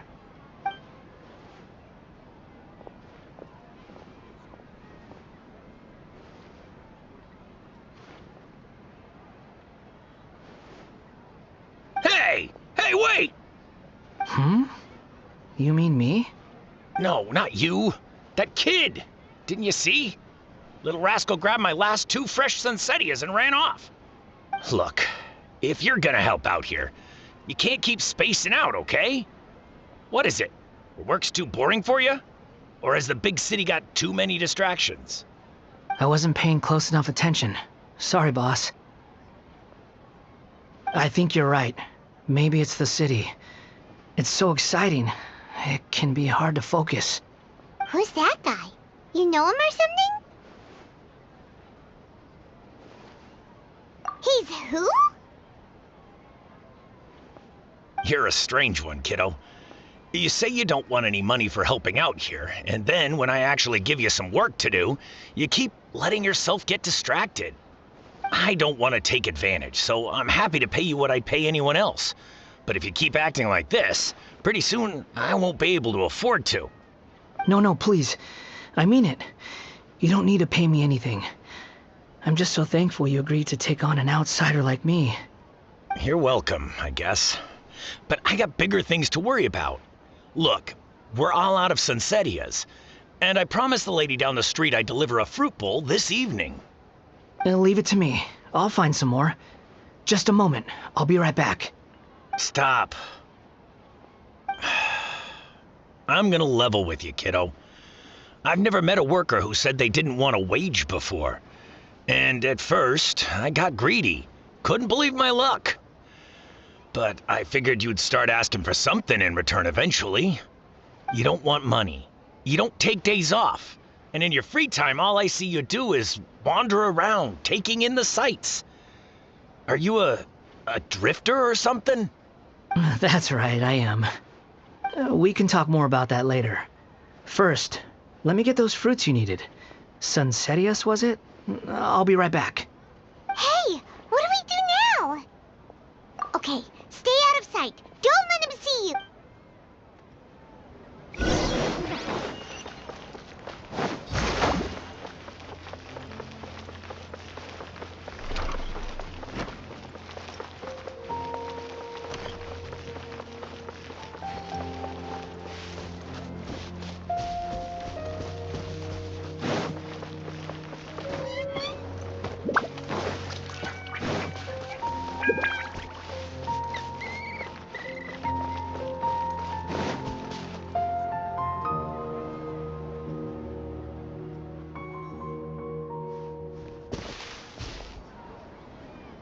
Yeah, this'll do. Even though you say he's the balladeer, what are we planning on doing? Stealing his Sunsettias? Oh, all right. This should be enough. Guess I should wash them before I take them back.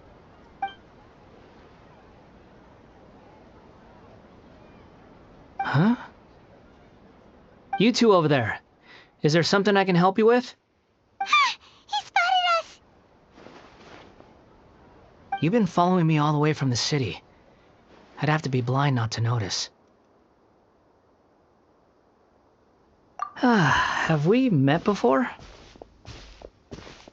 No, we haven't met.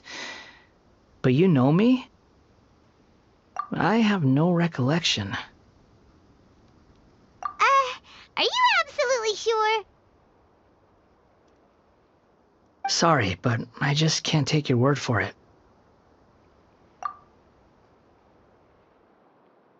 A puppet? What makes you think that? Huh? You were right! The look on his face! I guess you do know me after all. That is not something I share with a lot of people. Look, I'm just a wanderer.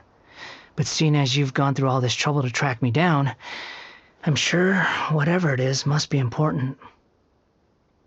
Okay, but please let me deliver these goods to my boss first. Are you really working for that guy? He said you don't want any more for it. Is that true? Yes, I ran into him out in the wilderness during a storm, and he let me take shelter in his cart. In return, I said I'd be his helper for a while. That's oddly nice of you. Let me take these back. Then I'll come with you, okay? Then let's return to the city.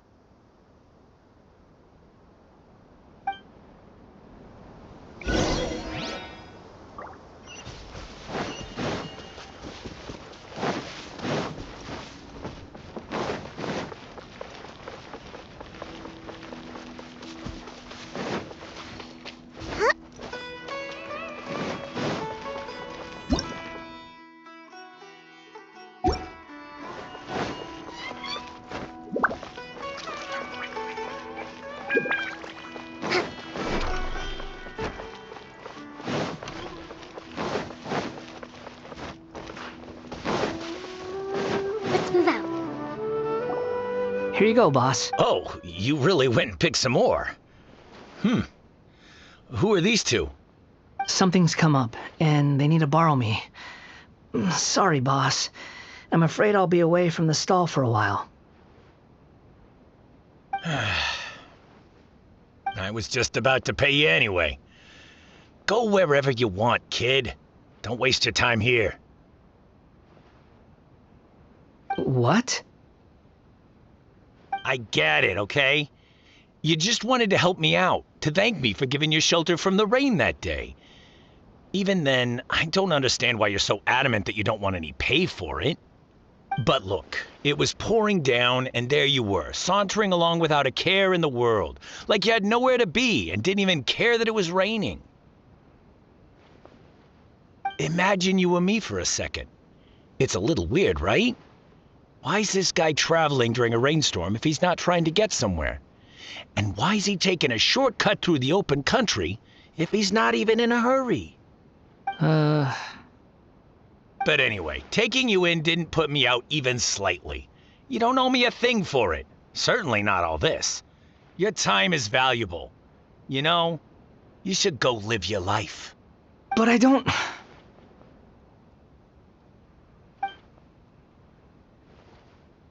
No, you're right.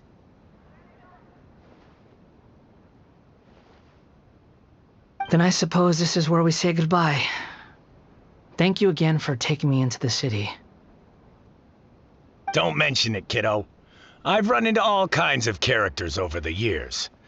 I just hope you find your path. Thank you.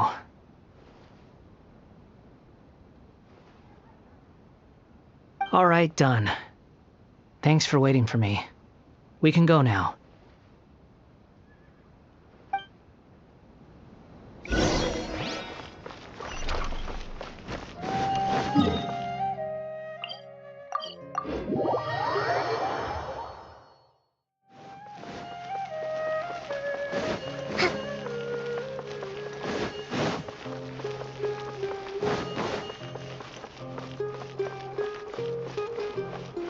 Let's move out.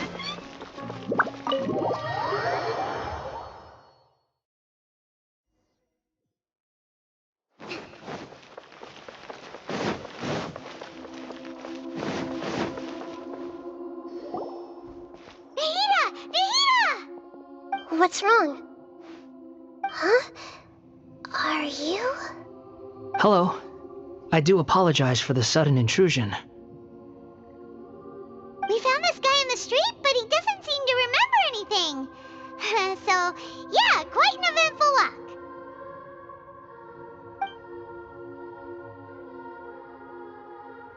You say that you're trekking across Teyvat to train yourself. Many other Inazumans who describe themselves in this way call themselves Shugenja. Why do you refer to yourself as a wanderer? Well, it seems more relevant in my case. To me, it sounds like a plant with no roots. But these two claim that they know me, and that I have a hidden past unknown even to myself. I wouldn't call it the past, but rather... this is a difficult one to explain. I don't like to rely on using terms like this often, but in your case, it seems that it ought to be called, previous incarnation. Oh, like a past life or something? Yes, something far more distant than the past. So far away that you cannot perceive it. Okay, I have to ask. What was I like in my previous incarnation?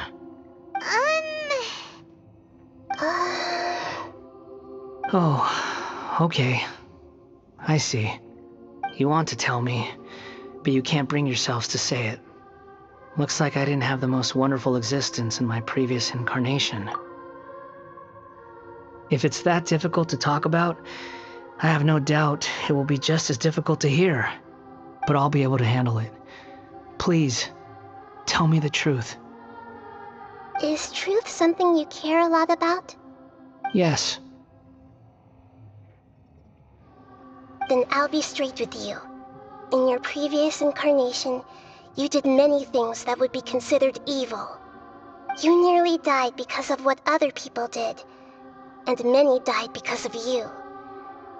As a non-human being, you hated gods and humans alike. You drifted from place to place, never able to settle, even where you found status and identity. You adamantly believed that you were missing a heart. Actions rooted in persistence sometimes bear bitter fruit. Sometimes, you have to let parts of yourself go, or you'll never be happy.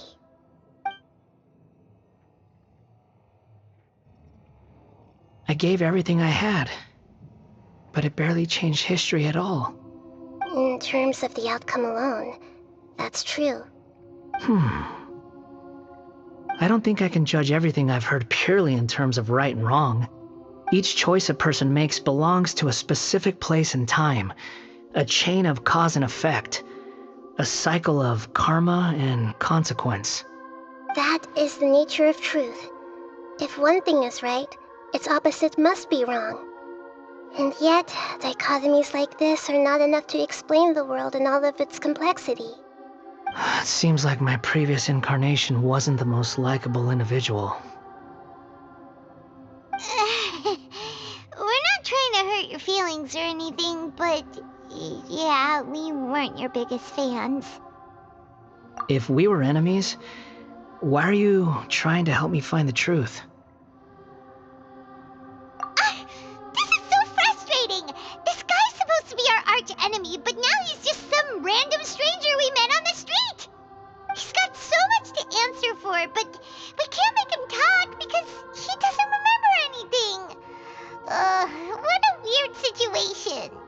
Lesser Lord Kusanali, as the God of Wisdom, I trust that everything you told me must be true.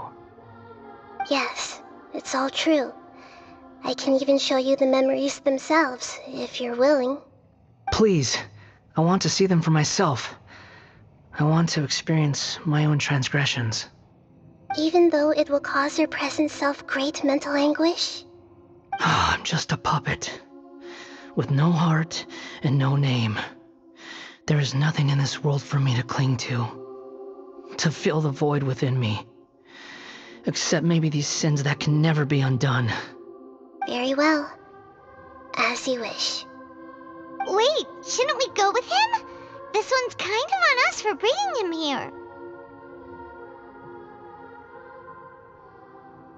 Don't worry.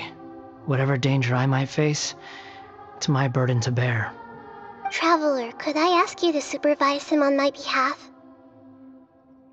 Oh, good point. Given your, unique situation, we better keep an eye on you. Understood. Thank you. Now, prepare yourselves, everyone.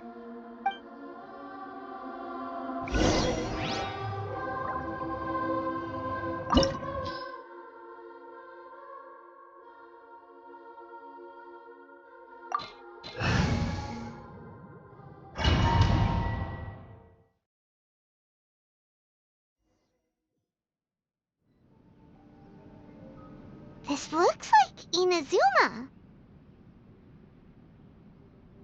Right now, you're in a dream I created using information extracted from your memories. These memories will show you the raw truth, but be aware that enemies may react just like in the real world. Please be careful. Sounds like an immersive experience. It's a good thing we came along. You don't need to do this for me. I don't deserve your protection. We never give up halfway. Well, we had to once, but that was your doing.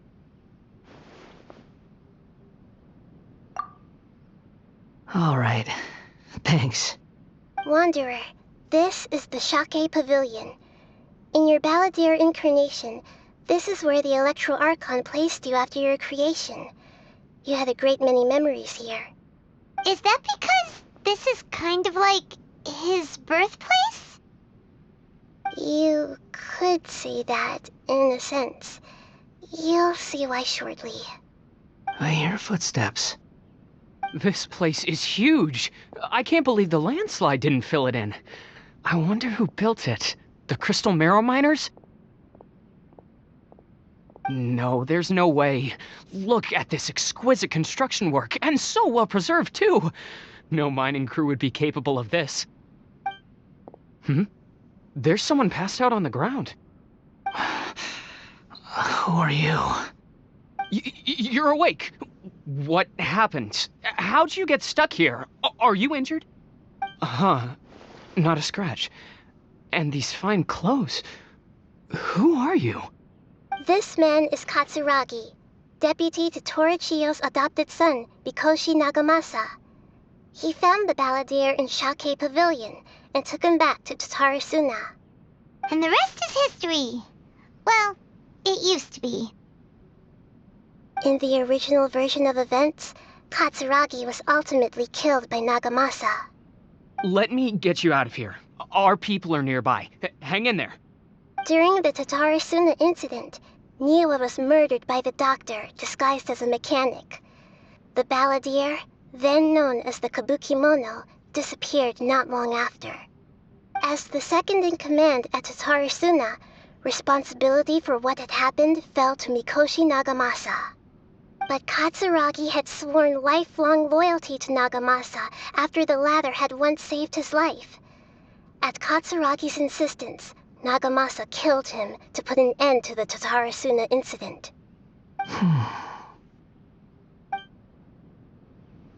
Katsuragi seems like he was a good guy.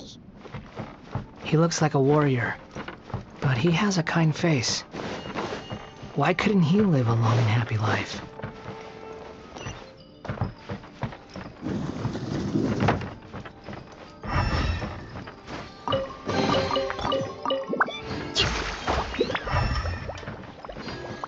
Nagamasa, I found this young guy in a cave sealed off by a landslide.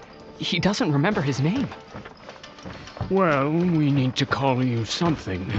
I hear the workers are calling you the Kabukimono. That's fine with me. Katsuragi, report to Niwa. Tell him we have someone new joining us.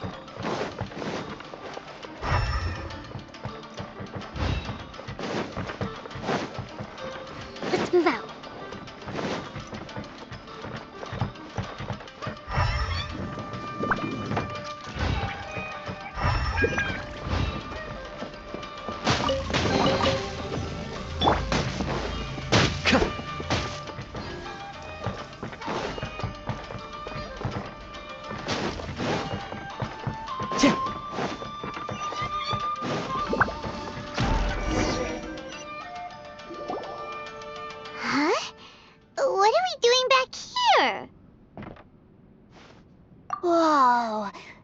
is where you were born?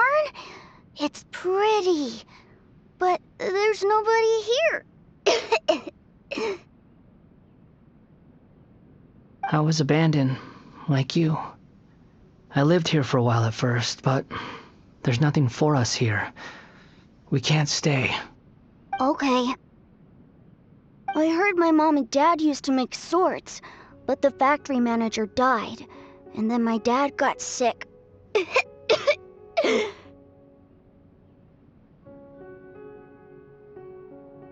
He kept coughing all the time, just like me. Then Mom started coughing too. But you can't. You promised me. Yup, we're family now. We're gonna be together forever and ever. This child didn't have a name. Or rather, the balladeer didn't know what to call him. His father died before he could name him. After his mother died, the child stayed in their straw hut alone. Some of the neighbors helped to raise him. After leaving Tatarasuna, the balladeer ran into this child who didn't have a name, just like him. They made a promise to live together. What happened to the child then? He died from his illness while he was still very young. The balladeer came home one day and found that he had stopped breathing. Hey! What's wrong? Say something! You promised me we could be family! You're no different from Niwa and all the others. You betrayed me too.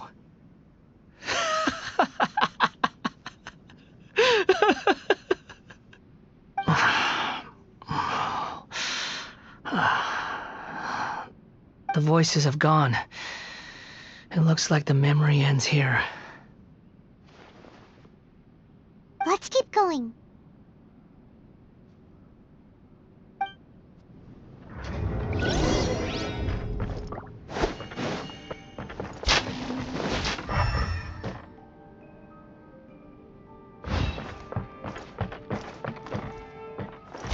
Time to go.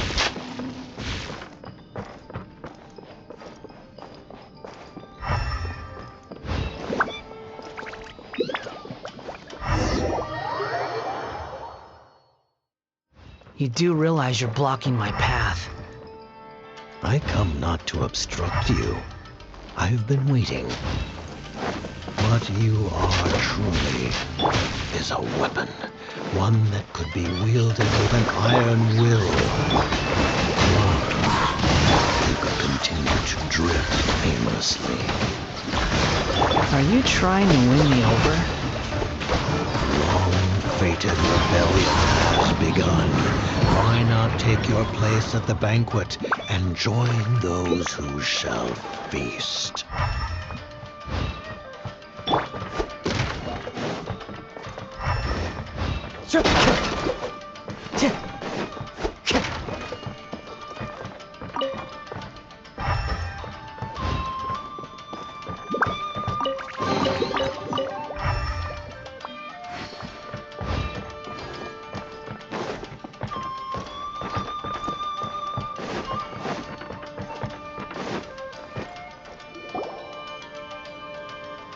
This place is dark.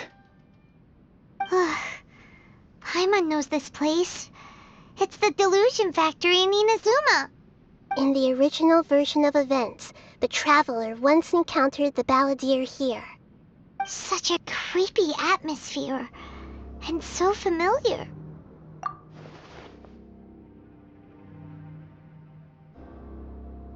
Hey, look over there! Well, well, my fair lady. Is this rundown factory and these incompetent fools all for me?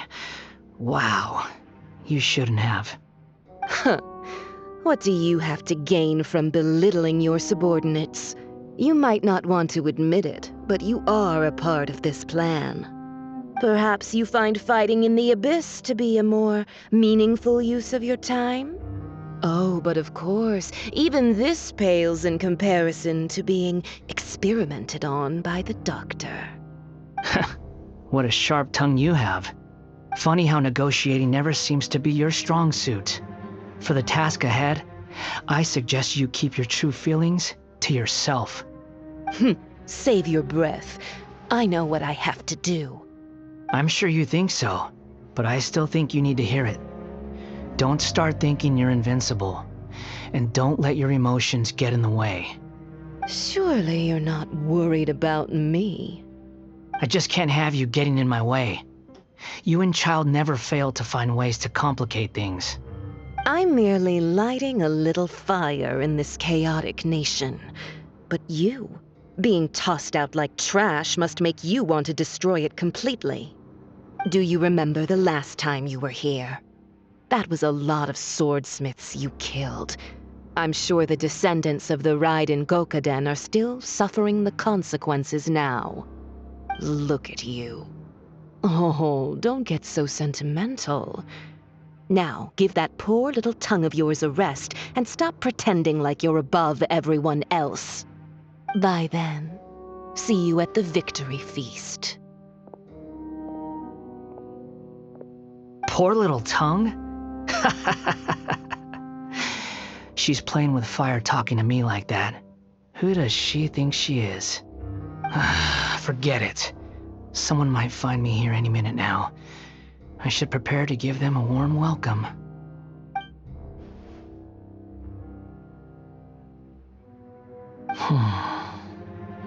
The plot does not end here. There is more of this story to come. Wanderer, are you able to continue? Yes. Please don't worry about me. Why are you staring at me in silence? Can't you think of a nicer way to express yourself? I'm under no obligation to be nice to you. Besides, I thought nothing mattered to you except results and your own interests. Isn't that right, witch? Muddle-headed puppet. You're only number 6 because you can take more abuse than other humans. Do you really count that as an asset?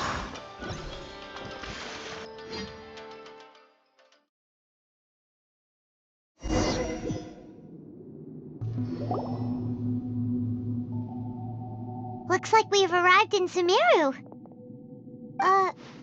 Is that? Considering that Amorta's sage, Nafis, refused to join this project, I'll take part in the experiment in his place. Welcome. I look forward to a fruitful collaboration. When do we start? You seem impatient. You should know that becoming a god is far from a trivial affair. The biological transformation is a lengthy process. As such, I too would recommend that we commence as soon as possible. In the event that a successful connection is established, his body will become permanently bound to the machine, and he will be unable to move independently of it. Nothing worse than what I've been through before then, Doctor. You were the most resilient test subject I ever came across. Thanks to you, I was able to garner a great deal of information. Alas, after that, you were under orders to remain in the abyss. We barely saw each other, and it became difficult to further refine the knowledge I had gained. That was gracefully worded. Ever wonder what they think if they knew that nothing matters to you, apart from your crazy experiments? I suggest you speak to me in a more respectful tone, Scaramouche. The mere fact of your utility does not make you indestructible. The doctor again? That was uncomfortable to watch. That person gives off a very sinister energy. It's normal for him to give you the creeps. He scares the bejeebers out of Paimon. Let's move on.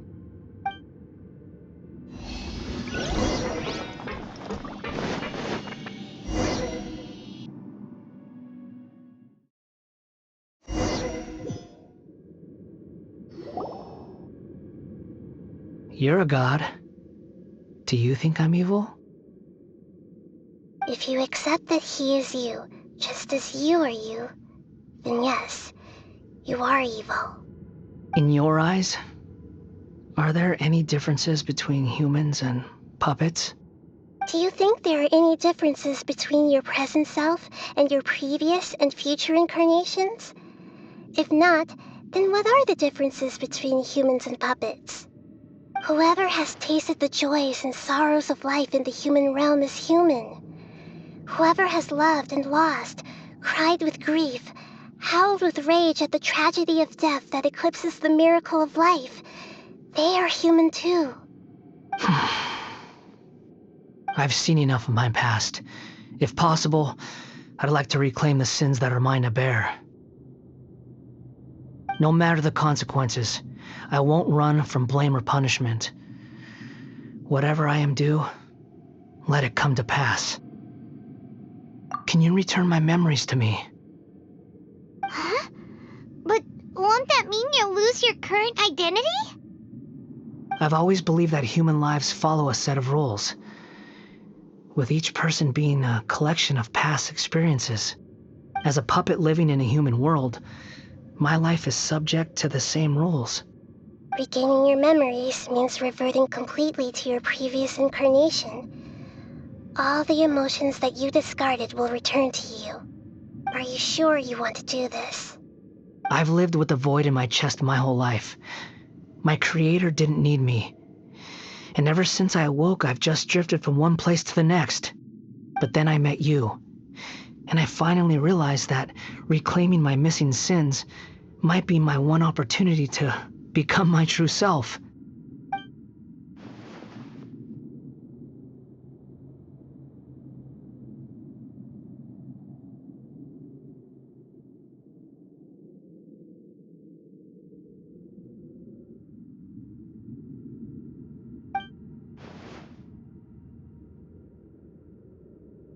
I've always felt I have an innate tendency to yearn for something more, in a way that goes deeper than for most people. But for all my soul-searching as a Shugenja, I've never fully understood it.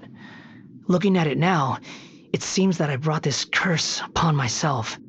So I beg you, grant me this opportunity to gain a purpose, to change my destiny, and end my wandering. Very well. Since your mind is made up, I will return to you that which is yours.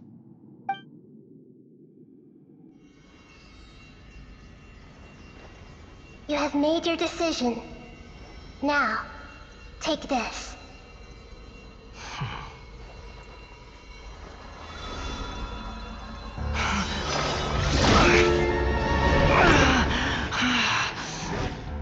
Set him free.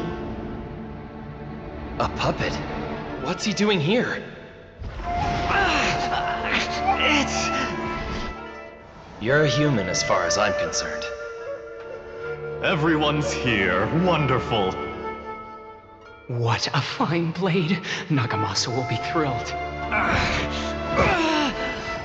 This is my...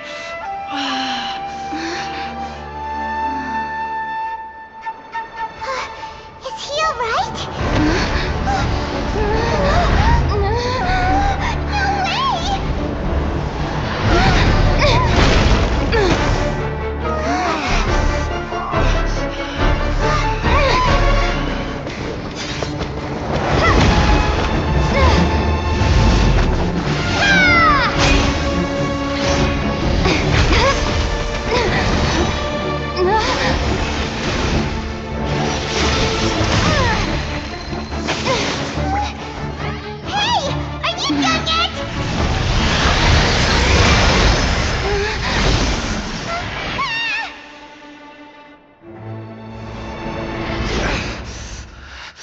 All worthless dross will be purged.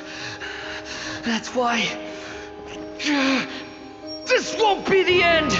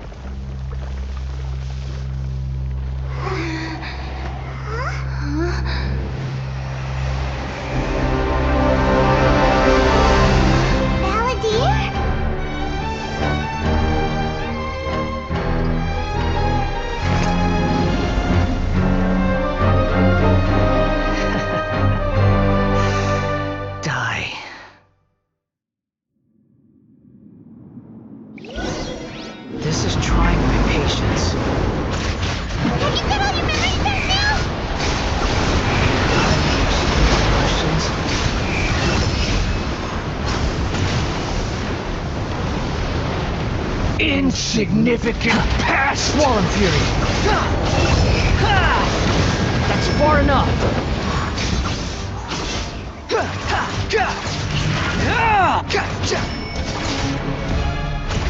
The wind rises.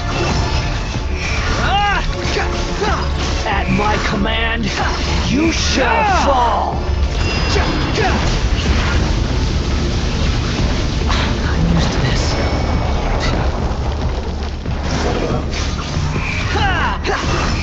Insignificant pest! Know your place! Quick, follow! Behold! My endless cycle begins!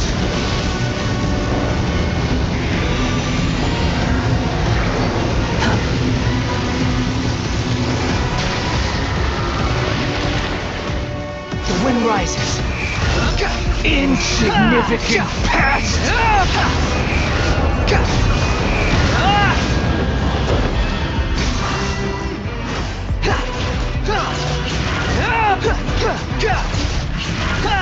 Squall Fury! Feeble human!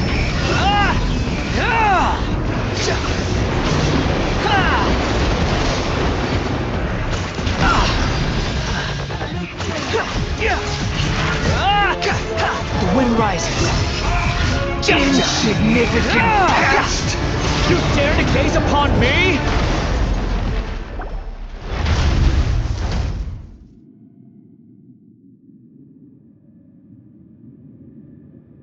Imbecile!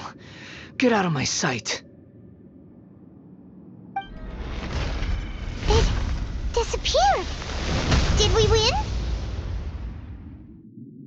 What did you expect? I'd never lose to that. There's the tone of voice again. You're definitely back to your old self. Wait, but it was you inside that thing too! What have you got to be smug about? Sorry. I'm harsh on myself and everyone else. Just the way I am.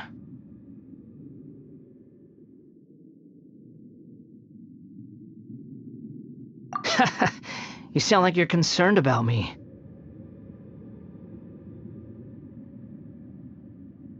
But don't worry. Thanks to you, even if I didn't change a thing, at least I now know the truth.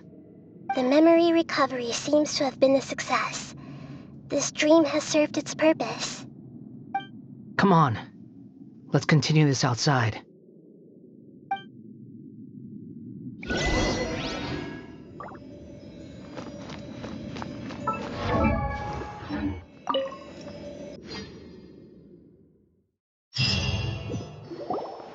Welcome back, Traveler, Paimon, Balladeer. It feels like we just went on a really long journey. Paimon's exhausted. You don't like being addressed by that name? It's fine. But I was just thinking, I should probably change it. After learning about everything the doctor did, there's no way I can carry on using a name connected to him. I'm not planning on returning to the Fatui, and they wouldn't take me back anyway. Recent events will have affected a lot of people, and they might not even remember who the 6th is. So, you're quitting the Fatui for good? It's like you said, Lesser Lord Kusanali. Everything may look futile, but it wasn't completely meaningless. At least I made a lot of people forget about me. But that doesn't mean your own past has disappeared. Of course. And your main goal, for which you gave up everything you had, you weren't able to achieve it. I hope you can see and understand that. Changing the world, changing the past, changing the fates of other people, these are not simple things to accomplish. What you are looking for is complete annihilation. But this is just a fantasy. Even if the Balladeer is removed from existence, the world will not heed your will. Indeed. How ridiculous. Do you regret doing all that when you've gotten so little in return? Even if I'm completely worthless, there's nothing in the world worth regretting. Lesser Lord Kusanali, you purposely left that information in Irminsul, didn't you? Yes, and I took pains to make sure that you'd acquire that information naturally. Why would you go to such lengths? You trying to win me over too? In all honesty, your past experiences have made you a useful asset to Sumeru and to me. Winning you over was indeed a part of my plan. But before that, I wanted to tell you the truth about your past. If all I wanted to do was use you, then I'd be no different from the doctor. Very clever. I guess you could say that's one of my virtues. Utility to others is what gives me worth. So if embracing my sins is what it takes to make me useful again, so be it. Oh right, I almost forgot. You're the good guys. You're into justice and all that. Sorry if I have a slightly different perspective on things, but I don't feel like I've been duped. The wisest leaders are fated to end up with the best helpers. I can live with that. I'm glad you're able to think of it in that way. Traveler, in the future, I'll continue to search Irminsul more deeply and see what secrets can be uncovered, including the beginning of your twins' journey recorded in Irminsul. What exactly happened before and after that point? I want to know as well. I will try. Traveler. After I dove into the information torrent in Irminsul, why did you go to Inazuma? So that's how you found out whose fate had changed. And how? Well, whatever your reasons, you did me a favor, and I'll do everything I can to pay it back. Borrowing and returning are the only real relationships between individuals. I'll balance the books one day. Don't you worry. That's not true. A relationship between two people is not simply a ledger that can be reset to zero. I think deep down you realize this. People who show up in your life don't just evaporate like water drops and leave nothing behind. There is no such thing as balancing the books. Some things in this world can never be brought back, and they can never be changed, which is why there is emotion in the human world. Everything that you feel is real and lasting, and whatever is missing in you will not be made whole. To be human is to live with imperfections. You can choose whether or not you want to be human. But humans can't live without a heart, can they? Anyway, I gave up trying to become a human a long time ago.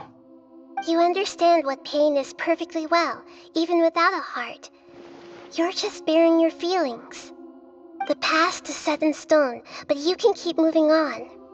And the longer your future lasts, the shorter your past will become, until one day, it is but a tiny fraction of your life. Sounds like you've got a future planned out for me. Everything's ended up being pretty darn complicated. Paimon doesn't even know where to start, but the most important thing now is that you need to follow Nahida. Otherwise, all our efforts will have been for nothing.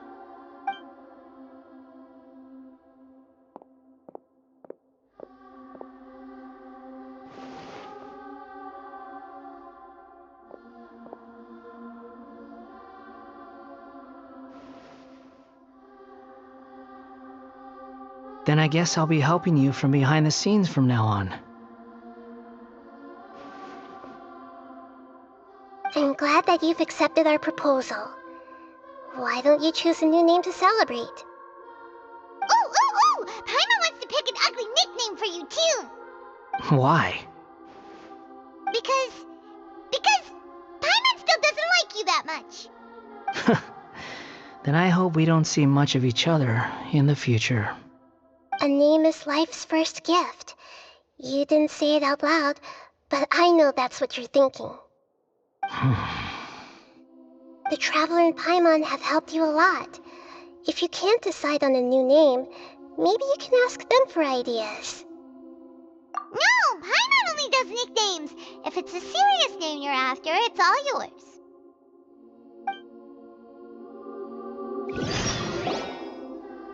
Have you got anything?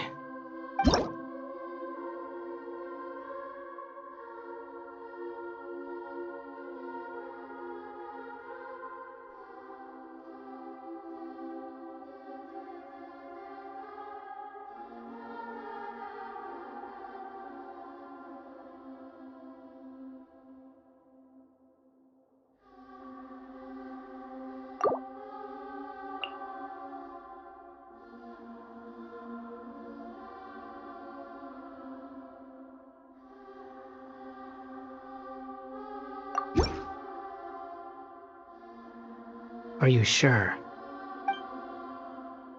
Okay. Have you gotten...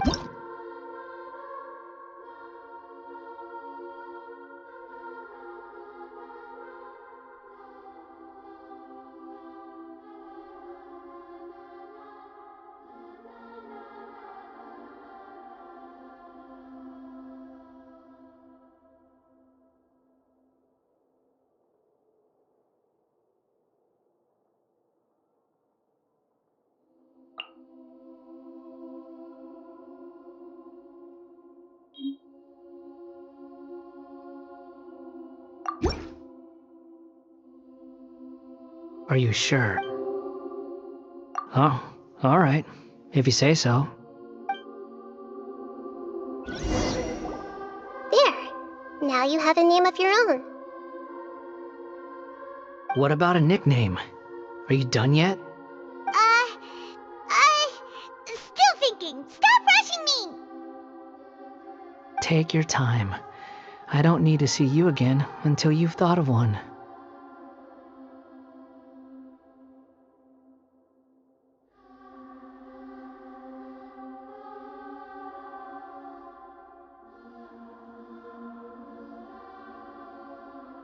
Everyone who manipulated me and made me suffer will have to pay the price. You mean the Fatui? The doctor, at least. Now that your stance has changed, I believe your future path will change accordingly. But it won't be immediate. You still need some time to compose yourself.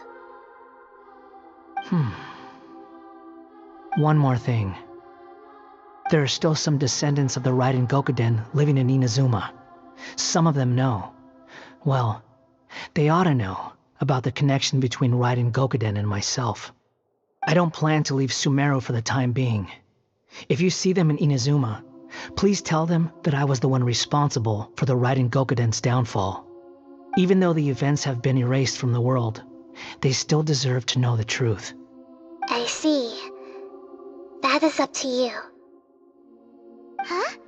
But if we do that, then... It's fine. Let them stab their blades into my chest if they so desire. Maybe that's how it always should have been.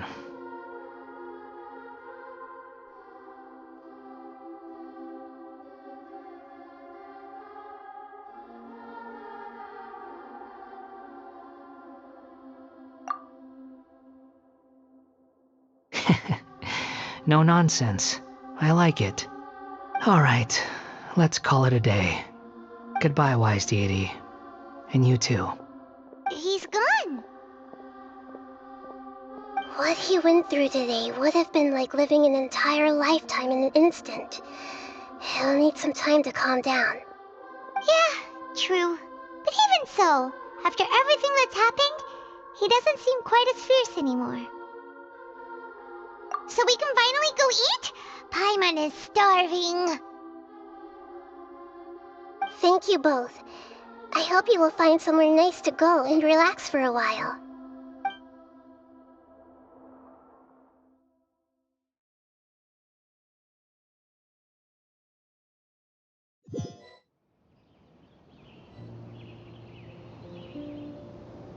I've got it! I can end my novel with some words from Mikoshi Nagamasa. You mean because everyone else in the story is dead? Yeah, I heard that Mikoshi Nagamasa died at a ripe old age. He's the perfect fit to be the narrator of the epilogue.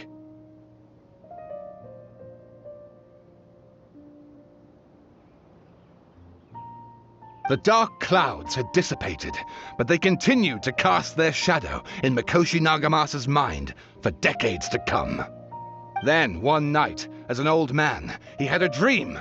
On the night when that prized blade, the Daitatara Nagamasa, was forged, the people rejoiced, and there was painting, dancing, and drinking. All these expressions of joy melted down in the furnace fire and turned into red clouds that rallied around the final sunrise that Mikoshi Nagamasa saw in his lifetime. Life is a story too long to be told, a journey that you must walk to behold.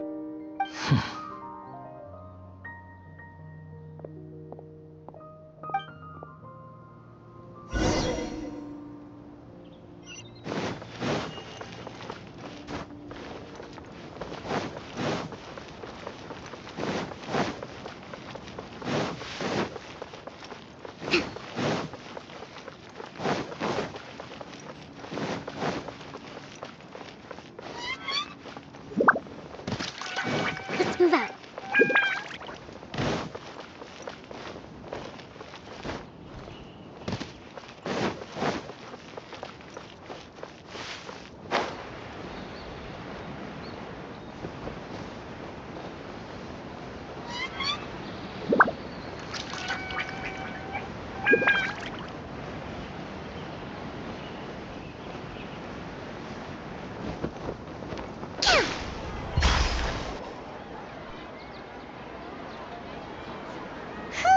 It's about time we had a break.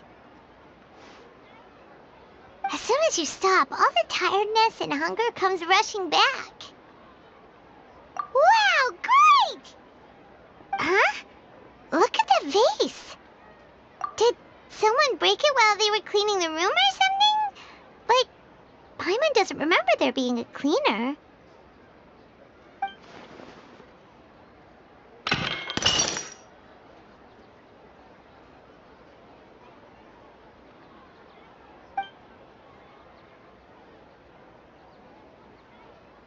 You sound lost and confused.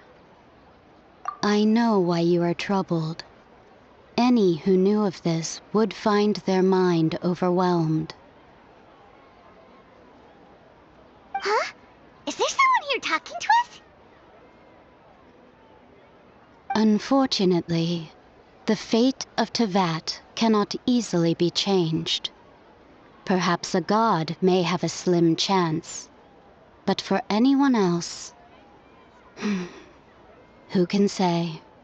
When a small animal runs into a tree trunk, though the tree may sway, it is not displaced. The same is true of fate, like a vase that falls to the ground. Whether it is broken by a cat or by a bird, the result is still a broken vase, is it not? Who are you? How do you know about all this? History does not change easily, but human hearts can. Believe your own eyes. Only that which you see is true. What is unseen is but an illusion.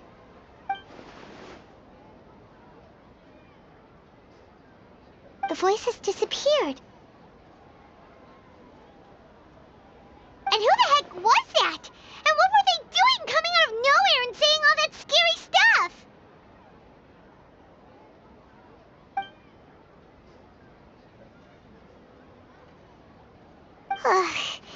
Anyway, that vase is still lying there broken on the ground.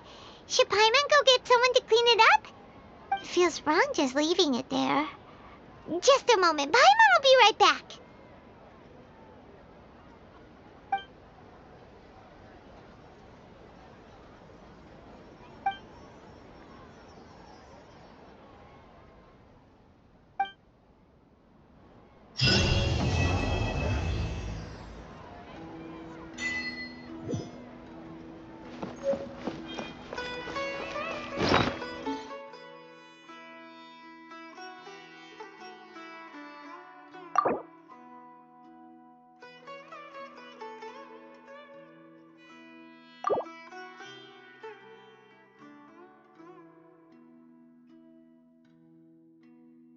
move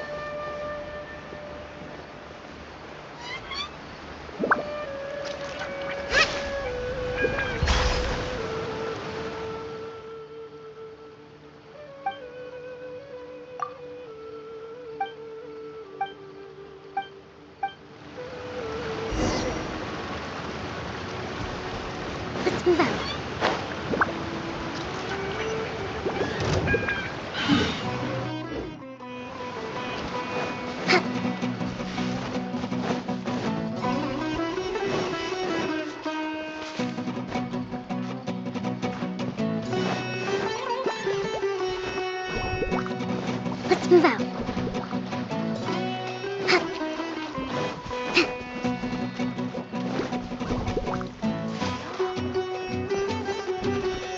Allow me! By royal decree!